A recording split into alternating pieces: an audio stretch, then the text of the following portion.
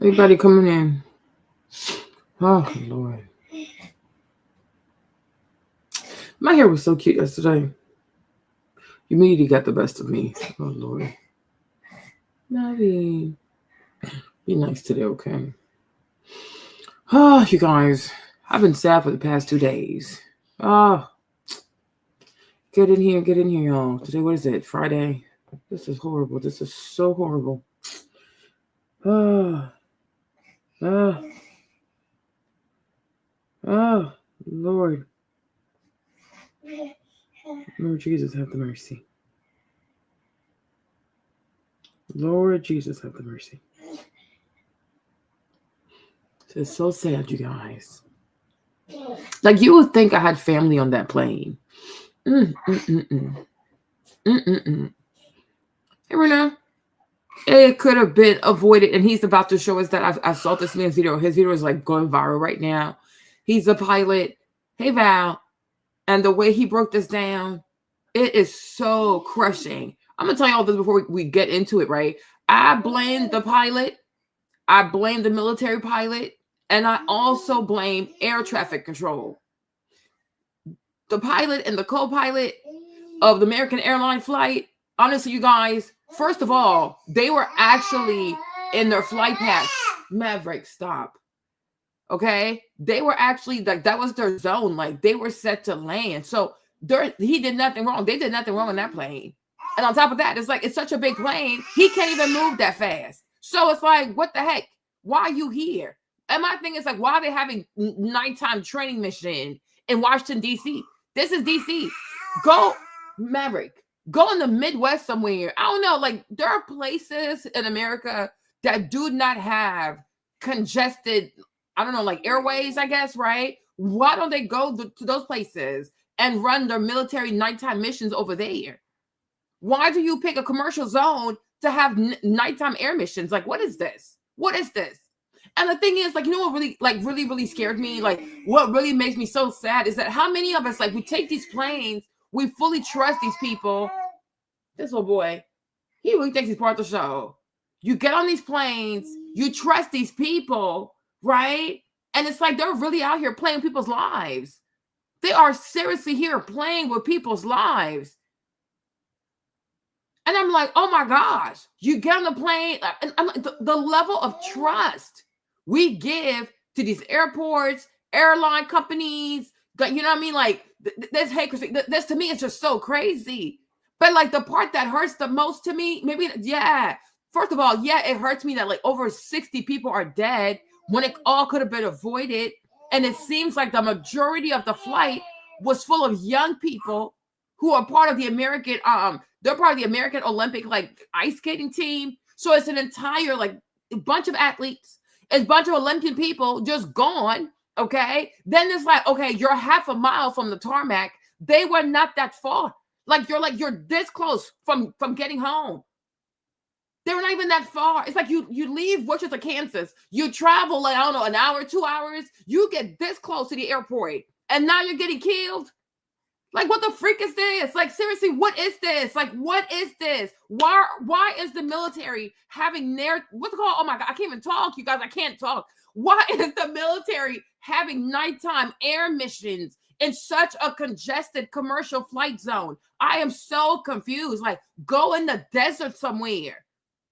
We have all this land, right? There are a lot of places that do not have congested airways. Like, go over there. Go over there. Why are you doing it in DC? Why are you doing it in such a congested place? Like, handlers are like, this is so, it's oh my gosh, I can't even talk. I'm so bad.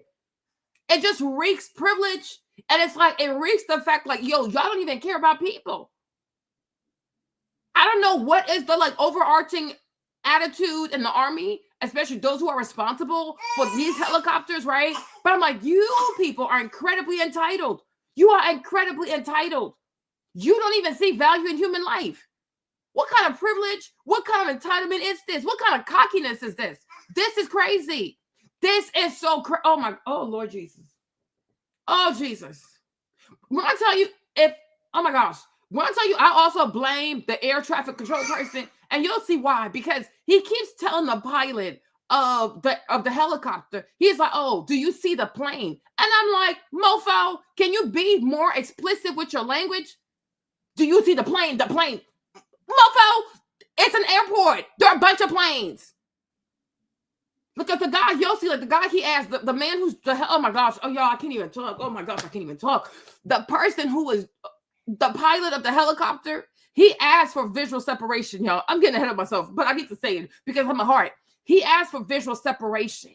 So that the man in the tower says, "Okay, but do you see the plane?" He says, "Yes, I'm asking for visual separation." He said, "Okay, visual separation is granted." I'm like, "Fam, you should have asked the man, how many planes, which plane do you see?"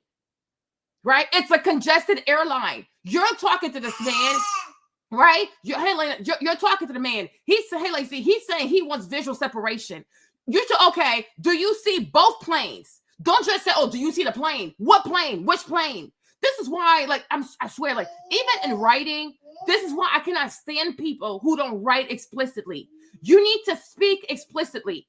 You need to say, "Hey, do you see both planes? You have this plane on the left and you have this plane on the right. Are you seeing both of the planes before I grant you visual separation?" Right? But how can you say, "Oh yeah, visual separation is granted," and you're not double checking to see which plane is he talking about? Which plane is he referring to? And then another thing that also made me mad, because it does, you guys, when I tell you, Maverick, be quiet. When I tell you, it really does sound like that me, helicopter pilot, definitely blame him. And it does sound like he also had night goggles on. It sounds like he had night goggles on. And I'm like, oh my gosh, why do you have night goggles on in the middle of a congested airway in Washington, D.C.? At least you can wait. Once you leave the zone, like once you are leaving commercial zone, once you're out of Reagan, then you can turn on your night goggles. Make it make sense, right? You are not in a military airspace where you're not in like enemy, like, I don't know, foreign land or enemy land. You are still in America, you big old doofus. And I told God, I said, "God, you better make sure this man will make it to heaven. You better make sure you send his behind straight to hell. Because what is this? He murdered people. He murdered people. You are in Washington, D.C. Why do you have night goggles on? Why do you have night goggles on? For what purpose? You should wait until you leave D.C., like leave the D.C. area at least, and then put your night goggles on. But I'm like, you acting like you in Baghdad. You acting like, oh, you're in Kashmir somewhere, or you're in the Gaza Strip somewhere. Fam, you are still in D.C. You are still in D.C. Why do you have night goggles on when you know you're not going to be able to see? And it's like, and the way, you guys, we're gonna get into it, right? But the way you look at all the flights and stuff like that, it's like he's like piloting through all these like commercial flights. So why do you have night goggles on? Because I'm sure if he didn't have the night goggles on, he would have seen that plane coming, because you can see there's a plane going up and there's a plane coming here. Because I'm like, why didn't you move? But it's like, oh, he was wearing night goggles, so he couldn't see shit.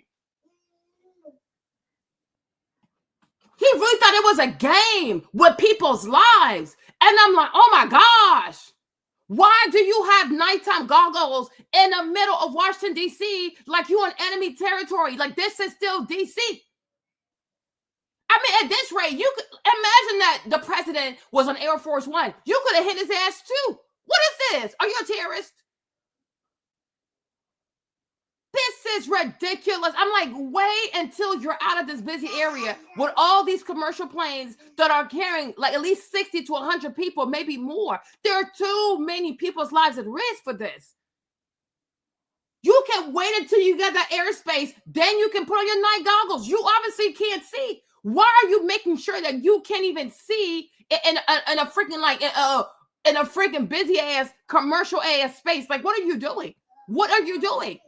And the fact that even in the military, like, it is not part of their training procedure to say, you know what, because we're going through Reagan, because we're going through a busy commercial ass airspace, right? We will not put goggles on until we are completely outside of commercial airways. Like, come on. This is ridiculous, right? Now, I don't know, like, you know, personally, some people told me they were like a bit upset because like Trump did mention DEI, right? I see both sides. I really do see both sides because, you know, right now the families are like, you know, they're crying because I don't even know that they've recovered anybody's body. right? But I'm like, if the military also never checked their procedure, we have gross incompetence at the Pentagon. Because hey, Mark, what's up? We have gross incompetence at the Pentagon because that is crazy. When you are flying through a commercial airway, you should not put night goggles on. That should be basic. Like, I mean, crap, use AI. I don't know. But they should know this because you know what? You need all of your eyes to see. You need your ears to listen. You need your eyes to see because it's just too many lives at risk. It's just too many lives at risk. We're not somewhere in I don't know, in a cornfield somewhere. I don't know. But I'm like, the Pentagon seriously needs they need a major overhaul because that is not fair. People book their flights, people get on these flights, and they're thinking like, okay, I'm gonna make it home safely. Only to find out their air traffic control, they playing on people's phone. The military, they're just out here doing random ass nighttime military mission. Like for what? For what? And my thing is like, go somewhere. Go to Maryland. Go to Maryland. Matter of fact, go to the Midwest. But if you are still in a congested commercial zone, you should not have your nighttime goggles on. It is extremely traumatic. And you guys, I swear, I just keep crying. It is extremely traumatic to see the collision. Like, oh my gosh. Like, you guys, he just, like, the helicopter just goes into the plane. And I'm like, and all you can pray for, and it sounds so sick, but it's like, all you can pray for is that everybody just died on impact. Because I'm like, I couldn't imagine if people were not fully dead and their bodies had to hit that cold water. That, like, yo, and it's so cold. It's been so cold in DC. That's why Trump did not even have his inauguration outside, because it's been so cold. You're like, God, I just hope they died. Like, I hope they died on impact. Because if they had to die like the Titanic, like when you're just in the water and then it's just so freaking cold like this, I mean, like, it just has me so messed up. I'm like, how can people be so close to home? Y'all, they were half a mile away. They were half a mile away. You just killed these people. Like, what is this? Like, seriously, like, what is life? Oh my gosh. Oh my goodness. People are so inconsiderate. Like, people are just like, even if you think you see it all, always act as if there's always room for error. You can never have too much confidence. And I'm like, that pilot, he's extreme. Up to me, he comes up extremely cocky. Like, what is this? Is it like white privilege? Like, what is this? Right? But I'm like, he came up extremely privileged because you should never assume that you have it all figured out because you don't know. Especially when you have nighttime goggles on, fam. You're not able to see correctly. Why are you asking for visual separation? Oh, Jesus. This is too much. Happened last night. I'm able to secure the actual audio from the incident over the Potomac last night. Let's listen in together. 79 contact Stone Park. Good day. Okay. American 130 for the final. You're going to see a back and forth now between Raegan Tower and the various aircraft that they have lined up on approach into the airport. This happened at about 8:46 p.m. Last evening, and you can see there's several airplanes lined up. That's typical coming in about that time of night at Raegan. They're talking to American. Do you see how many planes are set to land? I mean, these planes are like back to back to back. The planes are back. Look, boom, boom, boom. I think every dot is a plane. I think so. Like, there's like 3, 6, 12. So it's like 18 planes are set to land. Here is the helicopter. Where are you going? Like, seriously, where are you going? Why do you have to do this now? Why? And my thing is also, like, even if y'all want to do nighttime missions, whatever, I can't talk, y'all. I can't talk, right? But my thing is, why can't you wait around like midnight? Because usually you don't have that many planes coming into Raegan, like, past, like, around, like, after like midnight, 1 o'clock in the morning, the airport is usually dead, right? The airport's usually dead. Why can't you guys do nighttime missions also when the airport is kind of slow, it's slowing down with all these commercial flights? But there are 18 flights, 18. I'm like, but do you guys, I swear, it's, oh my gosh, it sounds so sick. It sounds so sick to say this. It sounds so sick. But imagine if when he hit that plane, if the wing of the plane had flown back there somewhere, another plane could have gotten hit. Like, it could have been all kinds of mess. It could have been all kinds of mess. And what if the plane was even a bigger plane? Because that's a small plane. It's a regional jet, right? So it's not that big. And maybe that's why people didn't survive, right? But I'm like, what if it was like a Boeing 777, like them big ass planes, right? And he had ran into that. Who knows if you would have had wreckage up in the air, going and strike another plane, then striking another plane and another plane. We could have seen collision after collision after collision. Like, what the freak is this? The airport is not busy around like 1 o'clock in the morning to like 3 or 4 o'clock in the morning. It is still dark outside. Why can't you people do your goofy ass nighttime rituals during that time? What kind of sorcery is this? I'm like, to me, oh my gosh, to me, Marlene, it just reeks of arrogance.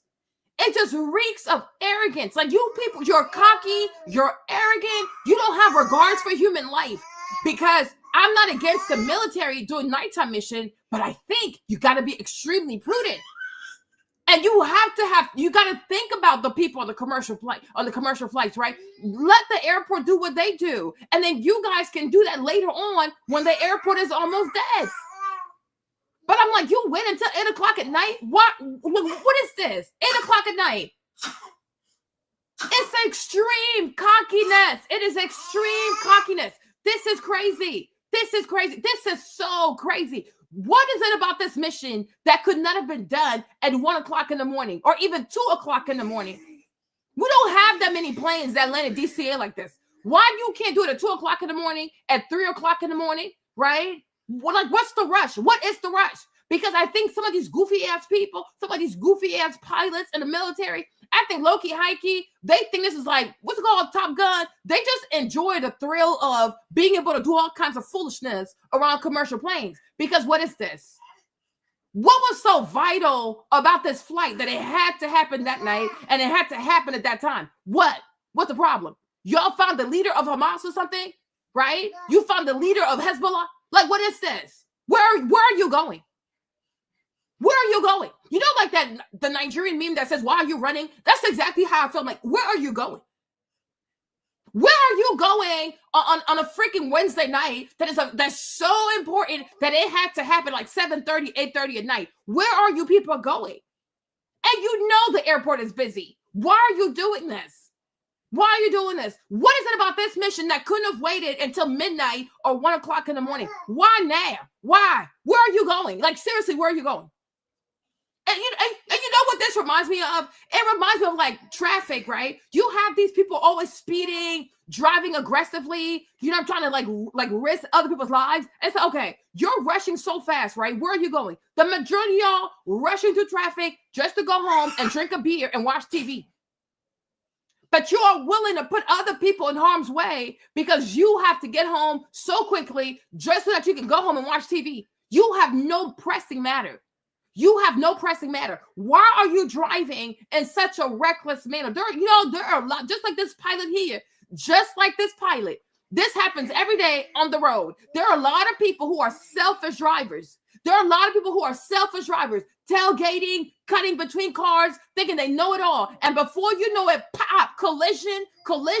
People are dying. Traffic has slowed down. We can't go nowhere. Or sometimes you'll see people driving super, super fast just to be stopped by the light. So you went this fast just to stop here at the red light. Like, what is the rush sometimes? Like, seriously, what is the rush? What is it about this thing? The Pentagon needs to let us know. Pete has said, you just got in there, but you're going to have to give us some information, okay? You're going to have to give us some information because I need to know what was so special about this goofy-ass nighttime mission that it had to happen at 8:30, 7:30 at night. For what purpose? Have you people found the leader of Hezbollah? Were they going to the Gaza Strip to arrest the leader of Hamas?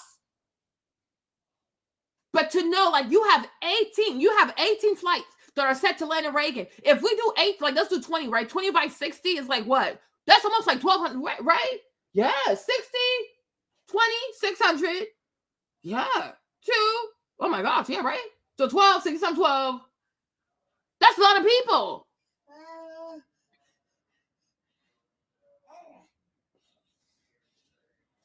Okay. I know 20, right? Yeah, 20 times 60 is 1,200 in it.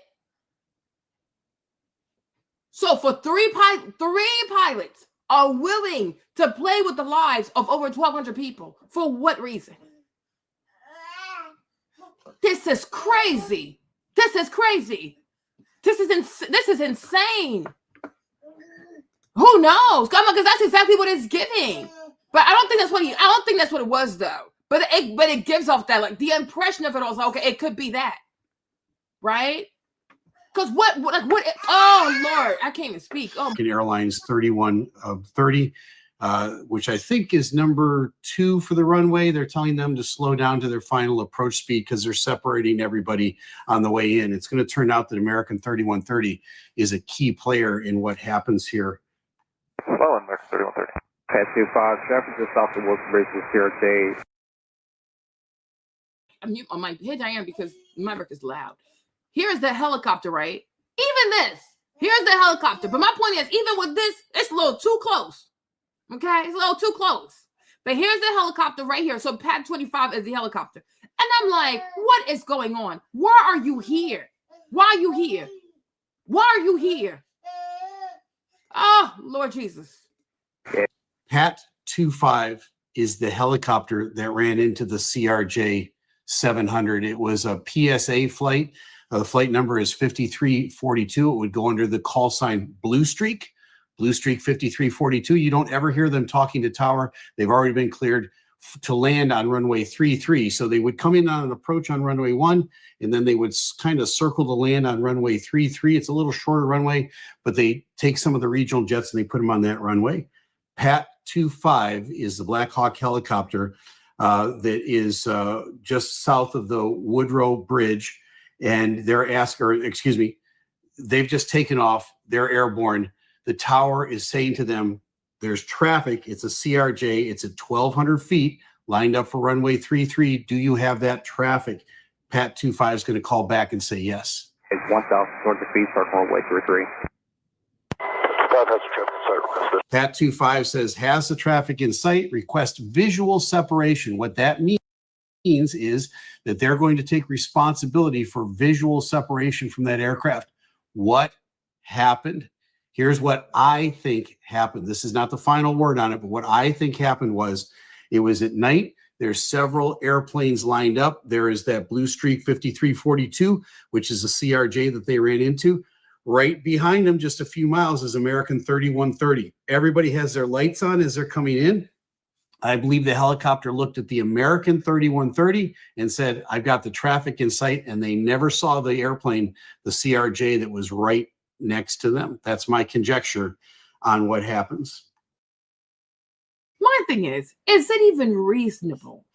Is it even reasonable for the airline traffic controller to say, okay, I grant you visual separation? Because I'm like, fam, how do I know you didn't take no drugs? I don't know you like that. I mean, I don't know you. I'm not trying to be funny, but like, I was listening to this, and I'm like, who the F? Like, y'all, I can't talk. I'm so emotional. But I'm listening to this, and I'm like, who the F are you to give this pilot approval for visual separation? Because how do you know he's not on drugs? How do you know he's not suicidal? How do you know, Mavi? How do you know he's not like? My point is, do you know which pilot it is, right? How do you know it's not somebody who's in the military trying to go crazy, trying to commit an act of terror? So, like, no, I can't request visual separation because we need to confirm with the Pentagon your identity. I don't know who you are. You could be anybody. How do you know? Oh my goodness, this kid, Maverick, you need to just learn to just calm down. It's like as soon as you hear me talk, you want to start talking. What is this? Oh, Lord have the mercy. Okay, he's here, y'all. Okay, but my thing is, the man says he's asking for visual separation. How do you know he's not trying to commit a terrorist attack? Yes, Maverick, be quiet. You think you're like a co-host for real? No. Just an honorary title. It's not real. Like, it's not meant for you to actually talk. No. It's not. Oh gosh. Oh Lord. Little baby. Right? But I'm like, how? Because that also needs to be investigated. Because what if he's on medication? What if he's trying to hurt people? What if he's a terrorist? What if? I'm like, there has to be a system of protocol with the Pentagon to even confirm whoever the pilot is, because we don't know. I don't know you, but oh yeah, okay, I'll give you requests for visual separation. Did you even talk to the pilot from American Airlines to say, hey, are you like, there's a helicopter coming in, he's asking for visual separation. Do you also have do you have him in sight? Yes or no? But to just say, okay, there's a pilot, he's flying the Black Hawk, he's from the military, so if he's asking for something, we're just going to give it to him. To me, that is gross incompetence also. But that's my point though, because I'm like, that's a serious request. Hey Kevin, that is a serious request to grant to someone when you don't even know who the pilot is. Because he's like, oh yeah, I got it. I'm requesting visual separation. Oh, are you sure you have it? Oh yeah, that's it. That's all it takes for the people. That is all that it takes for the people at air traffic control to approve visual separation. I mean, it depends, Kevin. I'm gonna be honest with you guys. I can see why Trump could feel as though DEI has something to do with it, and I'll show you why. I can see why. I ain't gonna lie. I could kind of see why. From the military all the way to the air traffic controllers, I can see why.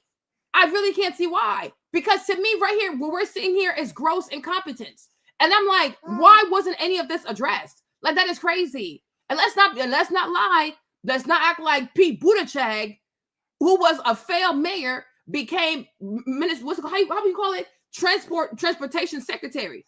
So what was he doing?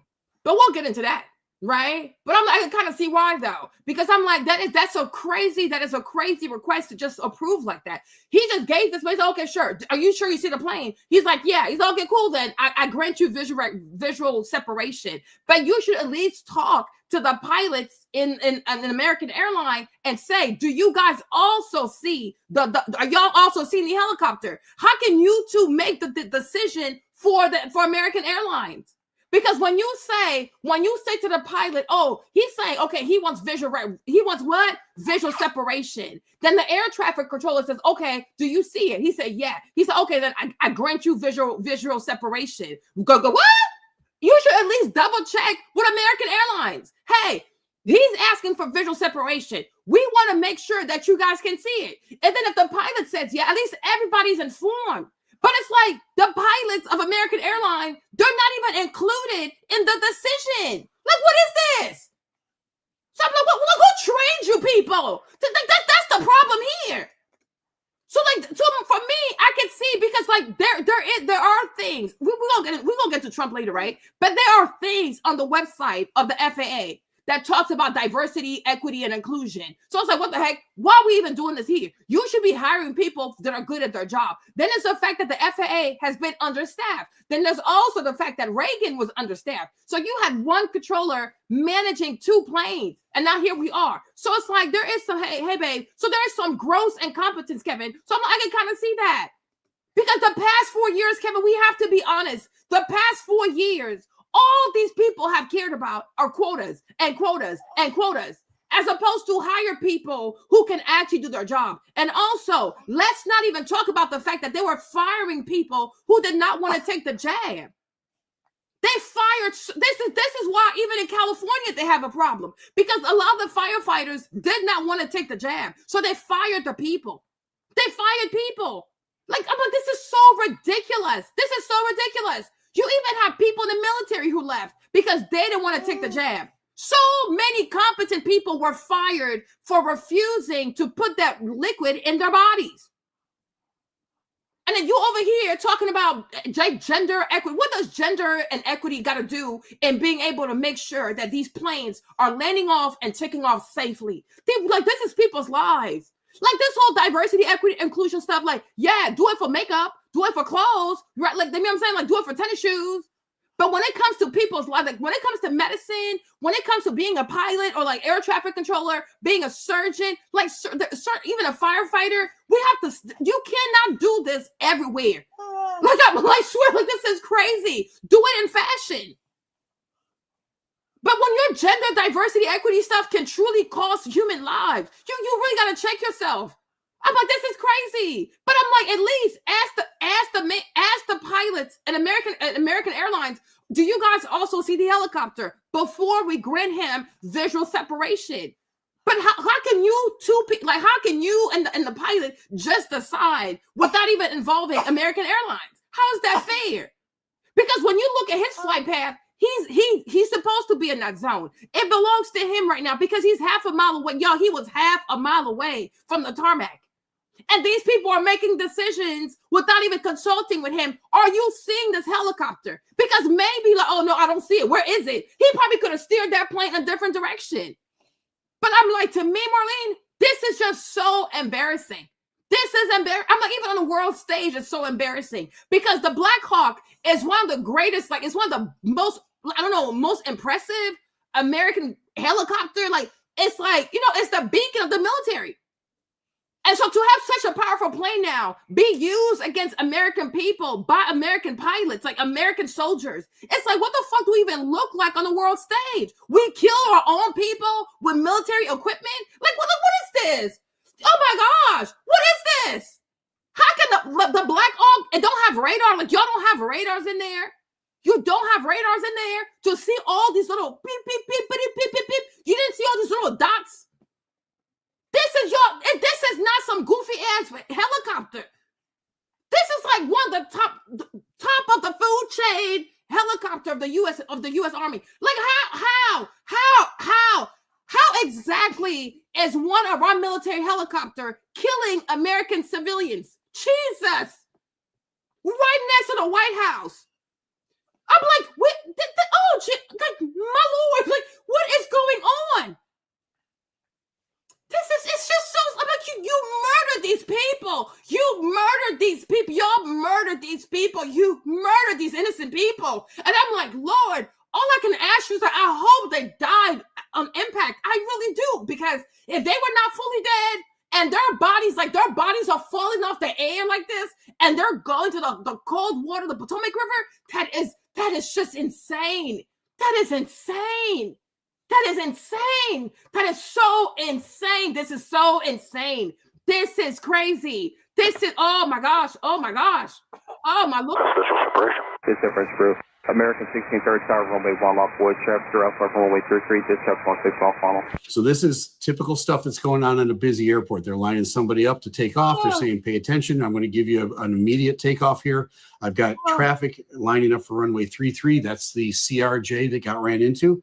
And he's on a 6 mile final. It might be somebody even behind him, but they're lining everybody up to take off into land.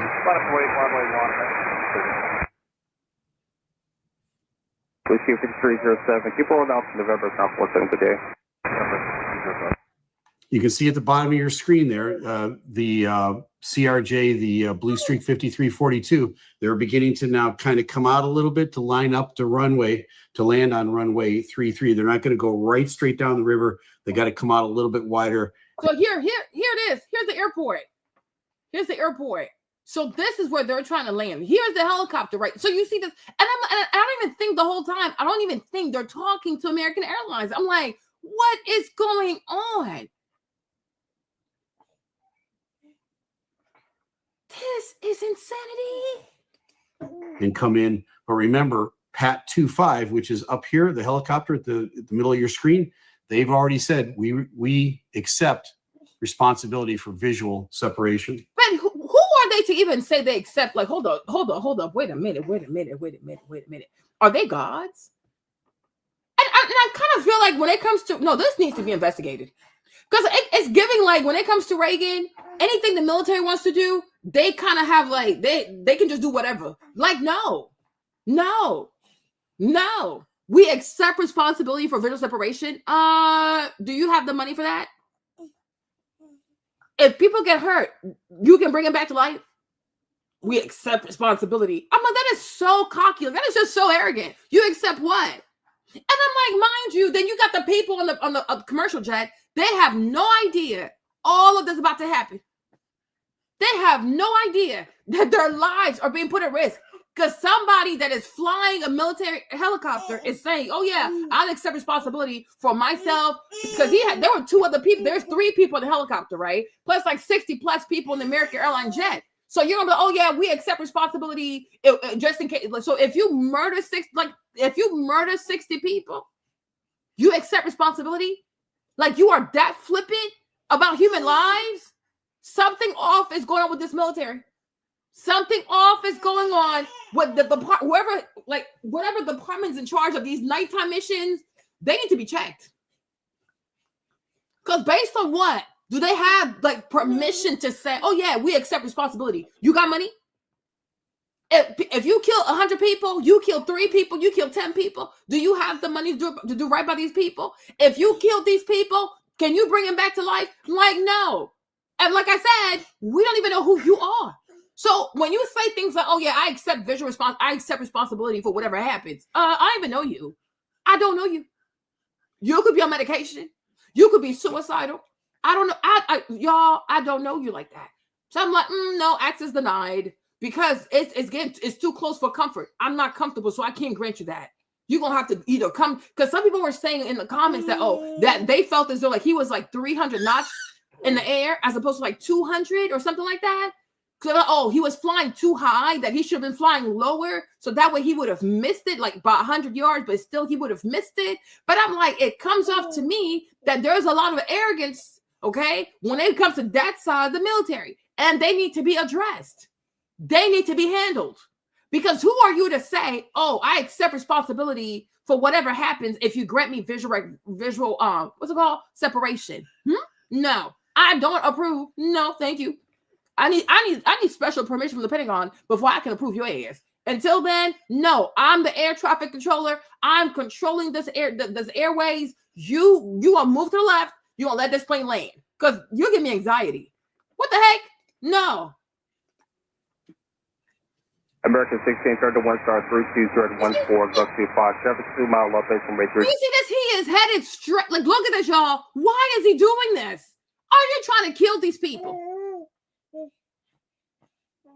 He's heading straight for that plane. 3, no delay, runway 10 for B to take off. American to take off. Clear to take off, American 1630. You see this? Do you see this? So at this point, you got to start saying, like, how do we know that this man is not on a suicide mission? Because what is this?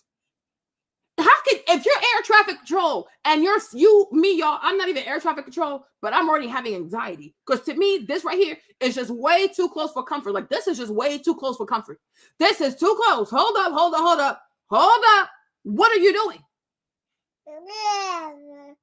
Hey, Queen. Thanks, babe. So at that point, you have to say to him, like, it's too close for comfort. You know what? Matter of fact, I take it back. Because I don't feel safe with this. Right? But it's like, oh, it's the military. They got this. They got what? No. These pilots are not above anybody else. They're human beings. You're going to treat these people accordingly. Because this is too close for comfort. I'm like, he's flying straight into the commercial jet. What are you doing? What are you doing? And that's exactly what's going to happen. And he's doing this as he has nighttime goggles on. So most likely he couldn't even see the lights of the plane. He couldn't even see. So I'm like, for me, I'm like, you're air traffic controller. You have no idea what is going on with this pilot. You have no idea even what's happening with his eyes. Does he have night goggles on? Like, you don't even know shit. And I kind of feel like from now on, before they grant anybody visual separation from the military that's flying a helicopter, they need to ask these people, do you have your nighttime goggles on? Just making sure, because you might not be able to see.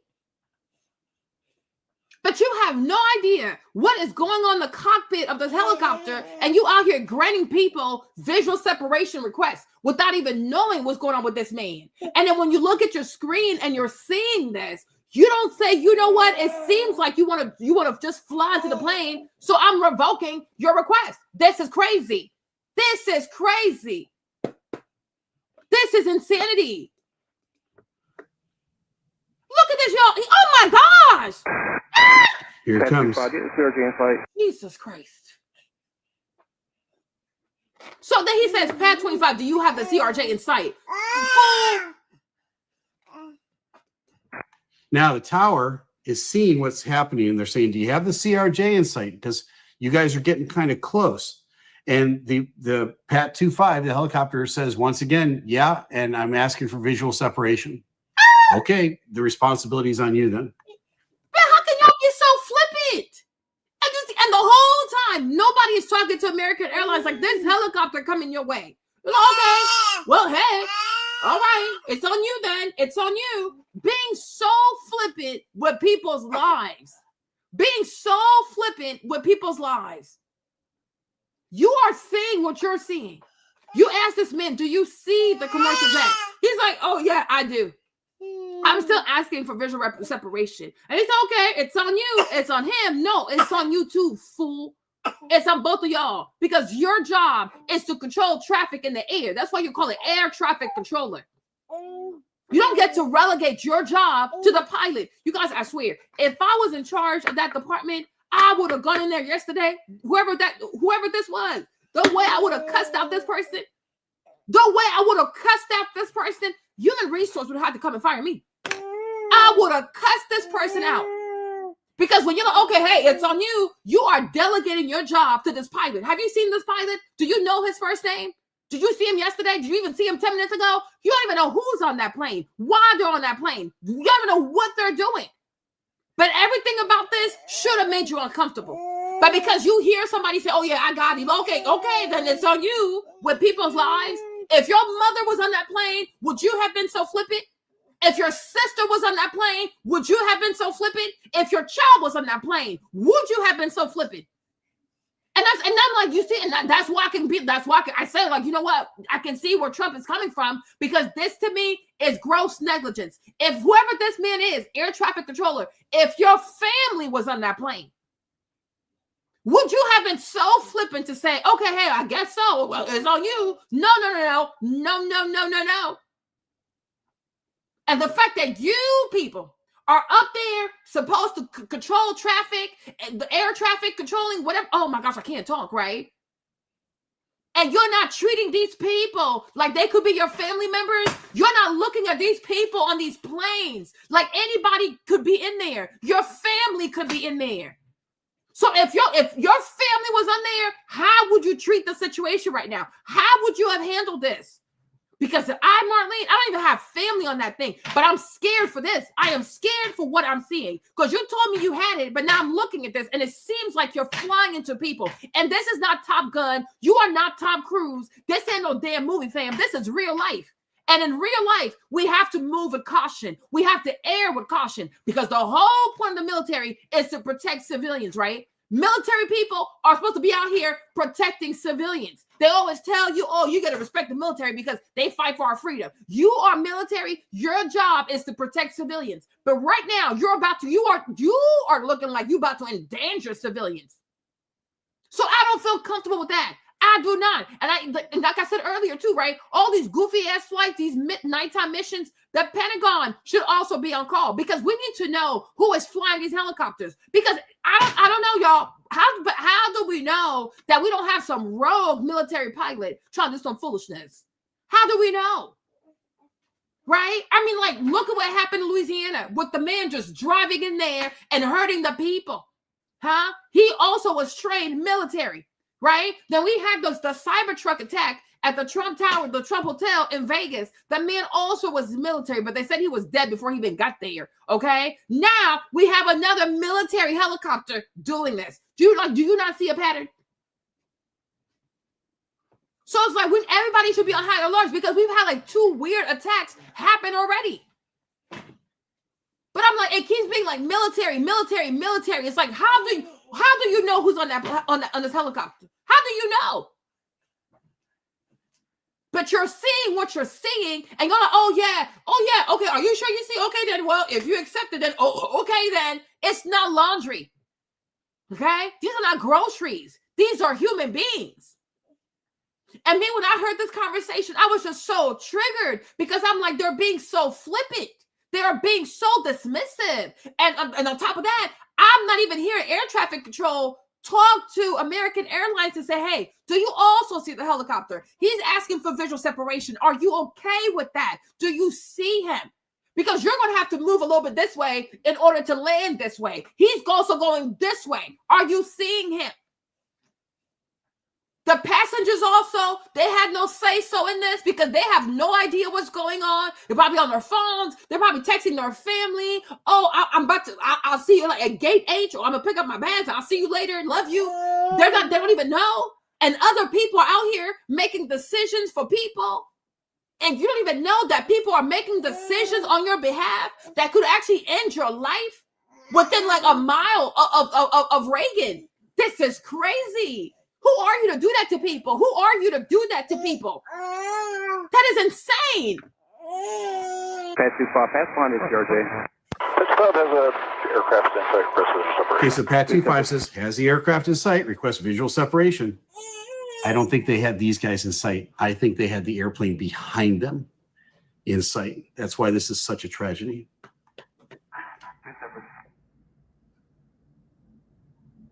Because you see, American 472 by bat. Look.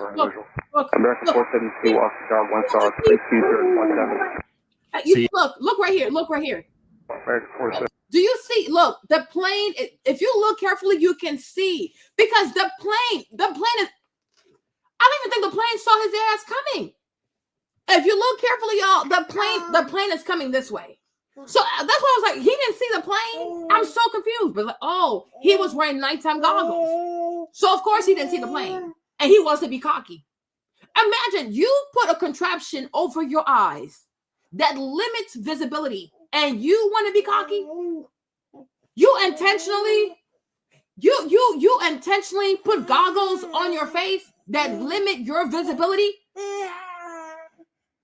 And you are asking for visual separation when you can't even see? Hello. But if you look carefully, you guys, look carefully, you'll see the plane is flying in. And then the helicopter, like, it seems like it's steady, like it's not moving, right? It's like, it seems steady. And then the plane is going like this. Look carefully. I'm going to leave the screen. Hold on. Look carefully. You'll see it. Hold on. You see it? Look, the plane is right here. The plane is right here. So he had time to move. 472 by bat. You see? American 472, Oscar Star 1 Star 32017. Do you see it? You see it right here? 472 by bat. Now for visual. American 472.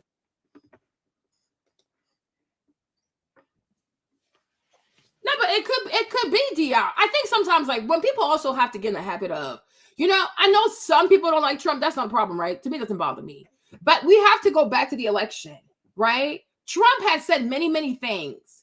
And people kept being upset. Oh, he's lying. Oh, he's not telling the truth. Oh, he's not this, right? The same thing with the stuff about the people in the Haitian people in what's that place called? Springfield. They're eating the dogs, they're eating the cats, right? Trump has said a lot of things. People were like, oh, he's full of it. He's a racist. He's lying. One thing, one poem. And then people go and double check. Like, oh, he wasn't lying, right? There are many, many things that Trump says, but because it's Trump and people don't like him and it sounds so outlandish, people think he's crazy. But then a week comes on, a week goes by, 2 weeks go by, people go and double check. They're like, you know what? That man, he sure wasn't lying. He sure wasn't lying. And we also have to remember, this, whether you like Trump or not. I know I support Trump, right? But whether you like him or not, you guys, you have to understand that we as civilians, there's a whole lot of ish we don't know. There is a lot of ish we do not know, right? There is a lot of ish. Even when he, like, I'm telling you, I'm not being like pro-Trump supporter. I am being quite honest with y'all, right? When Trump said close the airport, that he doesn't want a lot of Arabs coming in here, they called this man all kinds of racist, the racist, right? Insulted him. Oh, he just hates people. He's a racist. They went and checked and they realized that you had a lot of terrorists from Syria who were trying to come into America. Right? That was number one, right? What else happened? You had the stuff with the Haitian migrants in Ohio. The man wasn't lying. He talked about the gangs in Colorado. Oh, you're lying. Nobody out here has gangs. There are no gangs in Colorado. There's no gangs. People went and looked it up. They saw Frente de Agua, whatever they're called, right? Trump talked about the border. Oh, he's a racist. And then boom, people realized it was an issue with the border. What else did he talk about? I'm trying to remember. But this man, my point is, even with the tariffs, The first time he's gonna put on the tariffs. So, oh no, you're gonna destroy the U.S. economy. Joe Biden and people came in, they kept the tariffs. They never got rid of the tariffs, right?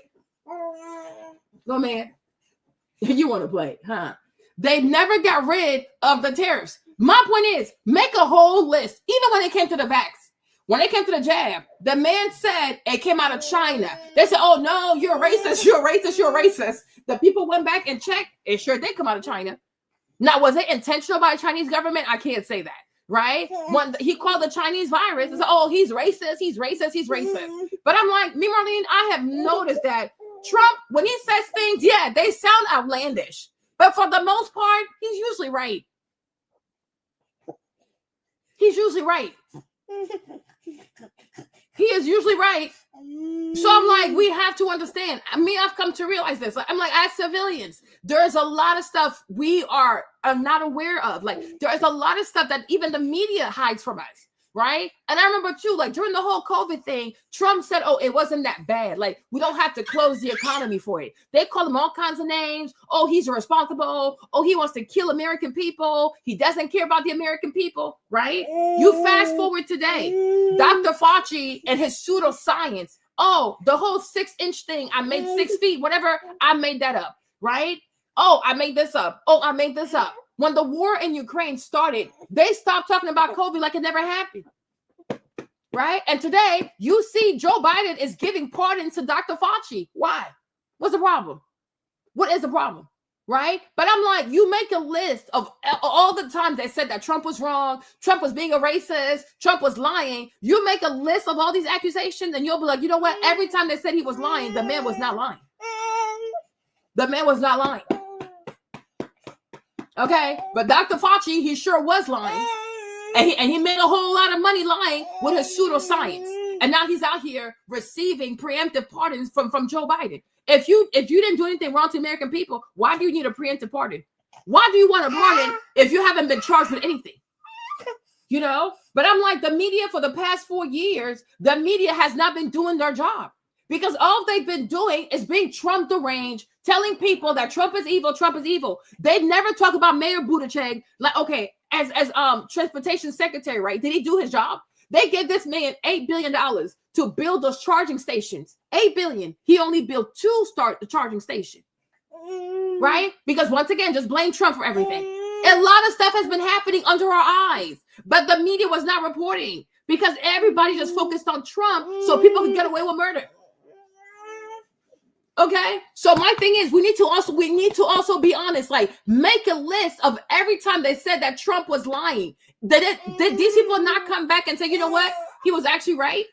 Nah, he said close the airport. Oh, you're a racist, right? But then when Biden came in, he closed the airport because then we realized that a lot of people were coming in with COVID. But he had said that. He said close the airport. He said this stuff right here, the COVID, it came from China. They called him racist. Yes, Maverick. He even called it the Chinese virus. They said, oh, no, he's a racist. He's a racist. He's a racist, right? And so when Joe Biden came in, that's why he signed the anti-Asian hate bill, because he felt like Trump was being a racist. Okay. Then it came out that what? It came from China. It came from where? It came from the Wuhan. Oh, okay. Trump said the COVID stuff is not that bad. Yeah, it's going to hurt some people, but we should not close our economy. We should not be closing schools. They cussed at this man, call him all kinds of orange this, you know what I mean? Attack this man. He said, okay, fine. No problem. Democrats, Maverick, the Democrats put all kinds of pressure on him. It was crazy. But I'm just saying, make a list and make a list. Make a list. Make a list. Make a list. And tell me how many times was Trump actually wrong? Okay, you're gonna have to go to bed. You're doing too much. You're tired, huh? I know. Okay, so I'm just saying, I'm just saying. Because this. So you hear somebody in the tower go, oh, and they see what just happened.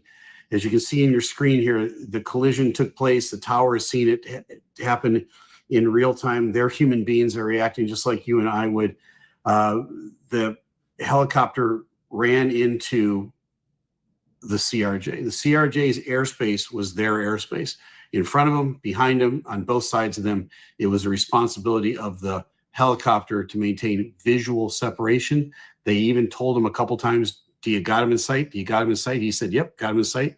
I'm accepting responsibility for the separation. And I think just like when you're driving in a car and you look and you see a car behind the one that almost hit you, you see that car and you didn't see the one right here. And when you turn out in front, sometimes there's a collision. It's really tragic when this happens in an airplane. Again, it's been decades since there's been a mid-air collision in this country. This is such an unusual circumstance to take place. It's such a tragedy. It's been 12 years since there's been a fatality in a commercial airliner. And that's the point that you guys, I'm not trying to be funny, huh? I'm really not trying, y'all, I'm really mad right now. I'm not trying to be funny, but like he said, it's been 12 years. Do the math. Do the math with the numbers, y'all. Do the math. Do the math with the numbers. Okay. Been 12 years. And there's somebody else who left a comment on this one video. I'm going to show y'all. And I'm like, it lines up with Obama. It lines up with Obama. And Obama was the one to bring in all this DI stuff. I'm like, this like 12 years. Nah, the numbers don't lie. Numbers don't lie. Numbers do not lie. Why are we here today? Why are we here? This is 2025. We cannot stop our air traffic controllers. Our military people cannot stop a collision between one of the most highly designed, most sophisticated, most expensive helicopter in the world, and an American commercial jet in 2025, when China released a deep seek for $5 million. There's a problem, you guys. There's a problem. There is a problem. Here in the United States, that's unprecedented. And that wasn't a mid-air collision. That was just an accident. This is a mid-air collision, and this hasn't happened in forever. So now we know what's going on here. Pat 25, the helicopter, accepted responsibility for visual separation. They probably had their eyes on the airplane behind them, and then they tragically ran into these guys. Did you see that? 472. American 3130, go around, turn left in 250, climb maintain 3000. So now what happens from the tower's perspective is they have to work through denial pretty fast. They just saw this happen in real time in front of them. They're human beings like the rest of us. They're kind of in shock, but they've still got airplanes coming in. They've got American Airlines 1630, which just took off. They've got to hand them off to departure. They got American 3130 that's coming in. They got American 472 behind them. They got to do something with these airplanes. Right? The airplane port is going to be shut here in a second. So they're going to start telling all these guys to go around while they're trying to handle the emergency and get the emergency equipment out. And all of that is, everybody's kind of in a little fog for a few seconds here while all of this is taking place. The tragedy of it hits you hard, and they're very professional. Watch how they handle this, but man, they're busy. Okay, left heading 350, 3000, American 3130. Tower, Boost Streak, 5347 is on final. Request runway 33, circle to 33. Take him heading for American 3130. American 3130, go around, turn left in 270, climb maintain 3000. 270 on the heading, 3000. See how fast he's talking? He's trying to get all these other airplanes out of here. Crash. This is Alert 3. Crash. Okay, what's MWAA? It's the Metro Washington Airport Authority. Every airport has some sort of governing authority over it. Many times it's called the Port Authority. Up in Boston, it's Mass Port, right? In New York, it's the Port Authority. Down here in Washington, it's the Metro Washington Airport Authority. They're now announcing officially there's a crash. So they go over the radio and they broadcast to everybody. The tower is the main recipient of this, that there's been a crash. He's going to repeat that. That puts a whole bunch of things into motion all at the same time. The fire crews now are going to jump in their uniforms. They're going to get in their fire trucks. They're going to drive to where the crash is. There's going to be details about this coming, but this whole thing.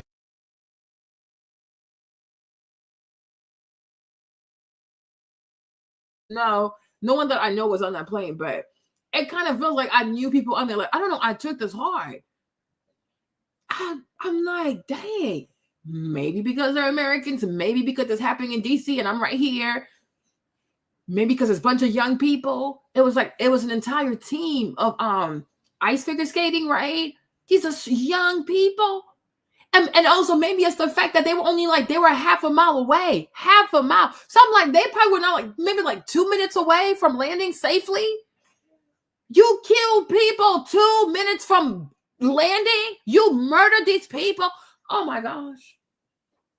It could have been any one of us. You know how many people like fly through Reagan? And then the part that kills me is like the guy's like, oh yeah, I want visual separation. And he's like, okay, are you sure you see the plane? He's like, yeah, it's okay, cool. I'm like, why are these people so flippant? How do you know he's not on drugs? Like, this is just so crazy to me. Do you know him personally? You didn't even ask for this man's name. Did you ask for his name on like his badge number?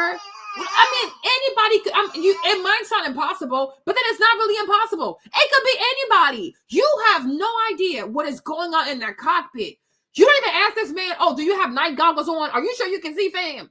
Right? You don't even talk to the pilot from American Airlines to say, hey, he's asking for visual separations, right? Do you guys see him? Are you okay with that? No, they have not. But he sounds white, though. He sounds like a white man. I could be wrong, but he sounds white. Because they said there was 2 men on there and a woman, okay? But I'm like, what in the world? What is going on? But I'm like, to me also, what do I know? But if the Pentagon is going to have nighttime missions, right? The Pentagon should be communicating with air traffic control to say, right now we are releasing such and such plane into the airways, right? And we are confirming that this is this flight, this is the name of the pilot. Then air traffic control should be, okay, pilot, what is your name?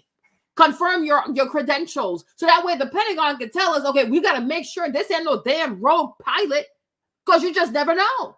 He could be on drugs. He could be drunk. He could be suicidal. I don't know who the freak you are.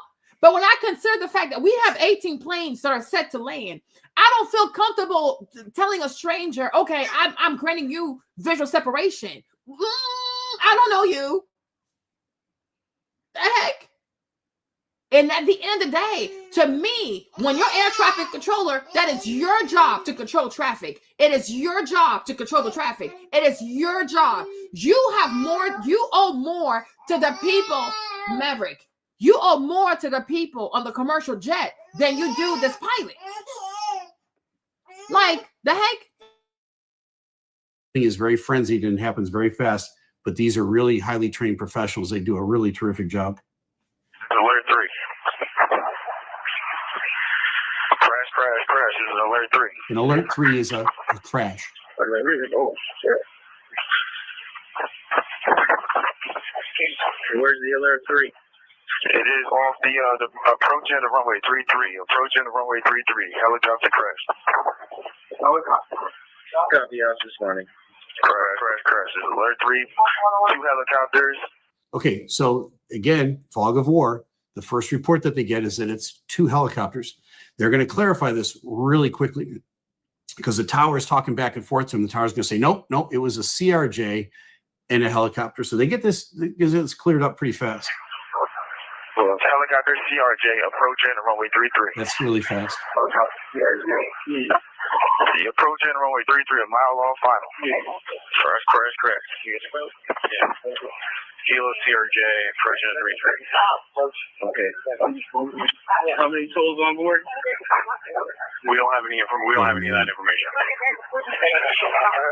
Tower's reporting a CRJ and a helicopter crash. So they're passing the information back and forth to the first responders who need it. Everybody's trying to clarify while they're jumping in their trucks and they're heading out there. Now they know exactly where they're going. It's at the approach end of runway 33. It's somewhere in the Potomac. Now they're going to have to coordinate boats and other things. Eventually they're going to get helicopters involved.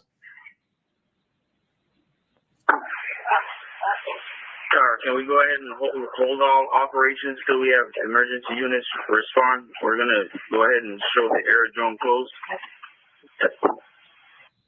They want to close the airport so they can go. Yeah, that's affirmative. All operations are closed. Everything's closed. Huh? And everybody just hold your positions, please, on the field right now. Okay, so this is the ground controller. Now, the ground controller is the one that's going to get all these trucks going where they need to go. But the ground controller needs to stop all the airplanes. So she just makes a blanket broadcast. Everybody stop right where you are. Every once in a while, you kind of half hear that, and then you say, okay, I'm sorry. And there's also people asking to be released from their gate to go. They're not into what's going on yet because they just put their headsets on and they're just getting ready to go. One aircraft's going to ask to do this, and she's just going to say, everybody stop. That's 43, ready for taxi. Everyone's going to have to hold for down. No. I'll get back to you just as soon as I can. Fire command. The accident happened in the river. Both the helicopter and the plane crashed in the river. It's east of the approach end of runway 33. It's amazing to me how much clarity they have about actually what happened and where it happened. Many times in an accident like this, it takes 5 to 10 minutes just to get everything sorted out. They're very good here at getting it all very concise. And so the response time was phenomenal on this. Yes, this is a lot. Is the airfield closed? Yes, the airfield is closed. The airfield is closed. Runways as well? Okay, ARF is the Aircraft Rescue and Firefighters. That's the actual fire chief that's in the fire truck. He's asking, is the airport closed and are all the runways closed as well? That way he can expedite getting out there. He doesn't have to stop and ask, can I cross this runway? Can I go on that taxiway? She's about to tell him the whole place is shut down. You go. You own the airport now. All runways are closed. Nobody's landing. No one's moving at all. And we have clearance across all taxiways and runways, correct? Yes, you have clearance through the whole field, all taxiways and runways. So basically she's saying to these guys, go. And at that moment, the fire trucks take off. Wow. This is overwhelming. And I'm like, if people had their families outside and you see your family get blown, oh, Jesus. Oh, Jesus. What we know about the accident at this point is that there were no survivors. It's now a recovery operation. That's the sad part about all of this. And that's the part that really hits us hard right here. But I know you wanted to hear what happened and maybe my response to how they handled this emergency and what led to it. It looks pretty clear at this point that the helicopter had accepted visual separation. That's when they make that call, when they're cleared for that. They said, yep, we've got the airplane in sight. And the airplane they had in sight was the wrong airplane. Jeez. There was another one in between that and the one that they were looking at. And sadly, they ran into. Yeah, you see, and this is why you should never be arrogant about anything. Like, you should never be that cocky. You should always double check, especially when you have nighttime goggles. Like, you have night vision goggles on. Like, no. But so much cockiness. And then, like I said, the air traffic controller to me is extremely flippant. Like, do you not take your job seriously? Like, how were you trained, sir? Who trained you? And that air traffic controller also needs to be investigated. Like what kind of training is this? Ah! Oh, my Lord. Oh, Jesus. I'm like, these people have families. Some of these people are grandparents. Some of these people are parents that have kids. They have grandkids. And you're like, oh, yeah, I'm giving you, okay, request granted. I grant you request. Huh? Sir, it's a commercial airway. Like, it's a commercial airspace. Sorry, it's a commercial airspace. You can't just give all this power to one helicopter person. I don't care. I don't care what kind of helicopter it is. I don't care if he told you he's coming out the Pentagon. They can wait. Like I said, have they found the leader of Hezbollah? Have they found the leader of Hamas? What is the rush? They are not in a rush. Whatever they're doing, they can do it at 1 o'clock in the morning. They can do it at 2 o'clock in the morning. They don't have to do this now. But I'm like, to know that it was one of our military helicopters that killed American civilians for some goofy, not important, quote unquote, nighttime mission is some bullish. And whoever's in charge of that department to be fired, because you people obviously do not have the right protocols in place, given that you fly through Reagan at congestion time, knowing that you have all these planes up there. Like, what is this? What is this? These people need to be fired. Matter of fact, they need to be prosecuted. People need to go to jail. This is insanity. This is madness. So let me see. This is what he said. Hold on. Let me play what he said. Hold on. Thank you, sir. Oh, you guys. So here's the man's page, huh? Captain Steve. So video's been going viral. I mean, there's so many comments, so many views, like, because people are looking for answers. People are looking for answers. People are confused. People are confused. Because we all fly, we all take planes. And to know that this is what's happening up there with traffic control, this is crazy. This is crazy.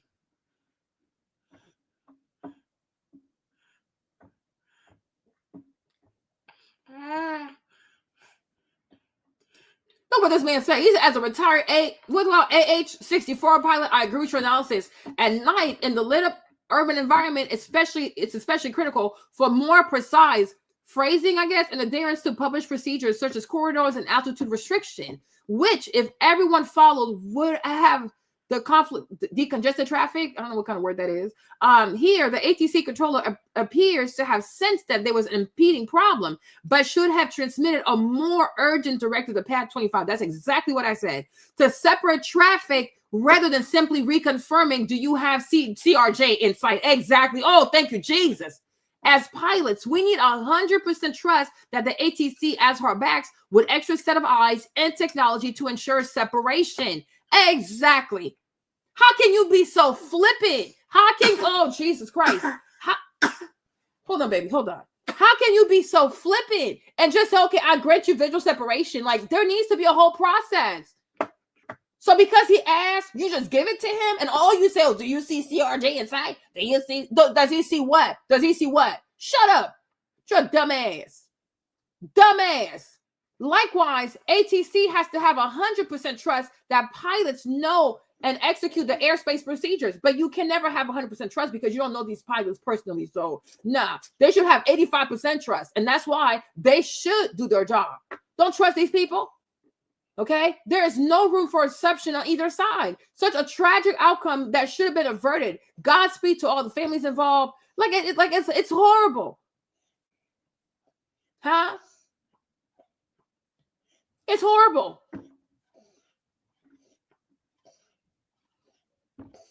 This is sad. This is sad. Like, this is, I'm like, yo, this is so, to me, this is so embarrassing to me. Like, what is this? What is this? Oh, okay. Oh, okay. Like, listen to how flippant he is. So that's why I'm like, for me, that's why I'm like, you know, when Trump said it's giving DI, I was like, you know what? You might be right. Because what kind of training is this? How did you get the job? How exactly did you get the job? The man said, oh, I have them in sight. So that's enough for you? That is sufficient for you to say, oh, okay, so I grant you visual separation? There's over 18 flights. You guys, man, hold on. Wait a minute. I am so triggered. When I tell you, like, I really want to go fight this air traffic controller, I am so triggered. Right? Look at how many flights are set to land. These are, I mean, every dot is a plane, y'all. Every dot is a plane, I'm thinking. Every dot is a plane. When you have 18 planes that are set to land, like back to back. How can you then say, oh, I give you visual separation? Like, no, I cannot. I have 18 planes. I don't know where you are. And then the moment we get here, where are we? Hold on. What was it? Okay. At this point, when this is what you're seeing on your screen, oh, hell no. Oh, shut the shit down. Oh, no. You told me you saw them. But the way it looks like you're heading towards them. Are you trying to kill these people? You guys, when I tell you, that is exactly what I would have said. You told me you had these people in sight. Then why are you flying towards these people? Are you trying to kill these people? And like I said, and that's why everybody, when you work anything near to the airport, you work anything near the airport, especially when you're air traffic controller, you have to be on high alert. We had a whole military man drive into people New Year's Eve in New Orleans, and he killed the people. We had another military person they said he was dead, but there was a military man inside of a cyber truck with explosive at the Trump Hotel in Vegas, right? So it's like, nowadays we got to be extremely suspicious of the military because I don't know. but maybe they've been infiltrated. Okay, maybe they have been infiltrated. Today, now we have another military person who says he sees the plane. I see the plane. I see the plane. And he flies straight into a commercial plane and he kills over 60 American people. How are we supposed to sit here and not see a pattern? How are we not supposed to sit here and feel like somehow we're under attack? What is this? And then we have an air traffic controller.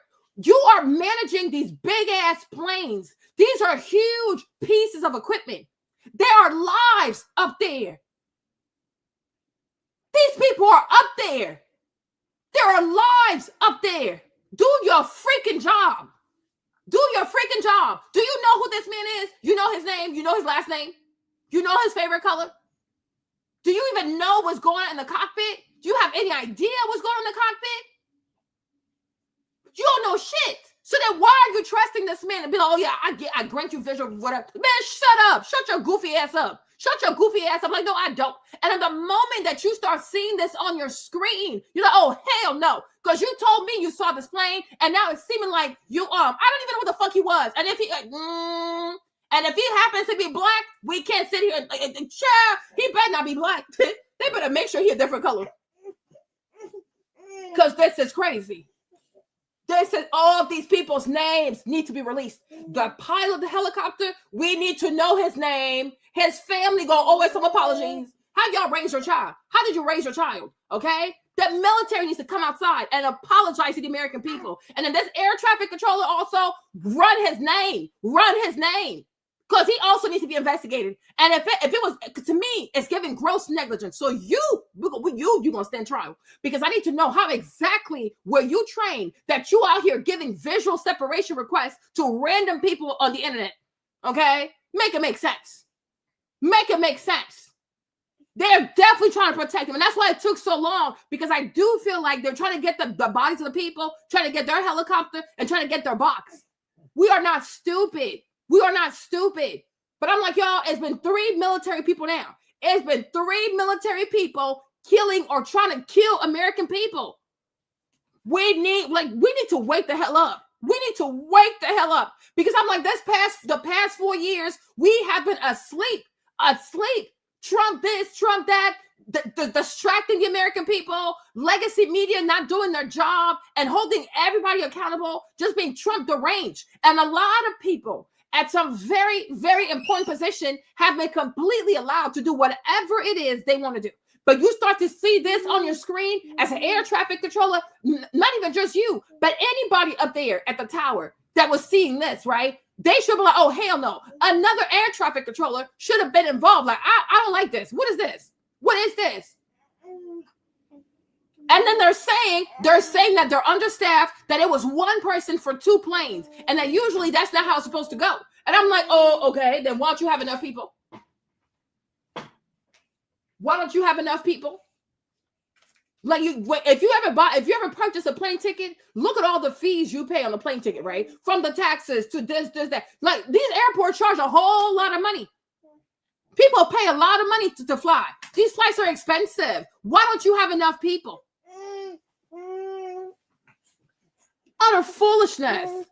Hold on, let's go here. Thank you very much. Thank you. I'd like to request a moment of silence for the victims and their families, please.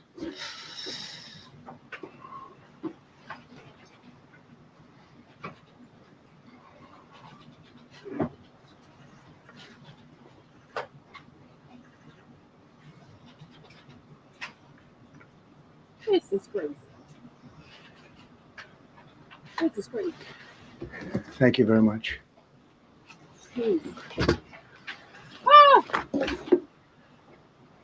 I speak to you this morning in an hour of anguish for our nation. Just before 9 p.m. last night, an American Airlines regional jet carrying 60 passengers and 4 crew collided with an Army Black Hawk helicopter carrying 3 military service members over the Potomac River in Washington, D.C., while on final approach to Reagan National Airport. Both aircraft crashed instantly and were immediately submerged into the icy waters of the Potomac. Real tragedy.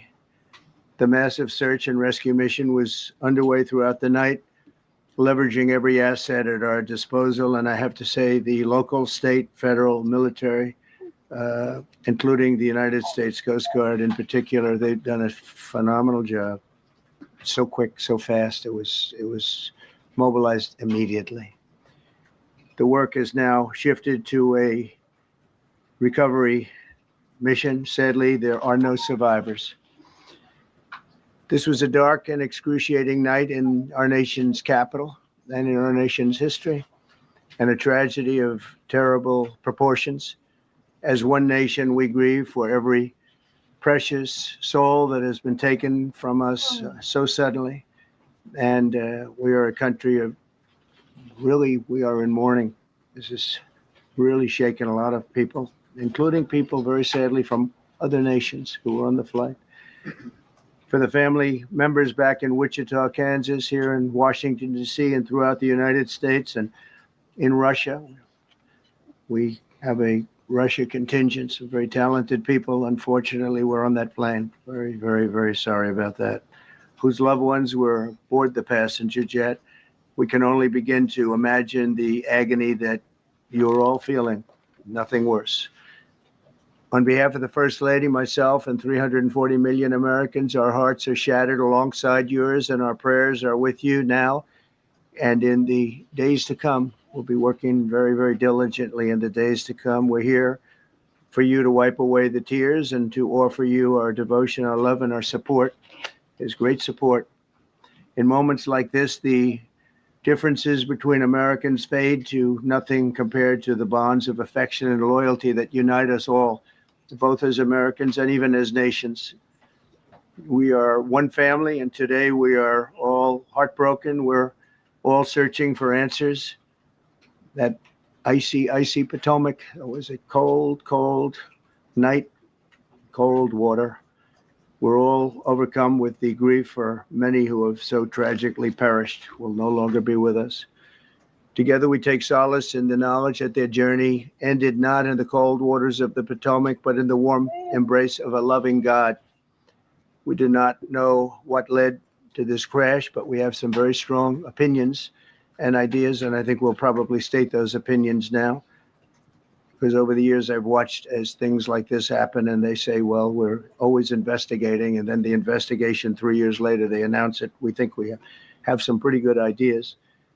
But we'll find out how this disaster occurred, and we'll ensure that nothing like this ever happens again.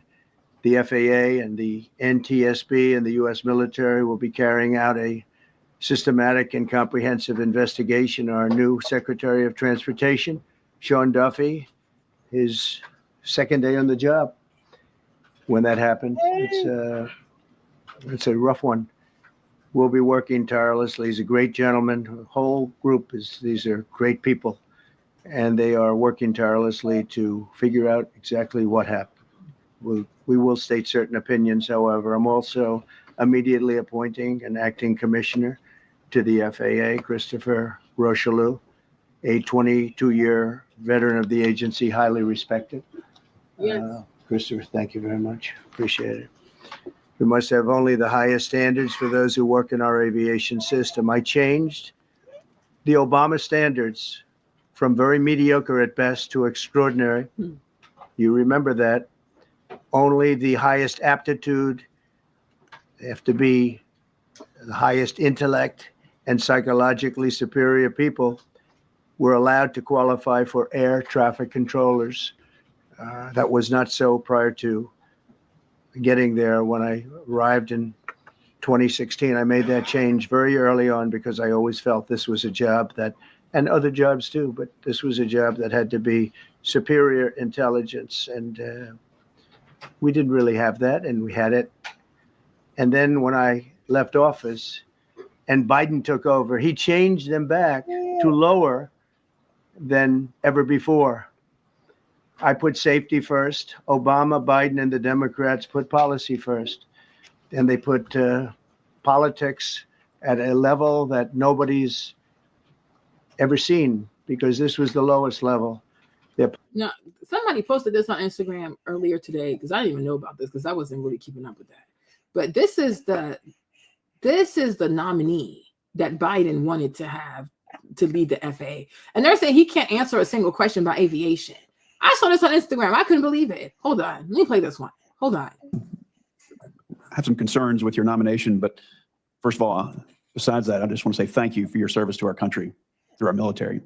We have a lot of veterans, a lot of military installations in our state of North Carolina, and so we appreciate what you've done. Now, you've been nominated to lead an agency with authority to regulate aircraft, airspace, and airmen. The U.S. has some of the most complex airspace in the world. I mean, we've got over 200,000 registered aircraft, more than 1 million pilots in our country, and over 45,000 flights per day handled by ATC. Now, with recent issues under the Biden administration, from the flight disruptions over Christmas, the NOTAM or the Notice to Air Missions ground stop, and the recent near miss incidents in New York, Texas, and just yesterday in Boston, my colleagues and I were concerned about the many or several parts of your background and your lack of aviation experience. Now, there's many new regulations that the FAA has issued or is in process of developing. Here's one, for instance. The FAA is spending billions of dollars on its next-gen program, as you're aware, to modernize the national airspace system. A key part of this update is moving towards GPS navigation for pilots and ATC. Now, as part of this transition, the FAA recently required airplanes to be equipped with an ADS-B transponder. So, Mr. Washington, can you quickly tell me what airspace requires an ADS-B transponder? Quickly, please. Thank you for the question, Senator. Not sure I can answer that question right now. That's okay. We'll just keep going. So that's a pretty important part. Mhm. But another question. You've said that your national security background, and again, I appreciate your military experience there, but you say that's prepared you for this role. Okay. The FAA has classified airspace to meet the needs of airports, air traffic, and also national security. The FAA has also designated special use airspace over DoD bases critical to national security. So what are the 6 types of special use airspace that protect this national security that appear on FAA charts? Quickly, please. Sorry, Senator, I cannot answer that question. Okay, we'll just keep going. So thank you. Sure. Since World War II, the FAA has required pilots to have a valid medical certificate. I've got one. In recent years, the FAA has relaxed these standards through the introduction of the Sport Pilot Certificate and also Basic Med. It's been a great success. More than 70,000 pilots in the last 6 years have used Basic Med to maintain their flying privileges. So what are the limit? It comes with some limitations. So what are the operational limitations of a pilot flying under Basic Med? Well, thank you for the question, Senator. I'm not a pilot, so. But obviously you'd oversee the Federal Aviation Administration. So any idea what those restrictions are under Basic Med, quickly? Well, some of the restrictions I think would be high blood pressure. Some of them would be. It's more like how many passengers per airplane, how many pounds in different categories, and what altitude you can fly under. So, and then amount of knots. It's under 250 knots. So it's not having anything to do with blood pressure. So let's keep going here. It's aviation. Yeah, I've heard you talk about aviation and safety and it being a particular concern of yours. I appreciate that. Stall spin accidents are a particular concern for general aviation safety advocates. Accidents involving an unintentional stall account for nearly 25% of fatal aviation accidents. And these happen at spins at low speed and low altitude, and they're particularly dangerous. Can you tell me what causes an aircraft to spin or to stall? Again, Senator, I'm not a pilot, but I would lean on our career employees and our safety folks.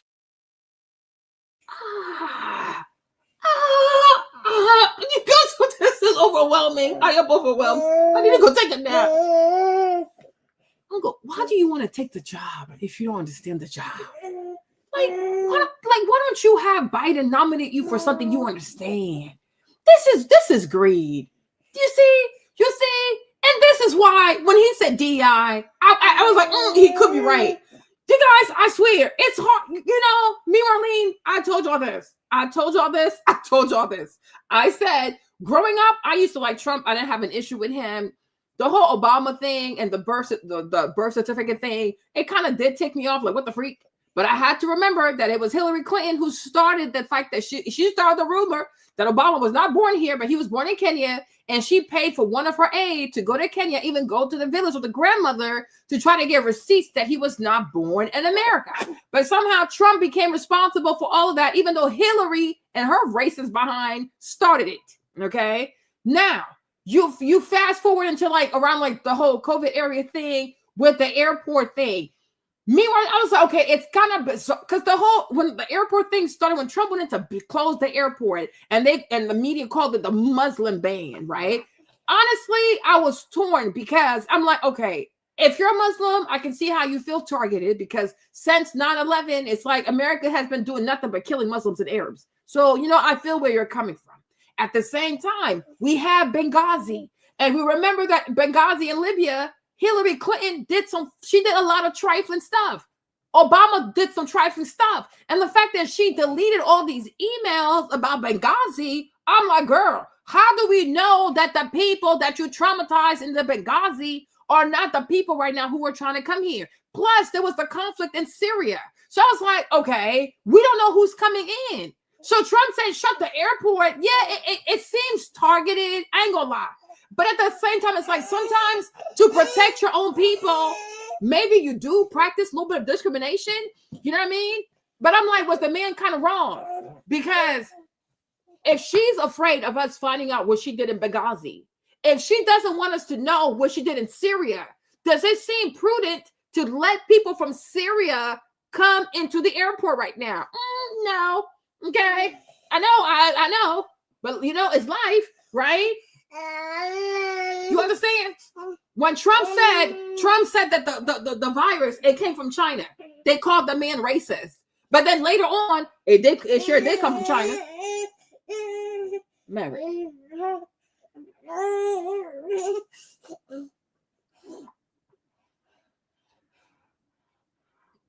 Came from China. Called the Chinese virus. They said, oh no, he's being racist. The man said it came from the Wuhan lab. They said, oh, he's a racist. He just saying all kinds of stuff.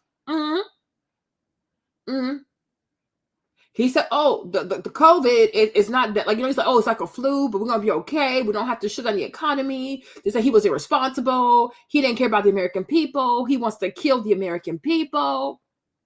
You fast forward, Fauci goes before Congress and he says that he made the stuff up. I said, huh? Pseudoscience?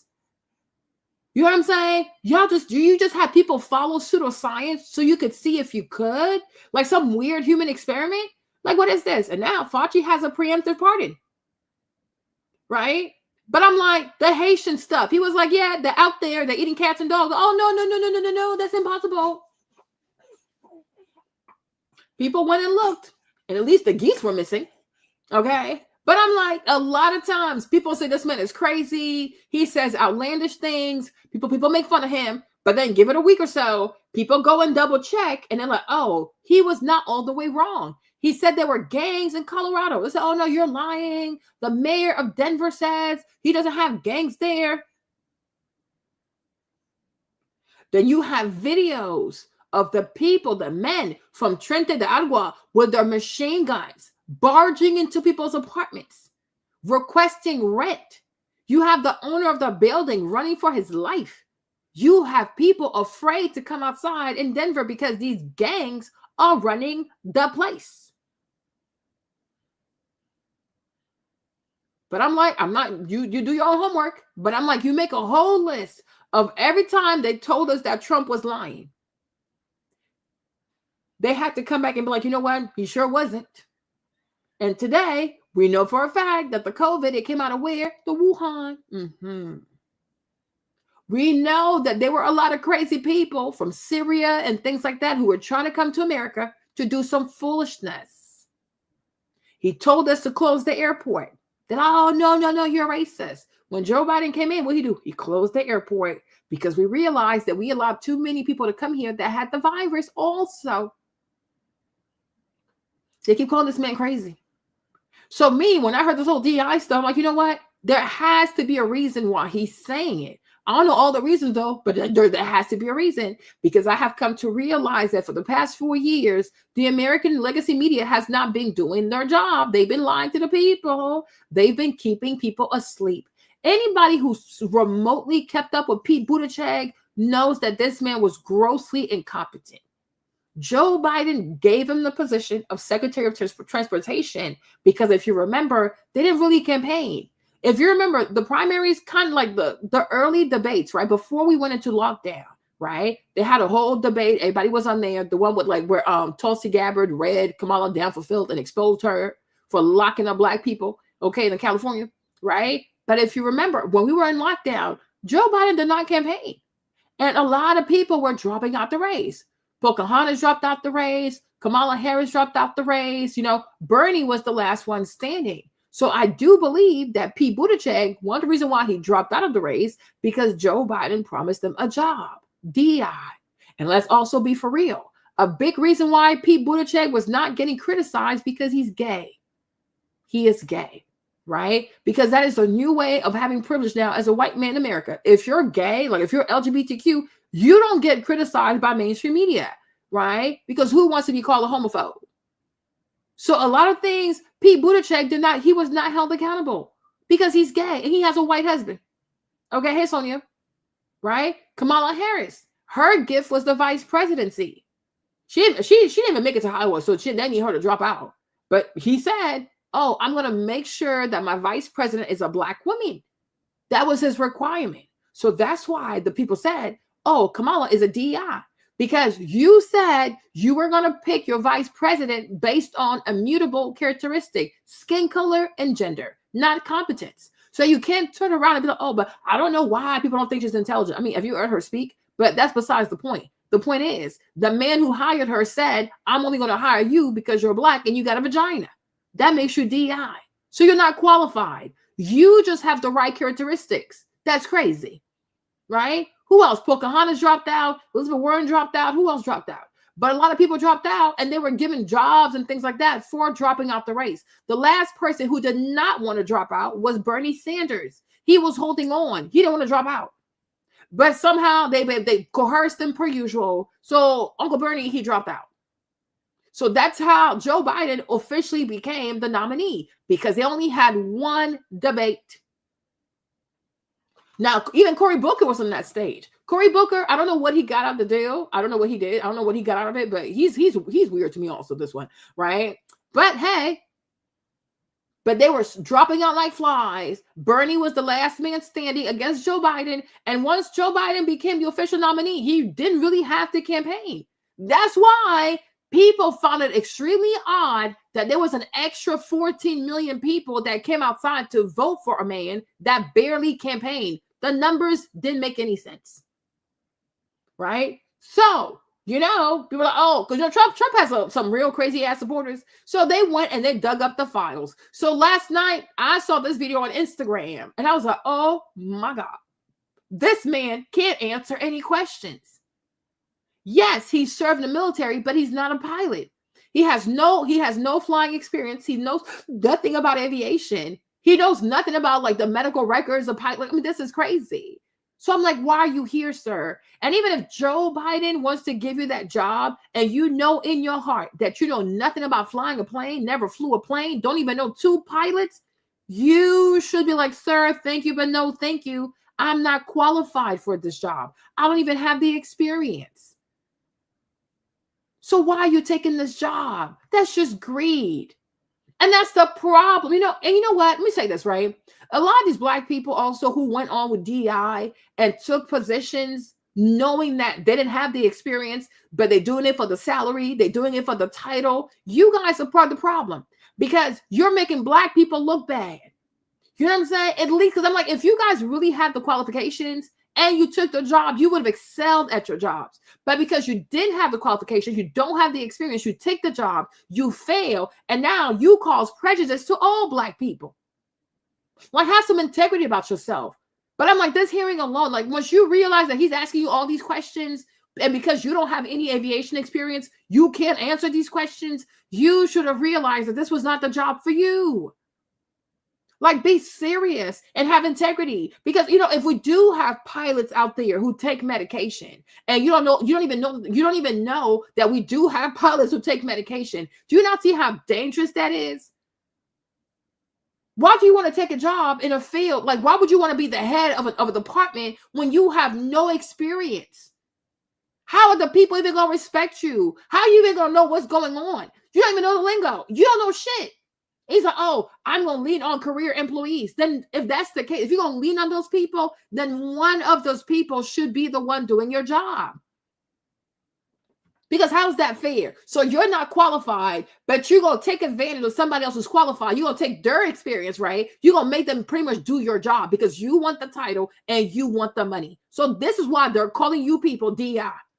And that's why this goofy shit has to stop, because to Black people who are actually qualified, who do work hard, who have the grades, who have competed and earned their degrees, like by actually working hard, you know, people like this, you do us a huge disfavor. Because I'm like, what the heck? You took a job that you didn't even deserve because you were Black. There are Black people out there who are qualified. Why didn't Joe Biden go hire the people who are qualified that happen to be Black? Why he got to hire you? And now here we are. You're crazy behind. This is so embarrassing. But you see, he can't answer a single question. Within the FAA. Okay, let's keep going.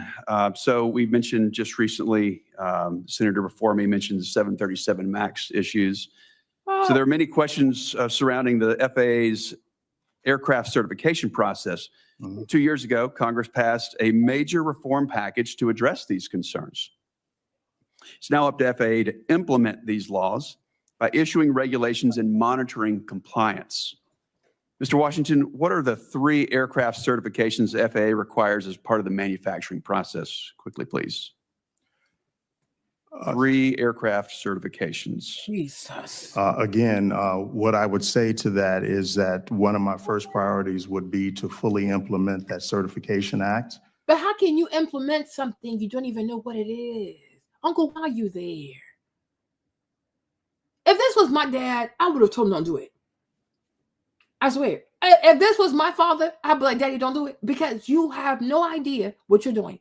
And God forbid something bad happens to people because you took on a job you couldn't properly fulfill. You're going to have to answer to God. You know what I'm saying? You're going to have to, I'm like, people need to really learn what integrity looks like. And people really need to have the fear of the Lord, because the FAA, you are, like you said, over like 200, there are 200,000 planes out here that can just fly at any random moment, right? Like, imagine how, I don't know, thousands, if not hundreds of thousands of people are up in the air at any given moment. These are people's lives. There are 3 certifications that have to be implemented. What are they? I don't know what they are, but I promise you, I'm going to make sure they get implemented. What? You're like, this is out of your weight class. Why are you here? Why are you here? And I'm like, is it not crazy also that when this was going on, that mainstream media did not have this on every single network, like MSNBC and CNN and ABC, the way they had time for Matt Gaetz, the way they had time for Pete Hegseth, the way they had time for Pam Bondi, right? Why didn't the mainstream media show this to the American people with the same fervor that they do anybody that Trump nominates? Oh, you know, experience matters. Experience matters. Why didn't it matter for this person? Right? And that's why a lot of American people feel as though when they come to Democrats, they are obscenely obsessed with skin color, gender, and it's so bizarre over people actually having experience. And it's sad that people had to die for people to see like all of this that was happening in the back, you know, because like I said, a lot of us didn't have any idea. But it took innocent people dying for us to be like, oh my gosh, like what is really going on with the FAA? Like what is going on with air traffic controllers? What is really going on? Why do you have random military helicopters flying nighttime missions at 7:30 p.m. at night in a very busy airspace at Reagan near the White House? What is going on? This is just, oh my gosh. And report. You know the 3 types, Mr. Washington? The three No. types? Okay. Yeah, that's type certificate, production certificate, and airworthiness certificate. Okay. All right. Let's just keep going, see if we can get lucky here. All right. So just since January, the U.S. has narrowly averted 3 aviation disasters. On 3 separate occasions, airplanes came dangerously close to colliding on runways at New York JFK, Austin Bergstrom, and the Boston Logan Airport. The Austin incident reminded me of the Tenerife accident, which is the deadliest aviation accident in history. Both the incident at Tenerife and Austin involved 2 planes on a runway in dense fog. The FAA's ATC procedures manual has separation standards. Now, I know you run a big airport, so you should probably know this one here. It's got separation standards for planes using the same runway. So can you tell me what the minimum separation distance is for landing and departing airliners during the daytime, Mr. Washington? I don't want to guess on that, Senator, Okay. but All it would be easy for me to find out. Thank you. You know, the FAA is woefully behind on integrating And my thing is, hold on. unmanned aircraft standard. Look, so my thing is, you didn't even study before. You didn't even study before you showed up here. Huh?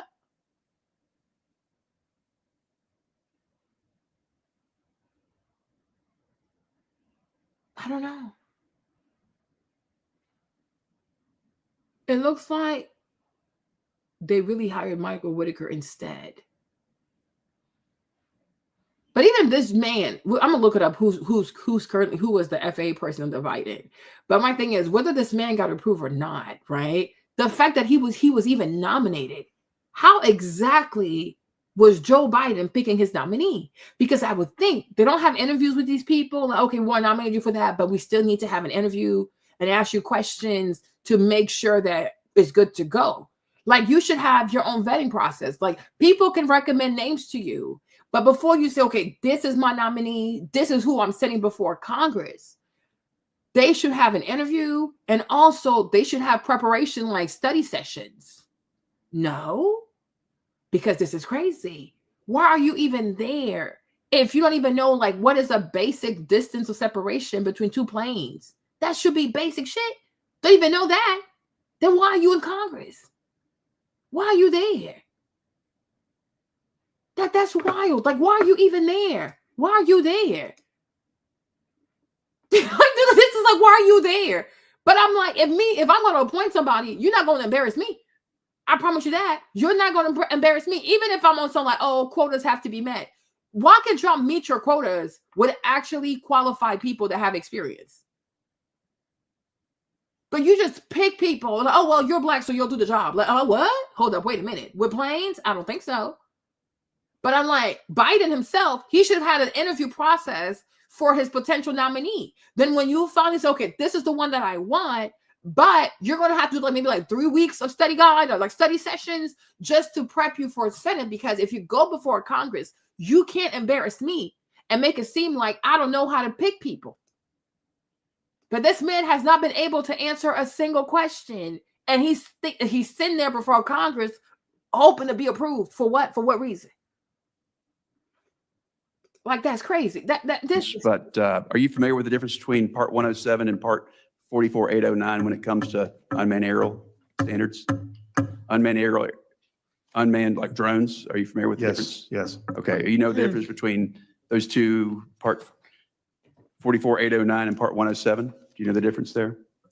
No, I cannot That's okay. spell that out for you. Senator, it's time. And why are you here? So what's his name? His name was Philip. Mr. Washington, why are you there? You know people don't find this video. Okay? You see, those people gonna be mad. I'm like, this is crazy. Oh, Lord.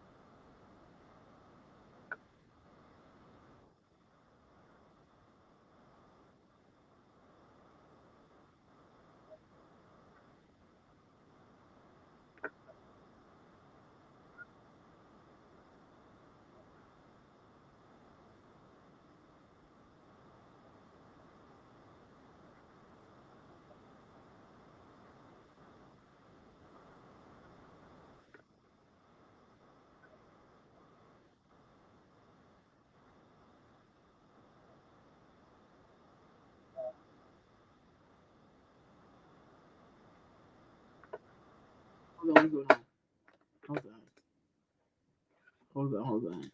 It seems like that Michael Whitaker person. Yeah, I saw that. It seems like the Michael Whitaker person. He was passed, like he was approved. He was nominated by. He was approved by Congress in 2023.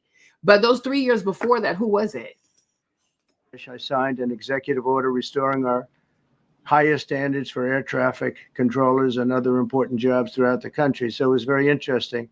About a week ago, almost upon entering office, I signed something last week that was an executive order, very powerful, on restoring the highest standards of air traffic controllers and others, by the way. Then my administration will set the highest possible bar for aviation safety. We have to have our smartest people. It doesn't matter what they look like, how they speak, who they are. It matters intellect, talent, the word talent. They have to be talented, naturally talented geniuses. You can't have regular people doing that job. They won't be able to do it. But we'll restore faith in American air travel. I'll have more to say about that. I do want to point out that various articles that appeared prior to my entering office, and here's one. The FAA's diversity push includes focus on hiring people with severe intellectual and psychiatric disabilities. That is amazing. And then it says FAA says people with severe disabilities are most underrepresented segment of the workforce, and they want them in, and they want them, they can be air traffic controllers. I don't think so. This was in January 4th. There you go. Because they trying to be cute. Because sometimes what I've noticed with Google, like sometimes Google will hide information. They will hide information and they'll push certain type of information. And I saw that during the election. But you see, another black man got a receipt. There you go. So it was Daniel K. Elwell, okay, August 12, 2019. Then we had Stephen Dixon from August 12, 2019 to March 31st, 2022. Then we have Billy Nolan. He was acting for a year, okay. Then we have Polly Trottenberg. She said just a few months, huh? Then you had Michael Whitaker. So he only lasted like less than not even 2 years. Okay, so here it is. Because they make it hard to find the information. Okay. Michael Huerta. So he was there 2011 to 2018, almost like 7 years. All right. So there you go. So at least you have an idea. Okay, let's go back. A week before I entered office, they put a big push to put diversity into the FAA's program. Then another article, the Federal Aviation Administration, this was before I got to office, recently, second term. The FAA is actively recruiting workers who suffer severe intellectual disabilities, psychiatric problems, and other mental and physical conditions under a diversity and inclusion hiring initiative spelled out on the agency's website. Can you imagine? These are people that are, I mean, actually, their lives are shortened because of the stress that they have. Brilliant people have to be in those positions, and their lives are actually shortened, very substantially shortened because of the stress, where you have many, many planes coming into one target, and you need a very special talent and a very special genius to be able to do it. Targeted disabilities are those disabilities that the federal government, as a matter of policy, has identified for special emphasis in recruitment and hiring. The FAA's website states they include hearing, vision, missing extremities, partial paralysis, complete paralysis, epilepsy, severe intellectual disability, psychiatric disability, and dwarfism all qualify for the position of a controller of airplanes pouring into our country, pouring into a little spot, a little dot on the map, a little runway. The The initiative is part of the FAA's diversity and inclusion hiring plan. Think of that. The initiative is part of the FAA's diversity and inclusion hiring plan, which says diversity is integral to achieving FAA's mission of ensuring safe and efficient travel. I don't think so. I think it's just the opposite.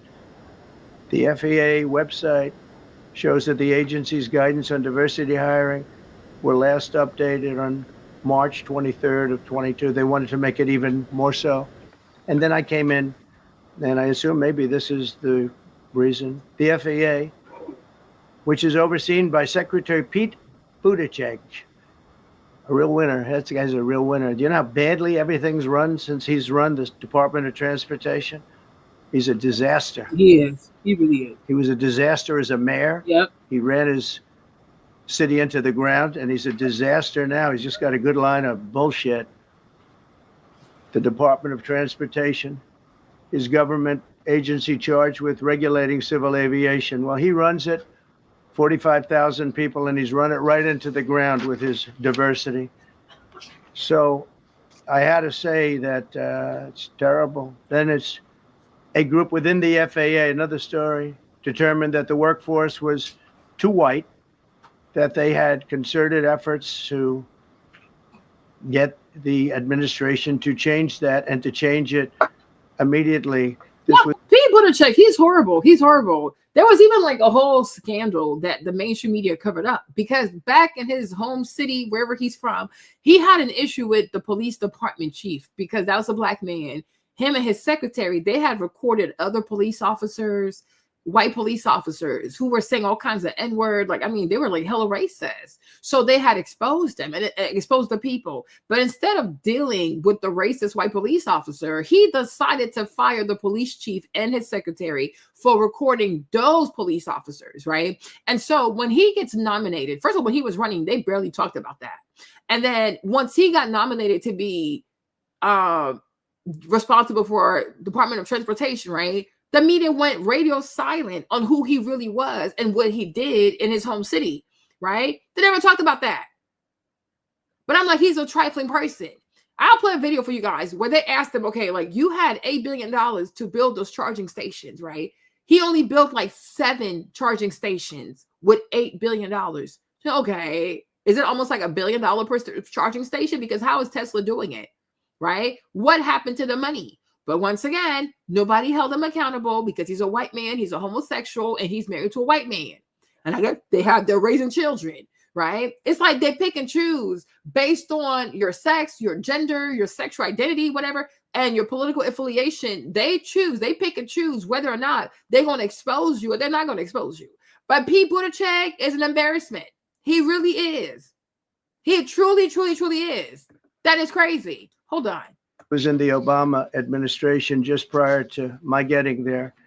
Yeah. And we took care of African Americans, Hispanic Americans. We took care of everybody at levels that nobody's ever seen before. It's one of the reasons I won. But they actually came out with not even just the plane crash stuff, but like all the issues we've had with those Boeing planes, like the 737s, like up air. Boats are missing, doors are flying off midair. I mean, Boeing has lots of issues, right? You had Boeing whistleblowers who end up dead. One man, they found him dead in his car. They claim it was suicide. Like, it's a lot of weird stuff going on with Boeing. But once again, the media went radio silent. But how's it that everybody that's a whistleblower for Boeing ends up dead? Don't talk about that. Right? Lord, let's obsess with Trump because people just buy into people are so Trump deranged. Okay, like, you know what? Yeah, I don't like Trump, but can you actually give me some kind of news, right? No, it's like, oh, you got to hate Trump. You got to hate Trump. Oh, I'll go sit down somewhere. But we've had a lot of issues with planes in the past 4 years under Biden with Boeing. And Boeing was not held accountable. And that's another reason why a lot of people also did not want to vote for Nikki Haley. Because one thing that Vivek exposed about Nikki Haley is that Nikki Haley used to be broke. Like, she was bankruptcy broke. She was like broke, right? And somehow, I don't know, she becomes like UN secretary. Somehow she ends up on the board of Boeing. And when she was on the board, when she was on the board of Boeing, they agreed to move like all the maintenance. Like nowadays, Boeing does not do the majority of its maintenance is not done in America. It is done in Mexico because they want cheap labor, which I kind of understand. But at the same time, though, you should train the people.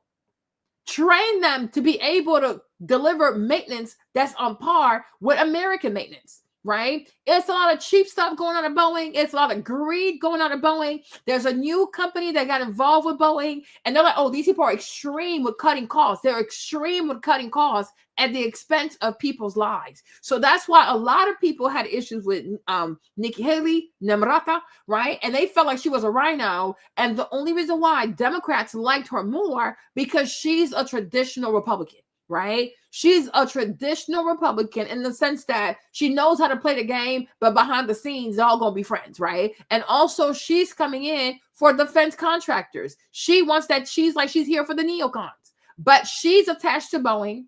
Boeing is making all these weird planes. People end up dead. Labor is moving to Mexico. These planes are not properly being maintained, right? Doors are missing. Bolts are missing. It's quite bizarre, right? But once again, the media gloss over that to go be obsessed with some Trump case in New York City. All kinds of foolishness, right? So for me, when Trump talks now, I told you, when he talks now, I'm like, yeah, he probably is right.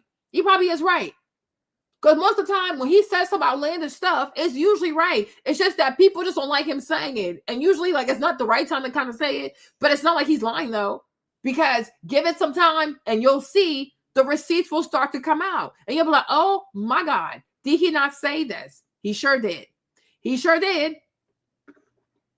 But it's a mess. And like I said, because we're civilians, there's a lot of stuff that we're not privy to, right? But I'm like, him being an insider, he knows way more than what we do. And I'm like, if we knew half the stuff, even a third of the stuff that he knows about how the government's being run, how these agencies are being run, we're going to be like, oh my gosh, like, what is this?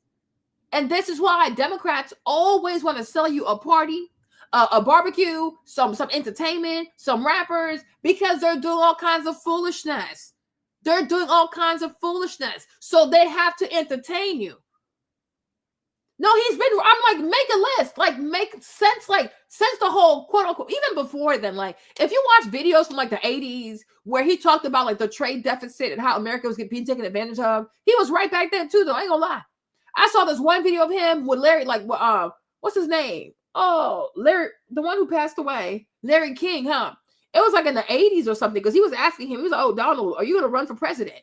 But the stuff that he was saying back then, I promise you, Trump ain't lying.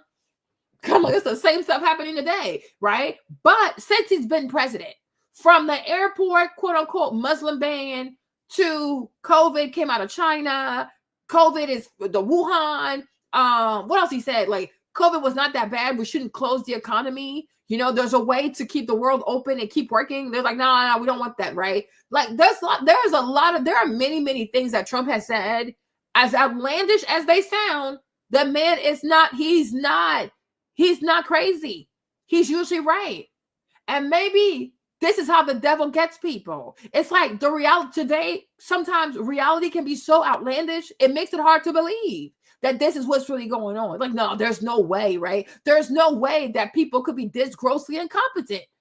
There's no way until you realize, like, no, there is a way, right? There's no way that people could be hired and they're not really qualified. Like, no, that sounds crazy. Until you realize that, oh crap, no, there is a way.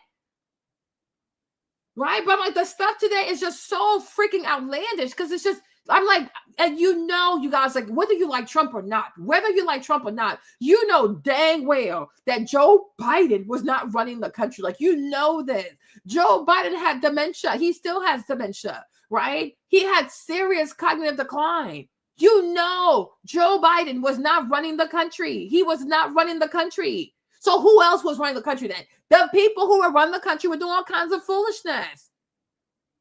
When you have a president that tells you he has to go to bed at 4:30, then who else is up at night? Them people acting a fool? I'm like, well, I don't like Joe Biden. I really don't like him, but it's like, you can't deny that when it comes to Joe Biden also, there was elder abuse. Like, there was elder abuse. Because if Kamala Harris had integrity also, she should have invoked the 25th Amendment and we could have moved on about our business, because this man was not fit to be president. Joe Biden was having episodes. Like, you could see the man falling. You could see the man just wander off. Like, he just talks and then he just wanders off.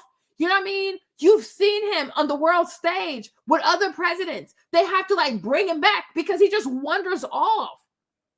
How many times have you seen Joe Biden fall off a bike, fall when he's walking? He keeps falling. Every time he tries to take them steps to get into Air Force One, he's always falling. He falls all over the place. He claims to talk to dead people. I'm like, it's elder abuse. Like, if this was anybody's grandpa, they'd be like, nah, he can't keep doing this. He has to retire. And I don't even like Joe Biden, but I just feel like people don't even have humanity for this man, because they're so power obsessed. They're so obsessed with greed. But I'm like, Joe Biden didn't run the country. Like, he did not. The last 3 years, most definitely. He didn't run the country. The mere fact that he thought that he was cogent enough, like he was lucid enough to win against Trump, shows you he was no longer there. He wasn't there. If you saw his debate performance with Donald Trump, he was so agitated. He was so angry. He was so snappy. It's like, yeah, he's getting old. He's getting old. But how can you be almost like 82 years old and think that not only can you run against Trump and you're going to win, but you're going to be able to live and be president and fulfill the role completely at 84? How? Because he's not there anymore. He's just not there. They have this one video of him and his wife walking on the beach. It's like, man, this is so embarrassing. Elder abuse, like they've been using, Joe Biden has been getting abused by these people. He's been getting abused by these people. I don't even think he knows, even all these pardons. Did he even give these pardons? Or they just forged his signature? Only God knows. Right? But I'm like, the man is too old. He is seriously too old. Like, it's sad. It's really, really sad. This is so. With a directive too white. And we want the people that are competent. But now we mourn and we pray, and would like to ask all Americans to join me in a moment of silence as we ask God to watch over those who have lost their lives and bring comfort to the loved ones. And I just want to say God bless everyone in this room. This has been a terrible, very short period of time. We'll get to the bottom of it. So we all saw the same thing. We've seen it many times. I've had the honor of hearing tapes. Tapes are scary, very scary tapes. You had a airliner coming in, American Airlines. He was doing everything right. He was on track. He was the same track as everybody else. They came in. It's probably the same track as they've had for 25 years or more. He's coming in the path. And for some reason, you had a helicopter that the same height they hit, but pretty much the same height, and going at an angle that was unbelievably bad. When the air traffic controller said, do you see, he's talking about, do you see him? But there was very little time left when that was stated. And then also he said, follow him in. And then almost immediately after that, seconds after that, there was the crash that took place. Well, you follow him in, that means like everything's fine. Follow him in. You had a pilot problem from the standpoint of the helicopter. Because it was visual. It was a very clear night. It was cold, but clear, and clear as you could be. The American Airlines plane had lights blazing. They had all of their landing lights on. I could see it from the Kennedy Center tape. We had a tape up on the Kennedy Center. That seems to be the primary. Thus far, I'm sure we'll see other tapes because it's such an area where there are a lot of cameras looking up into the air, into space. So we'll probably see many other shots of it before too much time goes by. But we had a situation where you had a helicopter that had the ability to stop. I have helicopters. You can stop a helicopter very quickly. It had the ability to go up or down. It had the ability to turn. And the turn it made was not the correct turn, obviously. It did somewhat the opposite of what it was told. We don't know that would have been the difference because the timing was so tight. It was so little. There was so little time to think. But what you did have is you had vision. The helicopter had vision of the plane because you had vision of it all the way, perfect vision of it all the way from night goggles at Kennedy Center where the tape was taken. And for some reason, there weren't adjustments made. Again, you could have slowed down the helicopter substantially. You could have stopped the helicopter. You could have gone up. You could have gone down. You could have gone straight up, straight down. You could have turned. You could have done a million different maneuvers. For some reason, it just kept going and then made a slight turn at the very end. And by that time, it was too late. They shouldn't have been at the same height. Because if it was at the same height, you could have gone under it or over it, and nobody realized, or they didn't say that it's at the same height. At the same height, still wouldn't have been great, but you would have missed it by quite a bit. Could have been 1,000 feet higher. It could have been 200 feet lower, but it was exactly at the same height, and somebody should have been able to point that out. So all of this is going to be studied, but it just seems to me from couple of words that I like to use, the words common sense.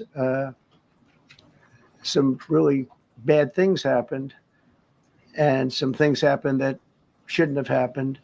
So you had a helicopter going in an identical direction. You had a helicopter that was at the exact same height as somebody going in essentially the opposite direction. You had a plane that was following a track, which is a track that every other plane followed. And I don't imagine, I know I've heard today that they might have been following the preceding plane, which was pretty close, but not that close, the preceding plane. But you wouldn't have even been able to see that because of the direction that the helicopter was coming in at. So you had a confluence of bad. The reason why she says it's demonic energy, because what kind of negligence is this? You know what I mean? Like, I don't think if Cree is saying like, oh, it's demonic in the sense that like, somebody actually had like pots and you know what I mean, and like cowrie shells and like doing incantations. Oh, we can't wait to do something evil. But the level of like negligence that I don't know when you came in, V, but the level of negligence here, it does give demonic energy. Like the air traffic controller, how flippant the person is, granting visual separation, it does give demonic energy. Because if your family was up on that commercial jet, would you have been so like, oh yeah, okay? Do you see the plane? Oh, okay, all right. Well, if okay, then like, what is this? Like, what is this? What, like, seriously, what is this? Oh my gosh, like this. Oh my goodness, like this is crazy. Decisions that were made, and you have people that lost their lives, violently lost their lives. We're going to take a few questions. I'd like to ask our new Secretary of Transportation to say a few words. Sean Duffy, great gentleman, just started. It's not your fault, and I know you agree with. FAA is hiring, really hiring, looking to fill thousands of air traffic control positions. And it might surprise you who they are targeting with this new campaign. I got an exclusive look inside a tower in the busiest airspace in the world to hear more about the FAA's game plan and the high-stakes jobs that keep our skies safe. So when I'm sitting on an airplane and they're like, we're being held by air traffic control, that's coming from here. Not exactly. Something kind of like that. Not exactly. Danielle Sheffield works at LaGuardia's air traffic control tower in New York City. This airport has the busiest airspace in the world. She gave us an exclusive look inside. At any point in time, when we're busy, there can be 50 to 60 pilots on the radio, and it's only one of you. All those buttons and screens might... What? Did y'all hear what she said? She said there could be 60 pilots, and there's one person? And you people have... You know what, y'all? Trump ain't lying. This is it. Trump is not lying. Trump is not lying. You people... We only have one air traffic controller for 60 planes at LaGuardia. I'm never going to LaGuardia again. Oh, you guys, I'm gonna start taking a bus. I'm gonna start taking a bus. I'm gonna start taking Amtrak. I don't have time for this. I do not have time for this. You people have billions of dollars to send to Ukraine. You have billions of dollars to send to Israel. America always, once again, not minding its business. But you don't even have enough what do people call air traffic controllers? We have so much ish in this country that we need to take care of financially. And instead of making those things a priority, we're out here making other people's issues a priority. This is so damn evil. Do the majority of people who fly into LaGuardia know that for 60 planes, there is one air traffic controller? Oh, hell no. You guys, I swear, no. Me, no. It's like knowing how your favorite food is made. And then you find out people don't wash their hands. I can't do this no more. I cannot do this no more. Did y'all hear what this lady said? Did y'all hear what this lady said? For 60 pilots, there's one person. So 1 minute of like even 30 seconds of like your brain being a little foggy. But that's 3 years ago. Who was president 3 years ago? Oh, yeah. I said, oh, it's still brand new, right? And Pete Buttigieg, he didn't fix this. 60 people, 60 pilots for one air traffic controller in LaGuardia. Oh, LaGuardia, you ain't even gonna see me again. Okay? This is insanity. This is insanity.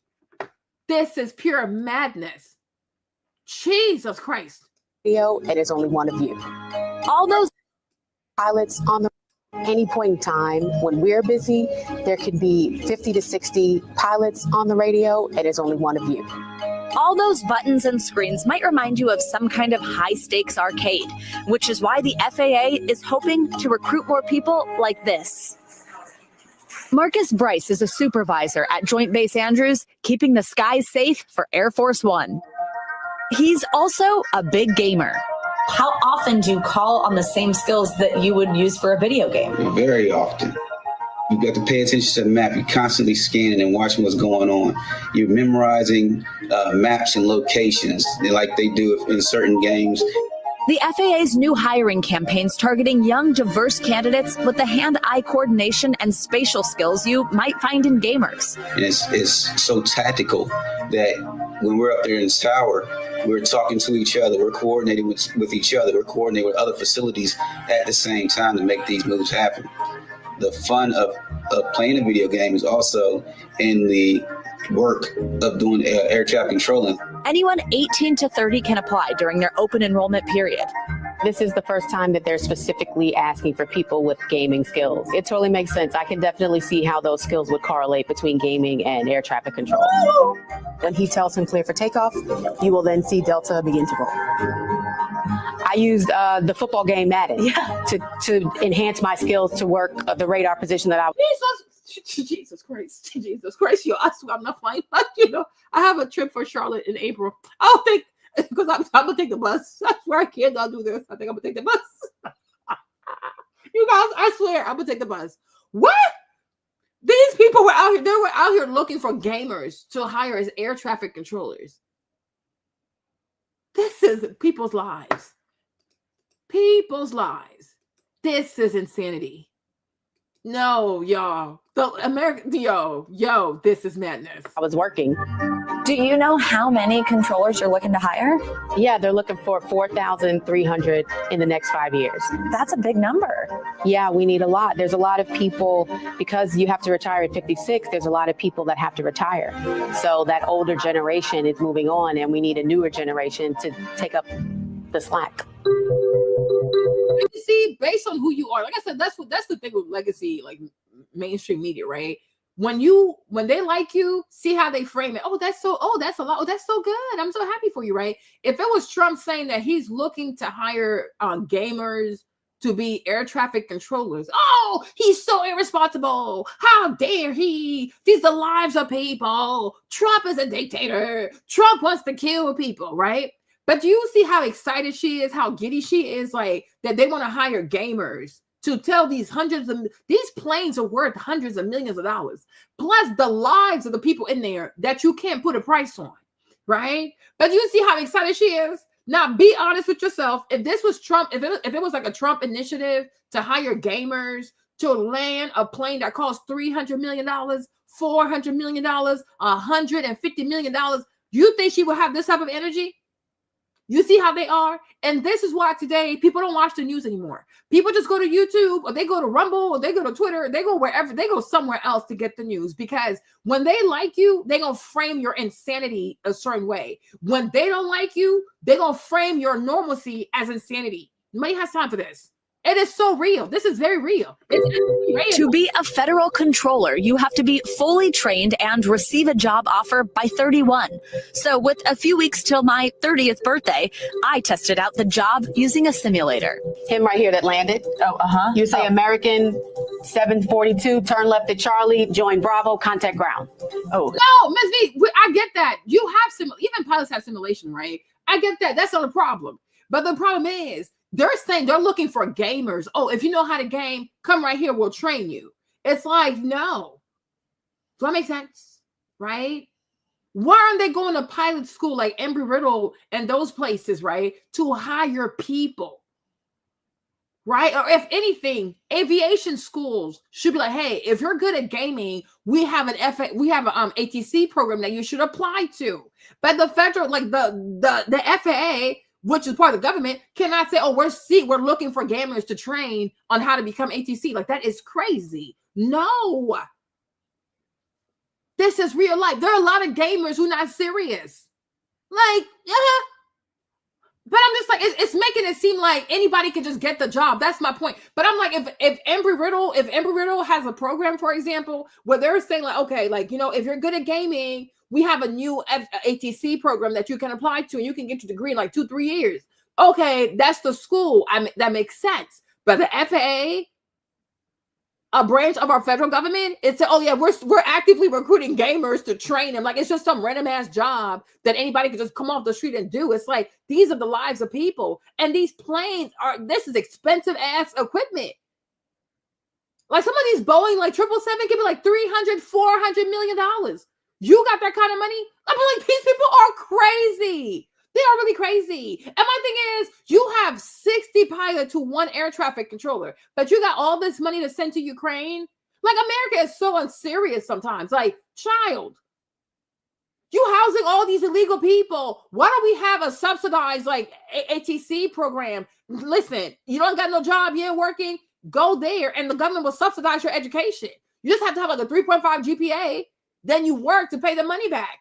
If you don't complete the program, then you got to pay the money back. But if you do, if you finish school, 3.5 GPA, and you work for 10 years, then the money, like, you know, then you don't owe nobody money anymore. But I'm like, there's a lot of stuff that needs to be done. Why are you people prioritizing Ukraine, Israel, this, and that, when our airways are saturated with planes, and we barely have enough air traffic controllers to make sure that people don't get killed? Especially 2 minutes away from the tarmac. This is so embarrassing. That was a lot. An American 742. He already knows what he's doing. I missed it. I'm bad at this. You miss it. I may not be the best candidate here, but someone like Nathan Swickert might be.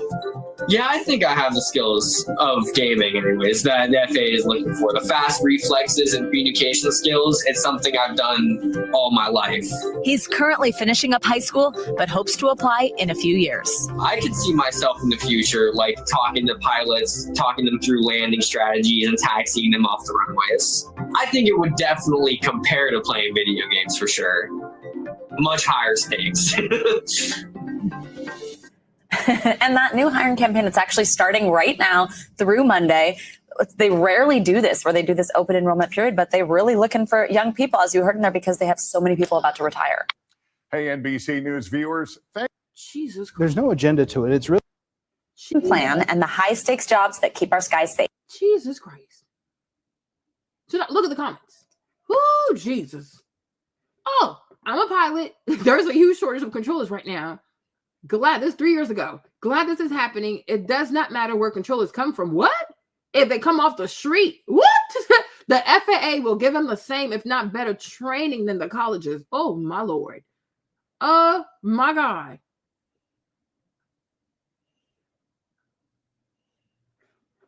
She said, Being the wife of an ATC that's been in for 15 years, he was hired off the street with zero experience. I've come to the conclusion that no one, unless you're ATC or married to one, understands the job and how it works. Most of these comments are ridiculous, extremely uninformed and ignorant. Huh? That would be great. When there's a crash, they can just hit reset. So cool. Whoa. Somebody said this is by far the scariest idea that I've ever seen. I feel the same. What?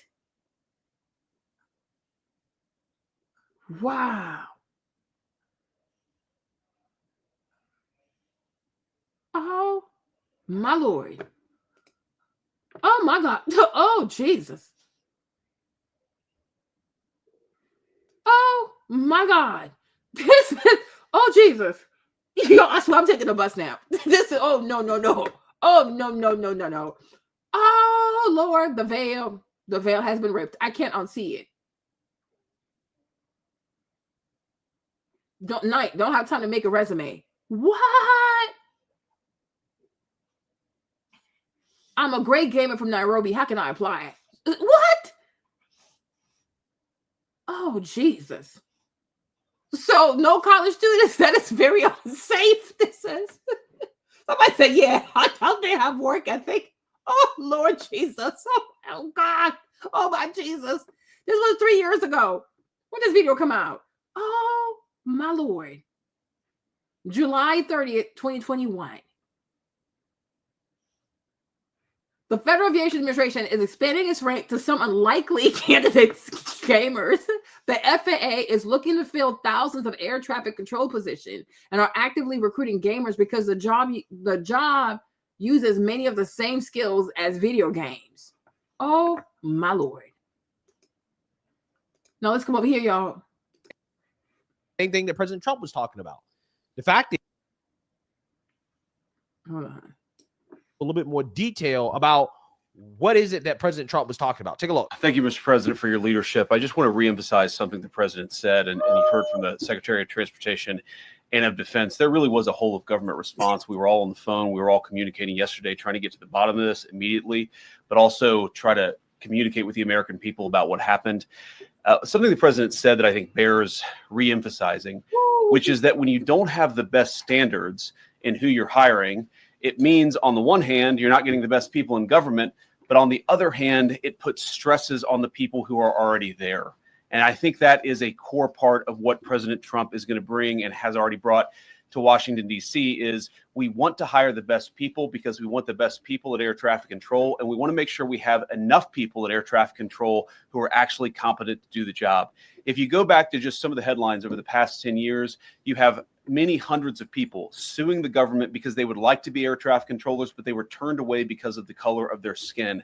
That policy ends under Donald Trump's leadership because safety is the first priority of our aviation industry. Thank you, Mr. President. Yeah, so you see that, you heard that. Hold on. Now, here's an actual ad, you guys. Here's an actual ad. I saw this yesterday, but I don't know where I saw this, but thank God TikTok has it. Y'all, please listen.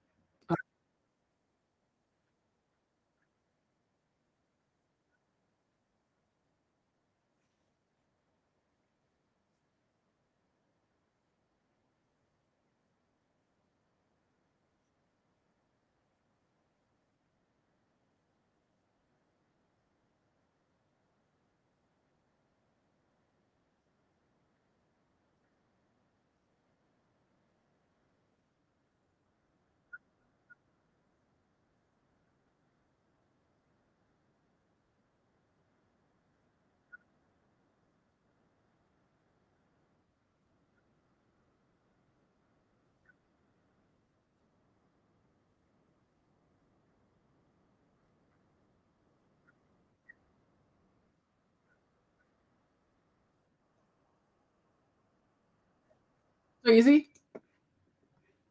Oh, I didn't play it for you guys? What the heck? Oh, I thought I was playing it. Oh. Actual. Deputy Administrator at the Federal Aviation Administration. We are looking for the best and brightest to join us as air traffic controllers.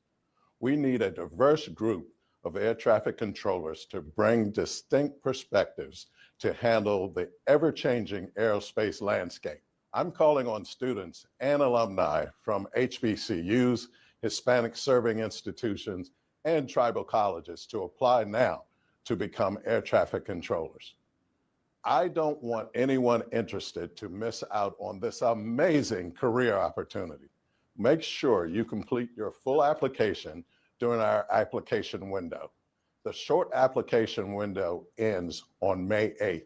We need a diverse next generation air traffic workforce with people from all backgrounds. What does it So matter? apply now. Actual. Deputy Administrator at the Federal Aviation.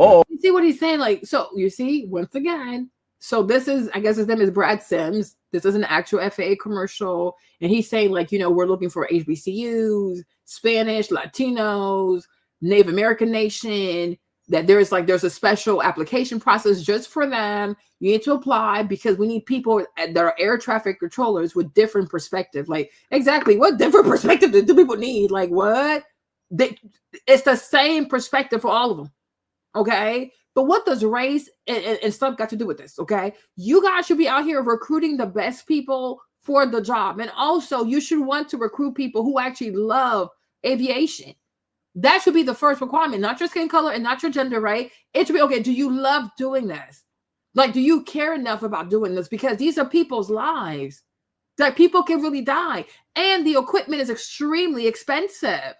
So to say, oh, if you're from HBCU, if you're Latino, if you're Native American, we have a special application just for you. You want one because we need people with different perspectives. There's only one perspective, landing every single plane safely. These people deserve to make it home. They take off. They need to land in one piece. So does the plane. But I'm like, what are we even talking about? Exactly. I'm like, what is this? This is just utter madness. I saw this somewhere. I don't know if it was YouTube or Instagram. I can't remember, but thank God it's here, though, right? But YouTube seems to be hiding this because Google does that stuff. Google does that mess. Like, they hide stuff. When something is not beneficial to Democrats, they hide it. Like, you got to go through pages and pages and pages to get to it. But you've seen it. Hold on. Now, let's come back here. Let's come back to George. Hold on. Yeah. Now, what was JD Vance talking about? Well, he was talking about the same thing that President Trump was talking about. My Lord. The fact is that you have lawsuits out there. For example, Brigada versus Pete Buttigieg, just the one we're going to talk about here today, that alleges racial discrimination in hiring practices for air traffic controllers. Now, I'm not going to go over all the intricate details of this lawsuit. However, I will post a link to this article that goes over the lawsuit in the description, because this is like bombshell stuff that the mainstream liberal media should be covering if they actually were interested in journalism, but they're not. Okay, they're actually more interested in protecting the narrative. But once you read this article, you will understand why President Trump and JD Vance are talking about diversity being an issue here, right? Specifically when it comes to hiring air traffic controllers, because allegedly the U.S. government discriminated against upwards of 1,000 qualified air traffic controllers, literally because they were white. Okay, the key allegations in this lawsuit talk about the elimination of the merit-based hiring system. So before 2014, the FAA primarily hired air traffic controllers through two pathways. Military, of course, military veterans. We all know why they're qualified. And then you had collegiate training initiatives. Exactly. So people who graduated from these CTIs, from FAA-approved colleges, those candidates specialized in aviation programs, and they were the ones that basically got priority when it comes to hiring, right? It was a strictly like professional stuff. And I'm like, and from those schools, you should pick your black people from those schools that are already like FAA accredited, right? But oh no, we're looking for video gamers. We have a special application for y'all. Oh, we're looking for just random people that went to an HBCU. How many HBCUs are FAA accredited to be able to apply for this program? Like, it has to make sense. And I'm like, and the problem with these, y'all, I swear, this is why I can't mess with these Democrats. Like, Democrats, liberals, progressive, I cannot. Because these people, to me, they're more concerned with the appearance of diversity than to do diversity that actually makes sense. right? Like there's diversity that makes sense. Like, and there's different kinds of diversity. I do believe that it's important to have a workplace that's balanced. Like, you know, you can see all kinds of people, but it shouldn't just stop at skin color and gender. You also got to worry about like diversity of the mind, right? Can people tolerate people who don't think like them? But if you bring all kinds of people who look different and they all think the same, can you really say you're diverse? I don't know. Now, you can play games with diversity, I think, when it comes to like fashion, maybe food, like stuff where if you make a mistake and you hire the wrong people because you're so obsessed with like gender and skin color, at most somebody might have indigestion, right? At most somebody might have a dress size that doesn't fit. But when it comes to actual human life, like being a doctor, for example, being an air traffic controller, being a pilot, being a firefighter, you know, like stuff where people can really get hurt, right? I don't think people should play these DI games over there because we need conventional practice. Am I making sense, y'all? Am I making sense? Right? I'll look it up, right? Does that make sense, you guys? Because there are certain places, if you play that game and it goes left, like I said, at most, wrong foundation shade, indigestion, or wrong dress size, you know what I mean? People might be offended, but no one is actually going to die. You understand? If you recruit people to be doctors just because they're Black, but they don't actually have the grades, people are going to get seriously hurt. And they might even die. Okay? If you hire firefighters based on gender diversity, equity, inclusion, instead of saying, can you actually wear your suit, you know, which is quite heavy, and then be able to carry a human being and actually come outside, right? This is very different because this ain't got nothing to do with diversity. It has everything to do with strength. Like, can you actually, because like, you know, the whole firefighter uniform, it's heavy. The boots are heavy. The coats are heavy. The pants is heavy. Your little hard hat is heavy. All thing is heavy. Then you got to go to that house. You might have to physically pick up somebody, put them on your shoulders, and then walk back with the person. And then you might have to go back in there and do it all over again. So at this point, it's not even so much about diversity, equity, and inclusion. It's like, are you strong or are you not? Okay? So based off of that alone, it disqualifies a lot of women because how many women can do this? And it's okay. Like, I don't know. I don't want to be offensive, but I do believe that there are certain types of discrimination that are not inherently bad.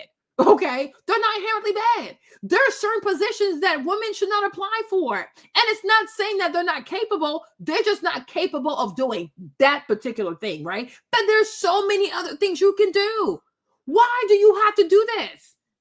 Right? I was listening to this whole confirmation thing about Pete Hegseth, and these women were upset because Pete said that he doesn't believe that women should be on the front line.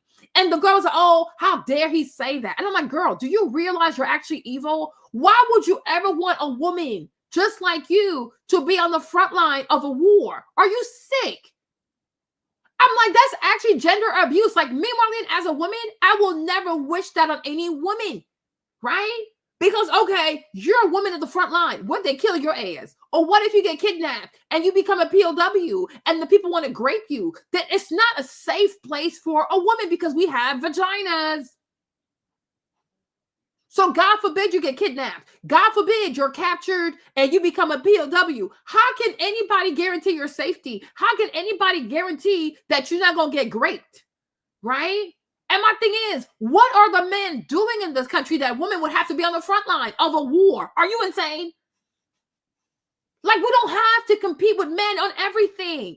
But like, I'm like, this is just madness. And I'm like, and you think you sound woke. No, you sound deranged.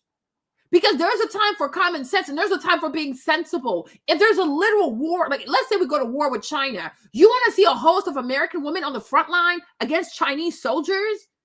Like these people are so obsessed with like the appearance of, oh, look at us. Like we're so open-minded. We're to the point that they are willing to risk people's lives to appear self-righteous, to appear sanctimonious, to appear like, oh, look at us. We're the oracles of equity. Nah, F you. You don't make freaking sense. Like sit your goofy ass down somewhere. Why would you ever want to see a woman on the front line? Like me, when I heard Pete Hegseth say it on the Sean Riley podcast, I don't even know how I came across that podcast, but whatever, right? But I'm like, the kind of stuff they talk about as soldiers and veterans, why would any woman want to be involved in this?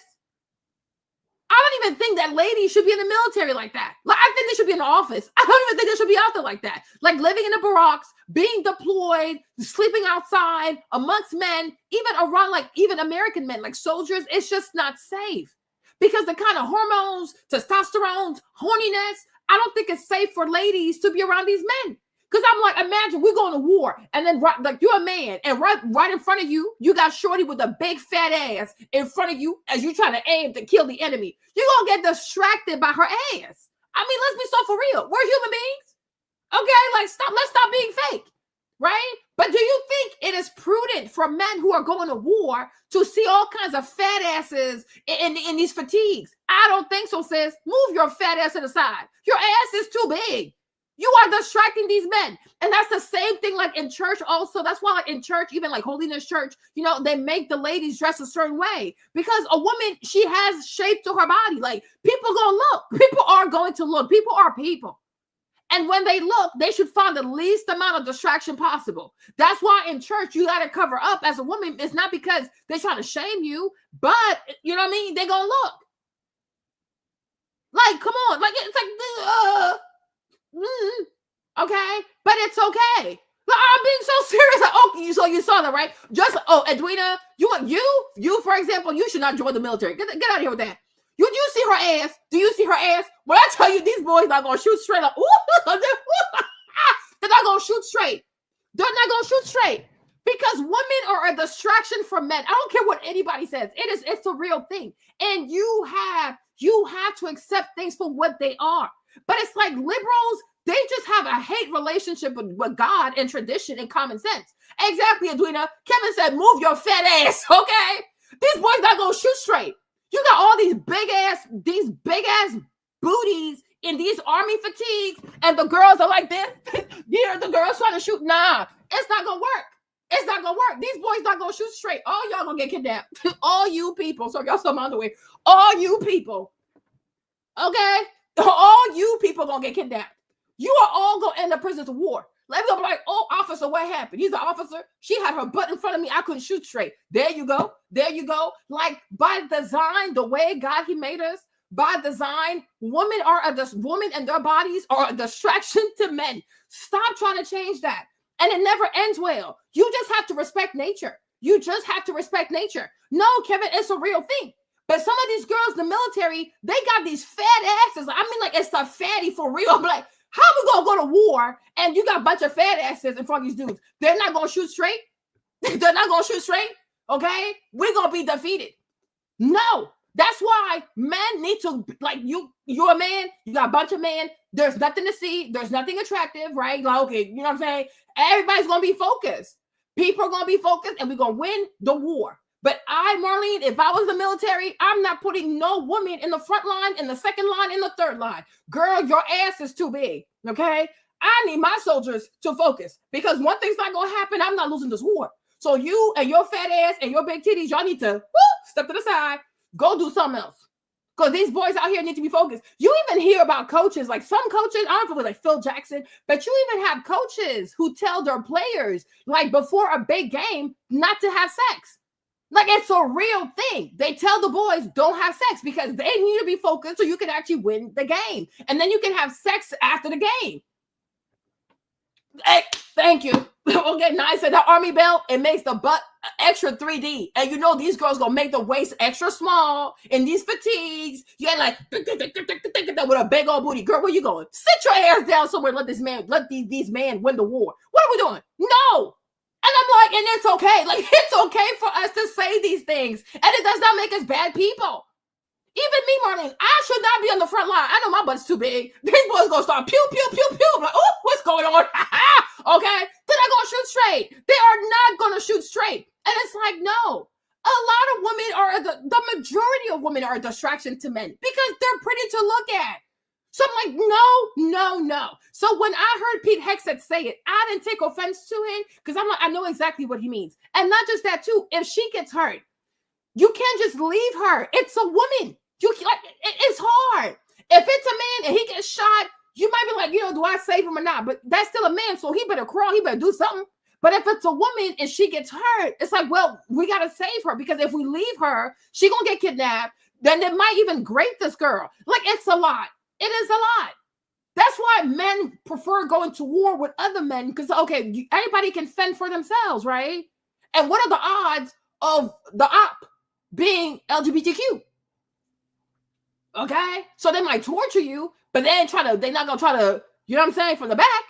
Okay? So, hey, you know, but it's like today, like even talking in a reasonable way, even saying like sensible things, it's offensive. So it's really hard. It's really, really hard. But once upon a time, we could have these conversations and nobody was getting offended because people understood. We're not saying that as a woman, you can't be on the front line, but there is a better front line for a woman, like family, education, PTA meetings, you know, like things that are a bit safer. Where if something bad happens, it is not like you're going to get kidnapped and be like sexually assaulted, right? But war is for men. It really is. It's not for women, right? So I'm like, what did this man say that was so bad? I'm like, as a woman, why would you want another woman to be on the front line? If you believe that so much, why aren't you signing up for the military? Oh, okay, because you're scared. Like, sit down somewhere. You make no damn sense. Like, sit down somewhere. Right? But sometimes men and women truly have no business together. Sorry, but hey, like that's crazy. No. Based system. So at the backlash from woke diversity groups basically saying, hey, these tests discriminate against us, right? They introduced the biographical questionnaire. Now, this biographical questionnaire was a quote unquote pass-fail filter in the hiring process. So if you failed it, you didn't get hired. Okay. You didn't get another chance to retry. And this filter was designed to increase racial diversity, particularly among African Americans, because an African American group was the group advocating for changing the standards, right? Again, this is why the mainstream liberal media is not going to talk about this. So here's the bombshell. In 2013, before implementing this woke test, right, to filter out people based off their race, the FAA had purged. In 2013, Obama's president. And he started off this whole DEI stuff, but 2013, he just got reelected. A list of 3,000 plus qualified CTE graduates, aka college students that graduated from the FAA aviation approved programs, right? They were purged. They were purged from the list, and they were required to reapply under the new system. And a lot of them were already rejected, even though they had already passed the exam that was required for them to undergo serious training. So you reject qualified people because they're like quote unquote white, but then you're scrapping to hire gamers. This doesn't even make no sense. So essentially, don't make no sense. They purged qualified candidates and made them reapply under the new system that ended up weeding them out because they weren't, I guess, I don't know, diverse enough, right? AKA they're white, right? They didn't pass a new system that was designed to make the applicants more diverse. So again, this is what led to the lawsuit. Okay, you have 1,000 plus individuals that are basically saying that, hey, we weren't hired due to our skin color. And there's evidence of discrimination due to the fact that you have whistleblowers, like, for example, Michael Pearson, who was an FAA employee that provided internal emails and documents showing that the FAA officials were aware that the hiring challenges would disadvantage the qualified CTI graduate. So what you have here is deliberate racial discrimination that was happening at the FAA, which now is experiencing a air traffic controller shortage, right? They have a shortage of staff. Well, why they have a shortage of staff? Quite literally because of their DEI hiring policies, which essentially weeds out qualified people because they're not diverse enough, right? They're not the right skin color. So that is what President Trump and JD Vance were talking about. Something that, again, the liberal media, they're not going to talk about it. They're not going to talk about it. They'll rather boohoo, whine, and cry about racism rather than to cover exactly what President Trump is talking about. So hold on. So here is the article. Hold on. I found it for y'all. Hold on. Okay.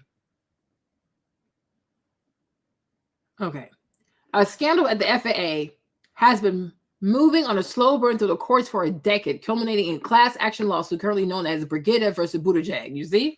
Brought by a class who spent years and thousands of dollars in coursework to become air traffic controllers, only to be dismissed by a pass-fail biographical questionnaire with a greater than 90% fail rate. Okay, they want y'all to fail.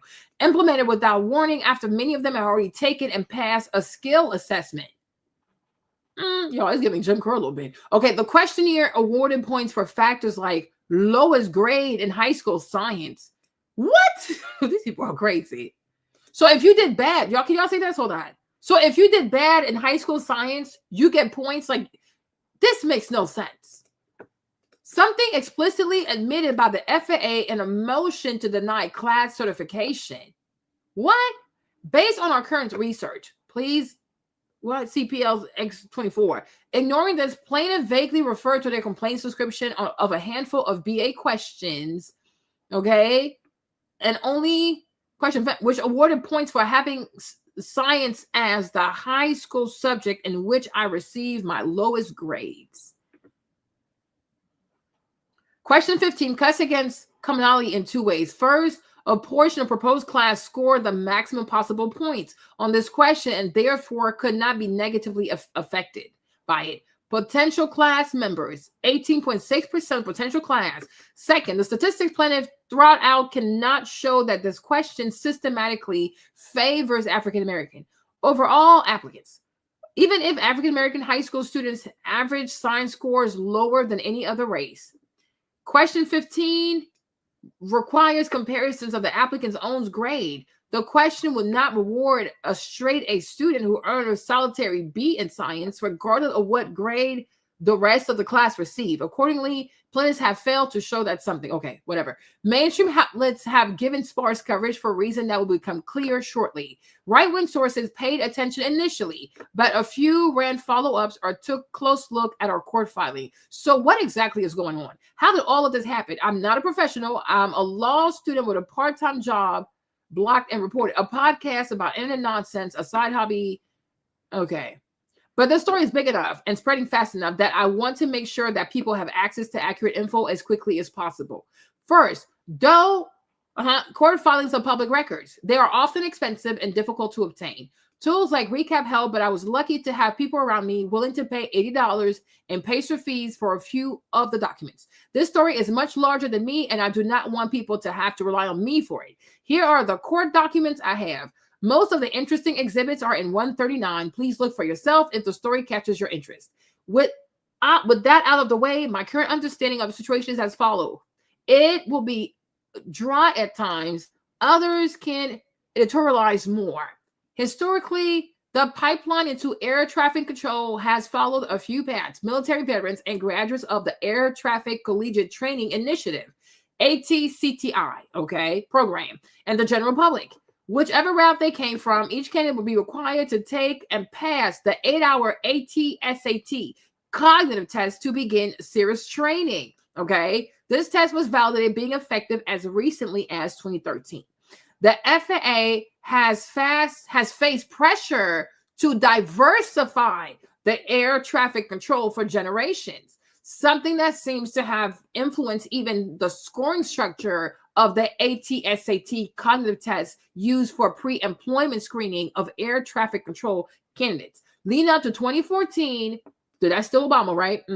That pressure intensified with the National Black Coalition of Federal Aviation Employees, NBCFAE, leading the push. To start with in 2000, a 3-member task force. So who's that? That's Bush, right? Including NBCFAE member Mamie Mallory wrote a business case and strategic plan to address underrepresentation of minorities, women, and people with targeted disabilities. Isn't that what Trump said? Isn't this what Trump said? You see, y'all, I told you that. I said Trump people just don't like him, but he has a way. And some could say he has bad timing. Or maybe he has good timing. It depends, right? But isn't this what he said? This is a lot. Sorry, you guys. I can't.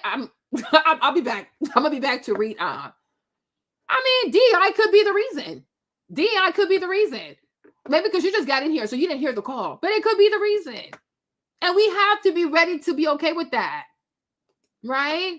Because, and y'all have to understand this too, right? I think because a lot of Black people internalize DEI as like a judgment on all Black people. No.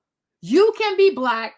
You can be proud to be Black, and we can objectively criticize DEI, because DEI also does not seek to put in power and employment the most qualified Black people. And that's why even I had an issue with that, because the most qualified Black people don't need special laws. Right? The most qualified Black people don't need help. Okay, we've always had a lot of extremely intelligent Black people, and they've made great strides with no extra help from nobody. So now, why do we need a special program called diversity, equity, and inclusion? That's where I wish a lot of Black people would ask themselves that question, like, why do we need this program? And you need to make sure that you are able to answer that for yourself. Right? That's why I said about the whole Target. Oh, let's boycott Target. I'm like, y'all sound crazy to me, because for the past 20, 30 plus years, you have shopped at Target. You never required any special program, any special employment program of Black people for you to shop at Target. You've never asked for that. You shopped at Walmart for decades. You never even cared how many Black people they had on the staff. Right? But somehow 2-3 years ago, people sell you this notion of DEI, and now you want to act like you can't live without it. Do you even know what it is? It makes no sense. Have you ever gone to a Target and never seen a Black employee? No. Have you ever gone to Home Depot and not seen a Black employee? No. Have you ever gone to Walmart and not seen a Black employee? Matter of fact, you go to Walmart, you'll see a whole lot of Black managers, right? Can you really say, oh, I walked into a Walmart and I didn't see anybody that looked like me working there? No, you cannot. So now, randomly, they're telling you, oh, no. We need to increase the number of Black people and women. And it definitely says women. So that also means what? White women, right? And trans women or whatever else, right? And targeted disabilities, right? Why are people who are looking for, like, you are looking to hire people that can land planes with human lives, not to be offensive. But why? When there's so much at risk, there are human lives at risk. There is expensive equipment. These planes are on average $200 million. The lives of people, you can't put a price on. From the passenger to the crew, you cannot put you can't put a price on human life. Do we really think it is prudent to put somebody with disability in charge of telling planes how to land? Like, let's be so for real with ourselves. Okay? I don't have an issue with someone that has a disability, but if you told me that somebody has a cognitive disability and they are working air traffic control and I'm on that plane, I'm like, oh, hell no. Oh, hell no. Right? That's it. And it's like, and the thing about this whole diversity, equity, and inclusion, it makes it seem as though you have to accept everybody at any post. No. Would you be okay if you're a gynecologist? Like, let's say you're pregnant. You're pregnant. It's your first time being pregnant, right? And you run your blood work. It might look a little sus. I don't know. Would you be okay with your OBGYN having a targeted disability and being an OBGYN with your first baby or your second baby? I don't think so. Right? We don't have an issue with you having a targeted disability, but we do have an issue with, like, okay, you know you have a disability that could affect how well you do your job. People's lives are at risk. Why are you here? Why don't you go somewhere where your targeted disability cannot cause harm or death to people? Hello.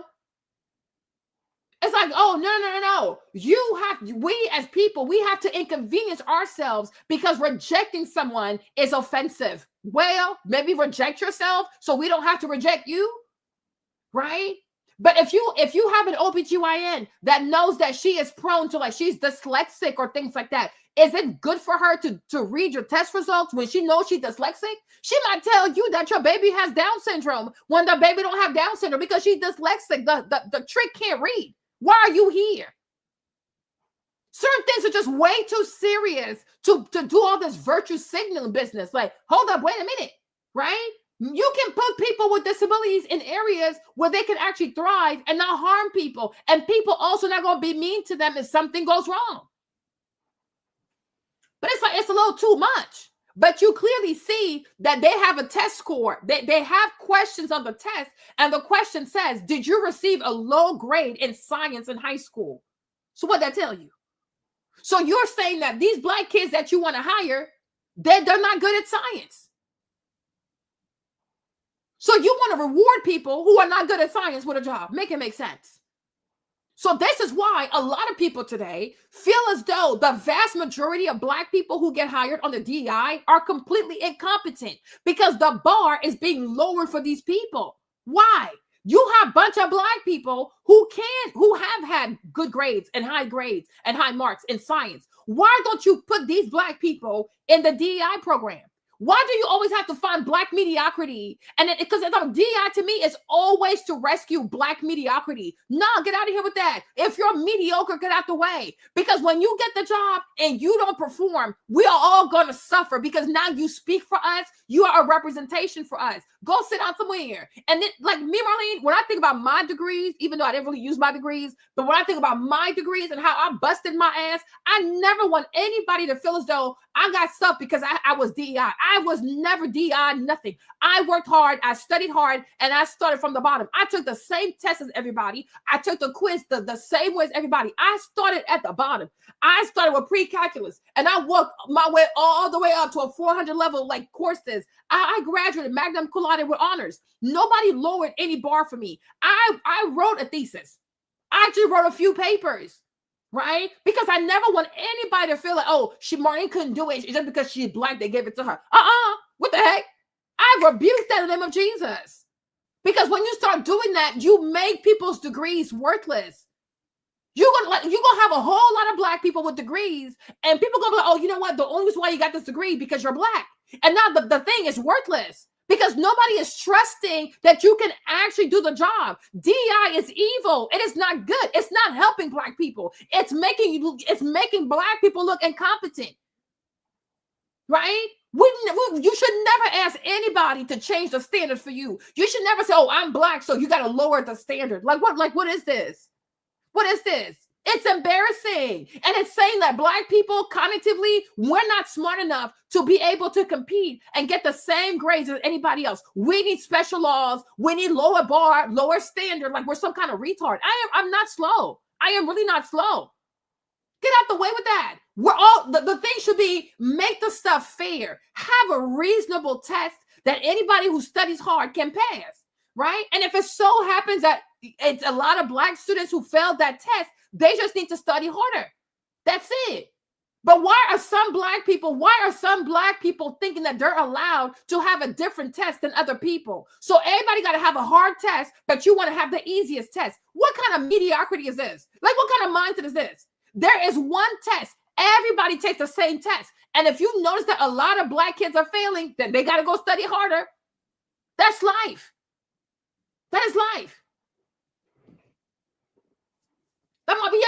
To me, it's so insulting. Like you have a lot of black people who have busted their asses, like college, med school, you name it. They've studied so freaking hard. And now because of DEI, we're all going to be seen the same. And I take offense to that because I am not a punk. Like I'm not a weak ass person. I'm not slow. I don't need like different rules. Man, shut up with that. No, give me the test and I will pass the test and I will get an A. This ain't hard for me. But DEI is always begging, lower the standard, give these people different questions. But why? I'm like, and the fact that these people are not even offended, that they have a question that said, oh, did you get high? Did you get low marks in science? And so if you had a bad grades in science, they feel sorry for you, so they give you extra points. Do you not feel offended by that? You don't feel offended by that? And my thing is, and even when you realize that you, with your bad grade in science, you got accepted, but somebody who had an A in science got rejected. Like, where does your integrity kick in? Right? And it's not a trope. Rose, if you're coming here with some BS, Rose, get out of my life. You're not gonna gaslight us with words you don't even understand, right? You're not going to gaslight us. When militaries were created, when the first instance of having a military anywhere in the world, was it mostly men or mostly women? It was mostly men. Army uniforms were made for men. If you don't know your history, like, get out of here with that. You're not coming here and gaslighting people with your woke shit. Like, this is not a type of space, right? There is no trope out here. These are facts. These are facts. The uniforms are made for men because men were meant to fight in the military. Now, as we go into World War I, World War II, and lots of men are dying and things like that, then the woman have to step in. But war was never a place for women. War is not a place for women. The military is not a place for women. Get out of here with that. It's not a place for women. What trope? What are you even talking about? And do you even know what a trope is? Right? Do you even know that? Like, y'all just be using these words. Like, do you even know what a trope is? Like, come on. No, men have daily cycles. Yeah, but we have a different kind of cycle. We all have cycles. Even the planet has cycles. That's why we have seasons. Make it make sense. Y'all think y'all so damn smart, you sound stupid, right?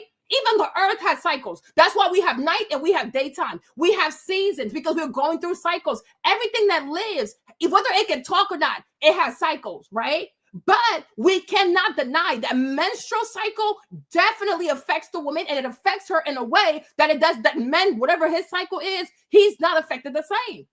And that's why when we usually compare careers, men will have a longer career than most women because whatever cycle they're under, it still allows for top performance. A woman, when she's pregnant, whatever cycle that is, when she goes through her menstrual cycle, her lunar phase, or luteal phase, whatever you call it, her body is affected differently. You have girls, when they get their cycles, they can't even get out of bed.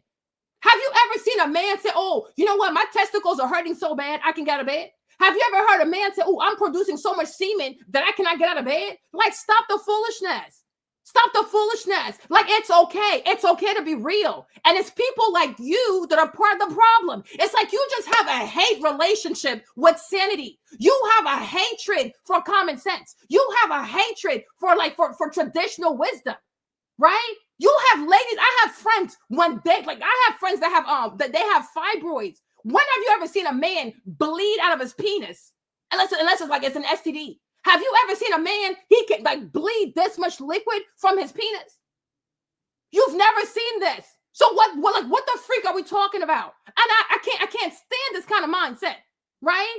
I have friends out here that have fibroids. When they bleed, they have to take up from work. I have a friend, she takes sick days when she has her menstrual cycle because she just bleeds. And I was like, girl, how can you bleed so much? Like, is this actually okay? You will never see a man say, oh, I can't go to work because I'm bleeding out of my penis. Oh, you know what? I'm producing too much semen today, so I can't go to work. No. This is why when you look at the longevity of a woman's career and a man's career, most men will work more days than most women. Most men will have more weeks in than most women. Most men will have more years of active work compared to most women. What are we talking about? Why do you people hate common sense so much? Why do you hate being women so much? Why do you hate the fact that as women, we are different than men? And it's not always a bad thing. It is what it is. It is what it is. It is what it is. But Ms. V, she said nothing wrong because anybody who knows human history, right, you understand that war was not started by women. The military, it was not started by women. So most of these like uniform, wherever you go, whatever country you go into, these uniforms were made for the bodies of men. They were not made for the bodies of women. It's the same thing with firefighter uniforms. They were not made for the bodies of women. These things are incredibly heavy. They're incredibly big. And like, if you're not careful, you can fall all over your face. It is okay. Y'all need to have a normal relationship with common sense. Like, you need to have a holy matrimony with common sense because this is how people get hurt. This is how people get hurt. Doing all these acrobatics just to like the Matrix, just to avoid common sense. Y'all got to stop.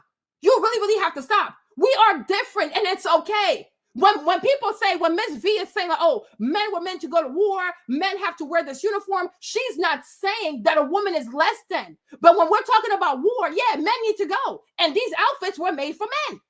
Even these boots, them big ass boots are made for men. What is the problem? What is the problem? Like, seriously, what is the problem? But I'm like, anything that lives, whether it can talk or not talk, everything that lives goes through a cycle. Everything goes through a cycle. Then we see it. You see summertime, you see fall, you see winter, you see summer, you see night, you see day. We see it all. Oh, yes, we see it all. So, like, stop being delusional. It really hurts. Like, it seriously hurts. A lot of ladies, when they get their menstrual cycle, I'm screaming. A lot of ladies, like when they get their menstrual cycle, they are incapacitated.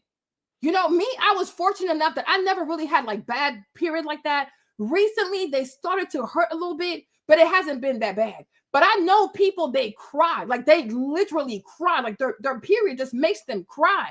I have a few friends that have fibroids, and I'm like, they bleed. And a lot of them are anemic because they bleed so much. So they got to take their iron pills because they bleed so much. But I did not know a person could bleed this much every single day. Going like you change your pad every 30 minutes, you know? But it's kind of sad to see a person take a sick day just because they're having the menstrual cycle. So it's like, it's like it really is a lot of pain. Like, so that's crazy. And so what? And let's even say, let's say that George Bush, and then the thing about Bush also, this goofy shit about, oh, he didn't earn it. Okay, that didn't earn it, that falls under like nepotism, right? For Bush, it falls in nepotism. But at the same time, too, though, where your argument falls flat on its face, Rose, it's just, no, stop being a racist, stop being a racist, stop being a racist, stop being a bigot. Where your argument falls flat when it comes to George W. Bush, as far as him being president, he won an election. He won.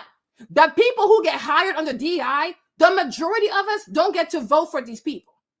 It's a group of, it's an assortment of deranged liberals who get to do this, and then we have to suffer the consequences, right?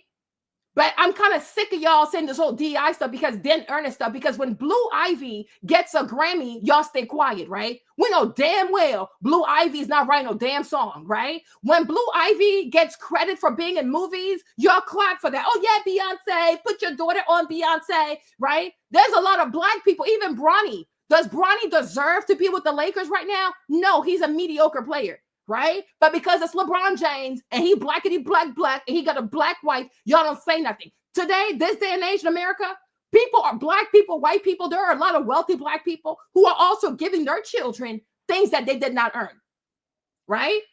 So this whole didn't earn it. Yeah, people with money give their children privilege. Wumpty wump wump. And instead of being bitter about it, make sure that you work hard in your life to give your kids privilege. But as far as him being president, there was a U.S. election, George W. Bush, he won. So, oh, he didn't earn it. He didn't earn what exactly, right? His dad was rich, so he had privilege. There you go. All y'all do, a lot of you bitter, miserable black people, broke black people, living paycheck to paycheck, you're always crying about stuff. You're not disagreeing. You sound like an idiot. You sound like an idiot, and you sound like a parent. You sound like the kind of person who goes to the Shade Room, DL Hughley, these goofy ass black blogs, and you just repeat what you've heard without critically thinking about what you're saying, right? But what kind of rich person do you know? Even you, Rose, if you were wealthy, you wouldn't give your kids privilege, right? If you were wealthy, you wouldn't open doors for your kids, even if you know your child probably is not the best for that role, right? That's what people do. Most people privilege their children. Most people give their children preferential treatment. But why is it that when black celebrities or black wealthy people give their kids stuff they don't deserve, y'all not quick to scream DI, DI, DI? Why don't you do it? Because Blue Ivy is a whole lot of DI, right? That little girl did not write a song for her to get a Grammy at the age of 10 years old. Like what? It don't make no sense though, right? But Beyonce does it. Y'all cool with it, right? Oh, I'll tell you that later, bro. It's on my page, right? So it's like, no, okay? Don't do that. You gotta be consistent. But I'm telling you, where your argument falls flat in his face, when it comes to George W. Bush Jr. being the president, for as like to me, I thought he was a little bit, I thought he was a bit remedial. But at the end of the day, he won. There was an election. First of all, he won the nomination for his party. Maybe he deserved it, maybe not. I don't know. But there was a whole U.S. election. He went against Al Gore. It came down to Florida. However, the deuce went up, he won. He won. Then he ran again, and he won again. So when people go and vote for you, and you have the electoral college vote, or at least you have the what's it called, electoral college votes, you cannot then turn around and say, "Oh, he didn't earn it." How he didn't earn something that he won? Make it make sense. Like no, like seriously. Yeah, they just hate being women. Like they live their lives to always be in opposition to men. It's like, girl, it's okay to know who you are and be comfortable with who you are, your strength and your weaknesses. It's okay, because that is the only way that you'll be a better person. And that's the only way, honestly, that you will have emotional, intellectual freedom. You got to be okay with who you are. right? Can you imagine me if I was trying to be like James every day? I would be so miserable. Oh, well, why is the baby stuck with me? Well, why do I have to take care of the baby? Well, why is the baby only with me? I would just be miserable. Sometimes in life, you just accept what it is and you make the best out of it, and you just have peace with it. Like you really, really do, right? But men and women are different. But this obsession with sending women to war, sending women to the battle line, putting women on the forefront of a war is just so crazy to me. Like, how is that okay with anybody? Like, in what paradigm do you actually want to see ladies on the front line fighting against foreign invaders or a foreign threat? Like, you are crazy. This is not what women are for. We're all the men that a woman has to risk her life to fight for her country. Like, that's crazy. That is so crazy. Like, that's crazy. Okay, then. All right, then why would you say, oh, stop with all the trope, whatever? Like, stop doing this. Like, it's just language just to gaslight people. Like, don't do that. It is horrible, Aaron. Like, oh my gosh. Like, this is, I'm not trying to be funny. I have seen cousins. Like, I had one cousin, one time she was having her period. You guys, when I tell you that girl was in fetal position, just crying, boo-hoo tears. I'm like, what the freak? You know? But, you know, it's so wild to me because I was fortunate enough. I never had painful cycle. Like, I never really had painful period. It's not until recently they started kind of getting a little painful. But before that, I never really had painful period. And they're also quite short. Like, my cycle would be like 5 days. First day is kind of dark, but like the maybe second, third day is kind of heavy. And then boom, it's like it's gone. But like, I've never even had a cycle for like 7 days. But some people truly, truly cannot work. And this is when you realize that, you know what, the woman body is extremely delicate. Like, a woman is she's extremely delicate. Like, you got to handle her with care. And I even think that on the workplace, women should be given like special, like extra sick days for their menstrual cycle. Because it's kind of sad that a lady would have to use her sick days for her menstrual cycle. But what happens when you're actually sick? Then you no longer have any sick days left? Like, that's crazy. Yeah, and some people go like, dude, like, yeah, because they bleed a lot. Maybe one day we'll do a video on that. But women, like ladies that have fibroids, they can fill up like they can bleed like this much liquid in one day. And I'm like, oh my gosh, how is this blood, all this blood coming out of you? But the vast majority of ladies who have fibroids also are anemic because they bleed way too much, right? No, I'm not over the top. No, I'm not, Rose. I'm not over the top. I like this, like your mindset like this, your mindset, it truly does trigger me, Rose. It really does trigger me. You know what I mean? Because when we stop having common sense and when we stop being practical, like people can seriously get hurt. We're not living in Narnia. Like, we're not magical creatures. We are human beings with flaws and restrictions from anatomy, biology, you know, culture. You know, we need to be honest with that. But when we keep forcing diversity, inclusion on everything, people are forcing inclusion on everything. Why? Oh no, but it's about the appearance of things. But what about the substance of things, right? Always being so concerned about, oh, we have to appear diverse. We got to appear inclusive. You cannot always be inclusive. And this is why even today, Rose, a lot of people have a hard time with rejection because diversity, inclusion even makes people feel as though they're entitled to somebody else's love. They are entitled to somebody else's money. They are entitled to somebody else's time. It is very bizarre. It's very bizarre. Oh, well, I'm a woman, so you should love me. Oh, I'm a trans woman, so if you're a heterosexual man, you don't have the right to say no to me. Hold up, wait a minute. People can say, you know what, I don't mind being trans, but when it comes to my love life, I don't want to date a trans person. You know, today it's like that's considered transphobic for a man who's hetero to say he has no interest with a trans woman because for him, biologically, that is still a man. You can't even say that today because you'll be taxed as some kind of phobe. It's like, this is crazy. This is really, really crazy. People have the right to say, I don't want to date you. I don't want to date you. I wish you all the best though, but I don't want to date you. It's like even this whole conversation about like, oh, should black men marry black women? It depends. But it's like sometimes when I hear the conversation, it's like, oh, well, because I'm a black woman, you owe me to love me. You owe me to marry me. It's like, no, love is not servitude, right? Love is mutual. You have to find something in him and he also has to find something in you. So it's like you have to make yourself lovable. You just can't require or demand that somebody loves you just because we share the same complexion. I'm like, no, people have the right to be selfish. And I'm like, this whole DEI stuff, not only does it permeate across all kinds of stuff, but it really makes it feel as though you are a bad person if you decide to be selfish. No, I'm not. People work hard. You can have the life that you desire. And you get to say, I want you in my life, and I don't want these people here in my life. It's cool. Even when it comes to businesses, right? I do feel as though even businesses to some extent have the right to do some kind of discrimination. A business can say, hey, we don't want to make plus sizes because we don't think that our clothes look good on bigger bodies. And people should be okay with that. There are other designers who make clothes for big bodies.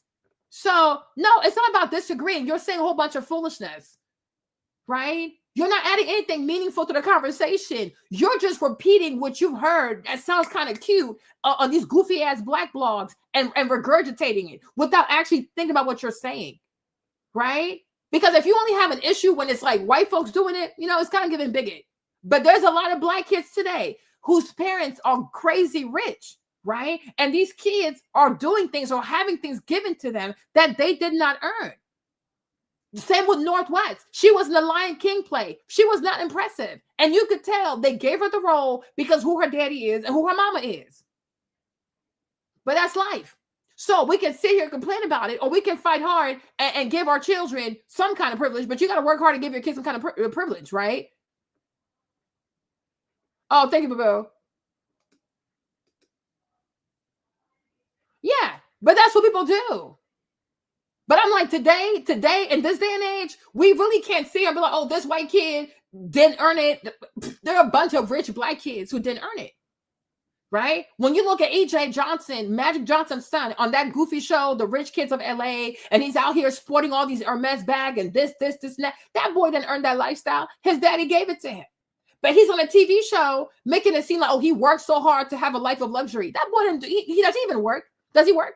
Look at Diddy's kids. Whether it's Christian, what's the other one? Prince, whatever. Their name, I forgot their names, right? But look at Diddy's boys too, right? Bunch of entitled ass daddy's boys, right? They didn't earn nothing. Justin goes and he signs a car lease for like almost $170,000 for a Bentayga. What money you got? Right? But there's a lot of black people today who are giving their children access to things and opportunities that these kids have not earned. They haven't earned it. So what George Bush's father did for his son, there are a lot of black parents today doing it for their kids. Because at the end of the day, put color aside, that's what most parents are going to do. Right? Just like even with Joe Biden, maybe if it was Barack Obama and Malaya had done something foul, he probably would have written a pardon too for his daughter. Because that's what parents do. For the most part, when they have money or they have privilege, they make sure that their children benefit from the money, from the privilege, right? That's how it goes. Exactly. But that goes for a lot of people. It's not just white people. So my thing is, if you only see white people as Nepo baby, that's some kind of bigotry. Because there are plenty of examples of black children who are Nepo babies, right? Even Malaya Obama, being a movie director, opening up in Aspen, going to all these film festivals, right? What movie is she directing? But we know because she's the child of Barack and Michelle Obama, right? So there are also Nepo babies. There's a host of black Nepo babies, just like you have a host of white Nepo babies. So my thing is, if you're going to call somebody, call all these people out. Don't just stop at white people. Because when you stop at white people and make it seem like, oh, all these black people with money have so much integrity and they make their kids work hard, we know damn well that's a lie. Because Bronny does not deserve to be in the Lakers. And another child who is more deserving, another black child who is more deserving, he didn't get to have that place because Bronny, whose dad is already a billionaire, took that spot, right? So that's it. That's it. Everybody does it. My thing is, if you're going to call out the white folks, make sure you call out the black folks also. Otherwise, it makes you a bigot. I don't think you want to be that. Amen. So that's it. Everybody does the same thing. Everybody does it. Aoki Lee and her sister, they were on TV at an early age. They had all this stuff at an early age. They were able to walk the catwalk with their mamas because their daddy, Russell, owned Def Jam, Baby Fat, Fat Farm, Wumpty Wump Wump. They grew up extremely privileged on TV, right? The same thing with Vanessa and her sister. What's her sister's name? The Russell's girl. What's the name? Reverend Run, Vanessa and her Angela, right? Vanessa and Angela. They also grew up extremely privileged. We watched the show. They grew up in this big ass castle in freaking New Jersey, right? They had a shoe line as teenagers. They were in all these stores like Foot Locker as teenagers, right? Why? Did they really work hard for that? No. Their daddy's Reverend Run. Their uncle's Russell Simmons. They're part of hip hop legacy. Right? That's how it goes. Reginae also grew up with privilege. She was always on TV as a child. She had a little Swiss 16, all kinds of car. Her Birdman is your godfather. Your father is Weezy the Baby. Like, it's all kinds of money over here, right? But Reginae also didn't earn it. That's why she couldn't even stick to Clark. She dropped out of school because she's so spoiled. She's just so spoiled. She's a little brat, right? So I'm like, there's a lot of Black kids who have things they didn't earn.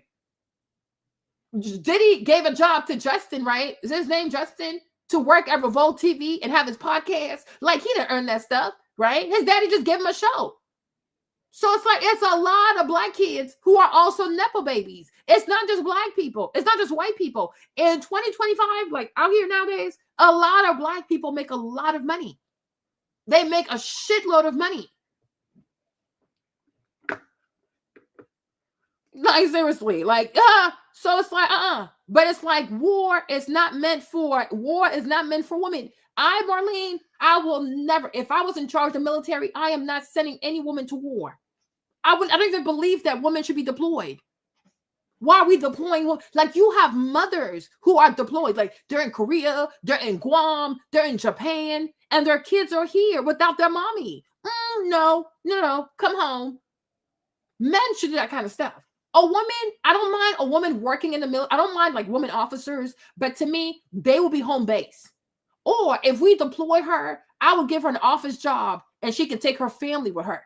Because the role of a mother is so crucial. Like, nobody can replace mom. Like, I will not be out here deploying any woman. No, thank you.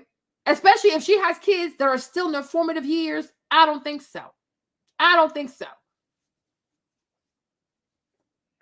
Yeah, but we're not gonna solve mediocrity for Aquarius with more mediocrity. That is not it. And that, to me, that is a flawed paradigm. I understand some people saying mediocre white people have had positions. Okay. So therefore, our solution is we're gonna then offer up mediocre Black people. Do we understand? Is there a part? Like, is there really a part where everybody understands that America is like a ship, right? We're all in the ship. Like, we're all on the ship, right? We're all here. If America sinks, we sink with her. And there's no scenario where America falls and then we're like, oh yeah, we gonna still make it. No, we're not making it, right? So if white people, if we can agree that we have seen mediocre white people ascend to positions of power, we can then also say there was a lot of suffering because of that, right? When you have mediocre people, irrespective of color, in leadership, people will suffer, right? So is our answer then to say, well, since they've had mediocre people in power and that caused a lot of suffering, well, we should also have our mediocre people because they're Black and so they can cause more suffering? Do we want a better America or not? Do we want a thriving America or not? It would seem to me that if we wanted to correct the wrong of a lot of mediocre white people having positions of power, we should then offer the very best of Black people, right? We should offer the very best Black intellectuals. We should offer the very best Black of this, and that. It should be Black excellence should remedy the woes of white mediocrity. But to answer white mediocrity with Black mediocrity, I just can't vibe with that. Because everybody suffers. And if we're just doing it to be spiteful, to be petty, then you really have to ask yourself, or do you actually love your country? Because to me, it's incredibly unpatriotic. It's like in this life, I wish a lot of Black people understand this, right? It's like having children. It's like having children. You can say, you know what? Somebody's hurt me. So because I'm hurt, I'm going to go commit more hurt. But when do you stop and think about your kids? When does somebody say, you know what? Because I love this country, I'm willing to turn the page and set the bar high, that nobody will ever have to suffer what bad leadership looks like. When do people actually say, I'm an American citizen, this is my country, I want the best for my country, and the only way that we can heal and we can build a better nation is by making sure that only good people, the best people, the most qualified people, and by the grace of God, the most humble people take over these spots. Because the least amount of suffering we can create, that's the option we should go for.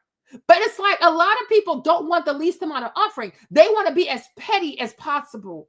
And that to me, it's like, to me, it's incredibly unpatriotic and it's incredibly cowardly because you don't fix evil with evil.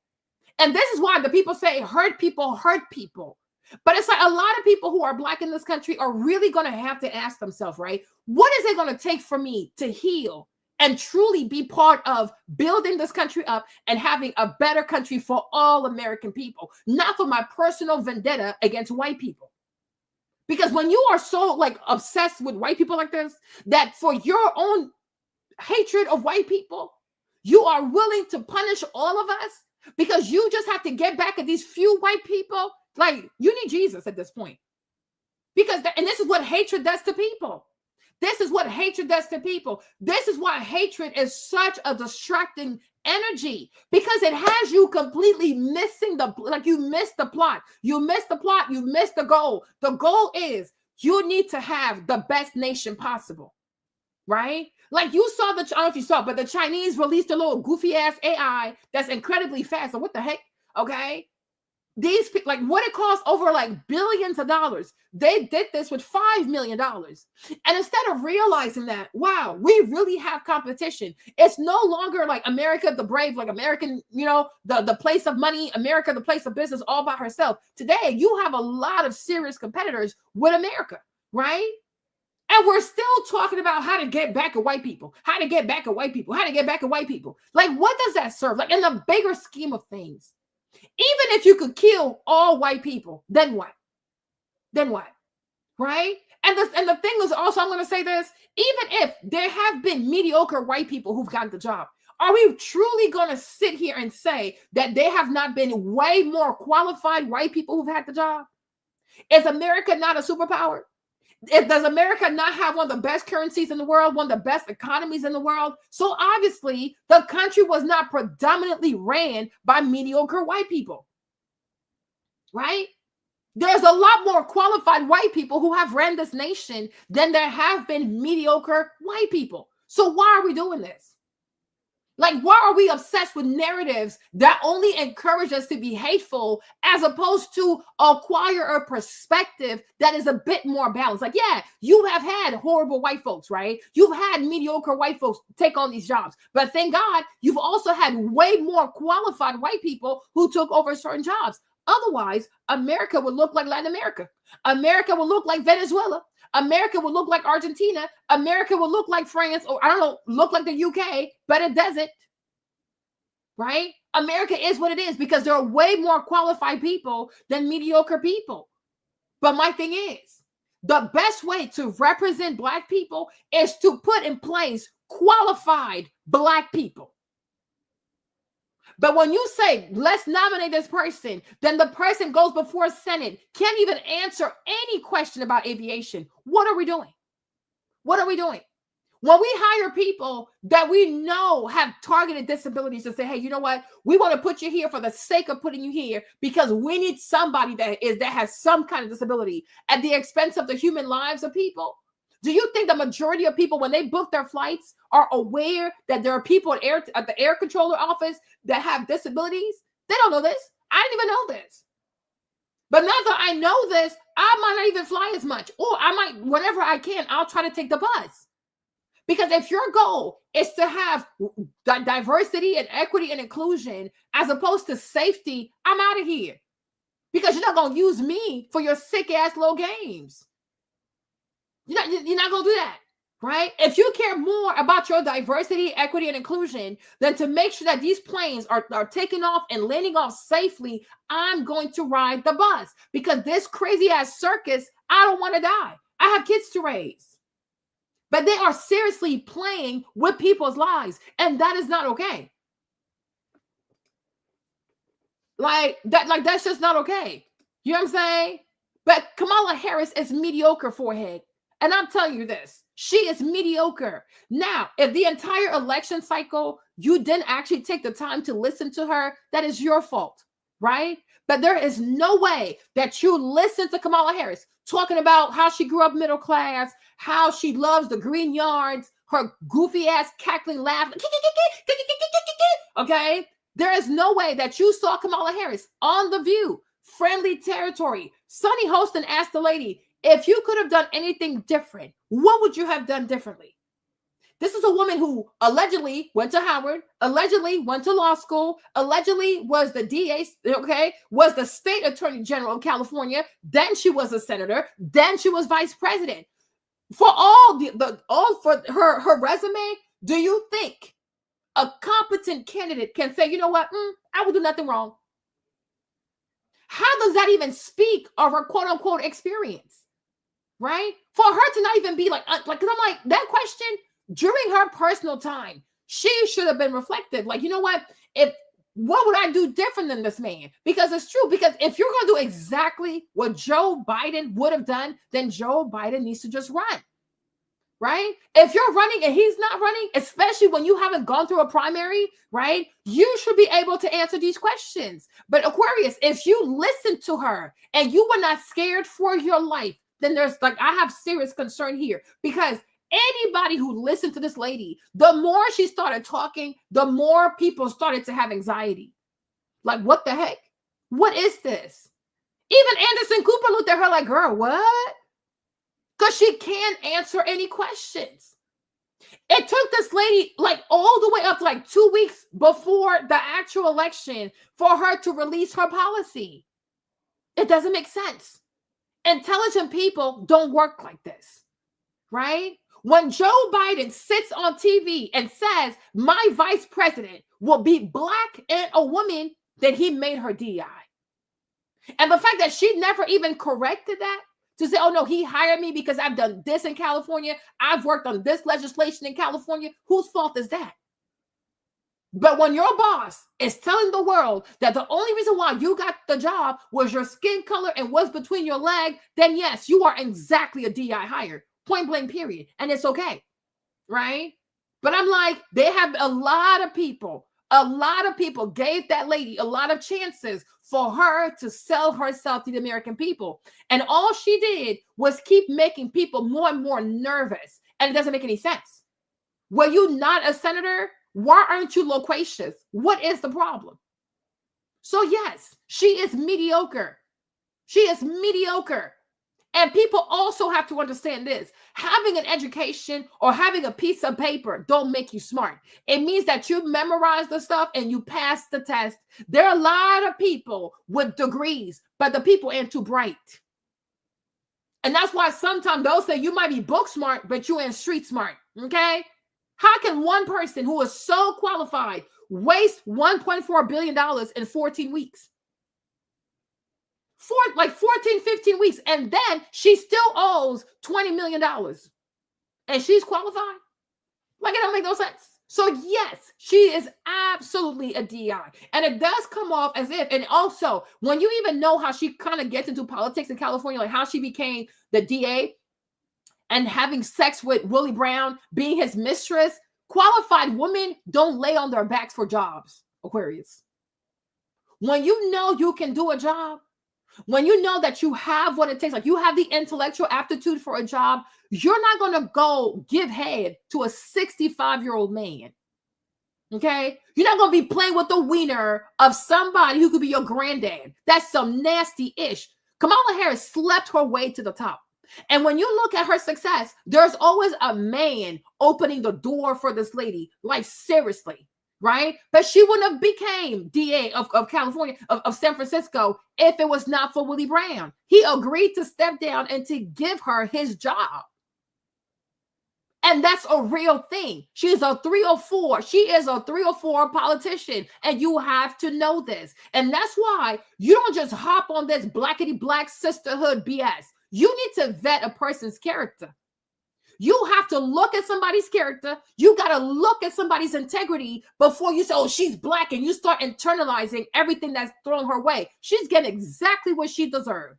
Because once again, if you can't take the heat, get the fuck out the kitchen. I'm like me, I have it up to here with all these black women who want to run for all these offices like Karen Bass. They want to be mayors. They want to be vice president. But as soon as people hold them accountable for these prestigious positions that they have chosen to willfully pursue, oh, I'm a black woman. Oh, I'm a black woman. Don't nobody care.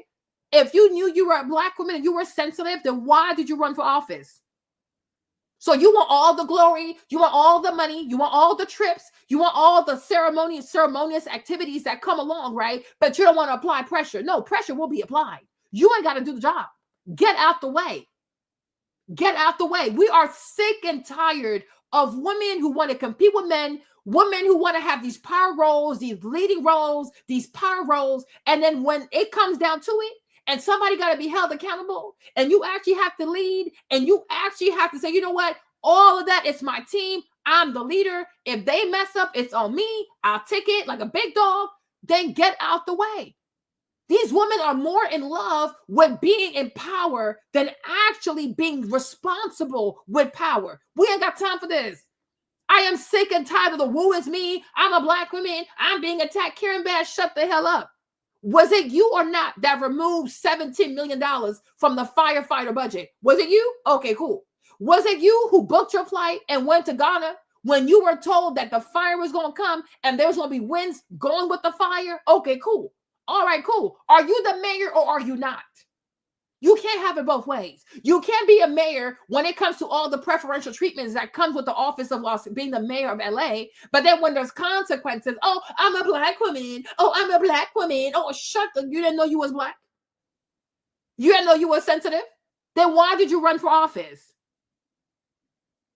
Always asking for stuff that you can't handle because you're more ego-driven. They're a bunch of narcissists. I told you, I said the weaker the vessel, the more narcissism you're going to encounter from that person. You know you can't do the job. You just want the good side of the job. But what job don't have good sides and the bad side? Oh, just give me the compliments. Give me the glamour. Give me the trips. The same thing with LaToya Cantrell. Because had she done her job, that blockade would have been up and the man wouldn't have been able to drive through and kill the people on New Year's Eve. But once again, hey, babe, thanks, love. But once again, LaToya is too busy smashing people in the office. What kind of mayor is this? She's having sex with her police detail during the work hours with a married man. But, oh, you're not supposed to hold her accountable because she's a black woman. Man, get out of here with that. Okay? And that's all we've been seeing. Bunch of mediocre black people. And then people want to gaslight us. Oh, they're black women. I don't give a damn. I don't give a damn. People pay taxes. Do your damn job. You can live your life how you want to as a private citizen. But once you run for public office and you take the money from our taxes, we have the right to ask you questions. And you're not going to sit here and gaslight people. The vast majority of these black female mayors are making everybody's life a living hell. Tiffany Mayer was out here fighting people yesterday. I'm like, what is this? A mayor actually putting her hands on people. What is going on? But if you hold her accountable, oh, you're attacking a black woman. No, I'm attacking a thug. You are a thug. That's what you are. You was a whole criminal who ran for office, so you could bully your way through people and steal all the township's money. It is ridiculous. It is so ridiculous. Like the people are sick and tired. Like it's like, what is this? Like, we are sick and tired. You don't have to run for office. Nobody has to run for office. But to whom much is given, much is required. And if you know that you have a hard time when people ask you questions, you don't like to answer questions, you don't want to feel indebted to nobody, then please, by God's grace, do us a favor. Do not run for public office. Don't run for office. Like Fannie Willis, right? She knows she likes to be promiscuous. right? You know you like to be promiscuous. Why are you running to be the DA of Fulton County? Why are you having sex with your workers, right? And you can't hold me accountable. No, we can hold you accountable because you are an officer of the court. You have to conduct yourself with integrity. You represent the court. You represent the court of Fulton County. You are the representation of the law in your county, right? Why are you in bed with somebody else's husband? What is this? What is this? And that's the problem. That is the problem. It's not even like back in the day when we were growing up and you had Colin Powell in the military, you had Condoleezza Rice. We grew up and we saw qualified Black people. Nobody ever called Colin Powell a DI. Nobody ever questioned Colin Powell. Even what's his name, Clarence Thomas. Nobody ever questioned Clarence Thomas. Oh yeah, he's only there because he's Black, whatever. Okay. Condoleezza Rice. Nobody's ever treated Condoleezza Rice the way Kamala Harris has been treated. Why? Because she's good. She's just evil. She's very evil. She's like the Black Hillary, but she's really good though. She's really good. She's just evil. But you got to ask yourself, why wasn't Condoleezza Rice treated the same way as Kamala Harris? Have you ever seen a whole bunch of white people question whether or not Condoleezza Rice could do the job? No, they did not. Nobody has. The only thing with Condoleezza Rice, she's evil. That's it. She's crazy. That's about it. But the lady is freaking good at her job. So it's like, people got me personally, this whole DI stuff, they miss me with it because I never grew up and saw this she's like the Black Hillary Clinton. Hillary Clinton is incredibly intelligent. That lady, she's really, really smart. Nobody said that Hillary Clinton was not intelligent, right? The only thing is she's not likable.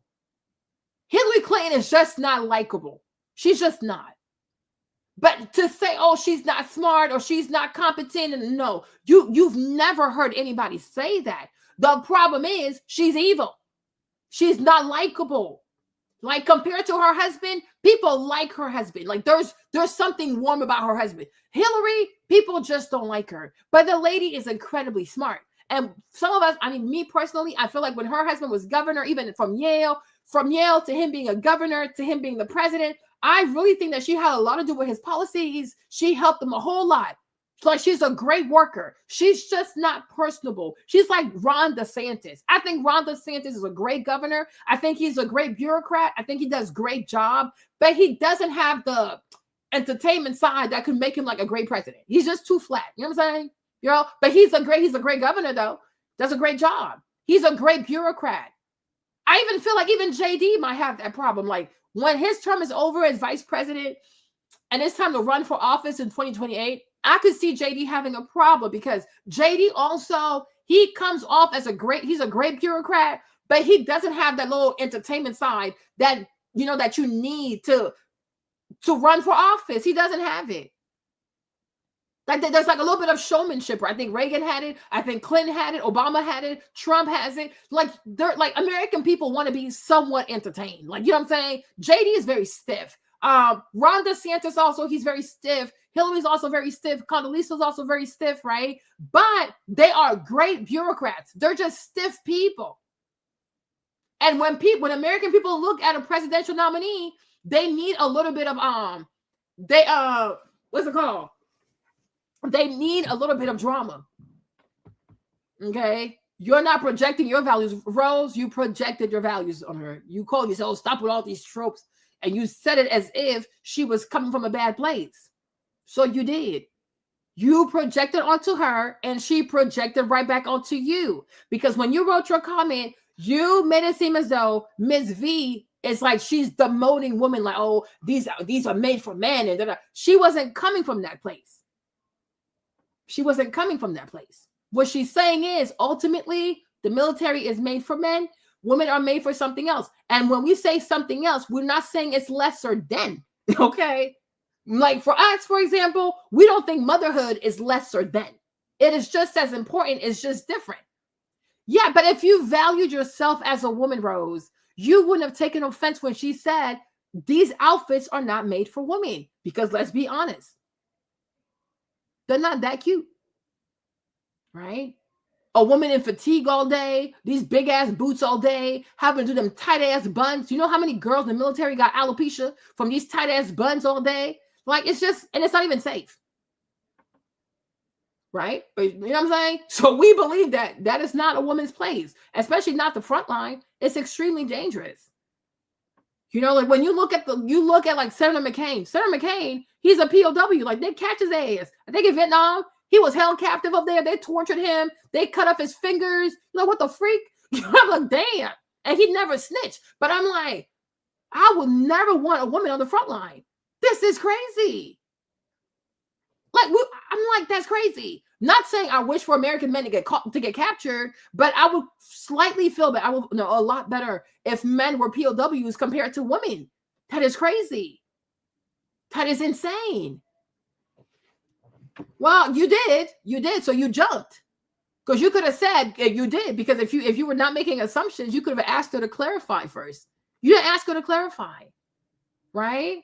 Yes. Oh, Ms. V, what you mean when you said that? Then she could have expanded and told you what she meant. But you like attack, right? So that's a projection. So you attacked. So then she projected back onto you. Reciprocity is a beautiful thing. But anyways, y'all, let me keep reading my little, because y'all got me messed up, right? Let me see this. Okay, so to start with in 2000, a 3-member task force, including NBCFAE member Mamie Mallory, wrote a business case and strategic plan to address underrepresentation of minorities. Okay, the title, I don't mind. Okay, like for me, Marlene, I'm gonna say this. I don't mind anybody saying, oh, Marlene, you know what? We would love to see more Black people being air traffic controllers. It doesn't bother me. Now, how we go about achieving that goal. Now, this is where I'm like, okay, I might agree, I might not agree, right? But I don't have an issue with saying, hey, we have all these Black graduates here. We got to find them jobs, right? Especially if they come from these schools that are FAA accredited. I don't have an issue. But at the same time, though, it's how we go about fulfilling that goal that needs to be a concern for all of us. Because God forbid, we let a young man be FAA, a young Black man, we let this young Black man become air traffic controller with less requirements. And then something bad happens. How does that make him look? And also, what about his mental state? Because now he's also going to have to carry the guilt of what happened on the tarmac. Then you got to worry about you, because like, yo, you push for this. And instead of bringing the best, you're like, oh no, change the rules. Like, a lot of people are going to suffer, right? And this is why you have to be mindful. The goal itself, I don't have an issue with, but how you go about fulfilling that goal, this is where I'm like, okay, is it ethical or is it not? Right? But I do believe, I don't know why people are doing this. I do believe that we have an abundance of intelligent, highly qualified, extremely competitive, highly performing Black students. We don't have to lower the bar because we want to see everybody in. No, we need to once again let only the best of Black people. Because then they're going to do their job right. And guess what? They're going to make all of us look good. Right? So the goal, like the paper, the title of the paper, it doesn't bother me. But how you go about doing it, that right there is what we have to look at. Because if you're changing the test, you're making the test easier because you want to fulfill your goal as fast as possible. No, that's crazy. That's crazy. Okay. Women and people with target disability, recommending per the lawsuit a workplace cultural audit, diversity, hiring targets, so quotas for each year, and allowing RNO, race and national origin, and gender cautious hiring. What does that have to do with being an air traffic controller? Right? They were advised by Dr. Herbert Wong, who helped the NBC FAE analyze FAA diversity data in 2009. Wong authored a report concluding that the FAA was the least diverse agency within the executive branch of the federal government. Mallory and Wong were consulted as part of the 2014 test replacement process. And this is where also sometimes I wish that people would also bring on board statistician, right? Because just because you're not seeing skin diversity does not mean that you don't have diversity, right? Because once again, what is the goal of the FAA? is to make sure that all these planes and all these people on these planes can take off safely and land safely, right? You ask anybody on the plane, right? What are you looking for in an air traffic controller? Do you really believe that the answer number one is going to be like, oh, I want them to be black like me? I don't think so. Oh, I want them to be white like me? I don't think so. Oh, she got to be a woman because I'm a woman? I don't think so, right? If you were to survey even like a fifth of American people who fly these airplanes like on a very regular basis and say, what are 3 top qualities that you look for in an air traffic controller? Race, gender, height, disability ain't gonna be nowhere in these answers, right? People might say, oh, somebody who loves their job. Somebody might say, I want somebody that has years of experience, right? I can see a lot of people saying, I would feel more comfortable knowing that my air traffic controller has years of experience, right? I can see some people even saying, oh, well, if they if they were part of the military, I would feel a lot better, okay? Or like they're former pilots, like, then you'll see the vast majorities of answers will have nothing to do with race or gender or disabilities, right? And does that make people racist? Even the black people who answer that. Does it make anybody a racist, a xenophobe, a bigot for saying, hey, for my air traffic controller, I would prefer somebody who went to the military? No. Does it make sense? Does it make anybody evil for saying, hey, I would prefer if my air traffic controller had about 10 years of actual work experience? No. Does it make anybody a bad person for saying, I would prefer if my air traffic controller also has a pilot license? Okay. Right? So we have to know. Maybe there's certain things where people would actually care about color, like maybe like for a therapist, for example. I can see somebody saying, like, okay, if I'm seeking therapy and I'm a woman, I might want to talk to a woman because she might be able to relate to me better. I can see that, right? I can see somebody say, you know what? I have family issues, but I'd rather talk to a black therapist because that therapist will understand black family dynamics better. Makes a lot of sense, right? Sometimes instead of people who are in that field thinking that they know what's best for society, we should actually let the people who consume the product or, consume the services, they should be the one to say, okay, we want this type of diversity, or we want this, or we want that. But to not even consult the people whose lives are at risk when they get on these planes, right? And then to have some random woman write a paper with some man who says, oh yeah, it's the least diverse. Yes, because when it comes to being an air traffic controller, skin color doesn't matter. Gender doesn't matter. Years of experience do, right? So are you more likely to probably have more men who are air traffic controllers? Are you more likely to have people who've been in the military?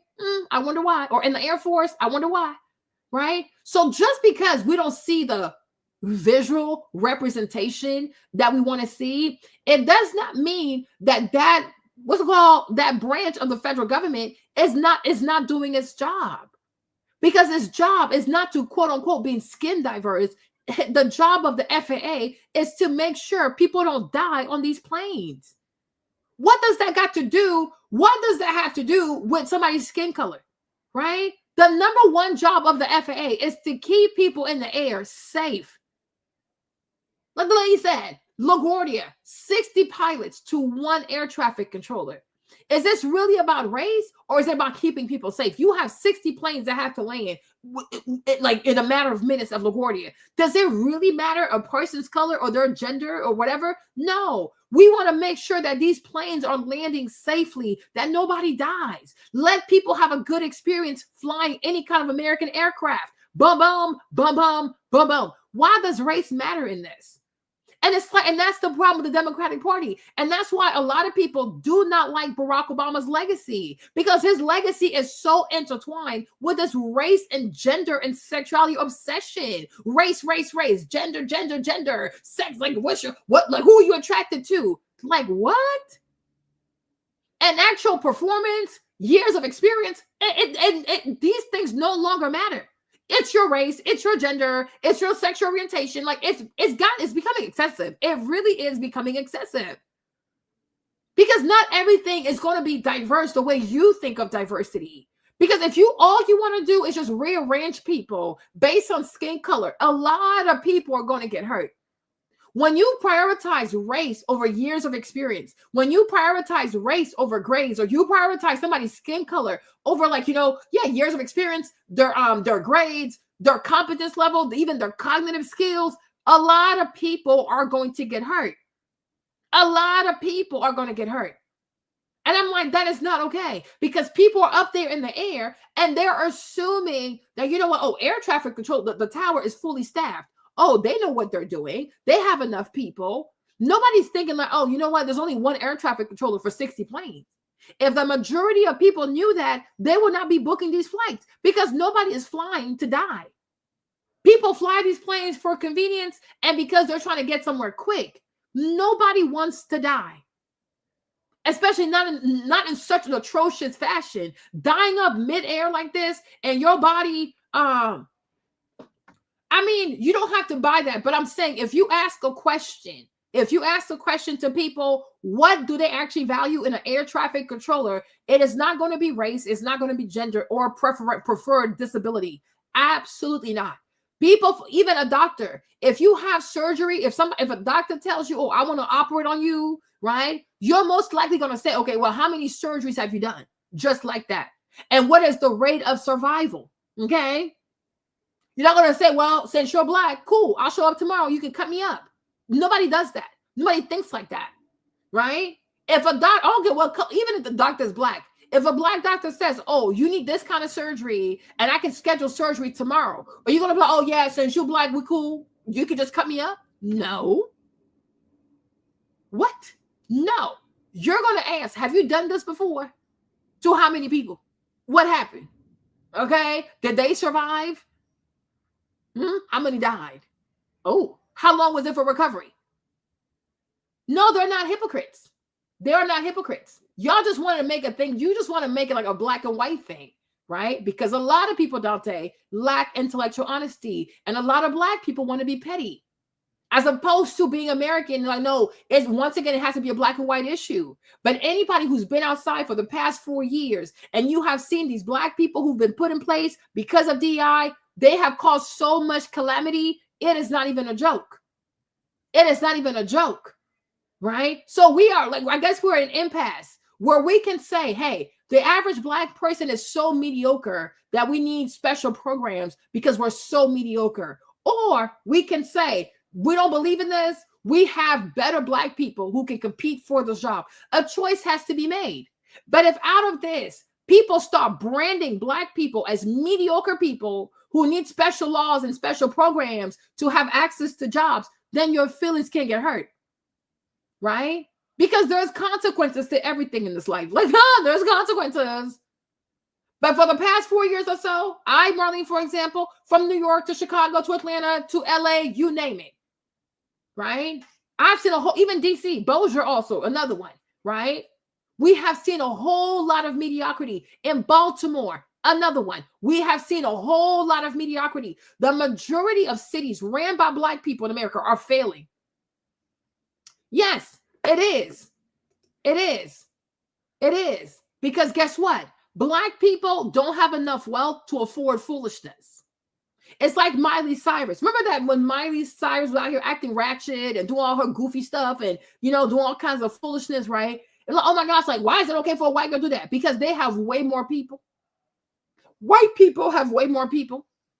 And white people have way more diversity amongst their whiteness that somebody like Miley Cyrus is not going to cause all white girls to be branded because of Miley, right? When it comes to Black people, you don't have enough bodies to afford this foolishness, right? So a sexy red, a this, and that, yeah, it causes more harm than a Miley Cyrus because the sample size is bigger, right? 200 million white people.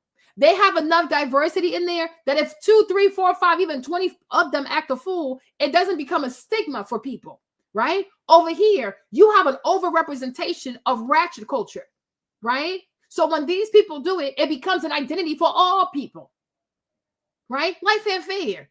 And I think a lot of y'all, the problem that you struggle with is like you want this fairness so badly with white people that you are willing to hurt everybody to achieve that goal. And like this is where someone like me is going to tell you, oh, hell nah. Okay? Just like at war, there comes a time that you have to act like, unfortunately, right? Because the image that dominates is not a good image, right? Because when you have Black people who try to stop the mediocrity, when you have Black people who interfere with the mediocrity, they get called names, they get told they're being mean, they get told to shut up, right? And we allow the fools to become the rulers of the culture. Yes. You know what I'm saying? We all know that white people have their own version of ghetto, ratchet, white trailer park. We know that. But you see, over there, they make it their business to not prop these people as representation of the culture, right? Over here, we have an inverse relationship. The people who act the most foolish, the most crazy, the most ratchet, we say, oh my God, I feel bad for them because this, and that. Always feeling sorry for people. And then eventually they become like the Mount Rushmore for everybody else, right? So whose fault is that? But at the end of the day, when people see you a certain way, you got to ask yourself, like, what posture am I carrying myself in that people see me this way, right? And accountability, it's a beautiful thing. It is a beautiful thing. And I think a lot of Black people struggle with that. Oh, because that's how it goes. And you don't fix this. If people have a negative perception of Black people, if people have a negative perception of Black students, Black academia, you don't fix it by coming up with some goofy ass federal program that intentionally says we've lowered the bar, right? On the test, there is a specific question that says, did you get lower scores in science in high school? And when you say yes, you're given extra points. How does that even make sense? Right? So these tests are not out here to look for the best Black children who can be air traffic controllers. No, they have a point to make. They just want to see more Black bodies. So to make that happen, they intentionally write these goofy ass tests. They write questions like, oh, did you have bad grades in science? If you say yes, you're given 10 extra points. You think that's okay? It lacks ethics and it lacks integrity. Right? And that's not okay. Like my mother-in-law, she kept having this problem because there's a school here, Thomas Jefferson, right? Trace applied, but he didn't get it. But I said to my son, like me, I didn't really feel bad. I said, well, you weren't applying pressure. Like you applied pressure 8th grade, but you didn't apply pressure 7th grade because they take your grades from 7th grade to really look at your application. You understand, right? But she felt like, oh, the Asian kids. And I told her, so let's say her name is like Mrs. Apple. I said, Mrs. Apple, let me tell you something, right? You're acting as if Asian kids, part of being a successful student also involves family. And that's why if you ever look at like private schools, especially the most bougiest of private schools, even the parents have to interview with the school, right? A lot of these like fancy, crazy ass, bougie, uppity, upper class, upper echelon private school, even the parents have to interview. Why? Because they want to make sure that even if the child is smart at home, the child has an environment. He has supportive parents, right? Who are going to help this kid be successful. Because a successful student is not just the child, it's the child and the parents. It all goes together, right? You can have a brilliant child, but if you have parents who never check the homework, who don't ask the child question, who don't look at his work, how far is the child going to go? So the school wants to make sure that even the parents are just as committed. So now the child has a whole village to be successful, right? And sometimes people look at these Asian kids who are getting into these prestigious programs and they become the ire of like people's hatred. Oh, well, they're just getting there because they're Asian. No, you also have to be honest and admit to yourself that Asian people give their children the home, the family structure for them to be A+ students, right? You understand? And so it's like, to me, sometimes I don't really understand this like weird deflection, hypocrisy from a lot of Black parents. Like, stop acting as if education really matters to you, right? A lot of Black parents, they prioritize sports or they prioritize entertainment, right? There are a lot of Black parents, you go into the household, the child does not even have a proper table where it's, okay, this is where you study, right? No, the kids gonna study in the bed. The kid's gonna study on the couch. The kid's gonna study over there, and it doesn't bother anybody. Like, no, this child needs a proper table. The child needs a proper work environment. What are we doing? Right? Their parents are, okay, you do your homework. Okay, cool. That's it. Right? The child could have done the homework, but you also have to check and make sure the child has the right answers. Right? You gotta, like, all of that, it goes all into that. And Asian parents are more than willing, they're more than willing to do it. Right? So yes, so on the bigger scale, Asian kids will have an advantage. People love to act as if the majority of these Asian kids and South Asian kids don't usually come from a two-parent household. I wonder why, right? But the moment you're going to tell Black people that when you two have a child, y'all got to work it out. Like, you need to find a way to make it work. Oh, well, I'm not going to stay because of a child. Well, if I'm not happy, well, okay, no problem. Right? But it's like people have failed. Let's keep it a buck, right? People have failed. A lot of these public school systems have failed to properly train Black children. Right? And people don't want to admit that. Kids are being moved on to higher grades when they don't even meet the requirements to move up to a higher grade. They need to be in freaking summer school. You understand? A lot of Black children also do not come from a two-parent household. You see, it's like, it's all of this stuff. It adds up. It adds up. Right? Because nobody wants to bring redress. It's like nobody wants to address the problem. It adds up, it adds up, it adds up. And now we fast forward. Oh, wow. How come we don't have a lot of Black kids who are geniuses? How come we don't have a lot of Black kids who are competent? And instead of looking in and saying, wow, we fucked up. We truly fucked up. We fucked up by not going to the PTA meetings. We fucked up by not emailing the teachers a lot of times to check on these kids, right? We fucked up by not teaching our kids how important it is to actually study. Like, sit your ass down and actually be still for an hour.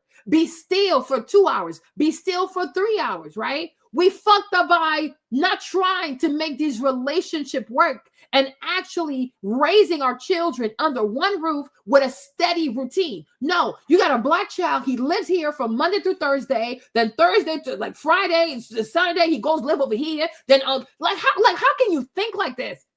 How many Black children are torn by custody? Like, how can you even think straight? You're 3 days over here, you're 4 days over here, like children living out of suitcases. How can these people study? Then the vast majority of the time, you have these two goofy ass Black parents who are always bickering instead of putting the child first and the education of the child first. Like, make it make sense. Okay? No, miss me with that forehead. Miss me with that. Miss me with that. They're a bunch of poor. I mean, like, whatever you call poor is not even poor. Whatever you call poor, Aquarius, is not even poor. We have Black in this very nation. We've had Black Americans whose parents were sharecroppers. They went to university on a full ride. What are we talking? We're not doing this. We're not doing this because this modern version of poor Black people is poor people on welfare. They have money. Miss me with that. We have generations like people like Thomas Sowell. Thomas Sowell, for example, first of all, his mama didn't want him. He was raised like in a big ass family, bunch of people. He went to Yale in like the early 1900s. Everybody dirt poor. Everybody's dirt poor. And I think some of y'all, you just don't, like, you don't read enough, right? You look at your current times and you gauge poverty based on your current times. You have in this very nation, you've had African Americans who were living in quote unquote a village, no running water. And these people ended up going to Ivy Leagues. I remember like when I was at Fairfax High School, I was a teacher's assistant, right? The teacher I was an assistant to, he was African American and he was the AP, he was teaching AP government. I forgot his name. He was really tall, really handsome man, but he was older, right? His mom used to wash clothes, y'all. I'm talking like the African way. Like when you go to like you go and you like this, okay? His mama used to wash clothes for white people. He was like his mom, I think she made like $1 a week. No, she's like, because he was like, yeah, she would get paid pennies for washing white people's clothes. I'm talking like this, like this. Have y'all ever seen that one thing? Like there's a piece of wood, like you take the clothes and you go like this, okay? And then his father, I think his father was like some kind of blue collar worker. I forgot. But the school he went to, his teacher was like, you're just too smart to be here. So his teacher, I would assume she was a black woman. I don't remember, but what I do remember, the woman said, you are too smart to be here because he's just too brilliant. Mind you, his mama washing clothes like this. I'm talking like the old African way, like this, okay? Getting pennies to wash all these full loads of clothes. So she took upon herself, she submitted an application. She submitted an application to Philip Exeter. Philip Exeter is one of the most prestigious prep school in America. It is not a joke. I was like, what the heck? I didn't even know it was a thing. Hold on. Let me check. Hold on. Okay. So she took it upon herself and she submitted an application for him to Philip Exeter. That school right here, you guys, that school, you get into the school, you are definitely going to an Ivy League. And at that time, I was like 17, 18, right? The man was probably like in his 60s. So think about when he went to Philip Exeter.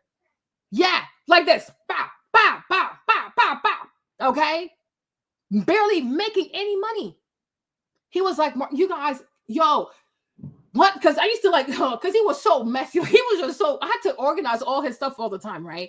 But we would talk all the time because I used to love government. I just didn't want to take the class. I'm tired, right?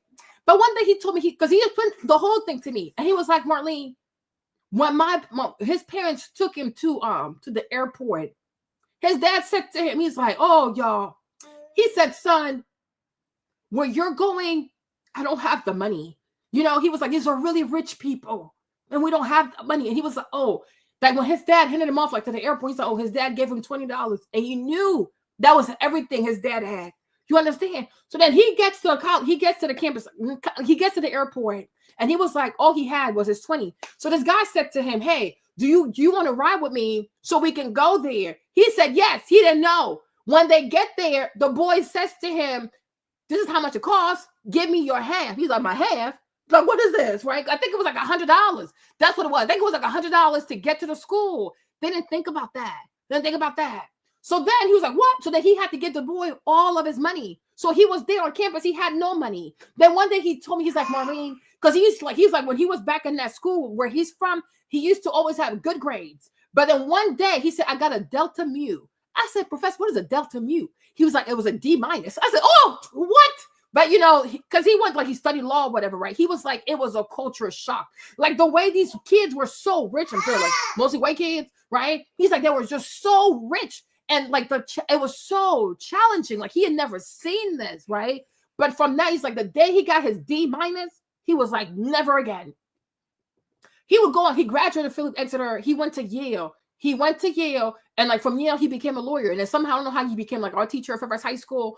But I'm like, that is so crazy. One time too, we had this one lady, Black African-American also, she came to Greater Mount Calvary and she gave her story because she went to Wesley. Wesley is where Hillary Clinton went, right? I don't know if you guys know about Wesley College. So like Wesley College, Spelman is the Black version of Wesley College, right? So she went to Wesley. Hold on. And I was like, what?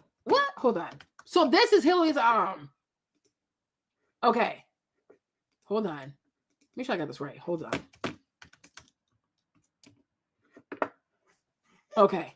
So this is where Hillary Clinton went, right? This is her school, right?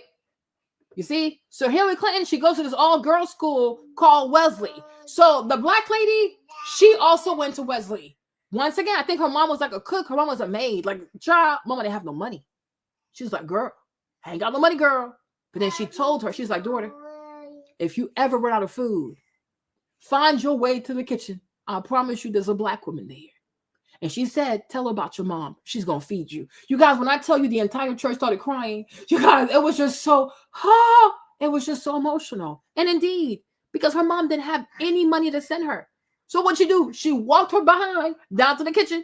And guess what? Of course, it was a bunch of Black women there. And they used to always feed her. I said, oh my gosh, community. Okay. Oh my Lord. Like, it's like there's so many stories like that. It is not a joke. It is not a joke. But today, you'll see a lot of people use poverty as a reason for being knuckleheads, all kinds of foolishness. But it's like, at the end of the day, you have a house, you have running water, there's a school bus.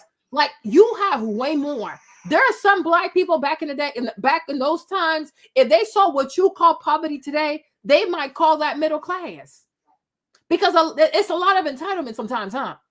You know what I'm saying? It's a lot of entitlement sometimes. But this notion of like America has never seen black children come from poverty or like this, and that, and go into these prestigious schools, I find that to be incredibly insulting. There are a lot of black people who came from remote, like quote unquote countryside villages, like from the South, right? With poor parents, sharecropping parents, parents that clean houses, parents that did menial jobs. And these people will go on to go to prestigious colleges. Why? Because even though technically the parents were poor, they were not poor in values. They were married. They raised their children. They put work ethics in their children. What I have come to realize is that today, being poor is an excuse now for a lot of black people to not even try, to not be decent, to not have integrity. Oh, I'm so poor, so I can afford to have integrity. Oh, I'm poor, so I can afford to live a clean, neat life. Oh, I'm too poor. I'm poor, so I can't practice abstinence. Like, no, stop the foolishness. Right? Oh, I'm too poor to raise my kids to have integrity. No, you're like not having money in the bank. That is one thing. You cannot have money, like physical money, but you can give your children great education. You can give your kids moral values. You can give your children structure. You can give your children order. And this is something that even Thomas Sowell talks about, right? Because I'm like, he's talking about it a lot. He talked about this one school in DC where the majority of children, the majority of these black children had parents that had no education. You know, the people had like menial jobs or blue collar jobs. And yet these black American students always had straight A's. Once upon a time in American history, black American children whose parents were underserved, underrepresented, underpaid, poorly paid, were exceeding academically white kids. They have better grades than white children. They have better test scores than white children. Then you start integrating these schools, you start having a liberal curriculum, a progressive curriculum, something happens to black children. And instead of fixing the root of the problem, we're saying, oh no, let's create some goofy ass government program, right? To just put a Band-Aid on the problem. No, you got to go to the root of this and fix what this is. But at the very root of it all, it starts in the home. No, it really has, Ms. V. It truly has. Oh, I'm poor, so I get to be dirty. Oh, I live in the ghetto, so I get to be dirty. No, you can live, the outside can be nasty, but your house can be put in order. And you do have people like that. You do have people who live in government housing, but they are extremely clean. They are very, very clean. And then you have people who live in government housing who choose to be filthy. No, you got to take pride in where you live. And we got to be honest, right? Black pride, it went from being, I take pride in what I do. I take pride in the way I dress. I take pride in the way I carry even speaking English. Like, I take pride in the way that I speak English, right? It went from that to today, black pride is a form of like low-key racism against white people, right? But I'm like, growing up, there was this famous movie with Denzel Washington called The Debate, right? And you saw all these black kids who didn't go to like, their high school was not that great, right? Right? But somehow these kids start debating, these white kids, and they start winning. Because it's not about whether you have money in the bank. It's about personal drive. And if we're being honest, like in 2025, we just got here, but you know what I mean? Like where we live right now, can we really say that a lot of black people have a serious amount of black pride? Like everything I do, I will do it to the best of my abilities. Can we truly say that? Outside of sports, because even entertainment, they're not serious. Today, even these rappers, you barely know what they're saying. Like, it's like a bunch of jumble mumble bullshit. Like, it's like, what are you even saying? What are you even saying? But in sports, you do have to apply yourself or you're not going to win. But even that, I think some of them could do better, right? But outside of that, can you truly say that when you go on college campuses, you are truly seeing black children move with a lot of pride in their work, their homework, trying to, no. They go to school, they want to be activists. They go to school, they want to be radicalized. They go to school, they want to join all these crazy ass groups instead of focusing on their work. You are there to go to school. Okay? So you see, Dante? So you see? So even you know the truth. So why are we doing this? Right? Even our young black children today, you'll see a black girl, she'll graduate college, right? She's college educated, but on her graduation picture, she twerking like, doing this. It's like, girl, what is this? What is this? We saw this one girl, she had a whole degree. She was half naked on the school statue, taking pictures. Those were her graduation pictures, right? Today we sit here, we take so much pride in baby showers, people having kids out of wedlock. Like, yo, we also have to look at ourselves. Like, but I swear, because I swear, we're all going to have to answer to God. Everybody's going to have to answer to God. Because can we really sit here and say, yes, when I step outside and I see black people, I see people moving with pride. You look at black people, for like here in America, for example, and that's the world, but since we're here, let's talk about it here, right? You look at black people, even black men. Hold on.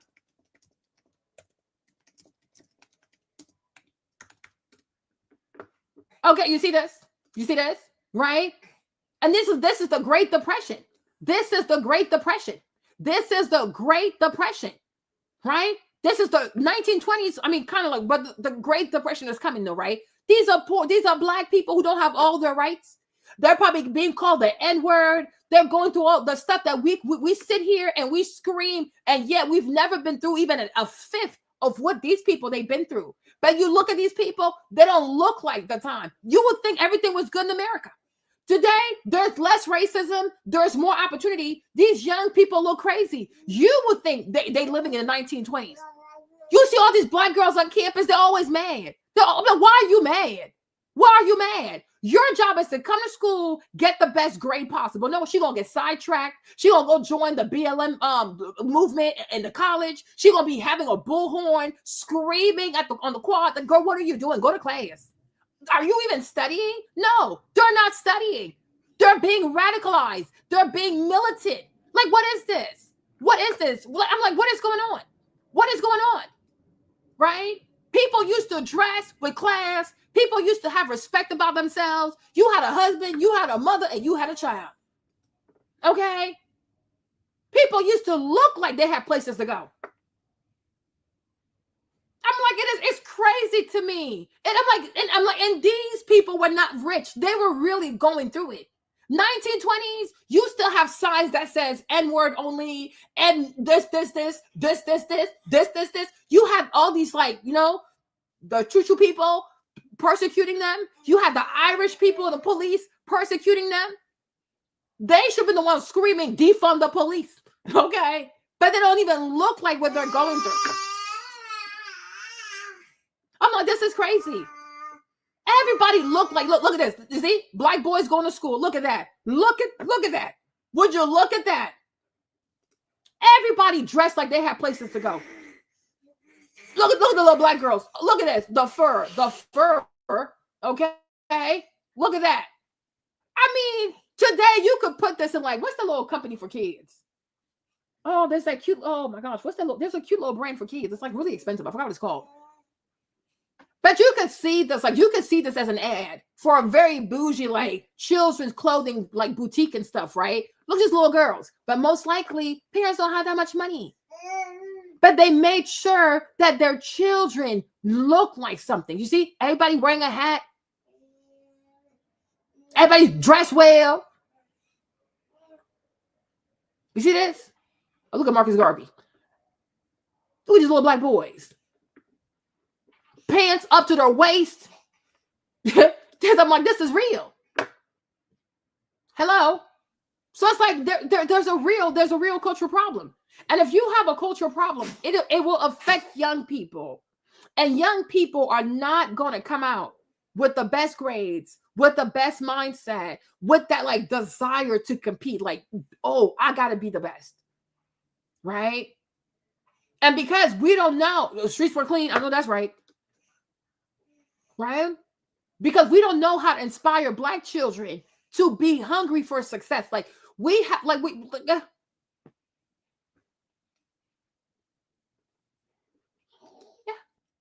you know, and school used to be a sacred place for Black children. Like the parents and the teachers, everybody was locked in. Today, these kids, they come to school, they beat up people, they beat up the teachers, they cuss out the teachers. The Black parent also comes in. Then no white teachers, huh? A Black mother to a Black teacher, she gonna try to fight the lady. No respect. No respect. There is no respect for teachers. There's no respect for educators. There's no even like, there's no form of gratitude. Like, you know what? You spend 8 hours with my child.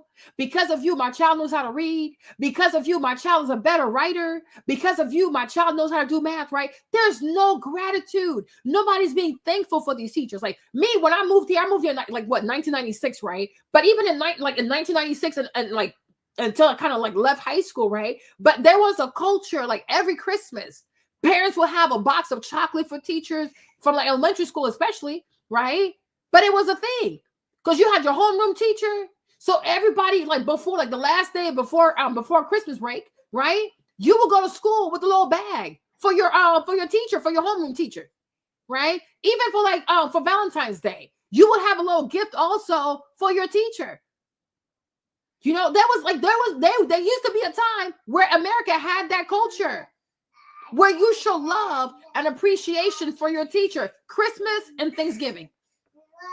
Yeah, or shorts, booty shorts. Want to fight people. And they show their kids that it's okay to be disrespectful to the teacher, right? Because we've lost the respect for education. And it's okay to be honest. Like it truly, truly is okay, right? It really, really is okay to be honest. And to say we have lost the love of education. We have lost the love of knowledge. We have lost the love of being number one. And you know, and these young people here, right? These young people here, if they were to say, Maverick, if they were to say in America, in order for you to when you're Black, for you to be successful, you have to work 10 times harder. That generation can definitely say that because that's a fact. But today, you'll see people in 2024 who barely try. They barely try. They're like they're a C above the board. Gonna tell you, oh, when you Black, you got to work 10 times as hard. You have a C. Sit your ass down somewhere, right? These kids right here, not only are mom and dad working, sometimes really long hours. You got to take care of yourself. You have to take care of your siblings. You got to clean the house. You got to do your homework.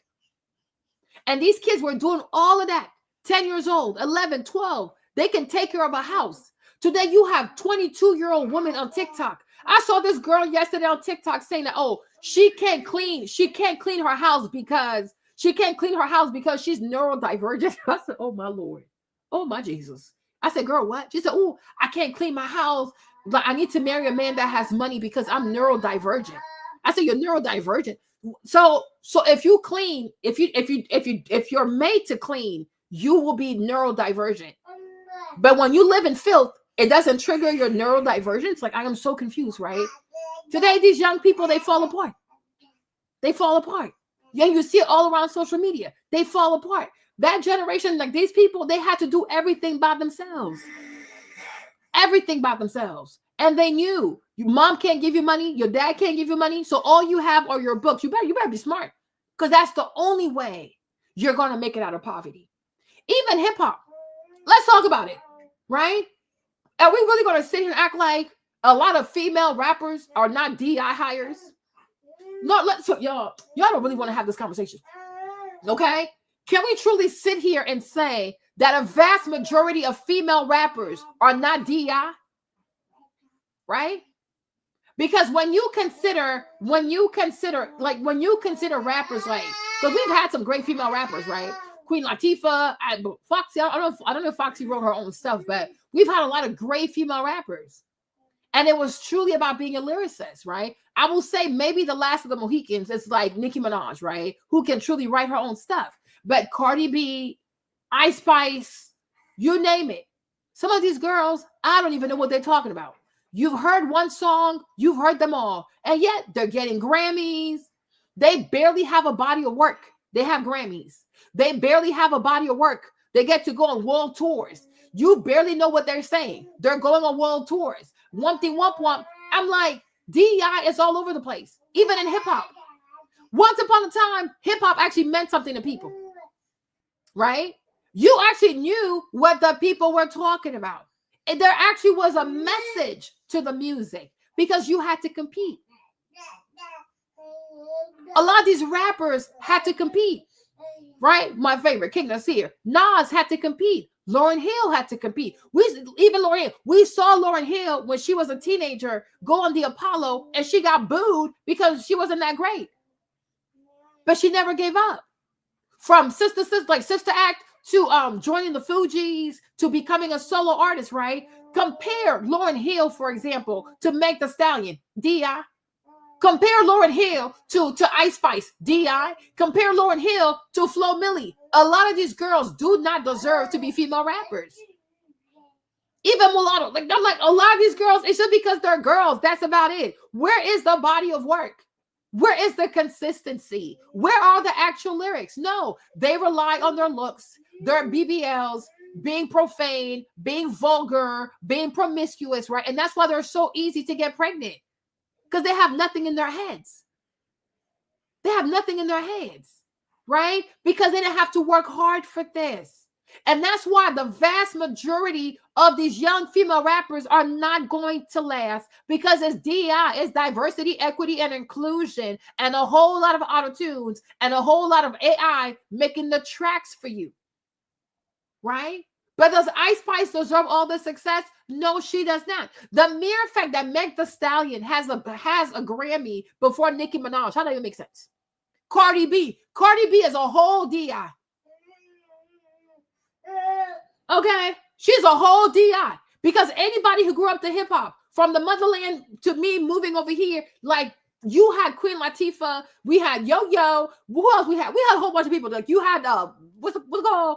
Salt and Pepper. I mean, it was a lot. There's a lot. Nicki Minaj, like there's a lot of people. Lil' Kim, I'm not gonna count her because she didn't write her stuff. Biggie did, right? Foxy, I'm like half and half, right? But I'm like, there was a time where like hip hop, MC Light, there you go, MC Light. You know what I'm saying? But it's like these girls were actual lyricists. And because it was not sexual, you truly had to work. I think Lil' Kim opened the door to all the sexual stuff, because Kim didn't write her stuff. So she needed something else. But those who are writers never lead on sexuality, right? We go from songs by Queen Latifah saying, who are you calling a bitch? UNITY, to Nas like, fuck a bitch, fuck a hoe, fuck a nigga, whoa. Like, what is this? Mediocrity. Once upon a time, like, and I know, like, when I tell y'all, well, like summers, like, because I used to go, like, when I was living in Africa, like, we used to go to vacation in Paris a lot, right? But I'm telling you, like, every summer, it was like KRS-One would be in Paris. Okay, I mean, like, it was a lot of these, like, people love conscious rap. People love rap music that actually had a message to it. Like, hip hop had a message to it. Hip hop used to have a purpose. Today, no. When I see you, prop, I'm gonna shoot you, put you in a body bag. Who wants to listen to murder music? Right? I'm saying, lay your body out, put you in a body bag. No. Give me some head. What's all this? What is this? Right? Because once again, we have mediocre people rapping. We have mediocre people. So today, the music, it doesn't mean much. These songs, they don't last long. People get bored quickly. Mavi, people get bored quickly. You see? Because today, there's no standard in hip hop. There's no standard. Anybody can get up and, oh, I'm going to be a rapper. Maverick, you're too much. Anybody can wake up and say, oh, yeah, I'm going to be a rapper. No, me. What's up? You barely slept, huh? Right? Anybody can wake up and say, oh, yeah, I'm going to be a rapper. That's it. You can have one song on TikTok. Next thing you know, you're nominated for a Grammy. It's like, what? How did we get here? Like, what is this? So today, it's like, whatever. No, she really is DI. It's like, it's insane. Like, they gave her a career from scratch. But she doesn't deserve this. She doesn't deserve this. Ghostwriters, this, and that, this, and that, right? It's like, okay, but where's the body of work? And like, remember like the time when she won her first Grammy for Rap Album of the Year? I'm like, come on now. Like, look at the people that she won against. It's like, are you kidding me? Are you kidding me? Are you seriously kidding me? Right? And yet, Nicki doesn't even have a Grammy. So I'm like, this is like, we see DEI all around us. We see this diversity, equity, inclusion all around us. Right? Today, if you're a woman and let's talk about even like modeling, for example, right? Today, if you're a woman and you're skinny, they're not going to hire you. Right? They'll take a girl who's morbidly obese over you because they want to seem like they're woke. Everything's about wokeness now, right? Morbidly obese models. I'm not even talking like you have thick models and you have plus size models, right? No, I'm talking like morbidly obese, like a person like 600 pounds, because it's all about wokeness. The clothes don't even look right on the person,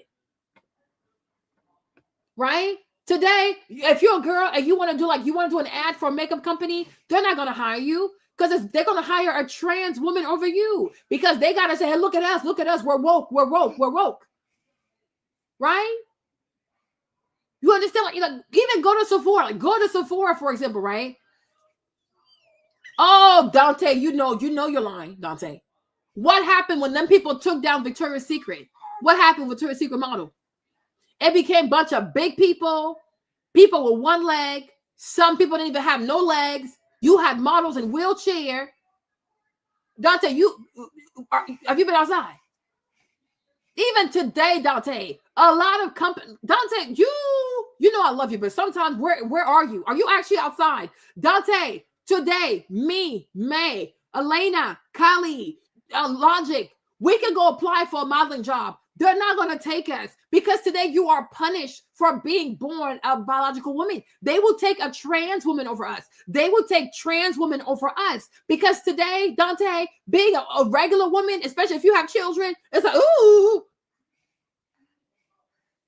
they don't want to come next to us because we represent traditional conservative. Like no, they have to be woke, woke, progressive, and things like that. So a lot of companies would rather hire a trans woman to virtue signal, oh, look, we're open-minded, we're inclusive, than to actually hire a woman because most women are your customer, right? They took down Victoria's Secret because the man said that a trans woman does not represent a fantasy. Oh, how dare you say that? Most men are not sitting here dreaming of having sex with a trans woman. Most men want to have sex with a natural woman. That's exactly what he meant. So the woke mob went and tried to they kind of did destroy Victoria's Secret, right? Because how dare you say that a heterosexual man is not fantasizing of a transsexual? But I'm like, how many men do you know are fantasizing about having sex with a trans woman? Who? Right? Most men want to have sex with a natural woman. And most men also they love stretch marks. So it's like, it's very bizarre now. Even men today, Dante, if you're being honest, right? Most traditional heterosexual alpha men are demonized today. The kind of men that are uplifted are gay, not even just like traditional gay, like the more effeminate, like very dramatic gays, right? Trans women, right? And then the men who don't mind wearing dresses and skirts and nail polish, right? But if you're a traditional heterosexual alpha male, you'll be called toxic. They will call you toxic masculinity. They'll refer to you as the patriarchy. They have all these weird dog whistle language to kind of turn you into like a pariah, like, ugh. They reject everything and anything that is traditional. They don't like it. You know what I'm saying? That's what I'm trying to tell you. All of that, Dante, all of that is DEI. DEI is not just for Black people. It is not. It's all of that. It is all of that. But I'm like, and that's why I think a lot of men voted for Trump, because they were getting tired of being demonized for being traditional men. Like, shit, like, can we just be? No. Because now it's toxic. If you want to be a man and have peace, you got to be a simp. You got to be this. It's like most men don't want to do that. Like that's just too much. Like it's insane now. It really is insane. Especially if you're a black traditional hetero alpha man, oh, you're done. Oh, you're done. Woo, child, they gonna come for your ass. And that's why. And if you see how, I don't even know how we got here because we forgot about our airplane. Oh my gosh. Okay. But do you remember even Jonathan? Like Jonathan tried. What's his name again? Right?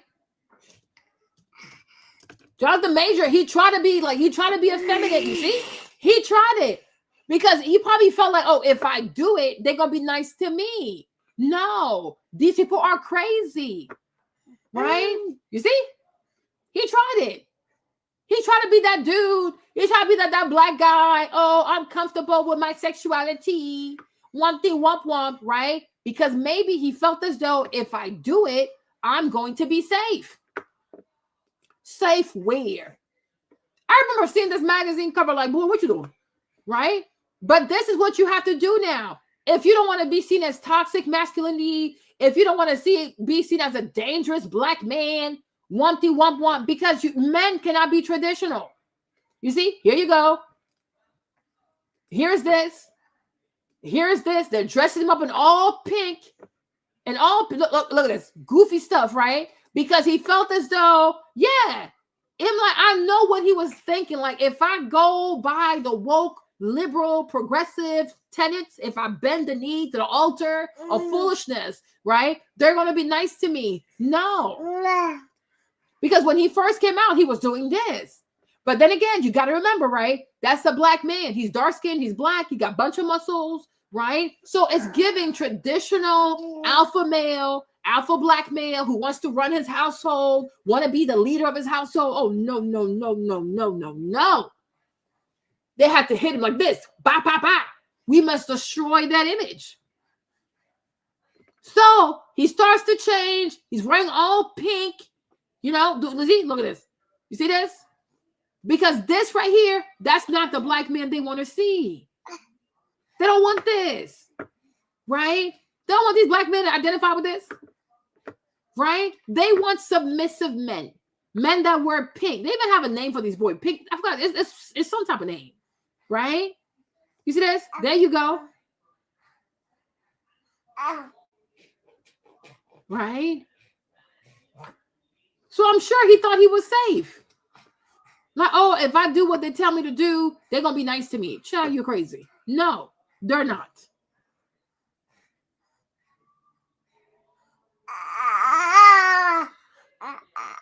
Is he? They do not want men. They don't want traditional men. They don't want alpha man. They don't want none of that. Okay? They want men that wear skirts. They want men that wear nail polish. Okay? They want men that are sexually fluid, right? That's what these people are. That's what they're up to. And that's why a lot of people like, you know what? Trump it is, because this is crazy. I am tired of being demonized because I'm a man. I love being a man. I'm traditional. I'm heterosexual. I like being alpha male. Yes. So a lot of people voted for Trump because of that. That's why you see them like, it's like Dana White and all these people, right? The MMA fighters, the wrestling fighters. These are people who want to be traditional men. Like they like fighting. They like football. They just love being men. They like fast cars, big engine, right? So it's like, people are crazy. Exactly. And if you look carefully at the Democratic Party, the vast majority of black men who identify as Democrat and who speak for that party are usually gay. Bakari Sellers, Don Lemon, you know what I mean? Like, these are the kind of men they want. Gay black men who are very effeminate, usually have a white boyfriend or a white husband. Billy Porter, right? Like, there's a thing out here. It is real. It is real. Right? But even Don Lemon, like, is Don Lemon really the best reporter out here? Or was he hired because he's black and gay with a white husband? If Don Lemon was heterosexual and he had a black wife, would CNN have given him that spot? Okay. So we got to ask ourselves real questions, right? But there's a lot of people, you're like, if you were not a black man, you were not gay with a white husband, would you really be where you are today? Would you have made it this far? And it's funny that the majority of black gay men who make it big in media and whatever and entertainment usually have a white husband. I don't think that's random. I do not believe that is random. But let's what happened?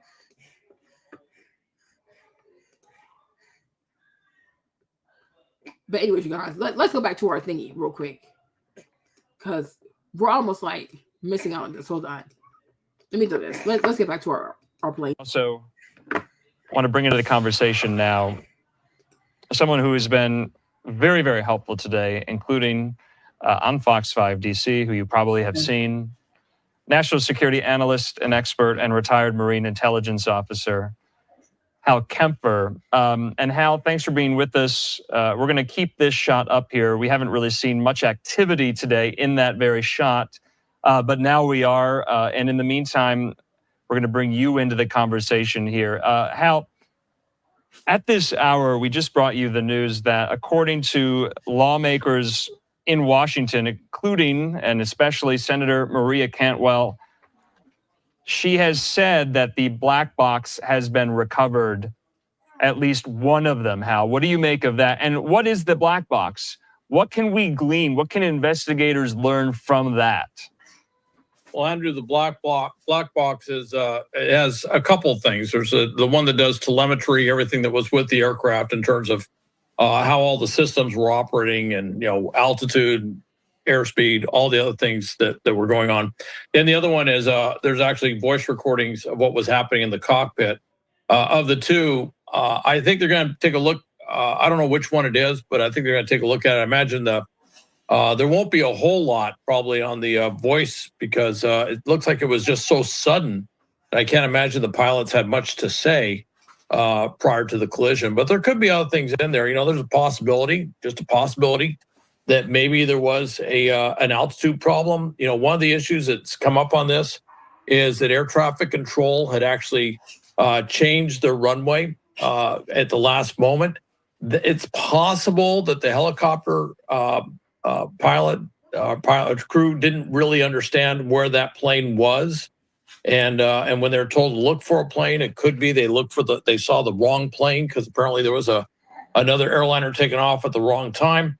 All of these things, the black box may provide a little information on, in terms of certainly where the aircraft was, but they're going to have to piece that together with other information, other key data points, to try and create a picture of what exactly went wrong here. How did two aircraft end up in the exact same place in the sky at the same time? So it's going to be useful, but I think there's a lot of other things that are going to be very useful as well. And frankly, I think what was going on at air traffic control will tell us a lot, because of that report of the, they're supposed to have two air traffic controllers, one for helicopters, one for fixed wing. Okay. And they were using one. Yep. And I can tell you, as someone who's worked in endless operations centers to include. You see, and the problem is, right, if their DEI policies cause them to be short-staffed, they need to be sued. They need to be sued. So if there are people out there that could be hired, but you are just disqualifying just because they're white, so now you're short-staffed. So you're artificially short-staffed. Like, you're not short-staffed because you can't find the people. You just don't like the skin color of the people. So they need to be sued. Then they need to be sued. Like I told you earlier, they purged 3,000 people out of their list because they don't meet the diversity, equity requirements. And that lady who did that, who wrote the paper and who was in charge of all that, she also needs to be sued. Because there are real consequences to this foolishness. There's real consequences. But if you could hire people and you're simply not hiring people because they don't have the complexion that you want, and now people are dead, yeah, you're going to go to jail. Operation centers where we're controlling various aviation assets at times. When you start getting down to those low numbers, when you don't have enough personnel, mistakes will happen. Okay. like Hal, you- we do have some more breaking news to get to. This is according to Reuters reporter David Shepardson. He's a great resource on social media for all things aviation. He says the NTSB has confirmed it has now recovered both black boxes from American Airlines Flight 5342 there. And he has that screen grab of the statement that NTSB investigators recovered the cockpit voice recorder and flight data recorder from the Bombardier CRJ 700 airplane involved in yesterday's midair collision at DCA. He said the recorders are at the NTSB labs for evaluation. So wanted to make sure we got that in. This is breaking news right now. So the black boxes are somewhat in industry jargon known as black boxes, but what they really are, to your point, one, the cockpit voice recorder, and two, the flight data recorder. Do I have that right, Hal? That's correct. Yeah, they're two different ones. One's more data intensive. The other one is what were they saying and gives you an idea of what was happening in the cockpit. So, Hal, I want to talk about the military angle of all of this with you and specifically hone in. The fact is that you have lawsuits out there. For example, Brigada versus Pete Buttigieg, just the one we're going to talk about here today, that alleges racial discrimination in hiring practices for air traffic controllers. Now, I'm not going to go over all the intricate details of this lawsuit.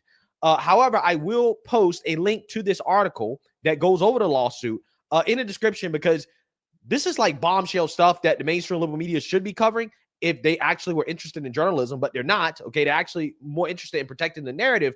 But once you read this article, you will understand why President Trump and JD Vance are talking about diversity being an issue here, right? Specifically when it comes to hiring air traffic controllers, because allegedly the U.S. government discriminated against upwards of 1,000 qualified air traffic controllers, literally because they were white. Okay, the key allegations in this lawsuit talk about the elimination of the merit-based hiring system. So before 2014, the FAA primarily hired air traffic controllers through two pathways. Military, of course, military veterans. We all know why they're qualified. And then you had collegiate training initiatives. So people who graduated from these CTIs, from FAA-approved colleges, those candidates specialized in aviation programs, and they were the ones that basically got priority when it comes to hiring, right? It was a strictly merit-based system. So at the backlash from woke diversity groups basically saying, hey, these tests discriminate against us, right? They introduced the biographical questionnaire. Now, this biographical questionnaire was a quote-unquote pass-fail filter in the hiring process. So if you failed it, you didn't get hired, okay? You didn't get another chance to retry. And this filter diversity, particularly among African Americans, because an African American group was the group advocating for changing the standards, right? Again, this is why the mainstream liberal media is not going to talk about this. So here's the bombshell. In 2013, before implementing this woke test, right, to filter out people based off their race, the FAA had purged a list of 3,000 plus qualified CTE graduates, aka college students that graduated from the FAA aviation approved programs, right? They were purged. They were purged from the list, and they were required to reapply under the new system. And a lot of them were already rejected, even though they had already passed the exam that was required for them to undergo serious training. So this is why it's not a budget issue. It's not a budget issue. They intentionally didn't want to hire people who are not black. Like, who are, if you're white, you're not gonna get a job. So they have the people, but they purged the list. So now they have a lawsuit. The Brigga versus like Buttigieg, they have a lawsuit. And now the lawsuit is going to be even more public. But my point is, if the mainstream media done their job, people would have known this a long time ago. Pressure would have been applied a long time ago. But a lot of things they chose not to cover in order to serve people their daily meal of Trump derangement. Okay? But I'm like, This is insanity. So if you had the people, but you simply are not hiring the people because you don't like their complexion, that is insanity, right? At least hire as many people as you need until you find more people to replace the people. No, we're going to purge. If we don't like your color, we're not going to hire you. But then we have nobody else to replace you. How does that make sense? How does that make sense? But for me, Marlene, I'm serious. Like this whole air traffic controller stuff job, it's not a place for all this diversity, equity, and inclusion. It really is not the place. So is the medical field. It is not the place. Please hire competent people. Because when a woman gives birth, also, she doesn't care about the complexion of her doctor. She wants to have a safe she wants to have a safe delivery. Okay. People go in for surgery. I don't think the majority of people care about the color of the doctor. I think people want to make sure they don't die on the table. People don't want to die.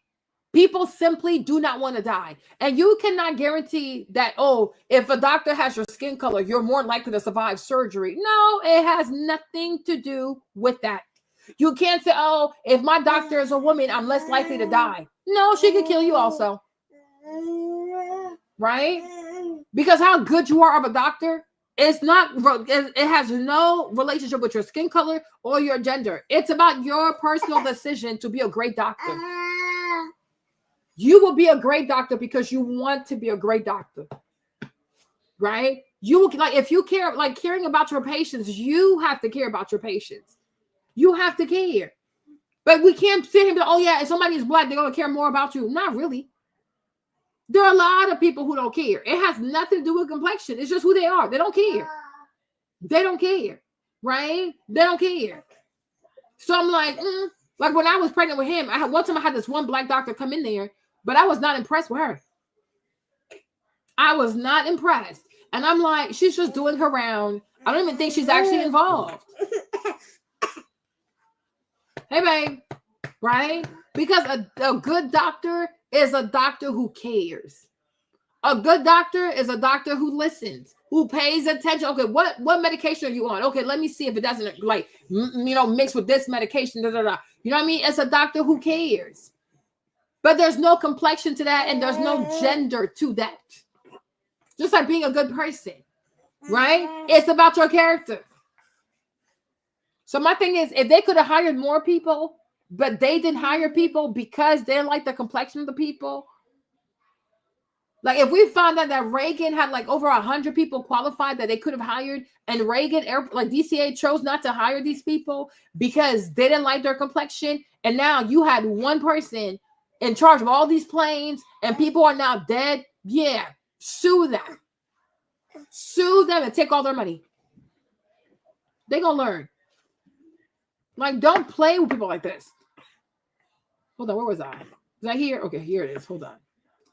And focus in on the Army Black Hawk helicopter. And, I would say in the last year and a half, you and I have been on the air at least 7 or 8 times talking about mishaps, some deadly, of training accidents when it comes to military air assets like the Apache helicopter, the Black Hawk helicopter, and the V-8 Osprey here. Of course, this was an Army Black Hawk helicopter coming from Fort Belvoir there in Virginia. According to Defense Secretary Pete Hegseth, the helicopter that collided with the American Airlines flight was being operated on a training flight by a quote-unquote fairly experienced crew with night vision goggles. We later learned that the 3 crew members on that helicopter had thousands of hours of experience. We also learned from Dan Driscoll, he's President Trump's nominee to be the next Secretary of the Army. He told a Senate hearing that the crash last night appears to have been preventable. But Secretary of Defense Hegseth said this is part of an annual nighttime training exercise that these Black Hawk helicopter pilots do along the length of the Potomac River because Fort Belvoir, not very far away. Is it time to reassess whether or not these training missions, 1, need to be done at night, and 2, need to be done this close to Reagan Airport? Well, I'm sure they're asking those questions. That'll be something that comes out of the investigation itself. And I should mention that the Army's Criminal Investigation Division is also doing a concurrent investigation with this, as are others. will get involved with this. NTSB has the lead, but they're the lead on investigating the mishap itself. There may be other factors that get picked up in other investigations. Certainly will be included with whatever NTSB does. But I should mention something about the helicopter and what this was. The report was that the helicopter was doing a training mission for a continuity of government mission. All right, this is a mission set. There is the pilots that fly those continuity of government missions, which is a very intense mission. When you're flying those things, when you say continuity of government, this is where they have to move senior officials, VIPs, if you will.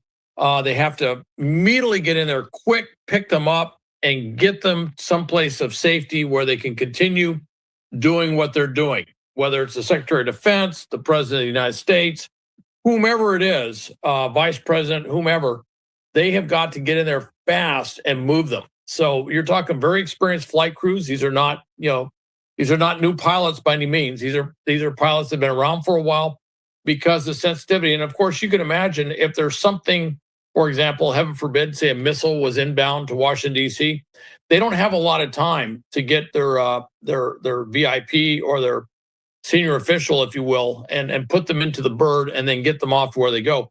So they have to be ready to fly at any given time, day and night. So they have to do night flying. The problem with night flying, especially night vision goggles in DC, there is so much ambient light. When you look at those night vision goggles, let's just say you see a lot of green, all right? And if there's no light out, if you're in a rural area, they're great, because you can see a lot of stuff. Otherwise, you can't see anything through visual. But in an area with a lot of light out, particularly with aircraft, you got flashing red lights on top of all the buildings, everything else. You can imagine that it's very difficult to do that. And they're going to be taking a look at that particular mission profile and see if they need to maybe change how they do that for that particular flight training, because obviously it resulted in a tragic mishap. So obviously we have our shot there outside Reagan. Yes, it is extremely, extremely dark right now. Obviously, it's a little bit after the 8 o'clock hour there. We heard also from Secretary Hegseth that this was an annual proficiency training flight, and he has ordered a 48-hour pause in flying for the Virginia-based unit involved. Is that standard operating procedure? Yeah, that usually there's a safety stand down. And they're trying to figure out what it is. And by the way, when I'm saying this, this is kind of presuming that there could have been some sort of pilot error that resulted in this, which is one of the things that they're going to be looking at. They'll be looking at pilot error on the helicopter side. They'll be looking at pilot error on the fixed wing side. They'll also be looking at possible mechanical errors. There could be things we don't know about. For example, maybe the helicopter was flying too high. It was supposed to be under 200 feet above ground level. That's where helicopters are supposed to fly, but it ran into the regional jet. So was the helicopter too high, or was the regional jet a little too low? These are all things the NTSB is going to be looking at. There could be. I don't want to speculate too much. I mean, I can say there's a variety of things when they look at it. In general, they look at the human factors. They obviously look at the aircraft, but they also look at environmental factors. There could have been something else going on. And one could, but we've had problems around airports with malicious people lasing and dazzling helicopters. Lasing, what I mean is they're using lasers, right? And they intentionally dazzle pilots. No reports of that, no indications of that, but it happens. Okay. And they've got to look at it, and then we've had the drone problem in New Jersey. I've heard nothing that indicates there was a drone in the air, but if there was a drone in the air and maybe the pilots in the helicopter picked up on it, they may have maneuvered. These are all things they will look at, they will question. Doesn't mean that it happened, but they've got to go through they've got to do a series of hypotheticals. I think he had his night goggles on, so he didn't see them coming because he couldn't see. He couldn't see, if you will, to figure out what actually occurred and to what extent it led to this mishap. So the question of the night vision goggles, there were night vision goggles on board. We don't know if the 3 crew members were wearing them at the time. Of course, I would imagine that's going to be a subset of the investigation here. But let's just kind of tease this out in very generic terms. If you're up there in the helicopter, from what I was reading today, some of this ambient light, that's how you described it, that is moving can appear optically to stand still, somewhat of an illusion. And so are there blind spots in the air for aircraft, even at night here? I think people are trying to grapple with just getting into the mindset of these pilots, what they see, what they are hearing, especially at night, going into Reagan, going to land essentially, and what is around them. The technology is there, right? Well, the technology is kind of there. You know, one of the things they talk about is TCAS. That's for collision avoidance system. And TCAS is on the civilian flight. So TCAS is on the RJ, the regional jet. They would have that. Military does not have TCAS because military aircraft fly in formation all the time. So if they had it, it'd be going off all the time. Even with that said, on these airliners, once they get close to the ground, they won't necessarily turn it off, but they may mute it. That's normal standard procedure because once you get close to the ground, it's picking up on stuff. You know, the fact that you're close to the ground is one of the things, but it's picking up on all sorts of things that will set it off. So in order to avoid just being constantly distracted by it, they'll turn it on. So that safety system there, when you get low to the ground, isn't really that valuable because they're coming in for a landing. They are focused on coming in to land. Their focus is on putting the aircraft, the landing gear on the runway at a particular point in space, if you will. That's what their focus is. Now, as far as what the helicopter sees, they're flying a very set corridor. And that is something that's been established a long time ago. Generally speaking, it's supposed to be one of the pilots at least should have been doing VFR, visual flight, in terms of what's going on, not wearing the night vision goggles because that is a VFR area because it is so condensed. You know, the other airports you can land on instruments, but not at Reagan. It has to be VFR. But the problem is you've got so much stuff going on. As a very experienced air naval intelligence officer pointed out to me, who's been to DC, you know, stationed in DC a lot. He goes, one of the problems they have coming in is you've got so many red lights on top of all the buildings going on. So if you're looking at basically for other aircraft, and you're looking for the red lights, whatever, it says you look around, you see nothing but red lights and other lights all around. You put on night vision goggles, that becomes even more complex. And then, of course, even visually at night, when you have an aircraft that's coming at you or going away, it's difficult to judge distance. If you put on night vision goggles, it becomes extremely hard to judge distance. I see. So again, NTSB is going to look at this. They're going to at least one of them in there shouldn't have had the night goggles on, because they said it was 2 men and 1 woman on the helicopter. So I'm like, if the main pilot has his night goggles on, the other 2, like, y'all should not also have it on. You know, given that it's a really, really congested area, like there's a lot of airplanes there. It's like, no. So I'm like, who trained these people? This is crazy. factor all these things into their investigation to figure out what went wrong. But there could be a variety of different things. And then, of course, the one thing I just want to kind of go back to is there was that change of runway at the last moment. And it could be that the helicopter pilots were thinking one thing. The RJ was actually in a different location in the sky than where they thought it was. And so that's something else that NTSB is going to have to look at. Hal, what's the Army's role in the investigation? Any? Oh, yeah. There's a whole Army aviation branch that looks at this, and they're investigating it. Obviously, they're working hand in glove with NTSB on this, and they're also working with Criminal Investigation Division. The other side, that's CID. The reason they have to do that is the human factor as well. They're going to be looking at the pilot, the co-pilot, certainly from the military side, to find out if there's anything going on with them. Do they have any medical issues? Do they have any personal problems? It is very rare, extremely rare in the military, but it does happen more in civilian aircraft that you have suicide by pilot. That sometimes happens. But they're going to have to, again, rule that out. They've got to go through and they've got to look at all these things. And of course, they'll be looking at any medication, any substance use, anything like that, that potentially could have played a factor in any way, shape, or form. And some of it could be if they were on medication and maybe it affected their vision or something like that. That would be something that they would take a hard look at as well. So there is a very, very extensive Army aviation, Army.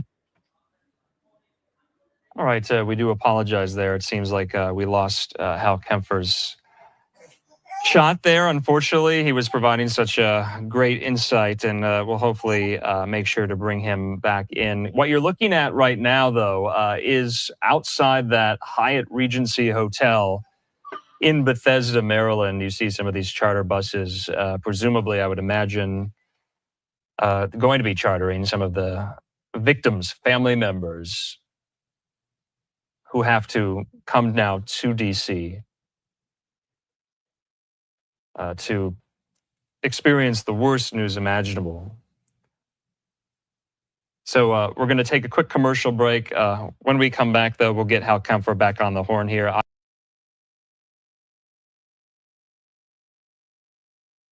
And I agree with this person. He said Pad 25 has traffic in sight, requests visual separation, is what Black Hawk pilot said to ATC.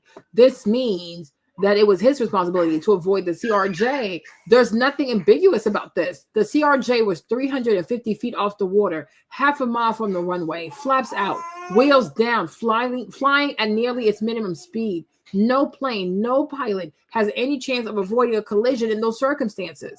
The Black Hawk could have slowed down exactly to let the CRJ go by very easily. Like, what is this? Who trained these people?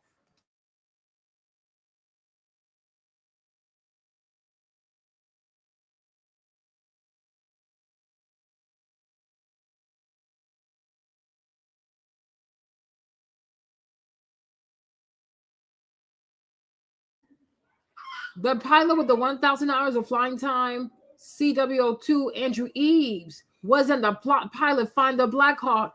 The co-pilot, y'all, if that's the woman, I am going to scream, you guys. If it's the woman who did this, I am going to scream. Okay? Because there's a woman on board. If she's the one, I will freaking scream. It better not be her. It better not be her. Oh,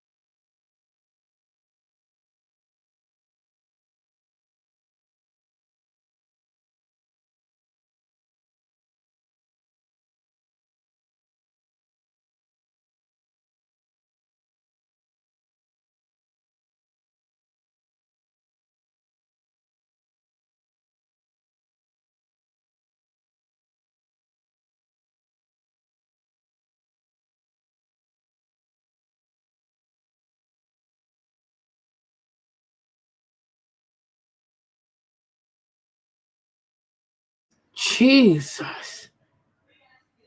Oh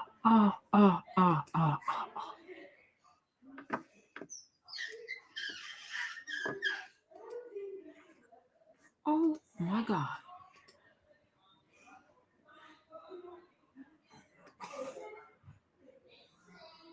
Oh my Lord.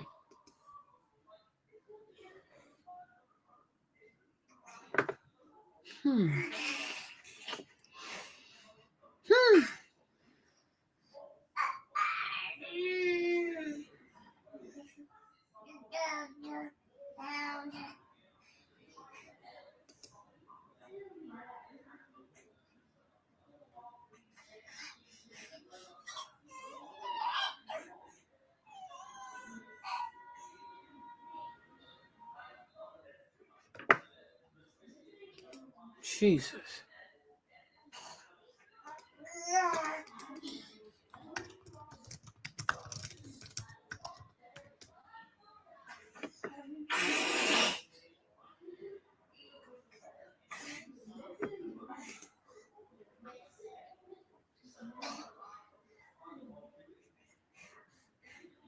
And they need to release the names of the other people.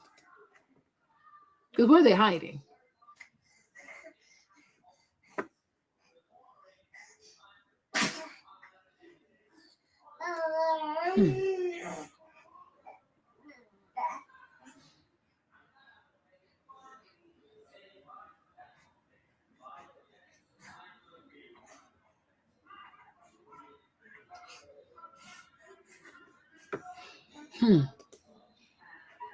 Because he's saying the pilot with the 1,000 hours flying time, which is Andrew Eves, wasn't the pilot who was flying, the co-pilot. But who was his co-pilot then?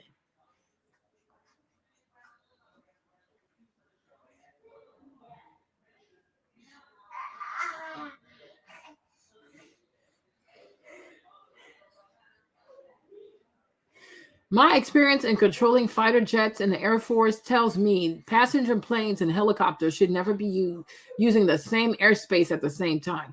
There should be landing and takeoff pads for helicopters that never cross the paths of airlines landing and departing airports.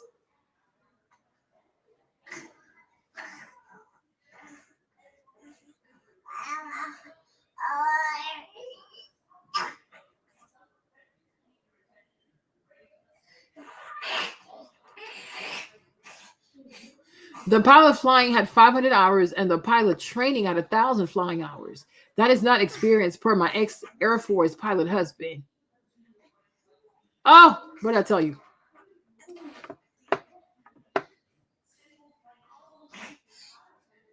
What did I tell you?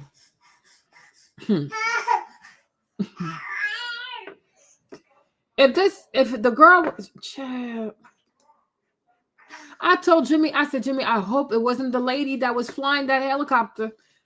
I said, I hope it was not that woman flying that helicopter. But the reason why, you see how they put the man first? Because they know it's a woman. Well, oh, Lord.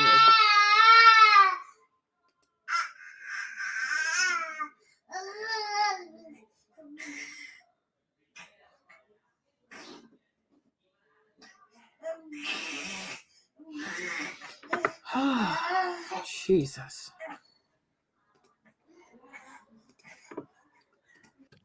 With 64 brought, collided with Army helicopter while landing at Reagan Airport near DC. This tragic event, we've seen these clips. If you want to play this clip, Rob, there's multiple different angles. This is one of them. It's the one at the bottom, right, Rob? Can you? Yes, sir, right. Yeah, that's going to close up on it. That's the helicopter coming in. From the left. It's coming.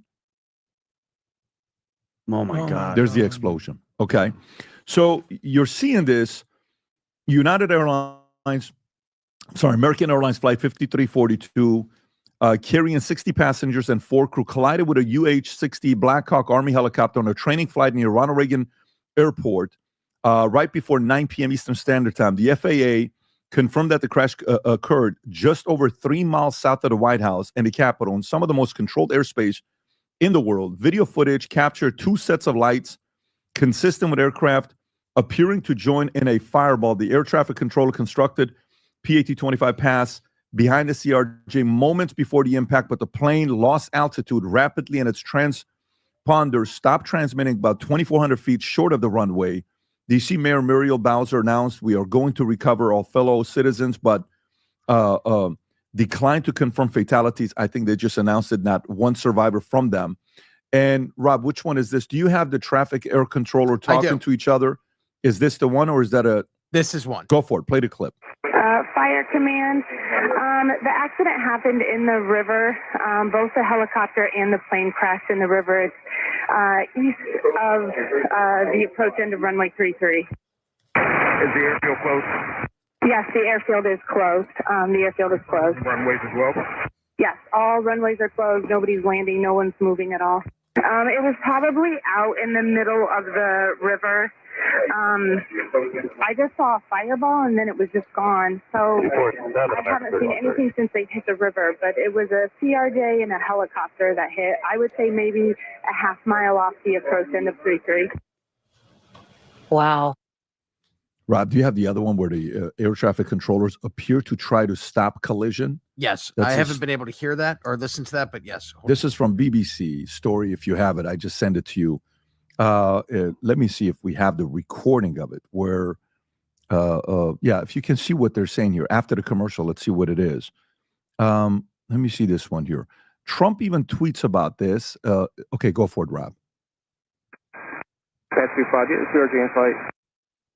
Pass 25, pass behind the CRJ. Did you see that?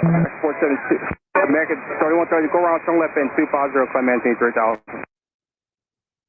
Blue Street 5347, go around, climb maintain 3000, flight center heading for now. 3000, heading, go around, 3000, Blue Street 5347. The crash Blackjack 3, can you return to base? the crash hasn't happened yet, or it's happened already, Rob? Blackjack 3, proceed directly to Glaze. I'm not I need sure, you to to be land. honest with you. Need you to land. I need you to land immediately. Can you go to Dulles for a few minutes?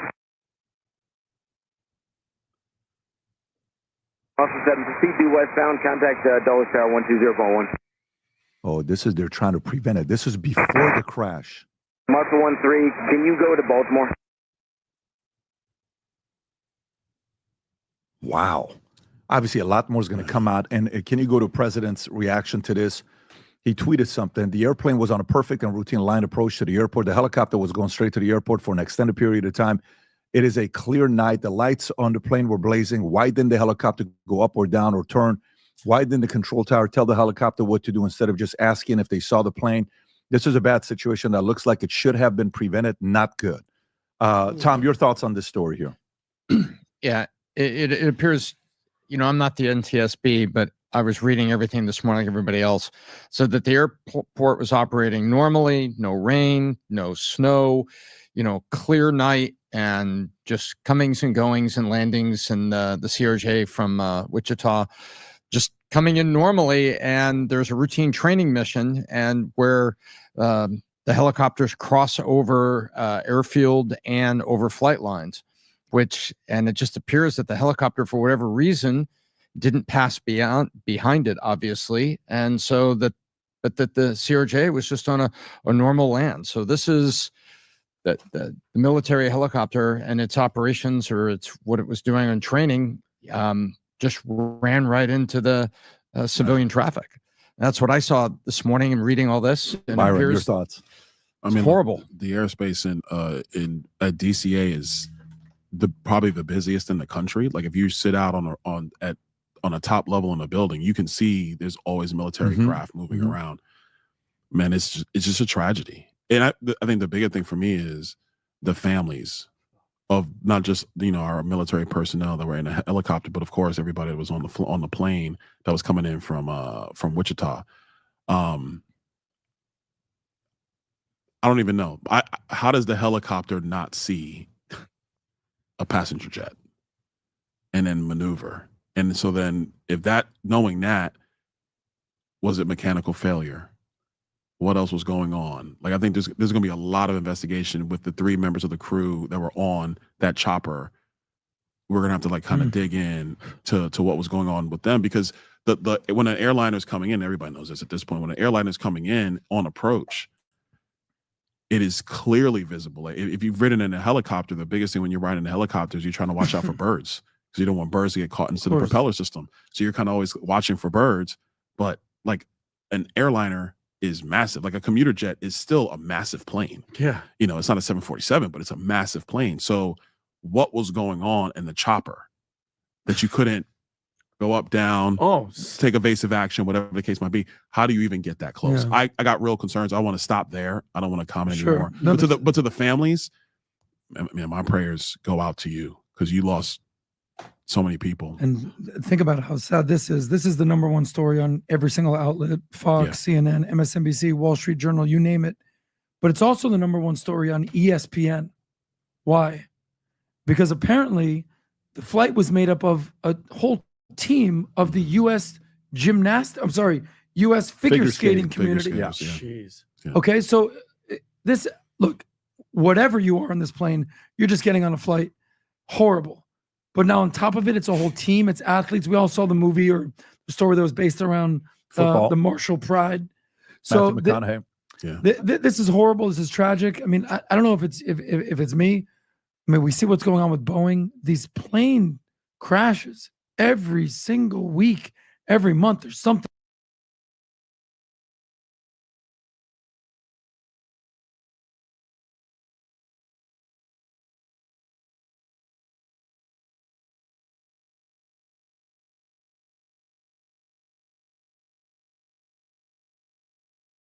I like this comment. He said, why didn't the air traffic controller give clear instructions for the helicopter to stop instead of just asking if the pilot sees the approaching jet? Maverick, hold on. He should have directly ordered.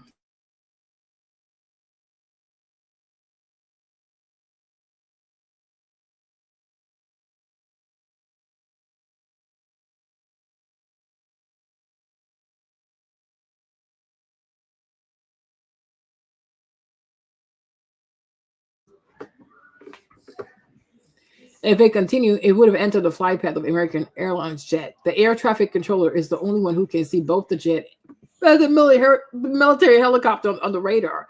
So it was his responsibility to issue precise instruction. It's strange that despite noticing the helicopter getting too close to the jet, he then simply commanded to stop immediately to avoid a potential collision. That's exactly what I said.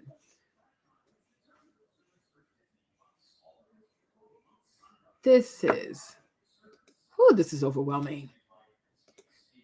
The new, and the number one thing that they say in sports is, okay, if the other team's better and they beat you, cool, but no unforced errors. This was a nice night out. It wasn't snowing. It wasn't raining.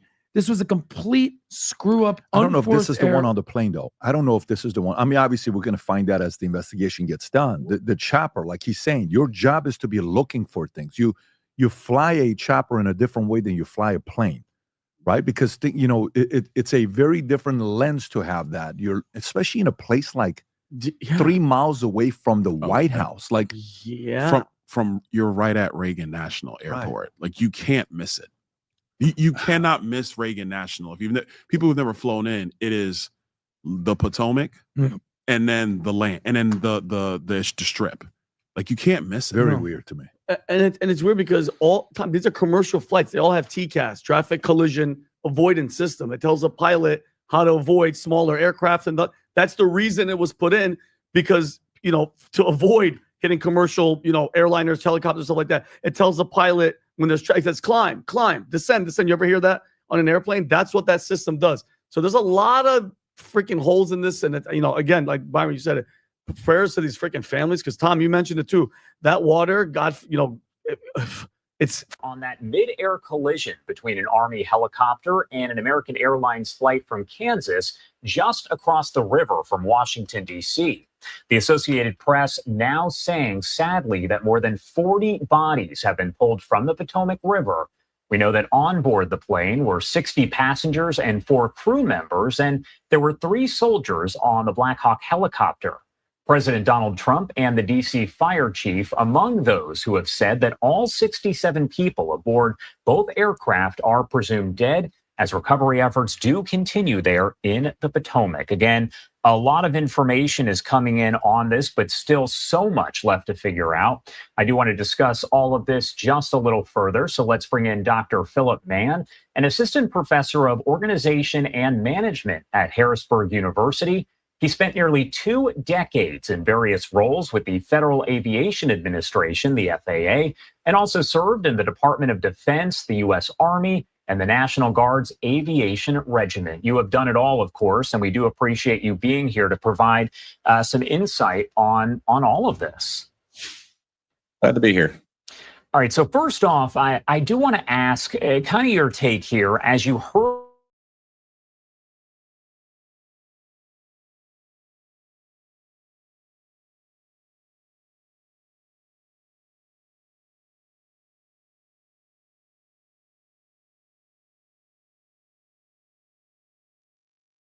families and our thoughts and prayers during this unimaginable time. First, within moments of the collision, the president and his newly appointed team were in immediate communication. The president was briefed on Wednesday evening following the crash, again on Thursday morning, and he has continued to receive updates as recovery efforts continue on the ground. The president, as you know, took time to address the nation yesterday afternoon. To deliver accountability, President Trump swiftly signed a memorandum directing an immediate assessment of the Federal Aviation Administration to ensure the federal government is maintaining the highest personnel and policy aviation safety standards. The memorandum directs the Secretary of Transportation and the FAA administrator to immediately review all hiring decisions and changes to safety protocols made during the prior 4 years, and to take all necessary corrective actions to achieve uncompromised aviation safety. The review will include a comprehensive assessment and reversal of any deterioration in hiring standards and aviation safety standards and protocols during the previous administration. Aviation safety was addressed by President Trump before this tragic collision even took place. On his second day in office, the president signed a memorandum to immediately stop Biden DEI hiring programs and return to non-discriminatory, merit-based hiring.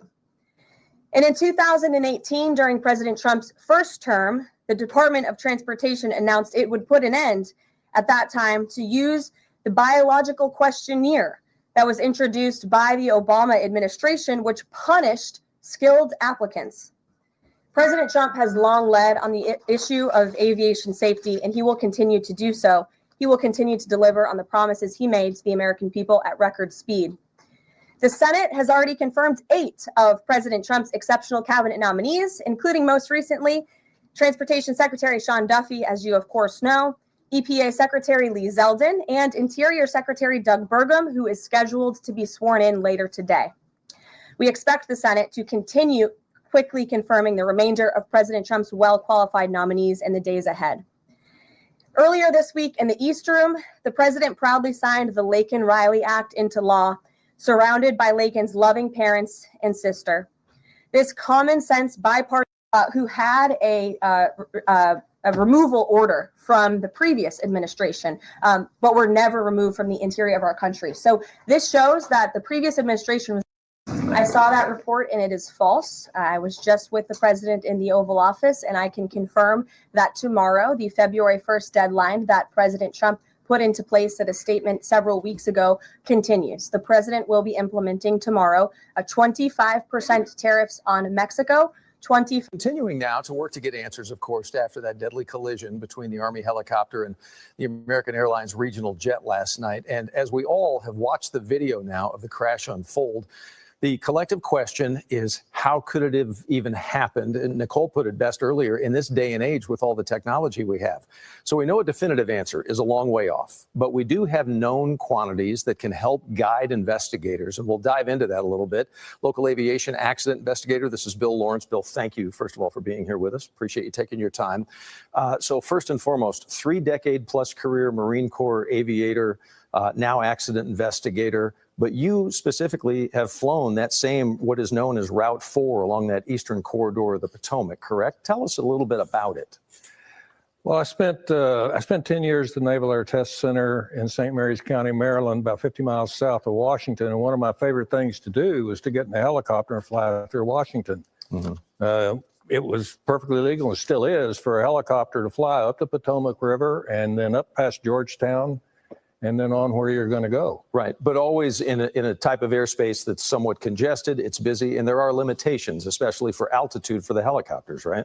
It is busy. There are defined routes that you have to adhere to, and there just as there are routes for the fixed-wing aircraft as well. Right. So based on what we know, approach for the American aircraft seems stable. When we look at the ADS-B data, they seem to be all good. The controller says to the helicopter pilot, "Do you see the regional jet?" The acknowledgement on the radio is, "I do see the regional jet." Those are known quantities. So with that, what questions in your mind as an investigator rise to the top that you need answers to now? Well, the first thing is, what did the pilot actually see? There was another regional jet that had just landed just ahead of the one that crashed. Did he see that one, or did he see the one that crashed? We'll probably never know. And you've flown on that southern area of the Potomac there. There is a somewhat of a sea of lights on the ground there, correct? And at 400 feet above the ground, you're right in line with seeing all of that. Which could be confusing is my point. Well, there's a lot of lights. They're multicolored lights. They're flashing lights. They're every intensity and color and that they can be. And it is confusing. And the only way you can tell the aircraft lights from the other lights is the way they're moving back and forth. Right. Does the FAA, and this goes to the point of concern for today's traveler, there's understandably a lot of people look at this and are freaked out now about even getting on an airplane, right? Which is fair. Does the FAA have any authority right now to do any kind of mitigation in that corridor around that airport based on what happened before the lengthy NTSB investigation concludes? Well, they can, but the question is whether it would be reasonable and whether it would be effective.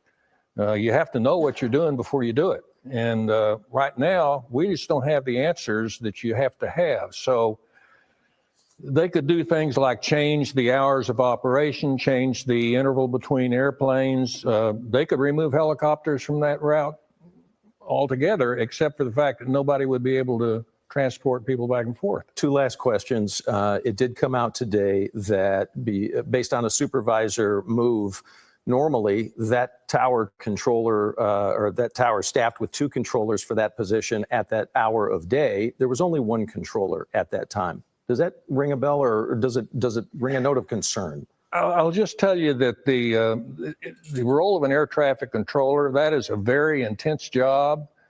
It requires a lot of attention. It's a very emotional job because of what you do. And the supervisors that handle all of those jobs and handle all the people, they do a much better job of it probably than I would do. And you're going to have some professionals that actually understand that specific area to talk about what should or should not have happened. All right, Bill, unfortunately, all the time we have today, but some good ideas. Investigation, of course, continues this morning into the deadly midair collision in Washington, D.C.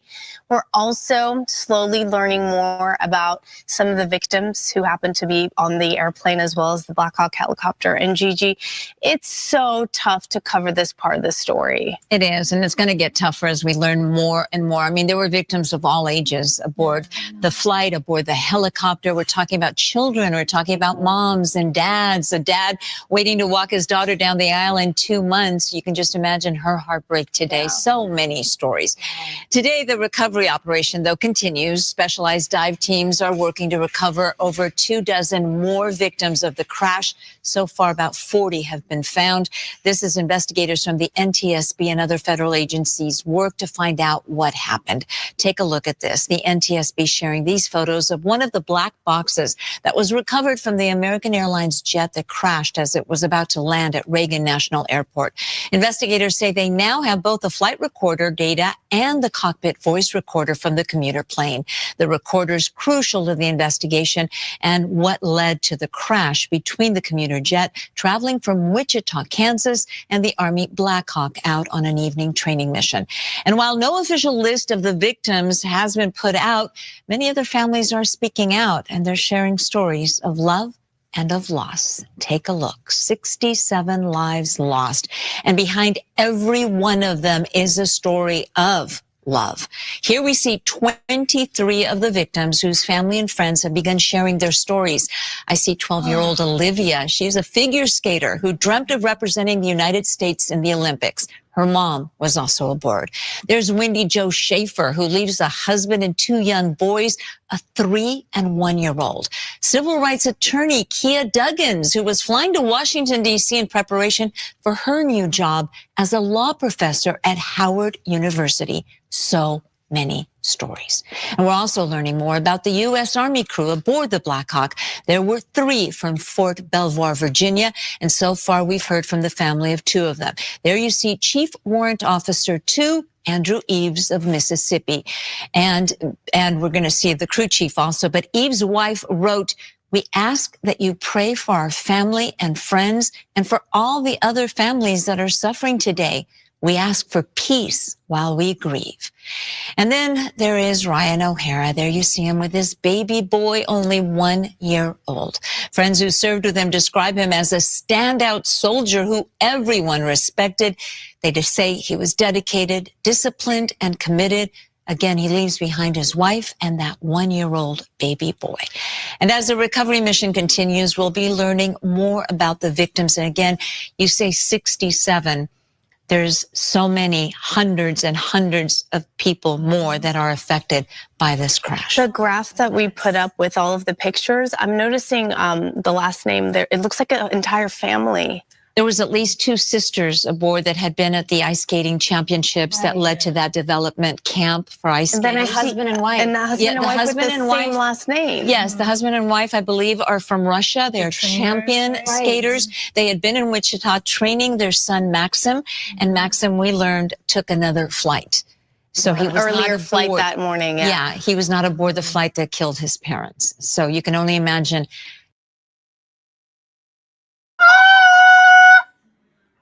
How do you not have survivor remorse? What? This is overwhelming. I'm overwhelmed. Oh my God. Oh my God.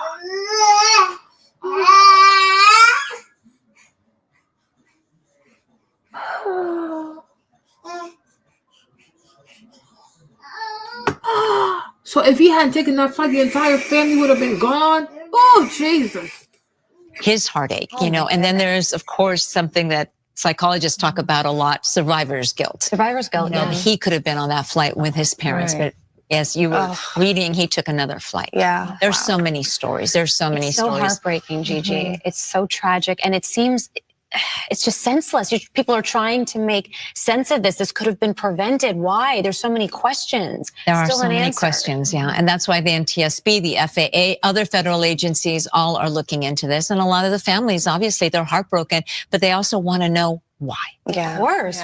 We all do. And it could take a while, though. That's the thing with these investigations. And people are so emotional that they want to immediately get an answer. And you might not be able to have an answer for And a the while. NTSB is very detailed, Yes. very meticulous. Yes. They will recover all the parts that they can find. They often try to reconstruct the airplane or the helicopter in search for answers. And they today ask that people not speculate about what happened until they come out with what they say, facts. And we're actually expecting to hear from them later today. Well, thank you. You've brought us a lot of great information and the heart behind this as well. So thank you for that.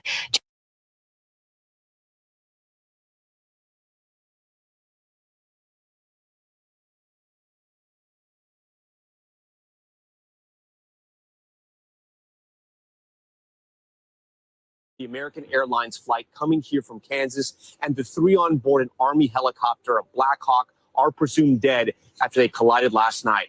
Just behind me here is Reagan National Airport, and just beyond that is the Potomac River, where right now hundreds of recovery teams are searching those icy waters for the victims on what is becoming a very, very windy day. Right now, the chairman of the NTSB is speaking. Let's listen in. Member Chapman. Can't talk. Member Chapman, stay within that border there.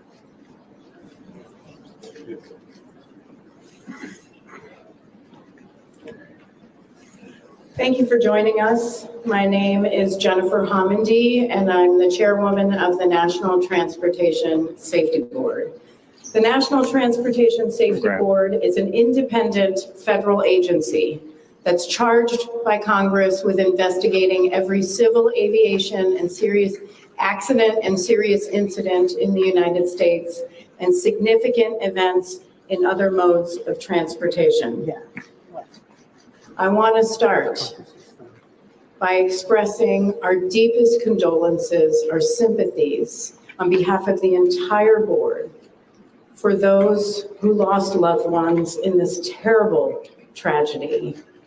Our thoughts, our prayers are with you. Entire communities were affected, and we are thinking of you.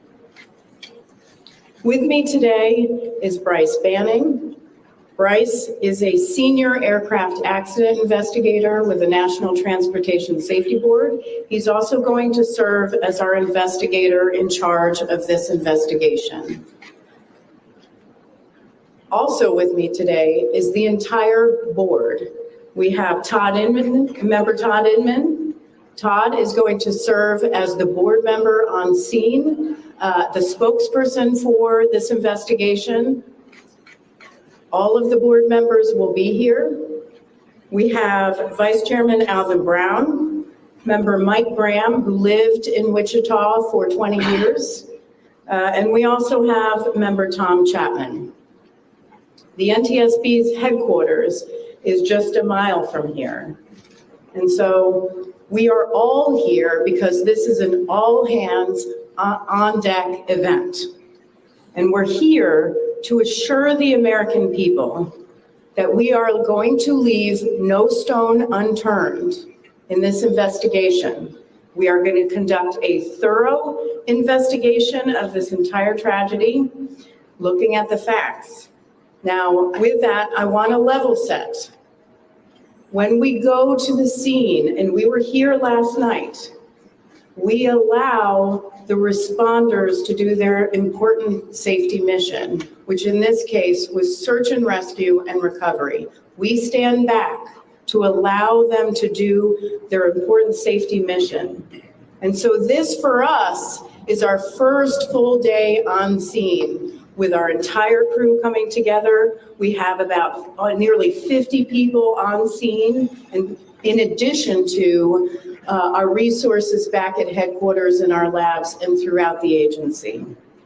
So with that said, we are not going to get into specific facts in this press conference. I want to level set here. We're going to get into our investigative process. As we are able to confirm factual information, we will provide that.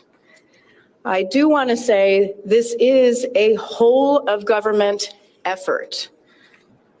I was able to brief, along with others, the President of the United States and the Vice President this afternoon. I want to thank them for their leadership, for their tremendous support of the NTSB, for our investigators, and for the responders that are on scene doing an important mission. I also want to thank Secretary Sean Duffy, who I was communicating with early on after we first got word of this tragedy. We've been working together throughout the day, along with his team at the DOT and within FAA. I also want to thank Secretary Pete Hegseth, who was also integral in working with us today. Chris Rochelot, the acting administrator of the Federal Aviation Administration. We've heard from many members of Congress on both sides of the aisle. And so I will say this is a tremendous, one more time, whole of government effort. I also want to take a moment and thank the many, many responders that have been on scene. It has been an incredible effort, and I will have a full list that I will provide, that we will provide tomorrow, but I do want to thank them for all their work. With that, I'm going to turn it over to Member Inman for additional remarks.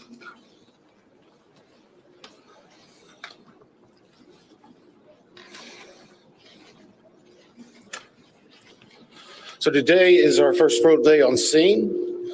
Our investigative team will be on scene as long as it takes in order to obtain all of the perishable evidence and all the fact finding that is needed to bring us to a conclusion of probable cause.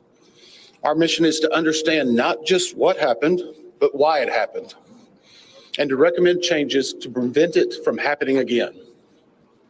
Since we're just beginning our investigation, we don't have a great deal of information to share right now.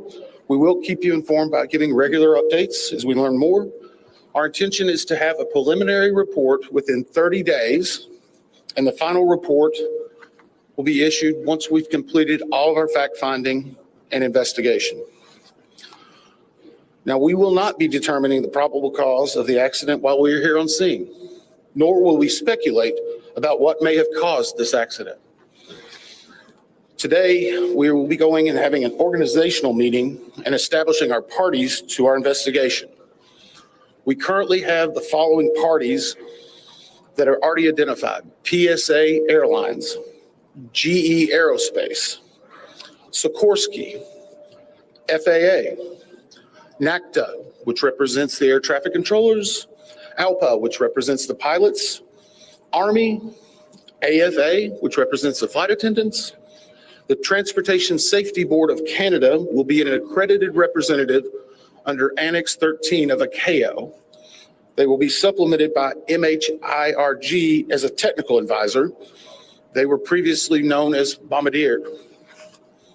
Palmadair, sorry. The NTSB offers this party status to those companies, government agencies, and associations that have employees, activities, or equipment involved in the accident.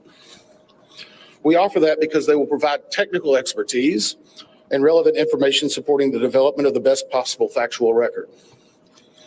Once they join this investigation, they are not permitted to release documents or talk publicly about the investigation without the consent of the NTSB. So I want to stress this. It is only the NTSB that will provide information related to this investigation, with one exception. Regarding the fatalities that occurred, that notification will be handled by the DC medical examiner. We will not be discussing fatalities or names. That will be handled by them as the proper authority. So we want to talk a little bit about our process. We will analyze the facts and determine the probable cause of the accident, and then issue a report of those determinations. I also want to talk a little bit about some additional people that are here with us, and they're very important to us, and that is our family assistance group. Later today, we will be briefing the families. We normally try to do this before a media event, but in this case, they're still arriving. Our family assistance specialists are already working closely with local officials and others to help assist them in their efforts to support everyone that's affected by this accident. And let me just reiterate what the chair said. A loss of life in an aviation accident is very unusual in the United States. And our heartfelt sorrow goes out to everyone that's affected. It affects us, it affects everyone around us. There are a lot of people hurting today.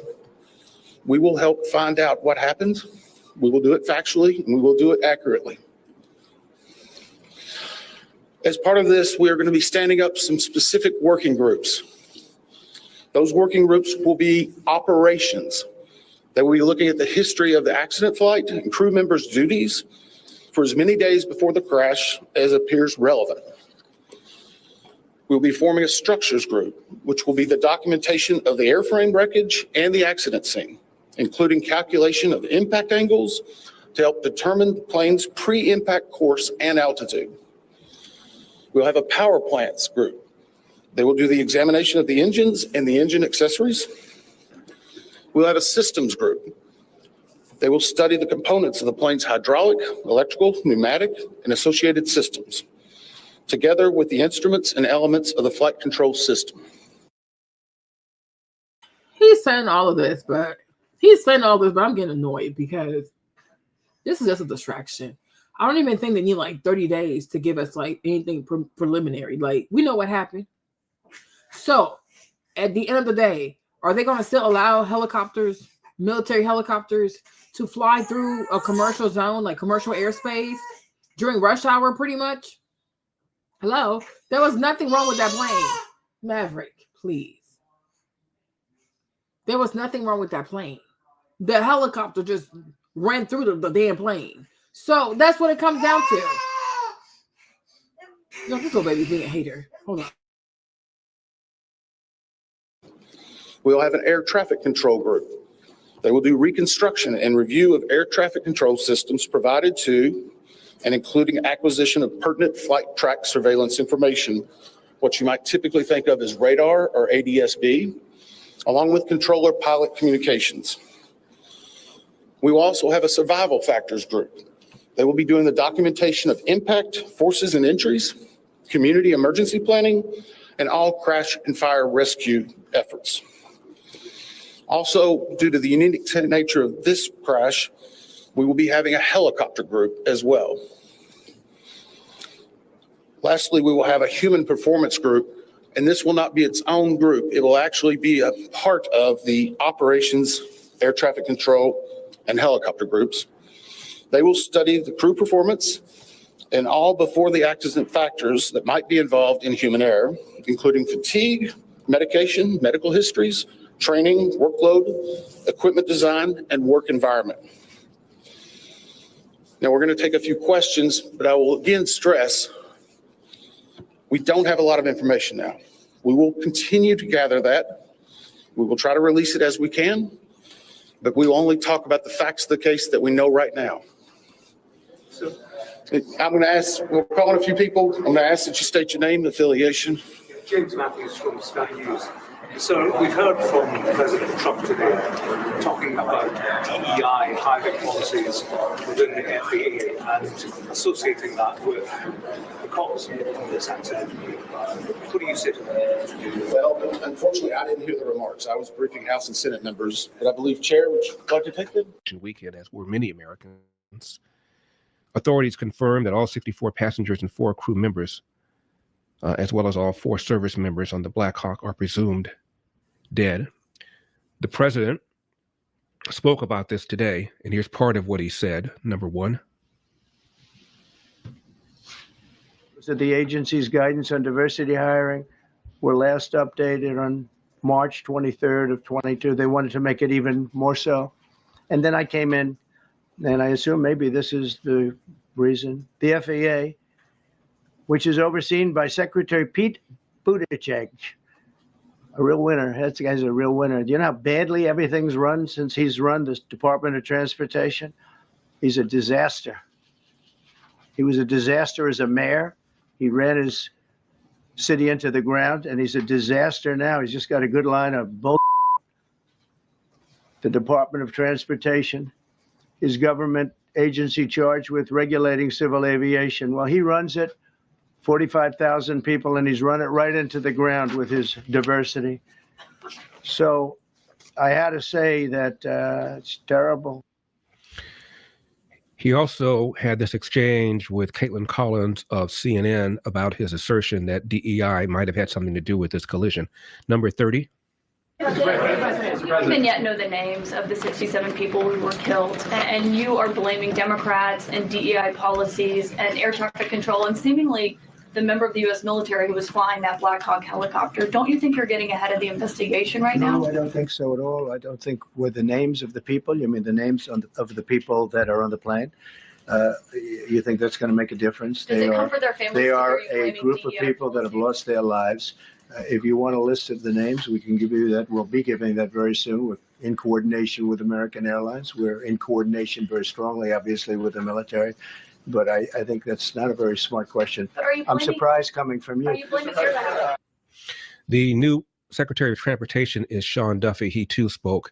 Number 11. Last night, the president had said that this could be prevented, and also that air traffic control, questioning why they may not have communicated with the helicopter and what to do. So we are going to wait for all the information to come in from this vantage point, but to back up what the president said, what I've seen so far, do I think this was preventable? Absolutely.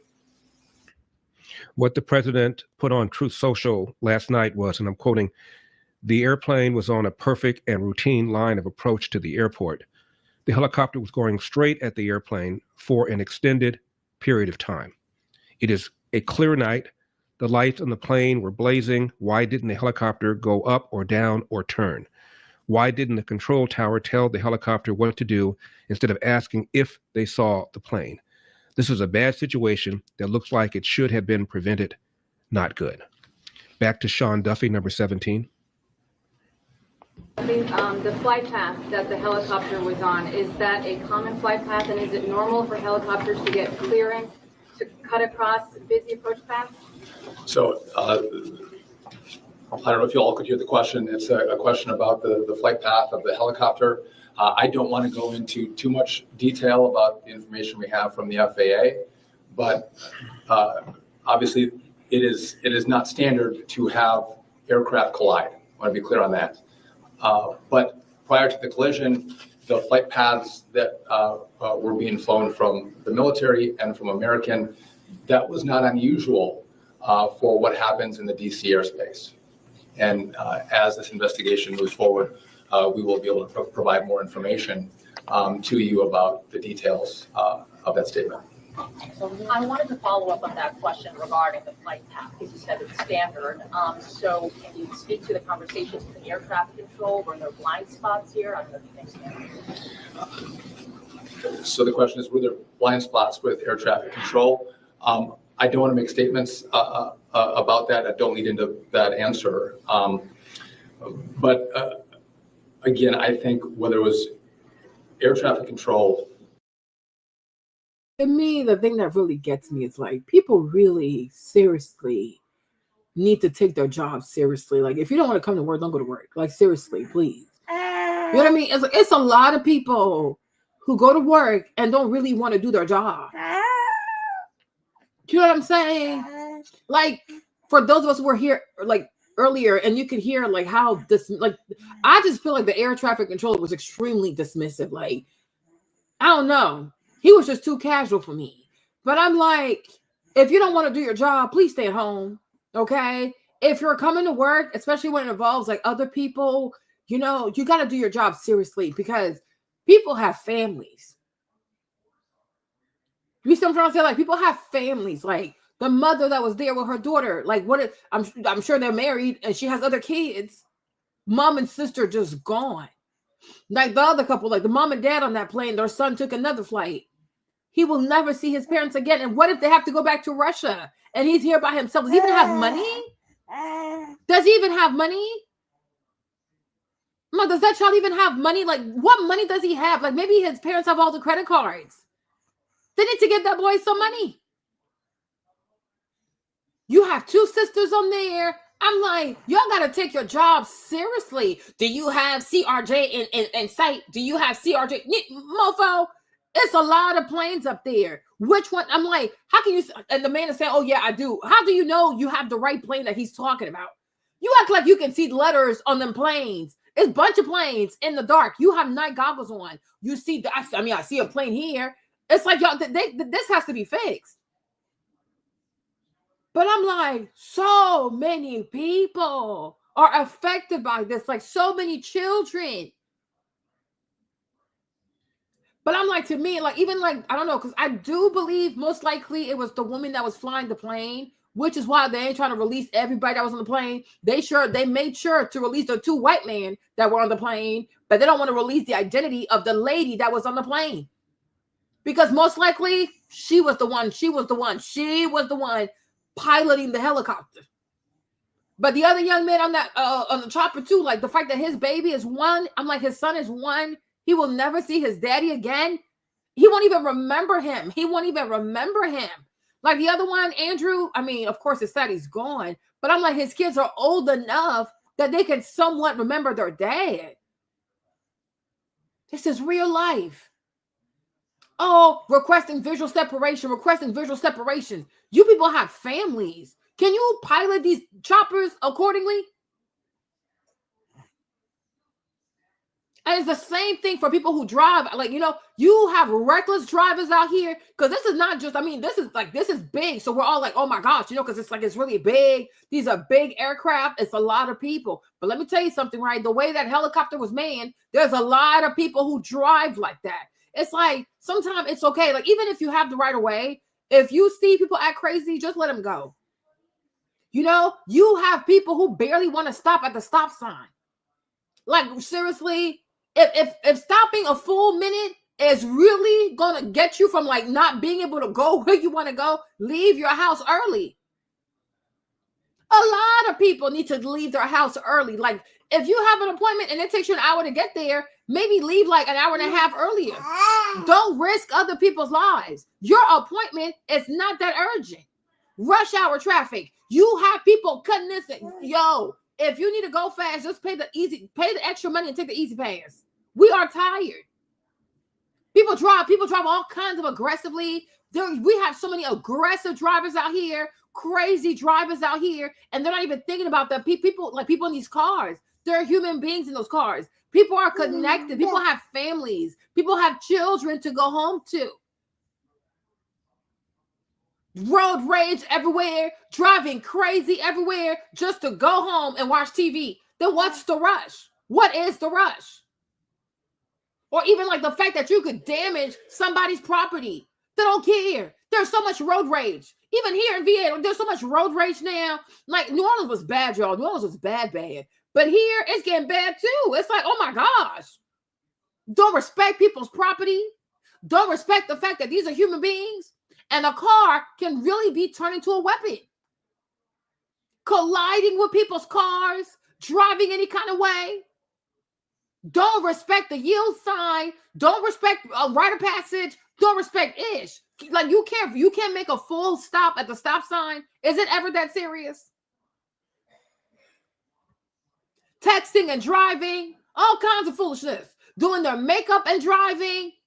Oh, the one I cannot stand are these YouTube vloggers who drive and vlog with your goofy asses. Your content is not even that serious. Like, you're not even that entertaining. Like, there's nothing important that you have to say that you have to vlog and drive.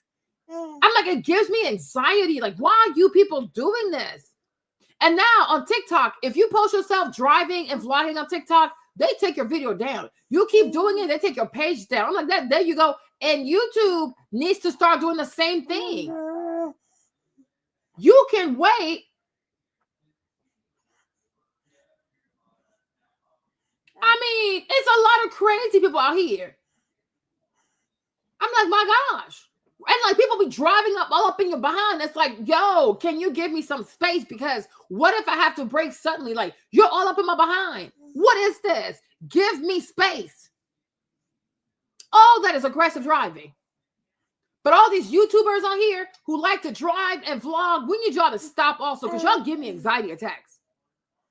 Keep your eyes on the road. Keep your eyes on the road. Don't kill nobody. Do not damage anybody's property. We all want to go home.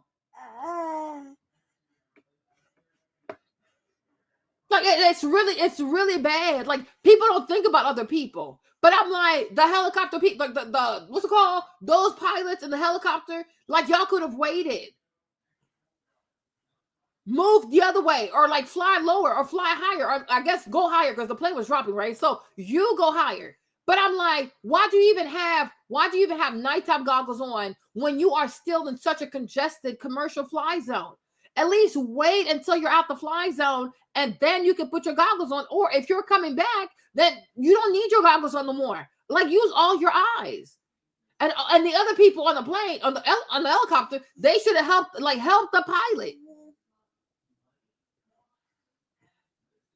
Oh, I hate that. I'm like, oh my, it happened yesterday. I'm like, this man was all up in my, I was like, dang, like, what is this?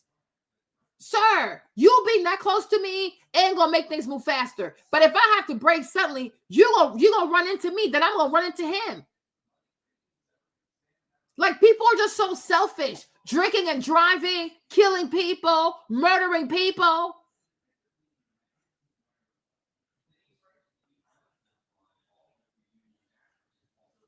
It's really hard. I can see why you don't believe that this is like, I can see why. Because it really don't make no sense.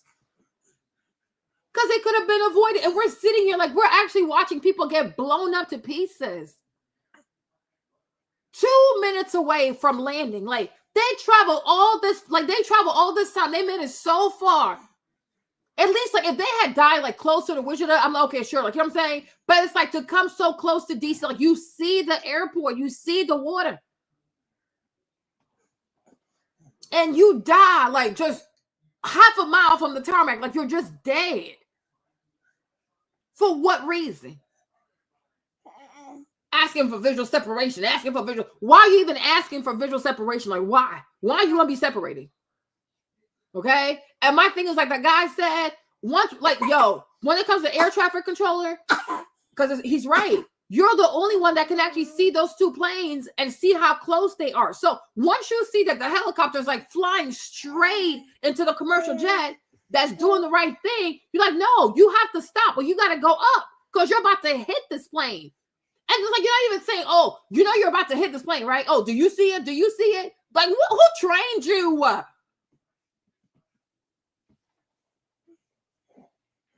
Like, I'm so tired of this. It's like there's so many incompetent people left and right. Can we just have people who love their job?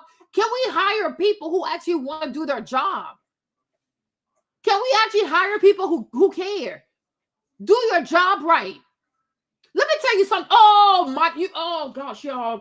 My skin's about to itch, man. I'm so triggered. I am just so triggered. All this, it just triggers me, right? Tell me why yesterday, right? You know, I went to get my hair done. Tell me why out there in that the hair salon, tell me why they were blow drying every Black woman's hair without a heat protectant. I know it's very trivial compared to this, huh? It's extremely trivial. It's extremely trivial, right? It really is. But it goes to my point of a lot of people don't want to do their job. How can you blow dry a black woman's hair with no heat protectant? I said, ooh.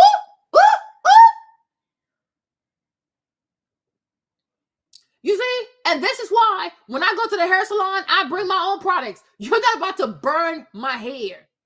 And this is why I speak up for myself. Oh, y'all don't understand. I told you this. I said, I will make you uncomfortable before you make me uncomfortable. I don't make myself uncomfortable for nobody. You're not about to hurt me. Right? Because when I went there, you guys, when I go to the salon, I bring my own products. I bring my own shampoo. Oh, yes. I bring my own shampoos. I bring my own conditioner. The girl was like, she's like, well, I guess you know what works best for your hair, huh? Compared to ours. I was like, exactly. I know what works for my hair. Then right before she was about to apply my conditioner, the lady said, this other stylist was like, oh, tell her that we can't use it because we have our own system. So you got to call her stylist. She didn't know that I talked to the stylist. I'm like, I always bring my own product. But I was like, girl, what? Mind your business. It's my hair. How you going to tell me what you're going to put on my hair? It's my hair. It is my hair, and I'm the one that's paying. So even if I told you to put bleach on my hair, it is my hair. Hello.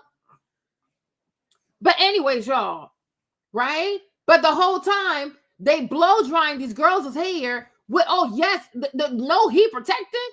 I was like, what? And mind you, these black ladies are sitting in the chair, and nobody says, hey, can you please put a heat protectant in my hair? And I'm like, y'all are crazy. And it was then I was like, it wasn't really then, but I'm just being dramatic. But, it was really then that I realized that a lot of people do not know how to stand up for themselves. Like, it's your hair. You can't just let anybody just put a blow dryer straight to your hair without no heat protectant. She's going to burn your hair. What is this? You're paying for this. It's your hair, and you are paying for the service. You have to speak up for yourself, and you got to speak up for your hair. It is my hair. You're not going to burn my hair. You guys, I ran the show. I sure did. I don't go there often, but make it make sense. They do not invest in our products. They do not. You know what I'm saying, you guys? Of course, it's like, it's completely inconsequential compared to what happened with this plane. Absolutely. But my point is, it's like a lot of people that like the money, but they don't want to do their job right. They don't want to give you an experience. You know what I'm saying? Because I'm like, to me, when you're air traffic control, your job is to give these people an experience. Like people on these planes, you have to give them a great experience. That's why we pay all these taxes and we pay all these fees to land at your airport. When you're air traffic controller, you are an extension of the airport, right? You represent DCA. You represent like the association of all these like airports out here in the metro area, right? And so your job is to give people a great experience, which means they don't want to die. They want to have smooth takeoff and smooth landing. Nobody wants to die. When you kill the passengers, that's horrible customer service. People don't pay to die. People don't pay to get killed. If they want to die, they can just do it themselves. They don't need your help.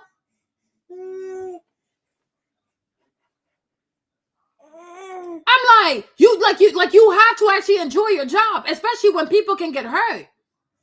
Right? But it's like, no. And I'm like, you see, and this is why I say, like, a lot of people, they don't practice empathy. They don't say, hey, if this was me, how would I want to be treated? If this was my hair, how would I want to be treated? If it was me on that flight, how would I want to be treated?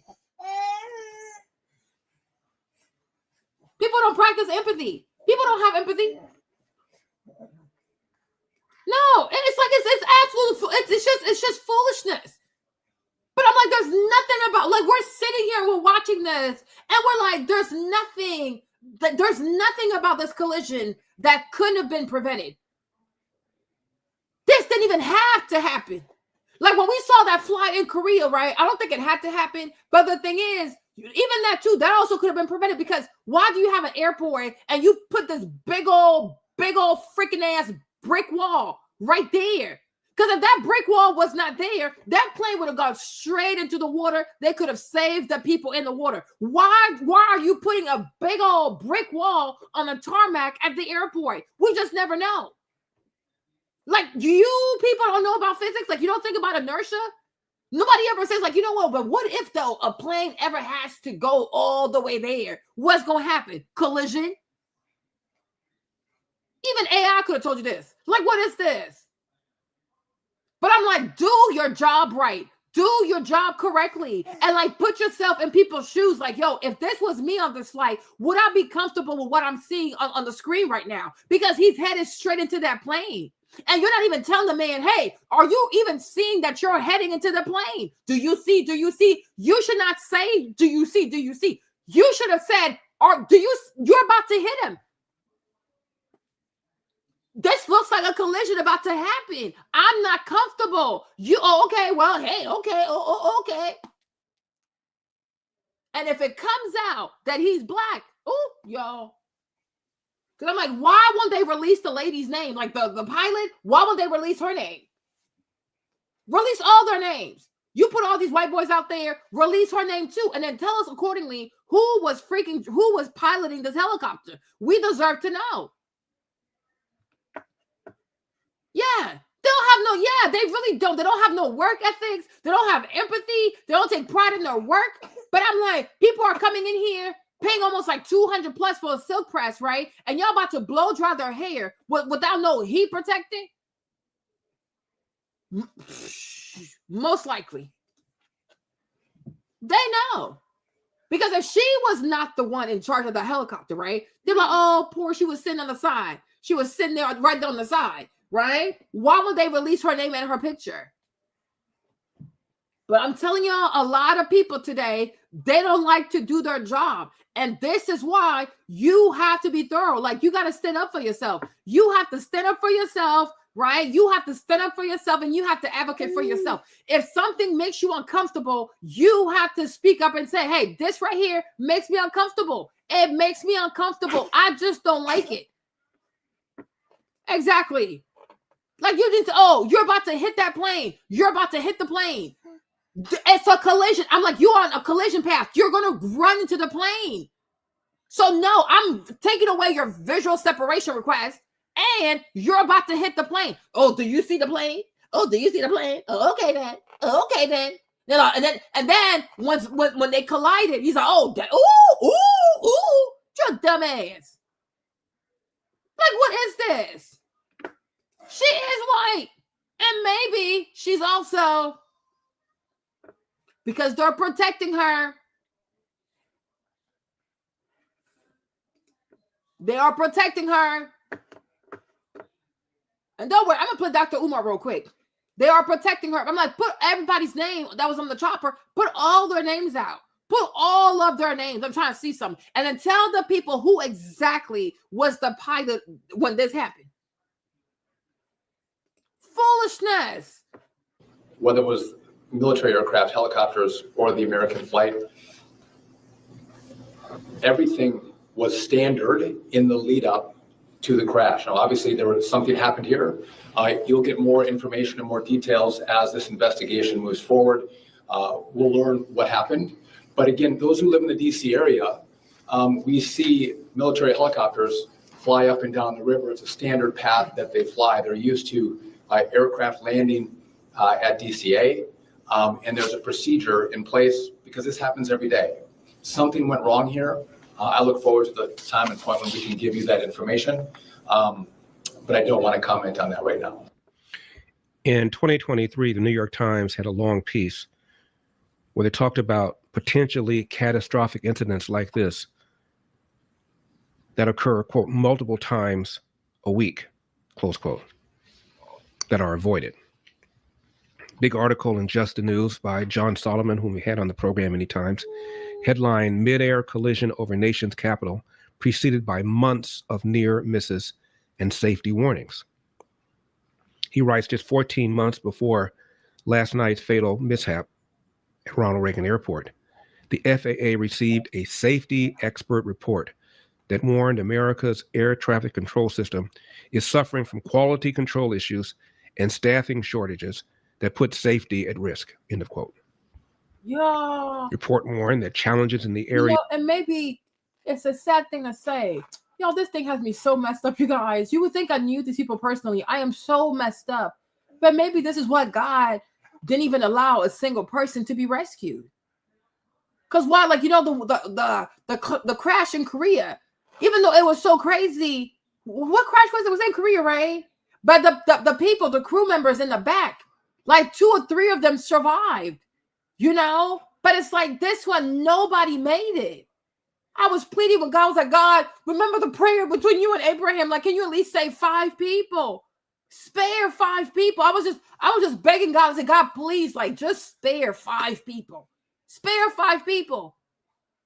Lo and behold, the entire time, God has been warning these people. God has been warning these people. People are going to die. So there's a lot of misses that have been happening, and the media does not. I said, you guys, they're hiding so much from us. Trump derangement every single day instead of report on everything, and then maybe like sprinkle a little bit of Trump derangement in there. But your job is to report the news, like hold everybody accountable. No, they only got smoke for Trump. But I'm like, so there's no way the media, especially here in DC, the Washington Post, they didn't know that there were all kinds of missed collision at DCA, and they never wrote anything about that. Even the New York Times, instead of lying on Justin Baldoni and try to ruin Justin because of Blake Lively, the New York Times, I never heard of this too. New York Times never heard about their staffing shortages at LaGuardia, at JFK. There's all kinds of missed collisions at JFK and LaGuardia. No, they ain't got time for that. But they have time to be feminists, Karens, destroy people's lives, lie on Justin Baldoni, but what's his name? Baldoni, whatever his name is, okay? Promote, like just writing about all kinds of foolishness instead of actually doing your job and informing the American people. Because had the people known, people would have applied pressure. Because now we're sitting here, we're confused. Because you're thinking that, okay, this is normal, this never happens before. No, lo and behold, there have been plenty of missed collision. So God has been giving these people ample warnings to fix their behavior. Fix your behavior. Fix your behavior. Don't want to listen. So maybe that's why this time, as sad as it is, because we are truly, truly devastated. But maybe something so tragic had to happen to expose these people and to put shame on these people. And hopefully this permeates throughout all the airports in America. Because the FAA has to change. This can't keep going like this. This is ridiculous. They need to be exposed. Because maybe if 2 people had died, they could have lied to us, you know what I'm saying? Because they miss, like every time they miss a collision, so they keep trying God. They keep playing with human lives. Maybe if 2 people had died or 5 people had died, they wouldn't have taken it seriously. So unfortunately, it had to take almost like 70 people dying for these people to be exposed. Stop playing with people's lives. This is crazy. This is so crazy. And this is so unfair to passengers because we don't have any idea. I mean, how many of us even know that there's barely enough people to do air traffic control? We think they have all that figured out. No, they don't have enough people. And my thing is, if you don't have enough people too, like, why don't you get AI involved so AI can help you also until you find more people? And all these people that you purge, these thousands of people that you purge from your list, you better call them people and give them a crazy ass signing bonus and apologize. This is so freaking evil. This is evil. You guys, anybody, like the number of people who come to DCA, I mean, you have everybody, like from politicians, workers, like there's so many people who fly through DCA. And they're out here playing lives like this, the nation's capital in DC. This is so embarrassing. This is so embarrassing. Yeah, I mean, at least get AI to help you. Like a lot of the stuff you guys do, like you can have AI helping you. Why doesn't the FAA have AI into how they do air traffic control? But y'all got all this money for Ukraine. Ukraine needs to bring back our money. Come to find out, there's so many bills that you haven't paid, but you out here acting all generous with your broke ass. This is crazy. Is of process integrity, staffing, facilities, equipment, and technology all have ties to inadequate, inconsistent funding. Together, these challenges contribute to increased safety risk and should be regarded as incident precursor, close quote, Oh my God. as governments make for risky. The November 2023 report warned that personnel shortages among air traffic controllers are forcing people to work longer hours and make sudden last-minute changes to flight plans that increase risks. The report said, quote, overtime is at a historically high level and increasing. High rates of overtime for extended periods introduces risk. Several associated issues include absenteeism, lower productivity, and fatigue. When air traffic is rerouted, put into holding, or space is increased between aircraft to accommodate understaffed adjacent areas, the opportunity for mistakes in instruction is multiplied due to the abrupt change in the operation and the increased communications required to facilitate irregular operation. Close. Yeah, because I don't know who the air traffic controller was talking to. I don't know what jet it was, but oh, can you go to Dulles? Can you? Because Dulles is Virginia, right? Dulles has, Dulles Airport is Virginia. That's IAD. DC has Reagan. That's DCA, and then Baltimore has BWI. So he was like, "Oh, can you go to Dulles real quick?" I'm like, "What?" He was like, "Oh, can you go to Baltimore real quick?" And I'm thinking, like, how do you even know they have enough fuel for this? Like, what is going on? What is this?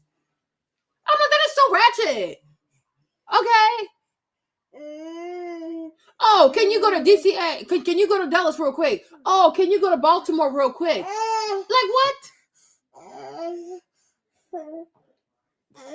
This is just, Quote, the report said. It also said this, quote, while each element of risk might not be material, the combined effect of irregular operations necessitated by staff shortages erodes the margin of safety, close quote. Regulators acknowledge that in 2023, there were 19 serious near misses at U.S. airports that could have been catastrophic, one of the largest totals apparently in many years.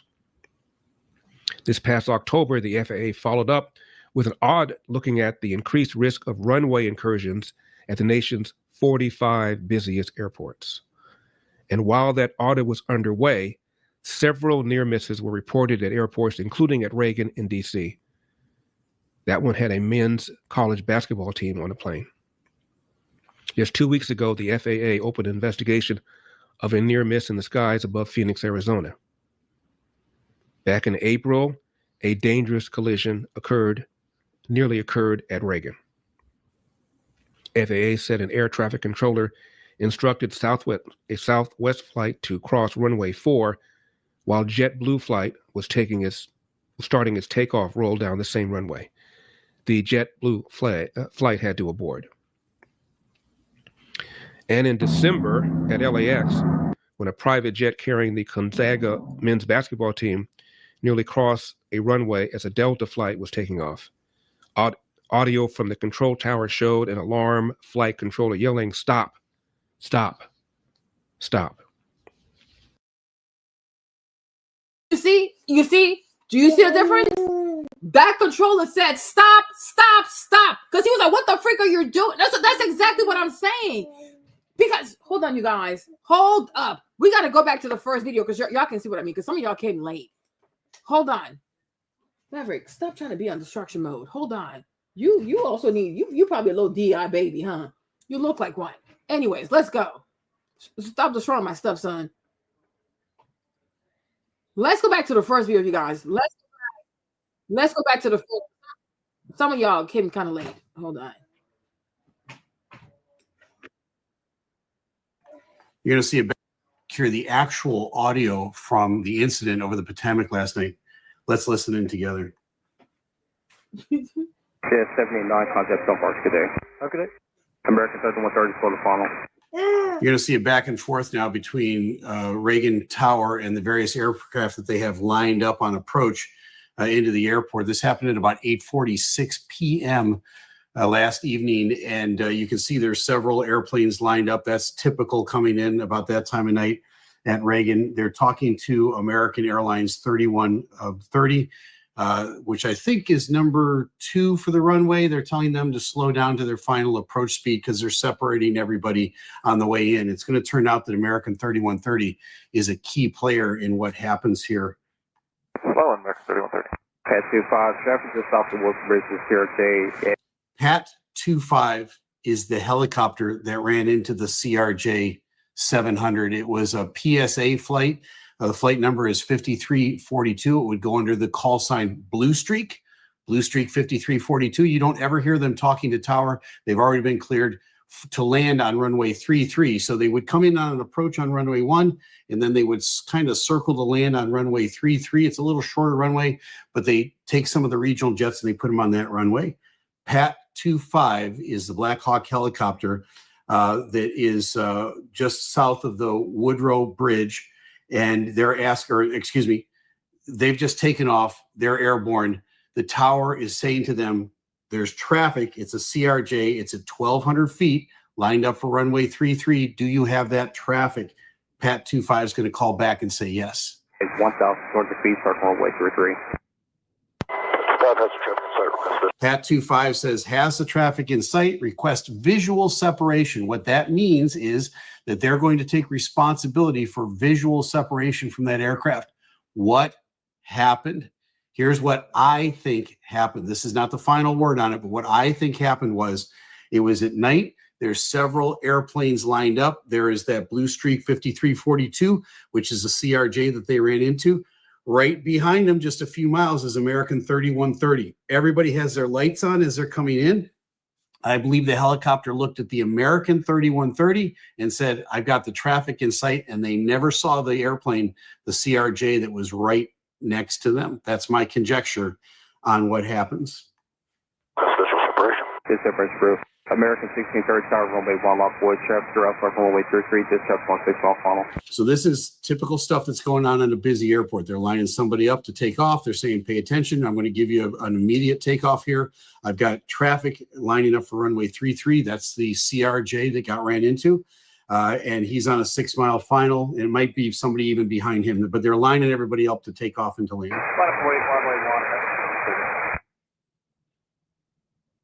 Whiskey 5307. Keep rolling down to November, South 17 today. You can see at the bottom of your screen there, the CRJ, the Blue Streak 5342, they're beginning to now kind of come out a little bit to line up the runway to land on runway 33. They're not going to go right straight down the river. They got to come out a little bit wider and come in. But remember, Pat 25, which is up here, the helicopter at the middle of your screen, they've already said we accept responsibility for visual separation. American 1630 1 star 32014 Duck 25 traffic 2-mile low base runway 33, no delay, runway 1 clear for immediate There's takeoff. American to Number take 1, off. clear for takeoff, American 1630.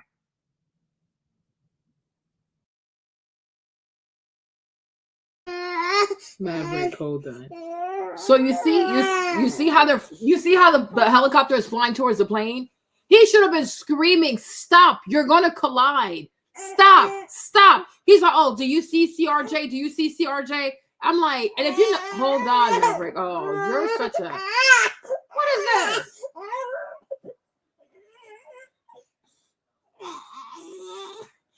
You know what? You're on this job because of me, huh?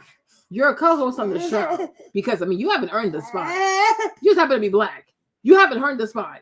You have not earned the spot. You DI, baby. You DI co-host. Oh, yes, yes, yes. What is this? This is crazy. Exactly. He better know he's a Nepo baby on the show. What have you earned?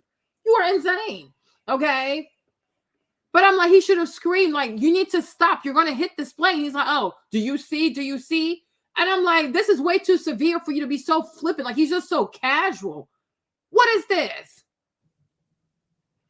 You see? Here it comes. You see? Oh, do you have the CRJ in sight? You should be screaming, this is about, you are about to collide with this plane. Now the tower is seeing what's happening, and they're saying, do you have the CRJ in sight? Because you guys are getting kind of close. And the Pat 25, the helicopter, says once again, yeah, and I'm asking for visual separation. Okay, the responsibility is on you then. Pat 25, pass line is RJ. Pat 5 has a aircraft in sight, request visual separation. Okay, so Pat 25 says, has the aircraft in sight, request visual separation. I don't think they had these guys in sight. I think they had the airplane behind them in sight. That's why this is such a tragedy.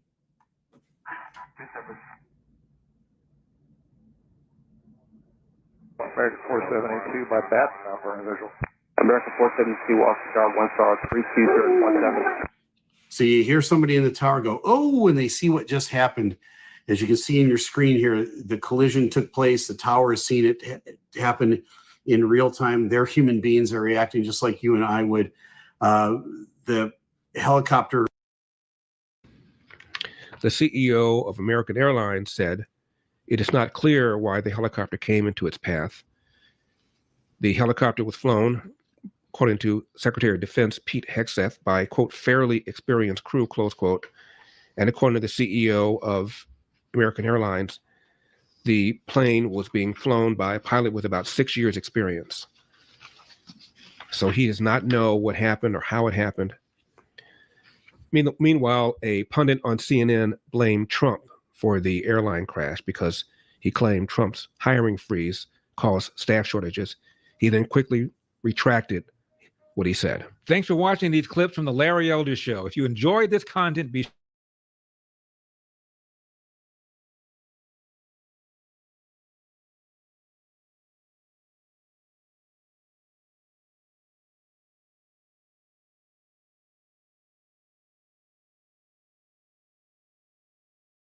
But DEI did not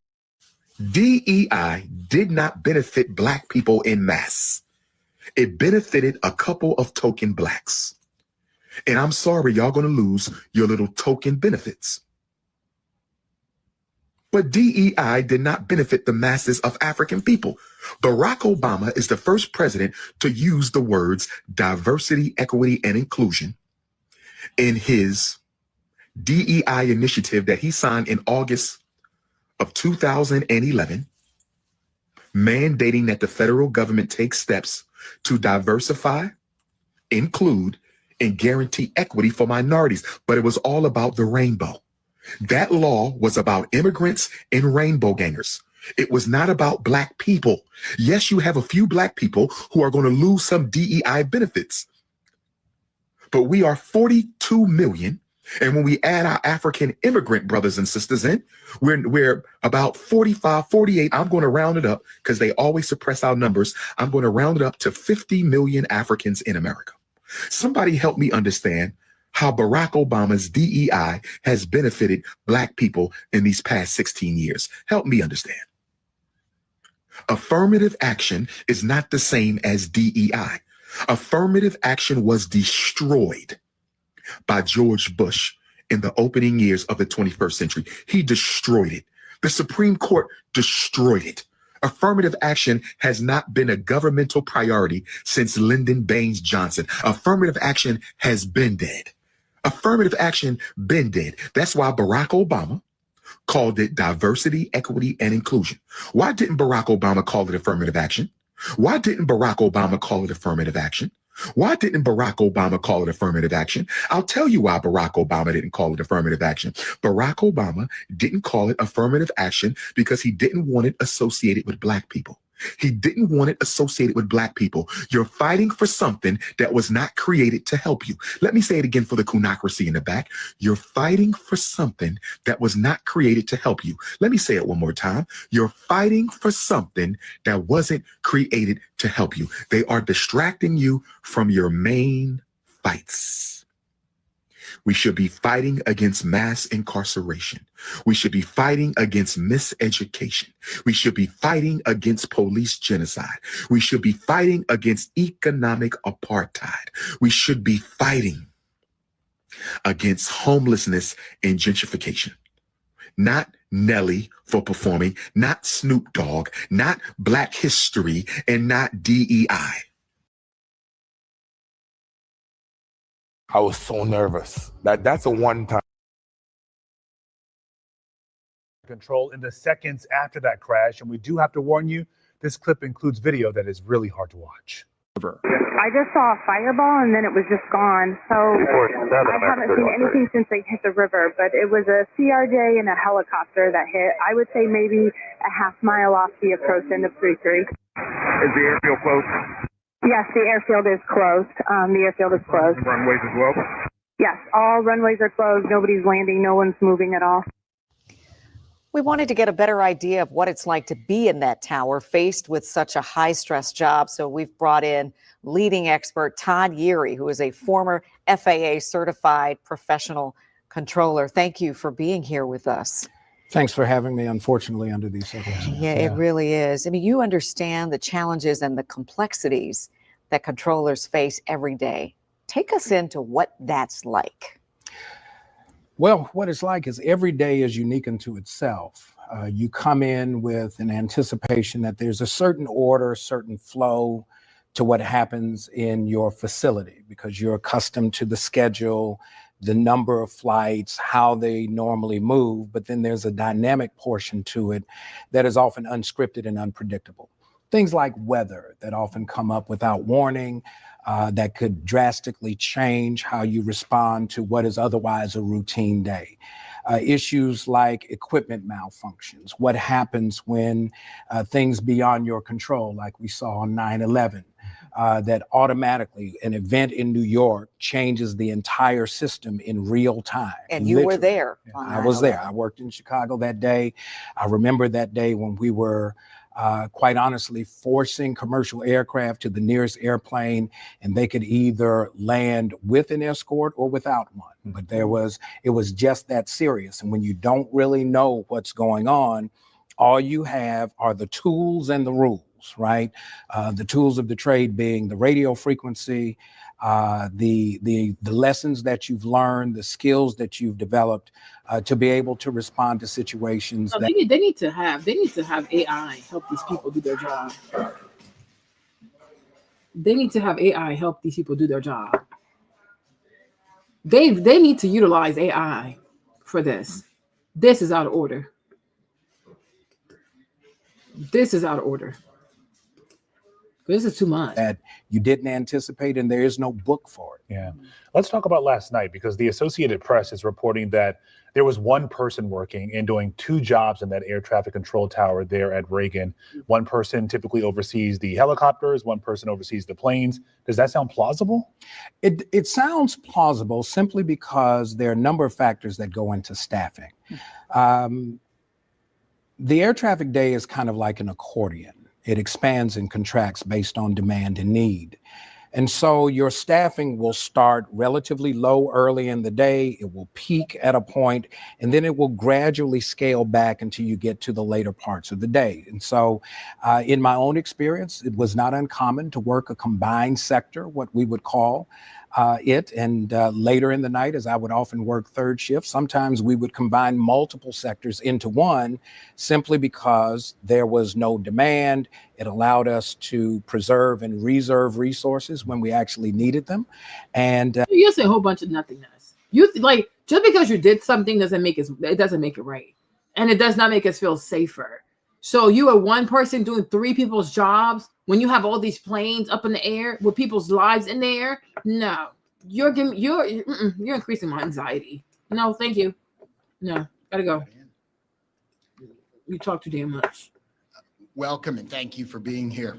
Joining me today, I'm John Donnelly, Chief of the District of Columbia Fire and EMS Department, and I'm representing the Unified Command Team that is operating today. I'm joined today by Deputy Mayor Lindsay Appiah, Metropolitan Police Department Executive Chief, Assistant Chief Jeff Carroll, Clint Osborne, the Homeland Security and Emergency Management Agency Director for the District of Columbia, the Military District Washington, the Metropolitan Washington Airports Authority, and both the fire and police chiefs, the United States Coast. Okay, sir. This is heartbreaking work. The National Transportation Safety Board is leading the investigation into what happened, and they will be providing updates later this afternoon. We will not be talking about the investigation in this conference. So Terry Lyric from the Metropolitan Washington Airports Authority will now provide an update on airport operations, and then I will update you on the activities since our last briefing and the activities over the next operational period. Thank you, Chief. Again, my name's Terry Lyric. I'm the Vice President Airport Manager of Reagan National Airport. Just kind of wanted to give an update on where we stand. As we know, the airport is open and operating. We are in a reduced capacity and a reduced arrival rate due to the proximity of the recovery site. We do have 2 of our 3 runways that are closed. So as always, we do want to encourage passengers to reach out to their airlines for any potential flight delays. Typically a full schedule here at National Airport would encompass about 800 flights a day using those 3 runways. This is so embarrassing. This is so embarrassing.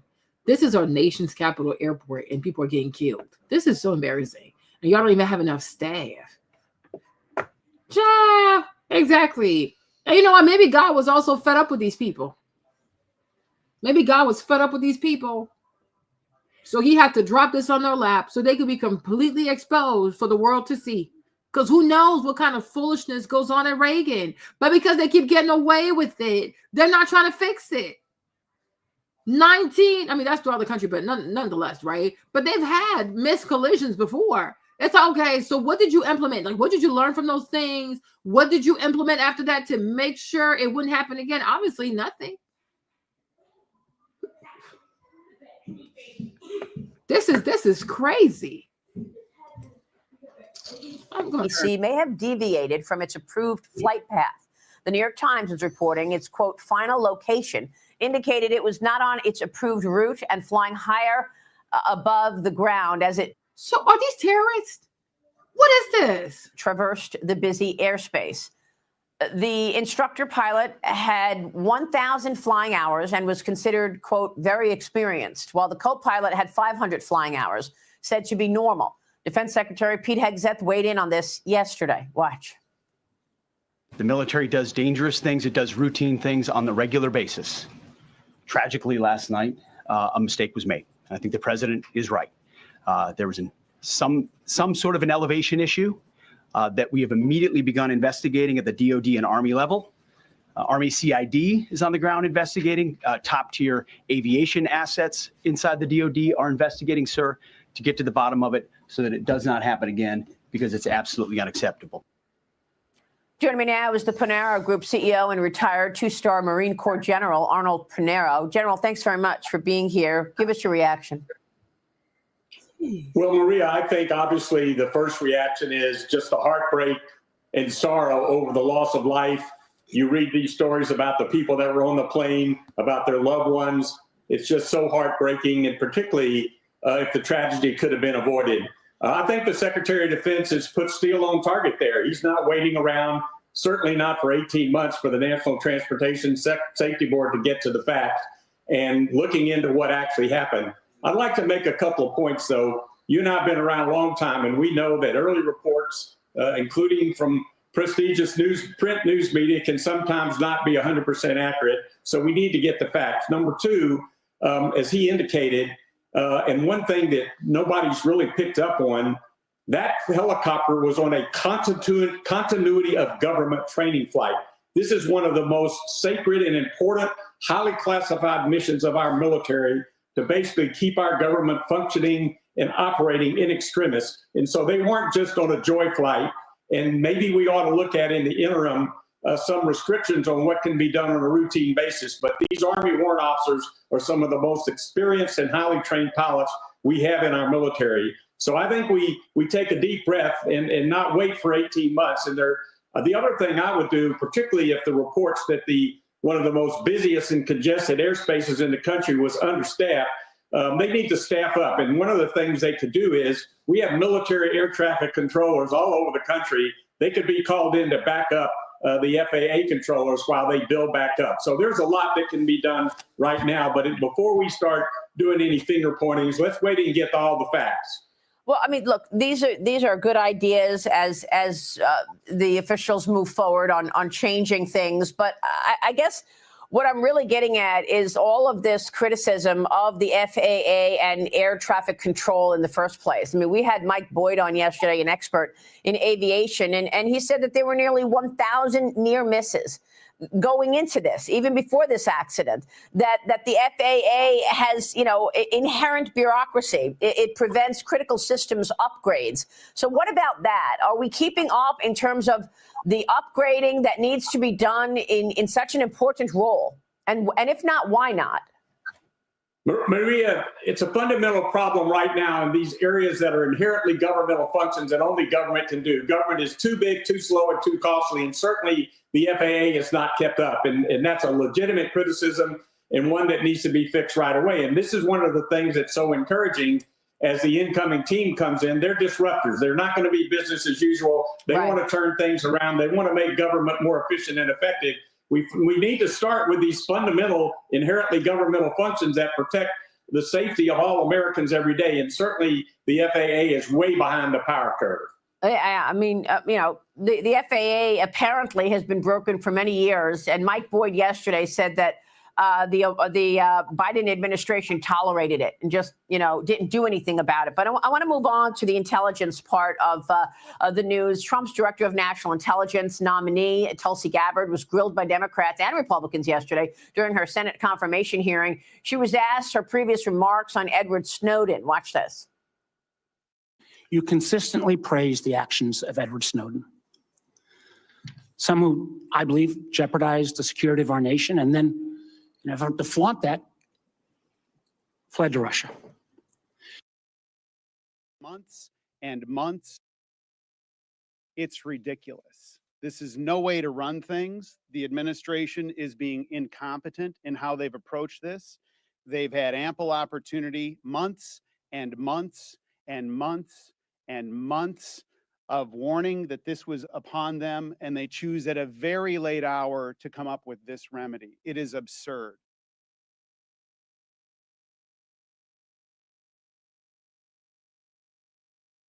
The FAA has launched an investigation into another embarrassing incident involving air traffic controllers, this one affecting First Lady Michelle Obama.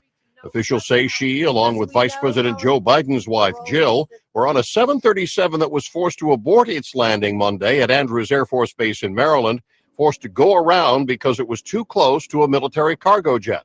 The cargo jet, like this one, was only about 3 miles ahead of the plane carrying the First Lady. The FAA requires a minimum 5 miles separation between two planes of those sizes. That's to avoid dangerous wake turbulence that can affect the trailing aircraft. The FAA insists the First Lady was never in any danger. The investigation is focusing on regional controllers in Warrenton, Virginia, as well as those in the tower at Andrews. All this comes after news of a number of air traffic controllers falling asleep on the job and one being distracted by watching a DVD. John Belmont, The Associated Press. You guys, I swear, we're going to start taking the bus. We're going to start taking the bus. Did y'all hear this? The FAA has launched an investigation into another embarrassing incident involving air traffic controllers, this one affecting First Lady Michelle Obama. Officials say she, along with Vice President Joe Biden's wife, Jill, were on a 737 that was forced to abort its landing Monday at Andrews Air Force Base in Maryland, forced to go around because it was too close to a military cargo jet. The cargo jet, like this one, was only about 3 miles ahead of the plane carrying the First Lady. The FAA requires a minimum 5 miles separation between two planes of those sizes. That's to avoid dangerous wake turbulence that can affect the trailing aircraft. The FAA insists the First Lady was never in any danger. The investigation is focusing on regional controllers in Warrenton, Virginia, as well as those in the tower at Andrews. All this comes after news of a number of air traffic controllers falling asleep on the job and one being distracted by watching a DVD. John Belmont, The Associated Press. You guys, I swear, God be watching. A quick update on the disaster that just happened in Washington, D.C. between the regional jet and the Army National Guard helicopter, PAT-25, where the two aircraft collided just short of final for runway 33 at DCA. Here's what we know so far. My name is Juan Brown. You're watching the Blanco Lario channel. The airspace coming into DCA is extremely busy, including two prohibited areas just to the north of the airport and the Joint Base Bowling located right up here. The RJ, or regional jet, a CRJ 700 coming in from Wichita to DCA, operated by PSA Airlines, for American Eagle was cleared for the approach to runway 1. Not sure if it was the instrument approach or the river visual approach. Yeah, see, he was cleared. What? Shit, they could have died. It was Michelle and Joe Biden on that plane. Oh, Jesus. Oh, Jesus. Ah, Lord. Yeah, I'm taking the bus now. That's it. If I don't really have to go, I ain't going. Oh, hell no. Oh, hell no. You know what? I'm not going to fly until Trump is out of office. He need to clean up the whole thing. They need to clean up the whole thing, y'all. I can't do it no more. I was like, yo, it's like finding out how your favorite meal is made and realizing that people don't wash their hands. It will never be the same. My confidence is gone. These people ain't ish. They don't care. To runway 1, circled to land to runway 33. So what that means is the RJ flies the approach to this runway 1, the long runway, and then sidesteps around here to a left dogleg entry to runway 33, the relatively short runway, about 5,200 feet long here at Washington, D.C. A very demanding approach. This crew is focused on this approach. This mid-air collision occurred just below 400 feet above the ground. Below 400. The National Guard helicopter, believed to be either a UH-60 or VH-60, Victor H-60, was presumably operating out of Joint Base Bowling, located right here. Here's where the helicopters operate out of. They have this procedure where they can dart across the Potomac River right across the final approach for these airlines. This is an approved procedure. Looking at the video widely published on social media, here comes the regional jet. We are looking to the south. The regional jet is heading towards us. Jesus Christ. Doing the approach to runway 1 and stepping to runway 33. Here is the helicopter, the UH or VH-60. Wow, so you could see this? But this man, whoever this is, you got to be a terrorist. Yo, the more I keep replaying this, the more my nerves are bad. How could you not see this? Even if you have your night goggles on, how could you not see this? Like, you even feeling it, like you didn't feel the pressure, you didn't feel the energy, like you didn't feel their presence coming. 3 people in the helicopter, nobody looked that way, nobody was looking this way, like, oh, you know what? Oh, we see it over here. This is insane. The helicopter approaching from our left. He's approaching to the right side of the aircraft, coming from Joint Base Bowling.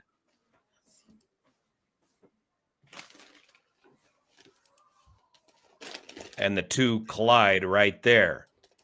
Yep. Now let's review the ATC data. First, let's check this out from ADS-B Exchange, where the two aircraft came together. So here you can see the he directly flies. I mean, or she. I don't know, she or he. But why would they reveal that girl's name, though? I am so confused. Like, straight into that plane. Yeah. It's giving terrorist attack. This is bizarre. Regional jet doing the sidestep maneuver to runway 33, so kind of a left dogleg base entry. This is all done visually to runway 33, and the helicopter coming out of Bowling and crossing right into its path. What is this? We'll listen to this audio just to get an idea of just how busy this airspace is. And one thing is, if you're coming, look at this, like this, like this, like this, like this, like this, like this. This is so bizarre. Why could you go like this? Go like this, come down, and then go across like that. You don't even have to be here. You can fly this way and then go this way. Where are you going? What are you doing? And like, if you know that, I'm like, because you can see this, you can see the tarmac right here, right? So you can see this. Why do you want to cut in front of that? You could just go like this and then cut this way.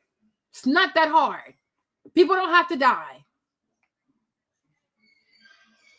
Leave this entire space right here. Leave that for the planes. You can just go this way. You could just cut that away.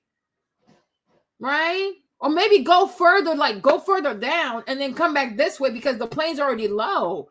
But it's like, what is this? Like, what are their protocol with doing this?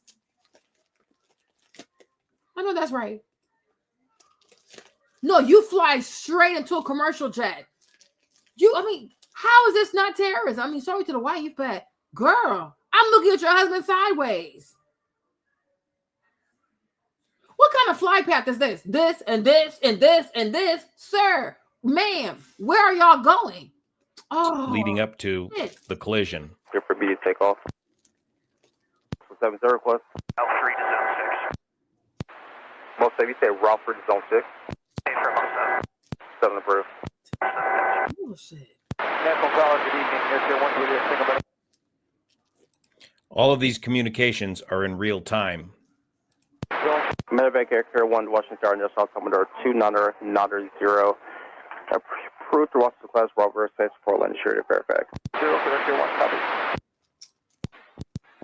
S25, CRJ in sight. S25, pass on is CRJ. S25 has a aircraft in sight, precision separation. Separation. 472 Washington Star, 1 star, 32017. Okay, that was it. That was the collision. Did you hear the communications? Pat 25 is the call sign of the military transport helicopter. That's Priority Air Transport. We believe this is one of the gold top helicopters out of Washington, D.C. And the tower at DCA says, Pat 25, do you have the CRJ in sight? Now, I believe the helicopters are operating on a separate frequency from the CRJ, so I don't believe the CRJ hears the helicopters, but all this is being controlled by the tower there at DCA. So the tower says, Pat 25, do you have the CRJ in sight? Pat 25 responds, have the CRJ in sight, request visual separation, standard procedure. And then the tower clears Pat 25 to pass behind the CRJ. For whatever reason, the helicopter did not see and avoid the CRJ and ran right into him. Here's the flight aware data for the CRJ. It looks like the CRJ was cleared for the ILS straight in approach to runway 1, not the visual.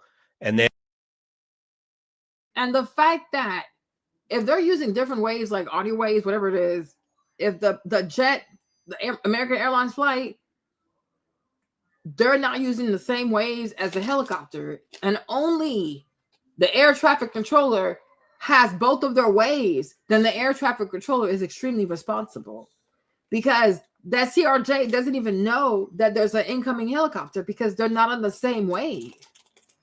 And here you are approving a request for visual separation without even informing the American airline people there's a helicopter, but they're asking for what's it called? Visual separation. Are you okay with that? I said that earlier.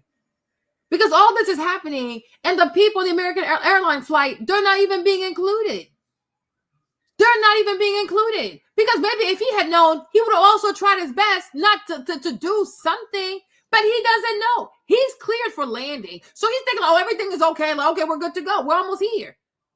We're about to land. The whole time, you got the air traffic controller and the people in the helicopter, they're having their little conversation, right? So, do you see the CRJ? Do you see the CRJ? Which one are you referring to? Actually, the one in front of me, behind me, next to me? It's like, you got to give this man explicit directions. No. I blame the military, and I blame the air traffic controller at Reagan. This is a hot ass mess, because if you're going to give somebody visual separation, you should ask American Airlines, hey, there's a helicopter asking for visual separation. You guys have the same flight path. Like, he's coming towards you. Do you also see him? Like, communication. Make sure everybody is literally on the same page. No. You only talk with one party, and then you say, okay, that one party, I'm trusting you with everything to go good. Like, how is that? That's your job. Why are you giving him your job? That makes no sense. Reagan needs to be sued. This is insanity. and did the sidestep to runway 33. And looking at the track log, the CRJ was on a perfectly stabilized approach. And in other words, the CRJ was exactly. How can people take that choice away from you? Like, it drives me insane. So like these people on that, the jet people, like the commercial jet people, decisions are being made for them without their consent. The pilot doesn't know, the co-pilot doesn't know, the crew doesn't know, nobody knows. Because I'm like, had the pilot known, okay, we're gonna look out for him also. Had the American airline crew and the pilot known and the co-pilot known, they would be like, okay, we're gonna make sure to look out because we're descending. Can you tell them that we're descending at these many knots? What knots do they have? They could have asked questions and you relay the message and make sure everybody's on board. Then you say, okay, now I'm granting you visual separations. You're good to go. But until you've talked to American Airlines, the crew on there, who are you to just say, oh yeah, okay, sure, I'll just give it to you because you military. Are you actually okay? Are you actually okay? And if he had to make a violent turn, he could have told the crew on board, hey, let the people know, put your seatbelts because I have to steer this plane extremely hard. Unfortunately, because of the military, right? But they're not even being informed. They're cleared for landing. Nobody's saying, hey, in your airspace, there's a military helicopter that's about to enter. Like, oh, you're at this many knots. They're at this many knots. Do you see them? Right? You don't say anything to these people. Like that, I'm like, that's just like, who, like, why are you doing this job? Who trained you for this job? Why are you here? Your mediocre ass. Oh my gosh, it could have been my department. You guys, I would have lost it on this person. I would have lost it on this person. When I tell you HR would have had to come get me, ooh, I'd have been fired that day. I would have cussed this person out. Oh, I'm going to go call the police on you because this is murder. Like, what is this? Exactly where he was supposed to be doing exactly what he was supposed to be doing. According to initial news reports, the helicopter involved was Army UH-60 or one of these gold top VH-60 helicopters operated by Bravo Company, 12th Aviation Battalion, Davison Army Airfield on a training flight. So there were just three crew members on board the helicopter at the time of the collision. There were no VIPs being transported at the time of the collision. Regarding TCAS, the Traffic Collision Avoidance System, it's believed that the helicopter had this equipment on board. These regional jets certainly had this equipment on board. But remember, TCAS does not give an RA or a resolution advisory below 1,000 feet. So instead, you will just get the traffic, and the diamond lighting up on your screen, but it will not tell you to climb or descend below 1,000 feet. And this is where the air traffic controller has to come in. Do you guys get what he's trying to say? There's a device like for planes, they have some radar or some device called TCAS. Helicopters, the other guy was saying like helicopters, the military, they don't have that. Because he says, oh, they fly like in, what do you say? They fly in formation. So if they did, they would just pick up on too many things. So they don't have that. The plane has it, but because he's cleared for he's cleared to descend. He's way too low anyways to know, do I go up? Do I go down? So this is where the air traffic controller, you don't just say, oh, do you see the CRJ? You have to say, how high are you? Are you high? Like how many, are you like 3 knots? I don't know, however you say, right? And then you ask the people, the pilot of the commercial jet, you also ask this man, how low are you? So that you can make sure that you avoid a collision. Once you have that, then you say, can you go up? Like you helicopter, you go up because you're too low. Then I can grant you visual separation. But from what I'm seeing, you're about to hit this plane. But I'm like, he's just so passive. Like he's just so flippant. Like, what is this? That's what the guy says. Like, you're the only one who can see how close these planes are. They can't really see each other. Like, you always have to double check. And not just, oh, do you see him? Like, do you see him where? And you got to ask more questions. But I'm like, if it's true, I mean, it has to be true though, right? Like if you had all these misses that happened at Reagan, and this week, now we have a collision at Reagan, and we hear how this air traffic controller is like, pretty much she's not properly trained. So it tells me from all these previous misses, you guys haven't learned a thing. You have not learned anything. You haven't implemented anything, right? Because before, like they should have a whole to-do list, like a checklist, right? Have a whole checklist before you grant somebody visual separation. When you have that many planes, you can't just say, oh, do you see the CRJ? Which CRJ? In front of you, behind me, next to me? You see it all. You're air traffic control. You see it all. You need to ask explicit questions. And then you got to go talk to the other pilot to say, okay, there's this pilot that's requesting visual separation. He's on the same flight path as you, going the opposite direction. Do you see him? Like, how far low are you? Because your TCAS probably is not going to pick that up. Stay low. I'm going to tell him to go high. You know what I'm saying? Once you've made sure that everybody's on the same page, the CRJ knows he's going low. The pilot knows that he's going up. Like, go up and stay up, or maybe go somewhere else. I don't know. Right? Then you can say, oh, I grant you visual separation. But you're not even asking explicit questions. Like, oh, but do you see the CRJ? He's like, yes, visual separation request. What's it called? Request. He's like, okay, granted. And you don't even talk to the what's it called? To the pilot of the commercial jet, which lets me know you were not properly trained. Because if you were properly trained as an air traffic controller, given how close the commercial jet is to the runway, you would have known that his TCAS cannot pick up how close the helicopter is, how high it is, how low it is. So he will know what exactly to do. You have to help him. You have to guide him through this, because right now he's pretty much blind. They're both blind. When you think about it, both of them are blind. The man that's the pilot that's flying the commercial jet, he's blind because he's too low to pick up on this foolishness and to know, do you go up or do you go high? He can't do that. The helicopter also, he definitely was blind because he didn't see them coming with night goggles on. And you're not even asking this fool, do you have night goggles on? Like, are you okay? Do you have full visibility? So it just goes to show you, like at Reagan, all kinds of foolishness goes down at Reagan. It's only by the grace of God that they've only had one accident. But it seems as though God has been warning these people to do better. But I'm like, this is just murder. This is murder. Because you're simply too low. You've murdered these people. You have murdered these people. To be given a descending resolution advisory that would descend you right into the water or right into the terrain. So below 1,000 feet, TCAS resolution advisories are inhibited.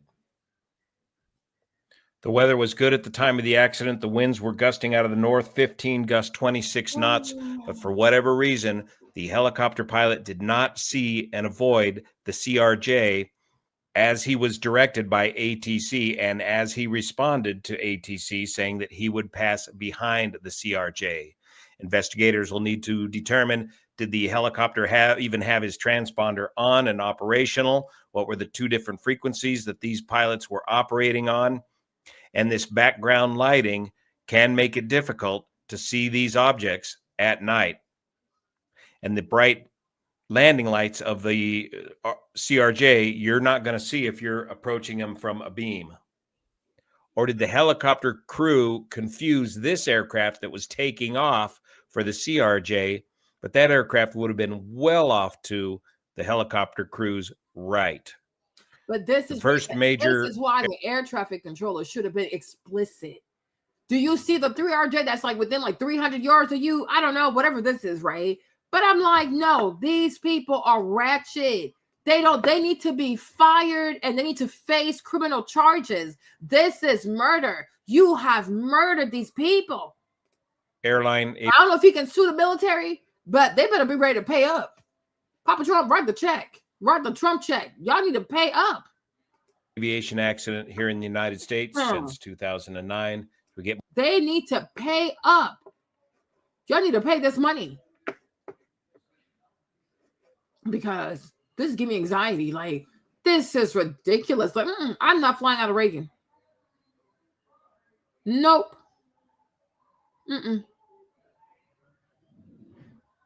Jeez.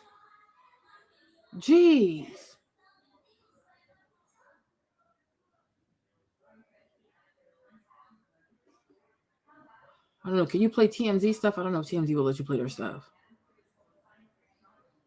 This is wow.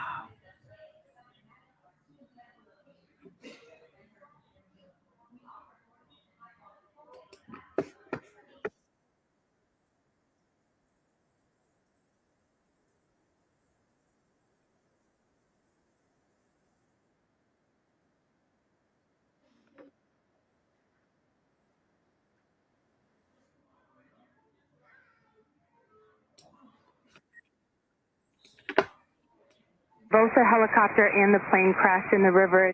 Crash. This is alert 3. Crash. So coming down right here, I am literally standing in the middle of that crash location. The force of that collision, you can see it on this screen here behind me, showed the flash and then that fall in the sky. If you people done your job earlier on, y'all would have exposed all the misses. Problem could have been fixed by now. Lives could have been saved. You bums. Y'all wait for something to be tragic for y'all to make money off of it. Y'all sick as hell. But taking it right down to the water, this right here, this is the search area of the Potomac. This is where both flight data recorders have been found. And the data on those recorders plucked from these icy waters will be plugged in for analysis. In fact, it's just about 5 minutes drive away from where the crash happened. That's the investigation. But now let's get personal. The faces of this tragedy. First of all, those aboard the Army Black Hawk helicopter. 3 Army soldiers were on board that helicopter when it collided with that plane. We're starting to learn more about them. Crew Chief Ryan O'Hara leaves behind a wife and a 1-year-old son. In fact, the Army said he, along with the pilot and the co-pilot of the chopper, were very experienced. CBS News' Mark Strassman asked O'Hara's father about President Trump's comments yesterday, potentially blaming the previous administration's diversity, equity, and inclusion policies for that crash. Here's a. But if you guys don't believe that diversity and equity and inclusion played a part, why don't you tell us who the lady is? Like, why do they keep hiding the lady? If you believe that everybody at Trump is so crazy and these people are so qualified, why are you only talking about 2 of the 3 pilots? If by now you know 2 out of 3, like if you know 2 names of the pilots, right? Then you know all of their names. Why are you hiding the lady? If diversity and equity and inclusion has nothing to do with this, and Trump is so crazy, what's the name of the lady? What's her name? What is her name? Why we can't see her? Father's reaction. I know they've identified one of the pilots, but if the other pilot was a woman, to me, I can't imagine being the parent. If she was a woman, so you know she's a woman then. Why don't they tell us her name? And that bizarre. Like, oh, Trump is crazy. This has nothing to do with DEI, but we're not going to release the name of the white woman that was on that flight. You know she white too, huh? You know she white. Okay? Say her name. Say her name. Of that other pilot, if she was a girl, saying that because she's a woman, she was less capable than the man. Sir, if she was the one in charge of the helicopter and it crashed when she could have avoided it, yeah, then she's less. Yes, that's exactly what we're saying.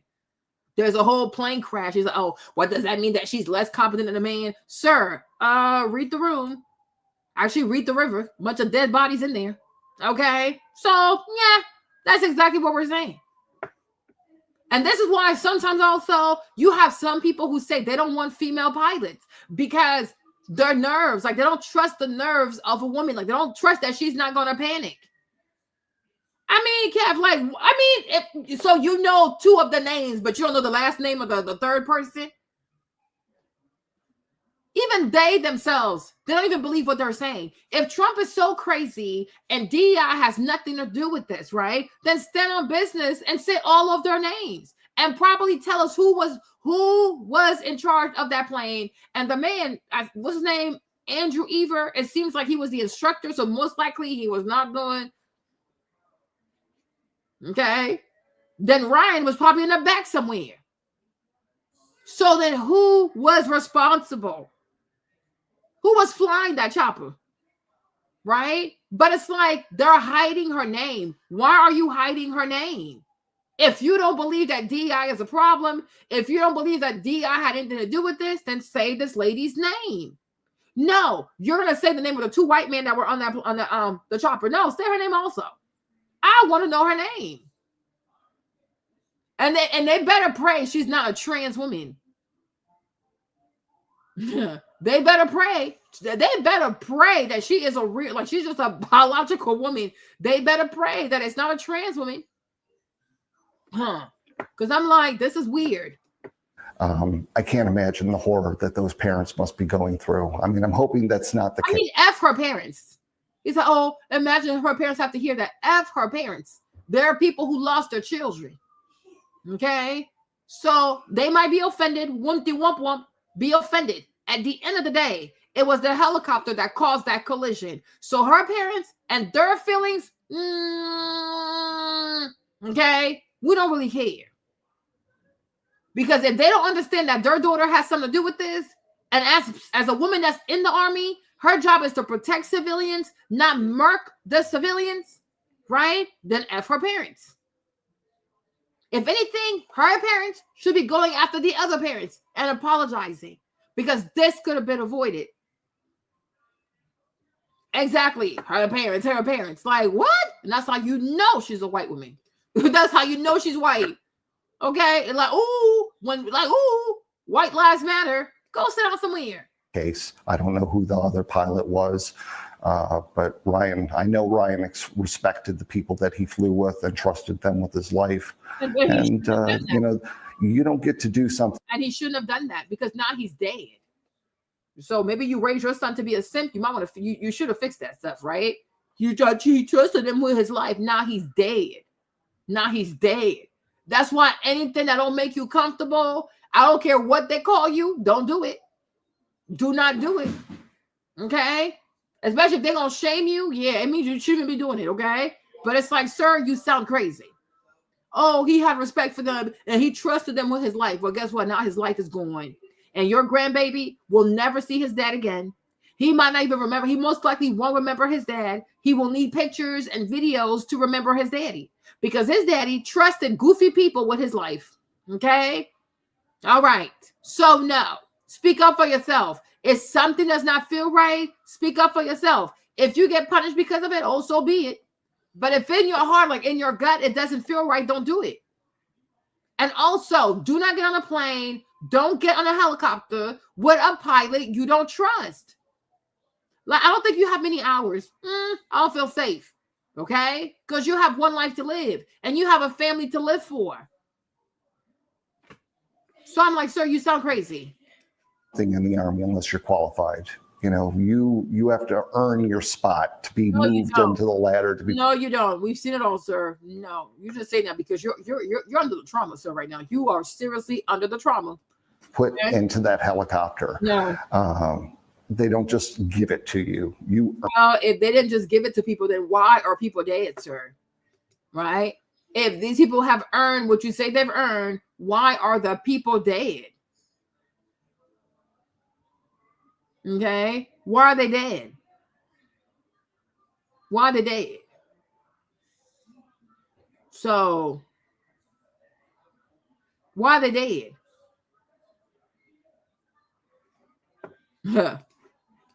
Earn it. So that family and investigators will be studying this map in the days, weeks, and years ahead. You can watch more of that exclusive interview on tonight's CBS Evening News.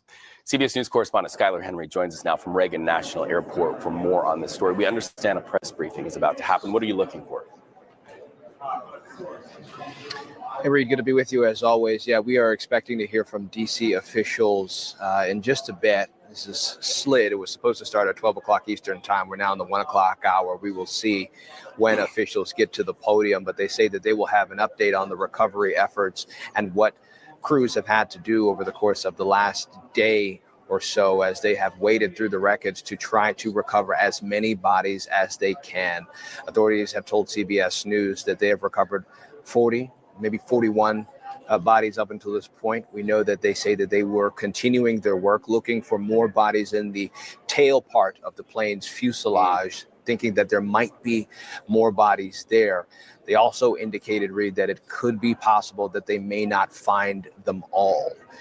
Certainly difficult to swallow, so to speak, when thinking about all of those families who are finding out the news of what happened on that aircraft. But they say they are working around the clock for as long as it is safely can be done to try to get to the bottom of why this happened. But first, that recovery process first. From there, we expect NTSB to deliver their latest in the press briefing a little later on this afternoon, talking about their initial findings. As you pointed out, they have recovered the so-called black boxes off of the American Airlines flight. We will hear the flight data recorder and also the cockpit recorder as well, which will give us more information as to what was going on inside of the cockpit. What were the pilots talking about? How did they communicate with air traffic control? But it will also... My close friends who are world champions, a husband and wife. I grew up with them. I compete against them. I knew them since we were 14. It's extremely heartbreaking news for me. Kindest person I've ever met. She went above and beyond, and then took a giant leap over that. You know, when it came for doing things for other people, for me, for her parents, for my parents. I look after those people, and they were my inspiration. I love all these people, and they really support me. Life is short. Hug your loved ones. Tell them you love them when they're getting on a flight. Check up on them. Text your family when you land. Billy, he lost his wife on that flight. The other.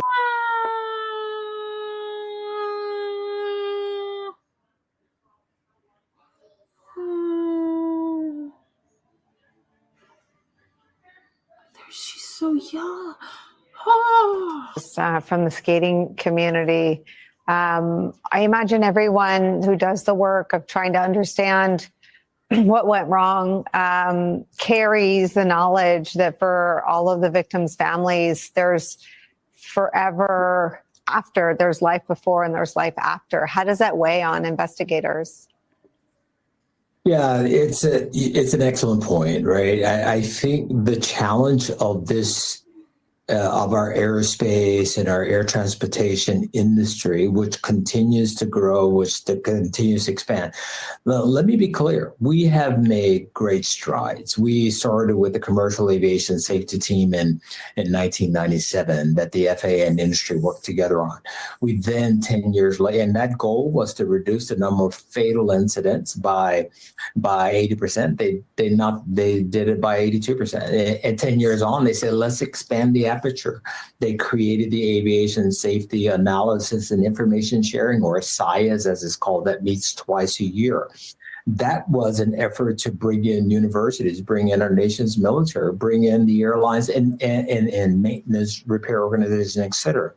So we continue to do the work. As you know, this is a layered approach. So when we think about safety, it's certainly in commercial aviation, right? All of these layers, we have controls, we have procedures, and it is absolutely right. When we have a very tragic event like this, and what we say to ourselves is that we never, ever rest on our record. We've gone 16 years in the United States without a fatal commercial passenger accident, right? And that And it's like he's acting like, we've done 16 years without a fatal. Yeah, but you had a lot of missed collisions. Hello, sir. Don't gaslight us right now. Like, no. Y'all could even, the first lady could have gotten killed. Oh no. time, we've moved over 13 billion people, but it doesn't matter. When you get to this point where something horrific happens that you don't expect to happen, it's a good time for us to pause. So it's good for the FAA to let's take a pause. Whether that'll be permanent or not, who knows? But it's a good time for us to pause. We have exclusive new video obtained by CNN showing the midair collision from a different angle. I want to walk you through one of those videos right now. All right, let's go to this clip that appears to be shot from the airport grounds and shows the plane descending. You see, he's flying into the plane. How is this not a terrorist attack? He didn't see this. No, this is bizarre.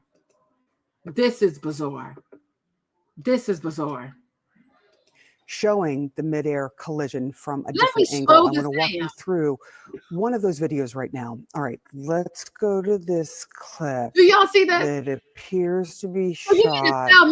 You mean to tell me he couldn't have veered off? Do y'all see how much distance is between these two? No.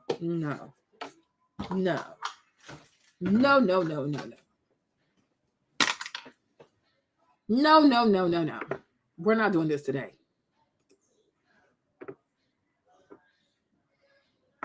We are not doing this today. You mean to tell me this? He couldn't have, whoever, she, the person, couldn't have gone left, gone right, gone up higher? What is this? Why are you flying into that plane? From the airport grounds and shows the plane descending that's on your right when the And is it me or does it feel like it hit something? Hold on.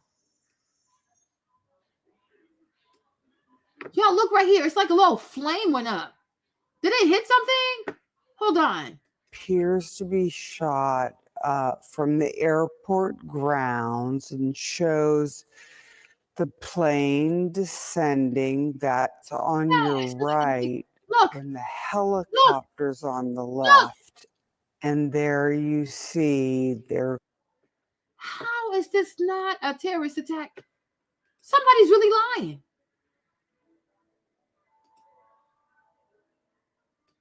Something is off. I'm not buying this. Let's do it again. No. No.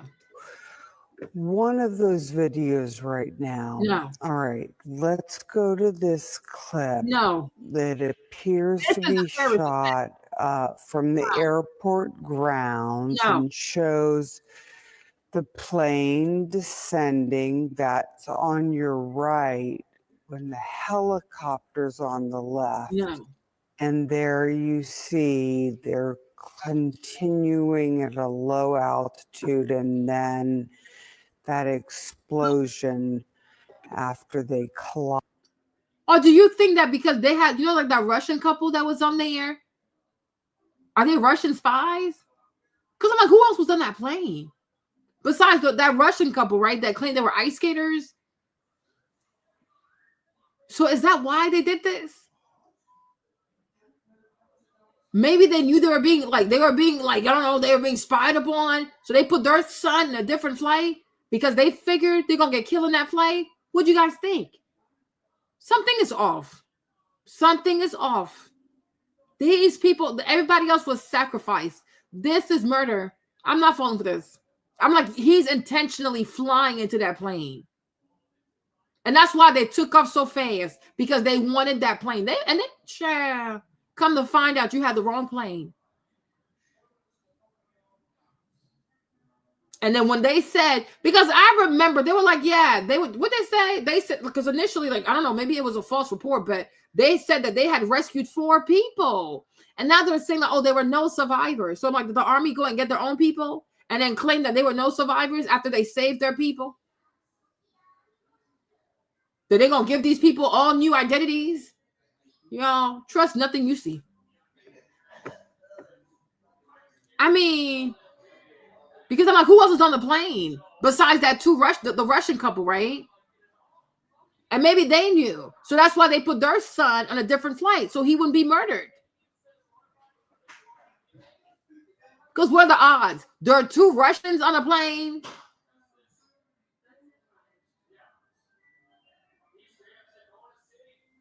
You know what I'm saying? Because remember, like that one video we saw, he was like, oh, the thing about these people, because it's a CTA, right? Like it's a, no, what's it called?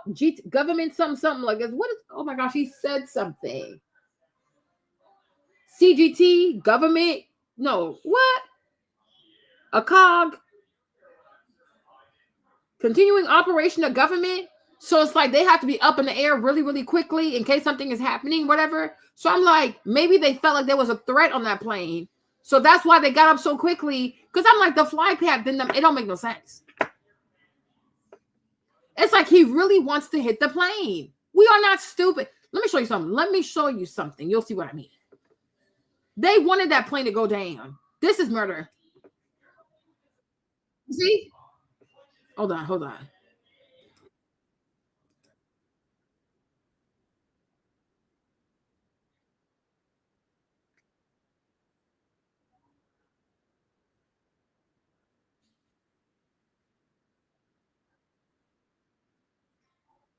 Okay. Because you see, right? Are y'all seeing this? Hold on. Nah. Hold on.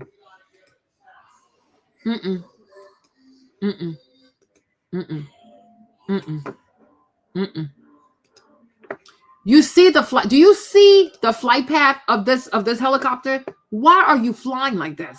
So like this, then like this, then like this, then like this, then like this, then like this.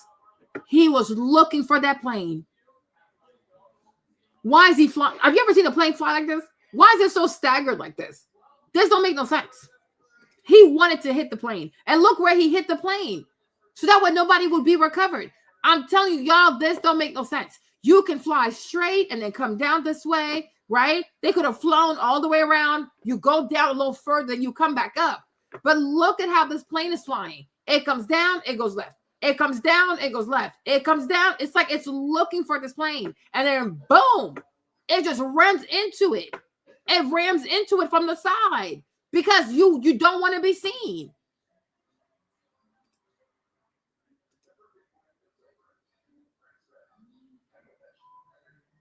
Yeah.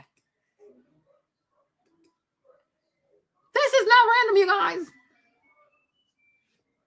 This flight path is to me, it's extremely bizarre. Why are you flying like this?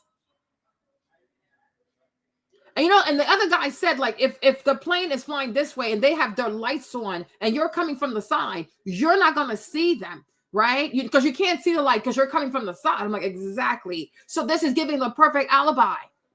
Requesting visual separation, saying that you see it, and you say, oh yeah, I see it, but you're still hitting it. Wearing nighttime goggles. We ain't stupid. And then your fly path is looking like this. It's all staggered like this. It's like you are intentionally looking for this specific plane. And then you want to hit the plane on the side because you don't want no survivors. We are not stupid. Right? And you make sure to hit the plane as it's descending because you know their TSAC is not working. Why don't you hit them people how? Like, why don't you hit them people sooner? Right? But you wait as they're about to hit runway 33 because by that point they're beneath 1,000 feet. So you know their TSAC is not working, and you know the only people that they can talk to is tower control. They can talk to you. You can't talk to them. But the mere fact that you have a Black Hawk, y'all, this is not a random helicopter, you guys. It's not some basic ass, you know, no. Have you ever seen videos on this helicopter? Hold on, wait a minute. This is not some random ass helicopter. This thing right here, hold up, wait a minute.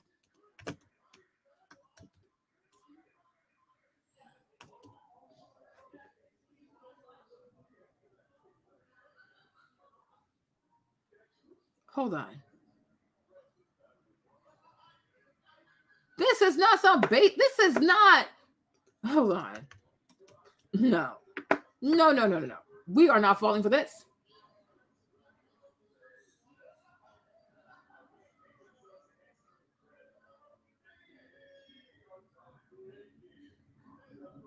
Hold on. Let me see. Maybe this video. Hopefully it's not.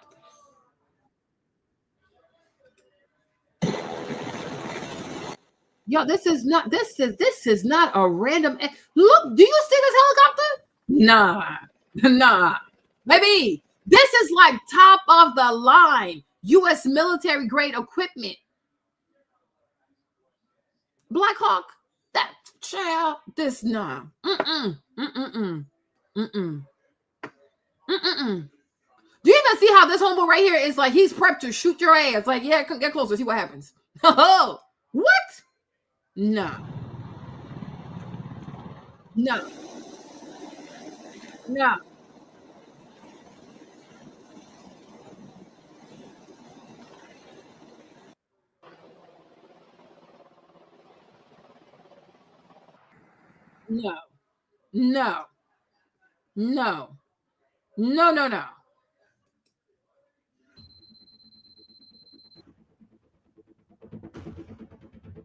Is it?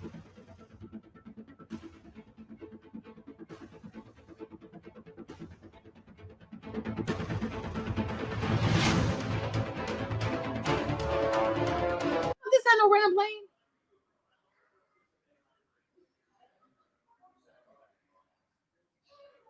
So hold on. See? It can drive itself. You see? There's nobody in that thing. Because you guys, I'm telling you, there were reports that they got 4 people out the water. I posted this. Maybe they got out. Or maybe nobody was even in there. Maybe that thing was being piloted. Like they used it like a freaking drone. And that voice you hear is probably a voice straight out the Pentagon talking directly to the traffic control people. You guys, this plane, I'm telling you, that chopper is not Black Hawk, that it is not a random chopper, y'all. This is not some basic ass, goofy ass, them little helicopters y'all be seeing in Vegas. This is top grade. This is like top of the food chain. It's one of the best helicopters that we make, like that America makes. This ain't no joke. This ain't no joke. And like even to buy this from like if you're a foreign country to buy this, you know what they make it go through? This and yeah. Because I saw a post, I even posted a post. They initially said that they had rescued 4 people.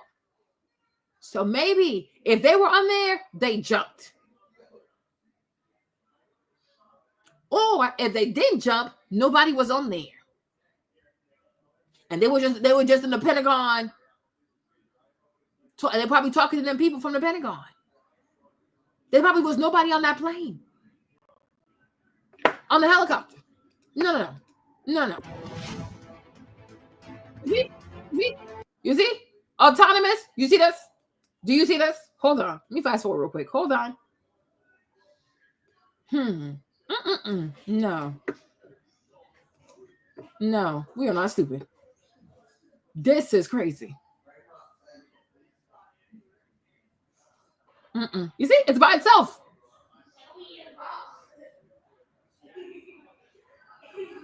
You see? You see? You see this? You see this? You see this? Flying as low as 200 feet at 200 knots. What was the speed? Like how low was it when it hit that plane? Because the plane was low. No, we are not falling for this. We are not falling for this. You see? See? Remember that 200 feet at 100 knots. Using the terrain to match the signature. Okay. All right, let's stop right here. Now, let's go back again. Look at this flight path, right? Would it be far-fetched to say, number one, they were looking for this plane. They waited until the plane was low enough that what's called TSAC is not working. And given the flight path, it could be remote control. Like maybe there's nobody on there. Or if there were, the people jumped. They jumped a lot sooner. They jumped like before you can see them. They jumped out that damn plane. But I'm sure that plane was all by itself. And that voice we're hearing from the man, it could have been from the Pentagon. How would you know? Did you see somebody in there? Can we even see somebody in there? No, we cannot. But I'm like, the way they hit that plane, they wanted that plane to come down because this staggered type of flying pattern to me is extremely suspicious. Like, no. If you really wanted to avoid that plane, you could have avoided that plane. This, y'all, you tell me what you think. Who flies like this? Imagine if a person drove like this. You'd be like, oh, you must be drunk. Who drives like this? And then mind you, you know why I even think the flying pattern is kind of bizarre? Because they said it was a perfect night. There was no rain. There's no wind. So there's nothing that's causing the helicopter to go like all choppy like this. Like, why are you flying like this? Why are you flying like this? And like I said, the Black Hawk, y'all, Black Hawk is, you need to, like later on, you need to watch Black Hawk documentaries for yourself. This is not some raggedy ass helicopter. And the fact that we've given, like Israel has some too. We've given some to Israel. These are not some raggedy ass. These are some raggedy ass helicopters, right? They're not. And then we also know that you have 2 Russians on the flight. And what's the coincidence that they put their son on a previous flight? So the young man, coincidences do happen, but given that they're Russians, and given that we are kind of like fighting, like we're pretending that it's a Ukrainian war, but it's actually America's war against Russia. Like, whoever says NATO says America. When it comes to Ukraine, they ain't got no money. We're financing that war. So pretty much we're fighting the war for them because it's all war against Russia. Okay? Let's call a thing. Now we find out that you have two Russians, an ice skater, the man and his wife. They put their son on another flight the day before. They leave the following day, and then this happens? Yeah. Sure, whatever. Exactly. Something is bizarre. Oh, I want visual separation. I want visual separation. And like I said, we have no proof that there were even people in the helicopter. I wasn't there. You weren't there. And the way technology is, I mean, the plane, the helicopter can't fly itself. But if from here, we can send drones all the way to Libya and blow things up from the Pentagon, okay? What, like, this is small stuff. But I'm like, this flying pattern to me is extremely suspicious. On a perfect night with no snow, no rain, no winds. Like, why are you flying like this? But it was, to me,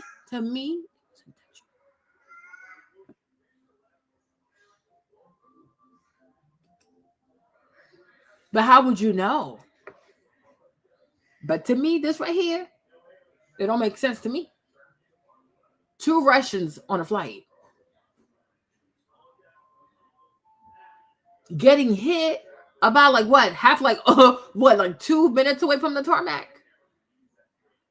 The helicopter has this like choppy, staggered flight pattern.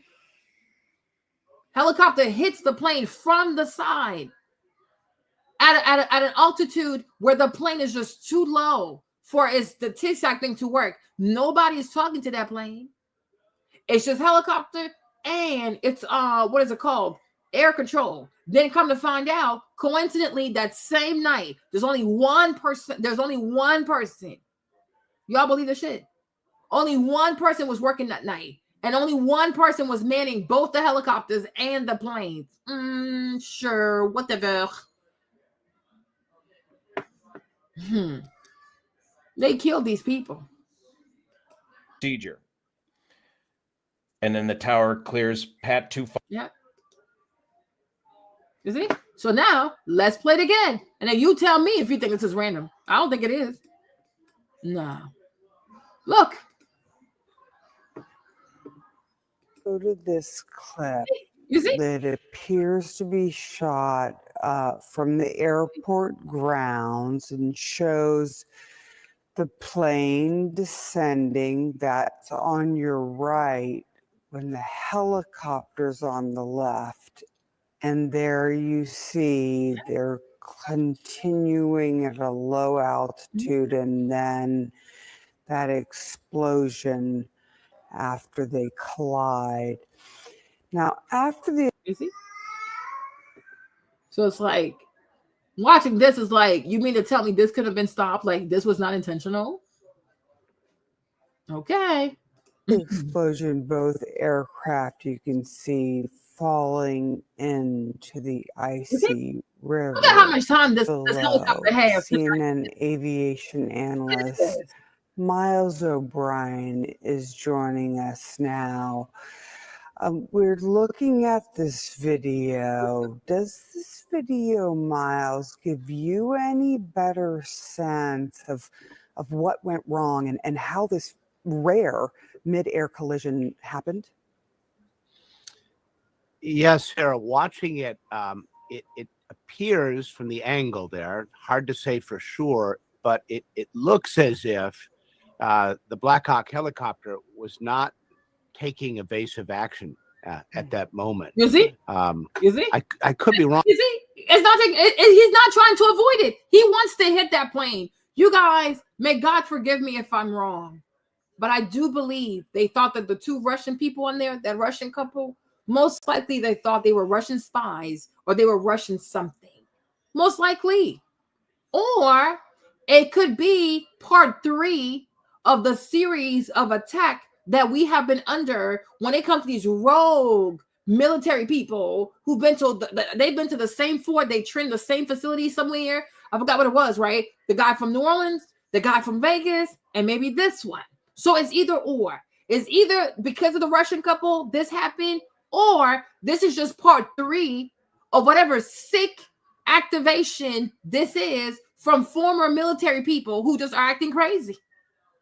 But either way, this is extremely suspicious because you see it. Like if they really wanted to avoid this, it could have been avoided, right? And not even just that, because if you go back, right?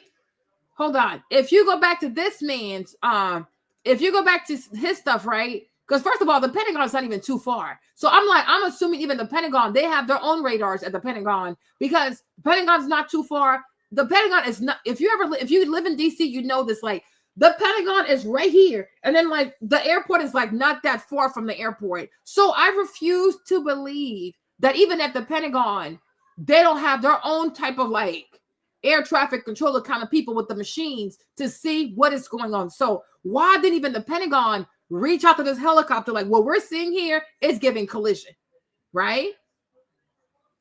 The White House is there, the Pentagon is there, the Lincoln Memorial is there, the Capitol is there. But you guys, I am telling you, you take Route 1, like, you know, when you 66, exit 75, you go on there, okay? You pass the Pentagon, drive a little bit, boom, boom, that's Reagan Airport. It is so close. So I'm like, I don't believe that at the Pentagon, the people don't even have better systems of detection about these planes. That is number one. Number two, why didn't the Pentagon reach directly to his helicopter? Like, you're about to hit this person. Like, do you know what you're doing? Like, do you see this? Because this is expensive ass equipment. Okay, be careful. This ain't cheap. Three, how do we even know that they were actual pilots on this helicopter? How do we know? Or how do we know they didn't go rogue? Because why not try to stop this? And even at the Pentagon, they don't have ways of taking charge of their own helicopter remotely. No, this is to pass behind the CRJ.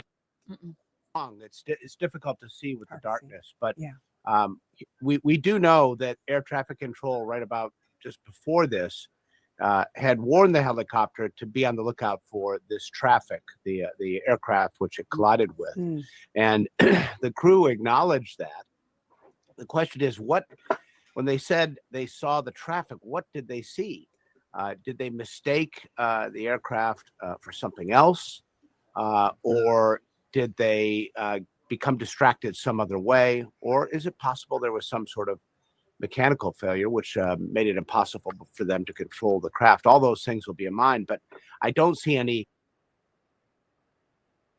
The suspect in the New Orleans vehicle attack has been identified by the FBI as a 42-year-old Army veteran from Texas. Investigators say they believe Shamsuddin Jabbar wasn't acting alone, and they're looking into whether he had accomplices. It's believed Jabbar drove a pickup truck at high speed into large crowds, killing 15 people and leaving dozens of others injured. He opened fire before being shot dead by police. The FBI says a flag for the Islamic State group was found in the vehicle. And police say they found a number of improvised explosive devices in the French Quarter neighborhood where this attack took place. Is in New Orleans. There you go. Found it. Okay. So this is it right here. Okay. So both Shamsuddin Jabbar and Matthew Liversberger served at Fort Liberty in Afghanistan. Though authorities have no record they served in the same unit or even in the same year, but it's something that continues to remain under investigation, right?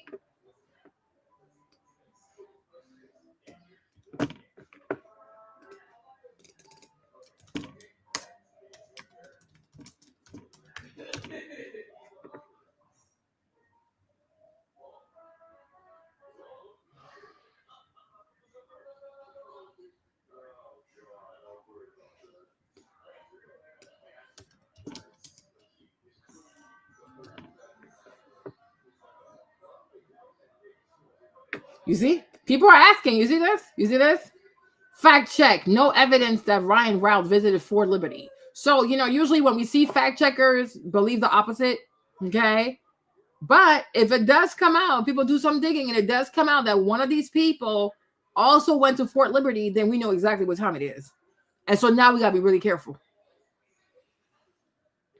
But the fact that people are also checking to make sure that either Ryan or Andrew did not, have any relationship with Fort Liberty, it tells you that a lot of people are not trusting this. Now, the third person could be because, like I said, why are they not releasing her identity? What is going on? What is going on?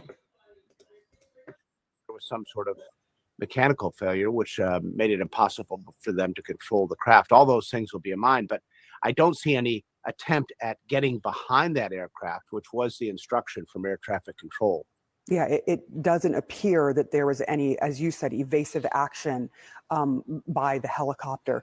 The New York Times is reporting that the military chopper may have deviated from its approved path by flying higher than it should have been. How would something like that happen when there are clear approved routes? Well, we can say with certainty it was above where it should be. The airliner was riding down the rails of instrument approach and had not deviated from that approach path. That's what I said. This stagger path to me, it is very bizarre. I told you. I said this. Who flies like this? Imagine a person driving like this. Hold on. Let's do it again.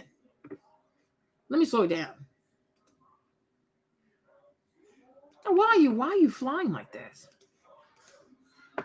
Let's go. Above where it should be.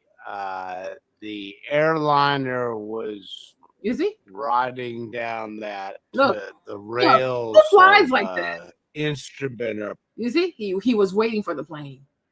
He was waiting. You see how he's positioned right there? Because he knows he's coming this way. He was waiting. He was waiting. He was waiting. And mind you, if you remember too, they said, okay, they could have gone to runway 11, but they had him go to runway 33, right? So that they had to go like the plane had to go a little bit like this so they can come down like this because it's the shorter runway. It's the shorter runway. And the man said that it's a lot to do that because you got to move the big plane and then you have to land and then you don't have too much of a runway. So he was like, yeah, the people were really focused. Like I'll find it. But he was like, they were really focused on landing, right? But when you look at the chopper this way, the chopper is in position to strike. This to me is a position to strike. You want to strike the plane. And the thing is, and also you want to strike the plane where you know you're going to destroy them because the point is to destroy the plane. And second of all, they wanted the plane to fall in the water, right? And most likely that's why they told that plane to go through tarmac, the runway 33 instead of runway 11. Because if you had hit the plane runway 11, like debris could have probably even you probably would have had debris on other planes and on the actual airport itself, right? So you have it. You see, because this is runway 11. I remember this because I was paying attention. This right here, you see where my mouse is? This is runway 11. They told the plane to land on runway 33 right here. Right? But my thing is, where I have issues with them, like even if you felt as though those two Russian people were Russian spies, they never should have boarded the plane in Wichita, Kansas. Why are you doing this to people? So what, you see, and even like that, you saw it with Trump when he almost got killed twice, right? FBI, CIA, they're also doing that goofy ass DEI. But my thing is, let's assume that couple are two Russian spies. They never should have boarded the flight in Wichita. Right? They shouldn't have boarded the flight. Or if you wanted to delete these people, why didn't you delete the people there and then? Like they go out there, they're training people, just make them disappear. Why do all of this? Like I'm so confused. Like what is going on? But there was something on that plane that they did not want that plane to land at Reagan. Because I'm like the way this chopper is set up right here, it was waiting to strike. Because where exactly are you going? Where are you going? It's intentionally on the path. And it's like, well, we're going to strike it right here. And then the entire plane is going to fall right there in the water. So that way it's not hurting other things. We just want this plane to fall, right? And my thing is also, you guys, listen, because now the stuff I know with AI, it is quite possible that even this air traffic control, that thing that we're hearing, right? It's possible it all took place at the Pentagon. So this whole, there was just one air traffic controller, BS. It is quite possible that the Pentagon took control of all of that. Because whatever is on that plane, we are not falling for this. We are not falling for this. Okay? This is crazy. But I'm like, you wanted to strike the plane, and it's very well possible that everybody jumped right here. So that's why we don't see it. It is very well possible that everybody jumped. And then maybe the people gonna have new identities. Maybe. But if there's no body, can you really say that people are dead though? Right? If they don't, because they can say, oh, this man was on there, that man was on there, yeah, sure, whatever. But my point is, if you don't retrieve an actual body to say, okay, this is Andrew Eve, this is Ryan, wumpty wump wump, how do we know that they're really dead? Because, sometimes even the wives of these people, they know, like, yeah, your husband's in the military, but he's part of some special thing, and she might not even know. You know what I mean? How do we know? But like, as far as I'm concerned right now, I'm not falling for this. This is extremely bizarre. It's like it's intentionally looking for that plane. So most likely it's going off of radar, because most likely nobody was on that plane. Nobody was on a helicopter. Well, we can say with certainty it was This is crazy. above where it should be. The airliner was riding down the rails of instrument approach and had not deviated from that approach path or. This is crazy. Or from its altitude. The problem, Sarah, is that airliner at that location, if it's on the proper glide path, which this aircraft was, would be at about 400 feet off the surface. The helicopter corridor directly beneath that approach path requires the helicopter to fly no higher than 200 feet. Well, that's a very tight, no margin for error airspace arrangement, and demands that everybody in that spot be completely on their toes and fly to complete perfection. So why the helicopter was above the corridor altitude is the absolute core of this investigation. And that leads investigators to the cockpit voice recorder as much as anything to see what the crew was doing. Was it distracted? Was there some other failure of some kind that took their eye off the what was ahead of them? Yeah, I mean, that is the main question now, why that helicopter was in the position that it was in. Our Pete Montine has been reporting that there was one air traffic controller working two different tower positions. Is that normal? Is that something that would normally happen? And if not, what role might that have played? Well, air traffic control in the United States is dramatically short-staffed. The FAA has been trying to bounce back from the pandemic, lost a lot of people during that time. You can't just hire people off the street and put them in the control tower at Reagan National Airport. I think we can all agree on that. So it's been a very slow rebuild of the ATC workforce, and the ATC personnel are working long hours under a stressful job on a good day. And so they do have a significant problem as they try to fill some 3,000 slots. Having said all that, and that is an important point, don't get me wrong, I don't see evidence yet that this was a failure of air traffic control. It is the responsibility of the helicopter flight crew to see and avoid traffic. Air traffic control provides advisories in this case. There's a subtle distinction there. Yeah, Miles O'Brien, thank you so much for walking us through that. Joining us now to discuss are Sean Prushnicki, who is a former accident investigator and commercial pilot, and now an aviation studies professor at Ohio State University, and Vincent Sugent, who's a former air traffic controller. Sean, at this point in time, just take us through what you understand about the altitude, the routes, and where these aircraft were and perhaps where they should have been. Well, so as everyone's starting to understand this picture of DCA, this is very congested airspace, and this is very normal that the military helicopters use the Potomac. This is a flyway that they use on a routine basis. So there's nothing abnormal about the regional jets swinging around to use runway 33. Something that the NTSB, of course, is going to look into is the altitude of the helicopter. There may be a good reason why they were higher than normal. We don't know what was going on in the cockpit of the helicopter, and we're going to need to listen to that CDR to find out why that might have been.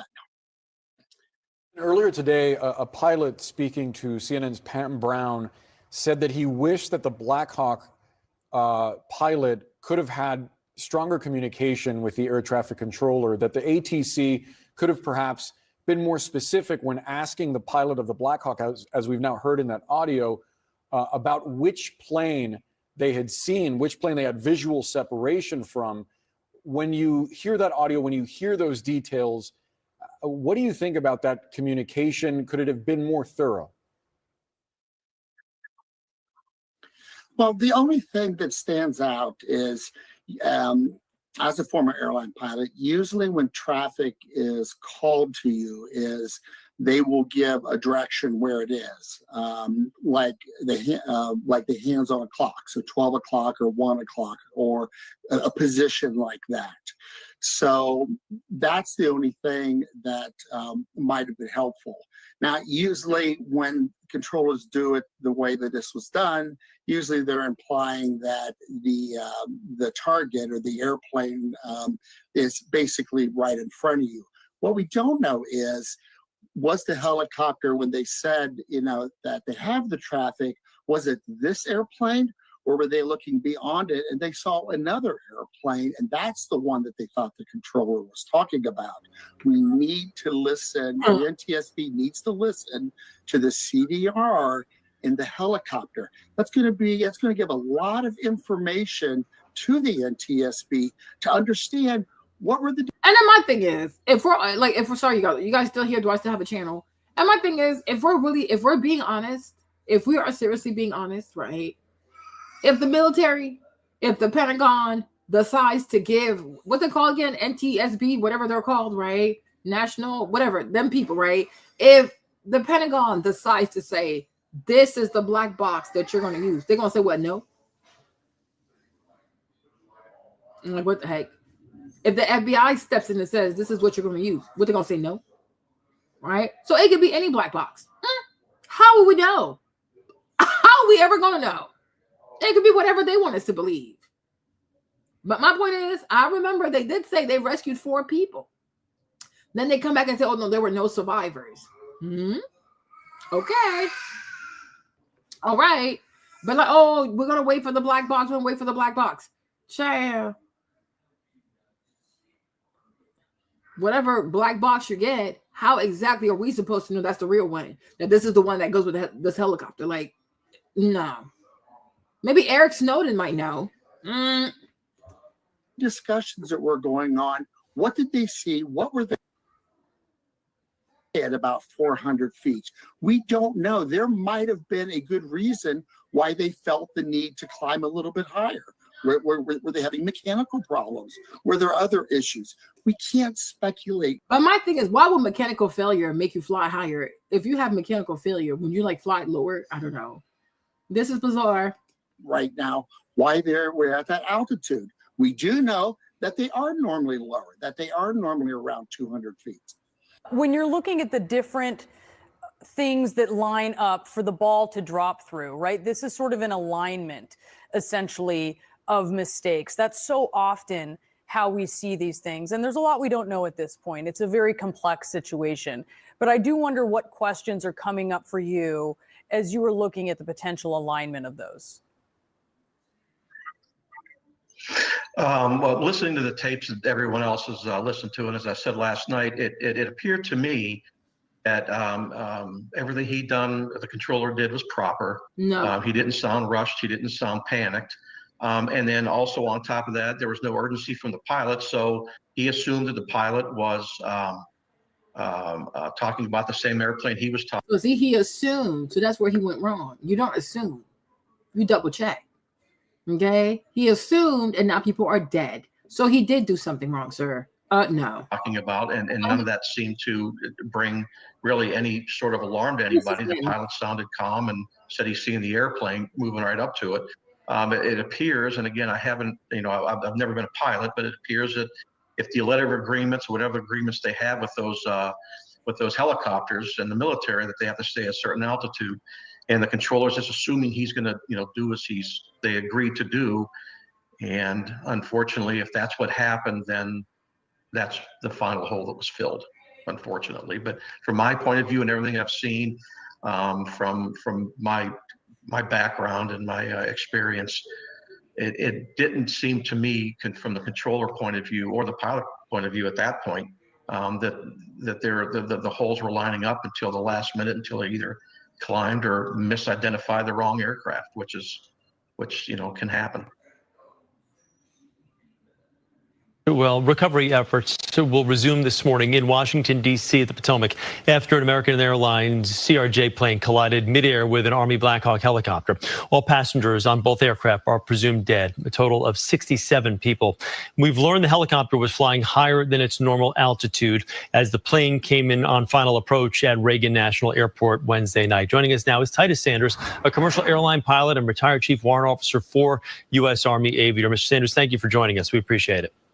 Oh, my pleasure. Thank you, Chris. Let's talk about some of the unique challenges here that are posed not only by Reagan National, the fact that you've got commercial airlines, you've got military aircraft that are in a very highly concentrated area. What are these military pilots up against?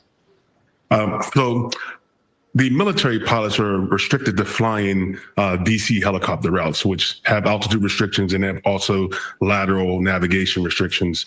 As you previously stated, they need to be at or below 200 feet while they're transitioning those corridors, especially going from Route 1 to Route 4 as they're transitioning south around Reagan National Airport. So there's a lot of congestion, also a lot of radio traffic that those pilots are dealing with while they're navigating and transitioning through the area while they're conducting training or actual missions. We're hearing so many things now. The latest developments that CBS News is confirming, that the plane was asked to switch runways on final approach at the last moment. Originally, You see? You all see this? You see? So I'm like, you guys, I cannot see it now. I'm so sorry. I cannot. At first, I thought it was a random accident, like what the freak. But sitting here for 8 hours now, they were waiting for that plane. They were waiting for that plane, and they struck that plane where they knew nobody was going to make it. And they wanted the plane to fall perfectly in the water so that it wouldn't create too much damage around the place. Like it wouldn't damage it was not going to damage the airport. It's not going to damage the highway, because 395 is right there. It's not going to damage their side of things, right? Okay. Where I stand now, I'm even dubious if there was even people in the helicopter. Because like I said, that flying path is extremely staggered. Why release two names and not the name of the third person? Very bizarre, very suspicious. So, you know what I'm saying? So telling the plane, oh no, who is they? Right or full sense, I don't know. Who's they? I don't know.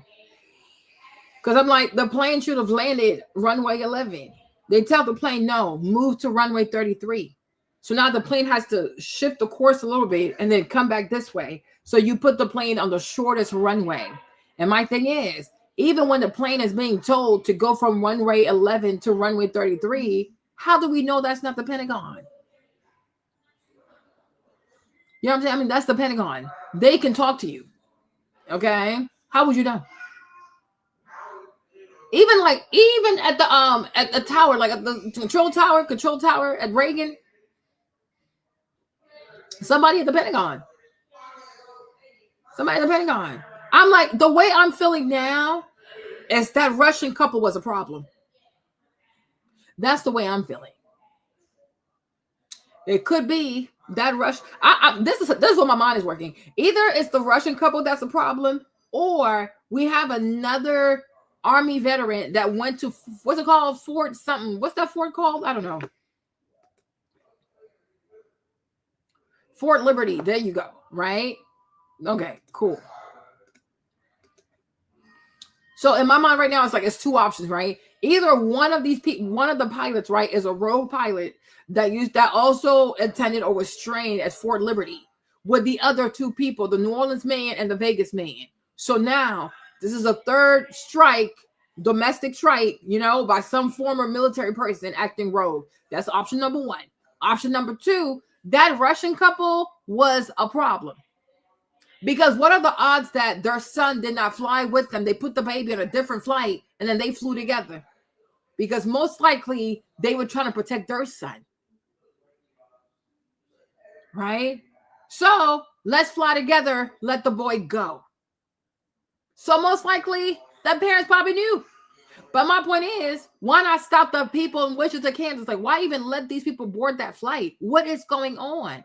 But there is something on that flight that the Pentagon was like, no, this plane got to come down. And that's why they hired a Black Hawk, because these hold on, let me see what I'm trying to say. Because the man said it earlier. Hold on.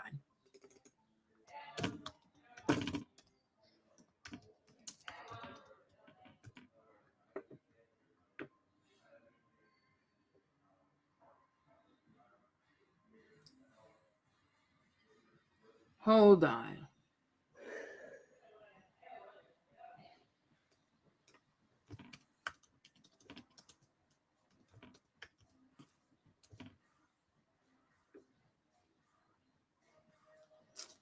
The guy, he said it earlier, y'all. I can't even remember this. Hold on. Let me see.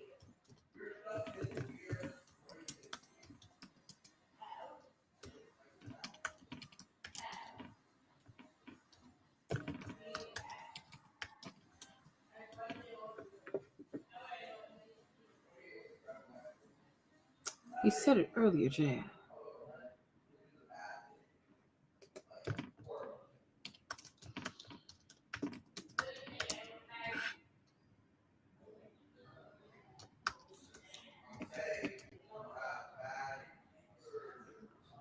I will find it. But he had a term for that. So he was like, yeah, like in case there's a missile and things like that. But they're usually called on when there's some kind of threat, though, right? Then it's a random night mission on that night. Nah. Yeah. So I'm like, now like all these little things are starting to come to me, and I'm like, they don't want people to survive. Mm-mm.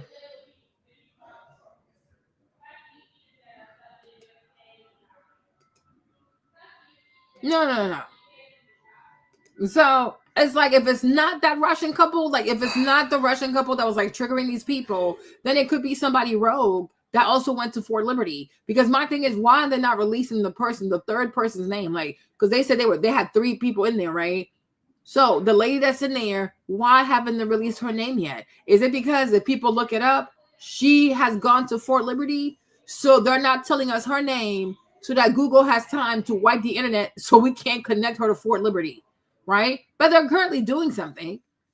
I'm telling you, like, during the election, I really saw Google like wipe the internet. I saw it with my own eyes. Okay? So it's like, no, it's not that hard to release that lady's name unless there's some cleanup to do. Okay. Just go to runway 1, but then switching to runway 33, you've got the chopper pilot supposed to be at 200, like we mentioned, was at 400 feet, and also that the air traffic controller that was, I guess, in charge of this plane and chopper, there was just one air traffic controller in charge of both helicopters and some of the passenger jets at that time. Not the only air traffic controller in the ATC booth, but only one handling both. When you're hearing all this, what comes to mind? What thoughts do you have as a former pilot? So when operate. So you see, they're not trying to evade it, right?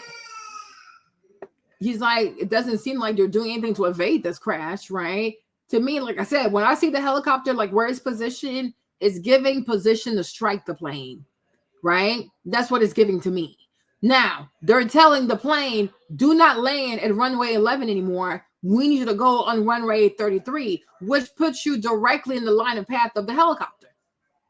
Why? Right? Then also the helicopter, you're supposed to be at 200 feet. Somehow you end up at 400 feet. Why are you up there? Why are you up there?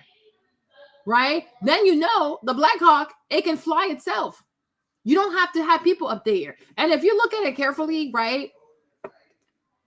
Right here, right over here, right over here. Maybe not here, but like I'm saying, like right here and right here. If you had people on the helicopter, they could have jumped off. They could have jumped out the chopper. And maybe those were the people who were rescued, because I remember they said it was 4 people. Then the next day, they're like, "Oh no, nobody was rescued. Everybody's dead." Right? Sometimes reality is stranger than fiction, you guys. I'm just telling you, okay? But okay, then you got the Russian people, but they put their son in a whole different flight. Then mom and dad take another flight, and that's the flight that happens to get bombed, like to get hit. It's a lot of things don't add up to me. Around Reagan Airport, a lot of pilots do not like to switch runways at the last minute, going from runway 33 or runway 1. So that's one challenge. Another challenge is different radio frequencies that the helicopters are talking on, but not always communicating on the same frequencies as the fixed wing traffic. And that can cause a little bit of problems for the rotary wing operators in that area. So and on top of that, it's nighttime. So one of the threats for the Black Hawk crews is you're normally operating under night vision goggles, but as you get closer to Reagan and there's more ambient light, you may not want to have your night vision goggles down. So now you're bringing your night vision goggles up so you can see a little bit better, but that still poses a risk while operating in that area. So a lot of factors that contribute to what may have happened. And at the end of the day, the NTSB gets to investigate and provide us more clarity at the conclusion of their findings. Mr. Sanders, the Secretary of Defense yesterday said that the Black Hawk helicopter was on a continuity of government mission. Can you explain what that is? There you go. So the aircraft stationed at Davidson Army Airfield has several different missions that they operate, and the continuity of government is just to ensure that the defense officials in the area are able to receive transportation in and out of DC, to sum it up. So that's what the mission is transporting the members of the Department of Defense and the Department of Army in and out of the national capital region. During the press conference yesterday in the White House press briefing room, President Trump stating that this crash could have been preventable, despite not having obviously the full picture of how the whole incident unfolded, was saying things to the effect of, well, why didn't the helicopter go up or down or sideways, or why didn't the plane take evasive action? I know under being a pilot, when you're traveling that fast and it's that dark, it's not as easy as just seeing a car on the road and making a right turn or a left turn. What type of things are officials looking for to see how this could have been avoided? One of the things they're going to look for is when they recover the black box, and they have, is what was going on inside the flight deck, what was going on inside the cockpit as far as communication between the crews. That's going to be a big determining factor on determining the level of situational awareness that the crews had at the time leading up to the incident. So that will provide a lot of data, along with the videos that we've already seen from the Kennedy Center, and also anybody else who had videos present of the scene of the accident. So all those factors will be analyzed and determined what was the causation of the incident. I guess some of the things you've probably heard as well, some of the air traffic control communications that we've all heard that were made public yesterday, you can hear the air traffic controller confirming with the Black Hawk chopper that he does have his eyes on the ERJ, which is the passenger jet. Is there the possibility, especially when you're doing a nighttime mission, you've got all this air traffic in the area, that he potentially had his eyes on a different ERJ? You saw in the video that we showed, there is another plane that had just taken off. Absolutely. So it could have been another aircraft. It could also have been other lights from around the city that they may have mistaken for another aircraft. So we won't know until we get that data from the NTSB, but those are all distinct possibilities. Well, so then that brings me to the broader question here. It's having all the information. These investigations take time. I know everybody wants to know right away who's to blame. And that was prevalent yesterday, again, with the president in the press briefing room yesterday. You're on the board of directors for the Organization of Black Aerospace Professionals. And yesterday, the president, moments after saying, let's have a moment of silence for those deceased, made a quick pivot and seemed to place the blame on a DEI hiring for this crash yesterday. Your thoughts when you hear that and the response in the community, in the aerospace community, or in the pilot and air traffic community when you hear something like this? So from OBEF's perspective, My thing is, why are you asking the black man? Like, you want him to be mad about it or something? Like, what the heck?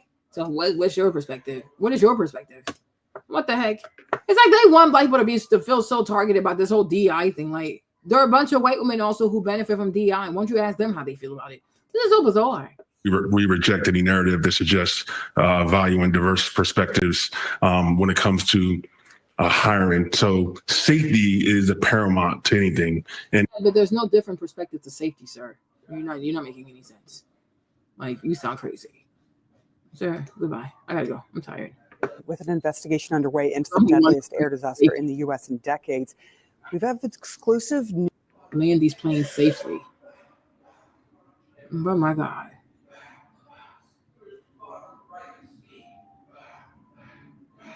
This is sad.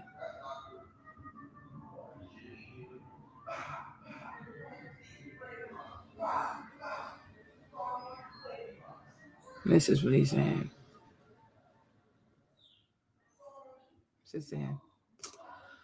Well, all right, you guys. I hope you enjoyed today's live stream. I need a mental break. My head hurts. My head hurts. But I believe that it was intentional. I don't really believe in coincidences. Like, a lot of things are not adding up. And after almost like 9 hours, yeah. Lots of things are no longer adding up. Rest in peace to everybody that, like, people who passed away. They didn't deserve that. If there was really a threat to America, if there was a threat to national security, they should have made sure that those people didn't even board that plane. Okay? Like, they should have made sure that these people wouldn't have boarded the plane. I truly hope that Eric Snowden knows how to hack these people from wherever he is and expose whatever this is. Okay? Eric Snowden, we're counting on you. All right? Because there's a lot of sick people in DC. There's a lot of evil people at the Pentagon. There's a lot of crazy people in DC overall. So, and they do bad things. They do a lot of bad things. And they get away with it. And I'm like, that needs to stop. But my thing is, let's assume that these people were spies. Y'all could have made them people disappear. Hey, Shishi, y'all could have made them people disappear in the Wichita. They didn't have to board that flight. And also, you could have prevented these people from boarding the flight. But it seems extremely bizarre. It seems extremely bizarre. Think about it, pray about it, and see what God tells you. But to me, it sounds extremely bizarre. It's very bizarre. It's seriously bizarre. Because I'm like, this right here. You see? Then, because you see, he could have gone here. Hold on. He was set to land on this runway. They told him, no, go to this runway. So then that's why he changed course like that. Because if you look at this, like, look at this part right here, right? This part, it goes straight like this. So he would have came this way. They told him no. Last minute, they told the man, you can't go to runway 11. You got to go to runway 33. So then he departs from his original path, right? So he goes this way, and then he's ready to like land this way. But by that time, it goes like this, it goes like this, it goes like this, it goes like this. It's in position to strike, and it strikes right above the water. So that way the entire plane collides into the water. I mean, for me, that's what I see. I can't unsee it. I cannot unsee this. I'm like, this helicopter was waiting for that plane. It was waiting for that plane. Because why are you flying like this? What is this? And my thing is, how do we even know that they were actually pilots on that helicopter? Like, how do we know it was not self-automated? Is that it? Sure. So, okay. These planes, they can fly themselves. But a lot of things, they don't make sense. They tell you to fly at 200 feet, you know what I'm saying, 100 knots, and you decide to go at 400 feet. Then you people, you change the man's runway. Oh, no, go over here, right? They asking you, do you see? Yeah, I see him. Oh, okay. I want visual separation. Oh, okay. If you say so, then okay. Nah. It really doesn't. You know what I mean? Because I remember that night when I stayed up, there were posts going out saying like they had rescued 4 people out of the water. Now they're saying, oh no, everybody died.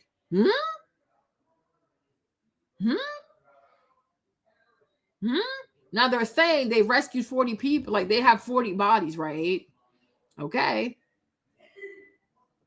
But I'm like, it's bizarre. Because why would the parents put their son on a whole different flight? Why?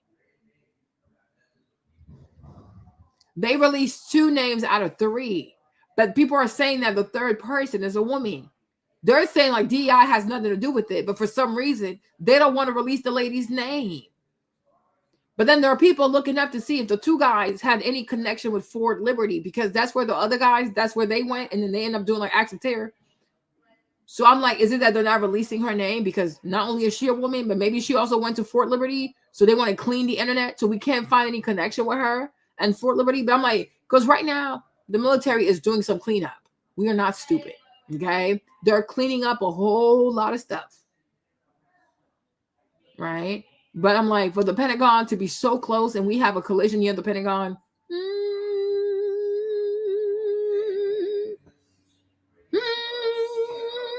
no, I don't buy it.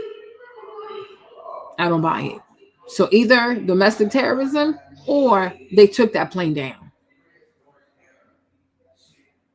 They took that plane down. So now it's like people got to start thinking strategically about what is it called? Flying into Reagan, because God forbid these people think that there's somebody bizarre on your flight. They might take the whole thing down. So I'm like, you know what? No more DCA for me. Dulles it is. I'm tired. I can't do this. But it's extremely suspicious. It's extremely suspicious. A lot of things don't add up to me. To me, Marlene, huh? A lot of things do not add up to me. But that's it, you guys. I'm gonna go now. I'm a little tired. Hope you enjoyed this live. Well, I was really, really sad. Y'all made me feel a little better. I'm still sad because it seems as though a lot of people don't have any value or respect for human life, and that really does trigger me. Okay, so enjoy the rest of your evening. Maybe I'll see you guys tomorrow. Oh, Lord Jesus. It's sad. Sad. All right, you guys. Love y'all. See you tomorrow. Okay? My head hurts. I need some food. Bisou. Gotta go. Woo. No, it isn't over, Kevin, but we'll find out. Bye, you guys. He's downstairs in his playpen. Playing with his daddy. Hey, Mark.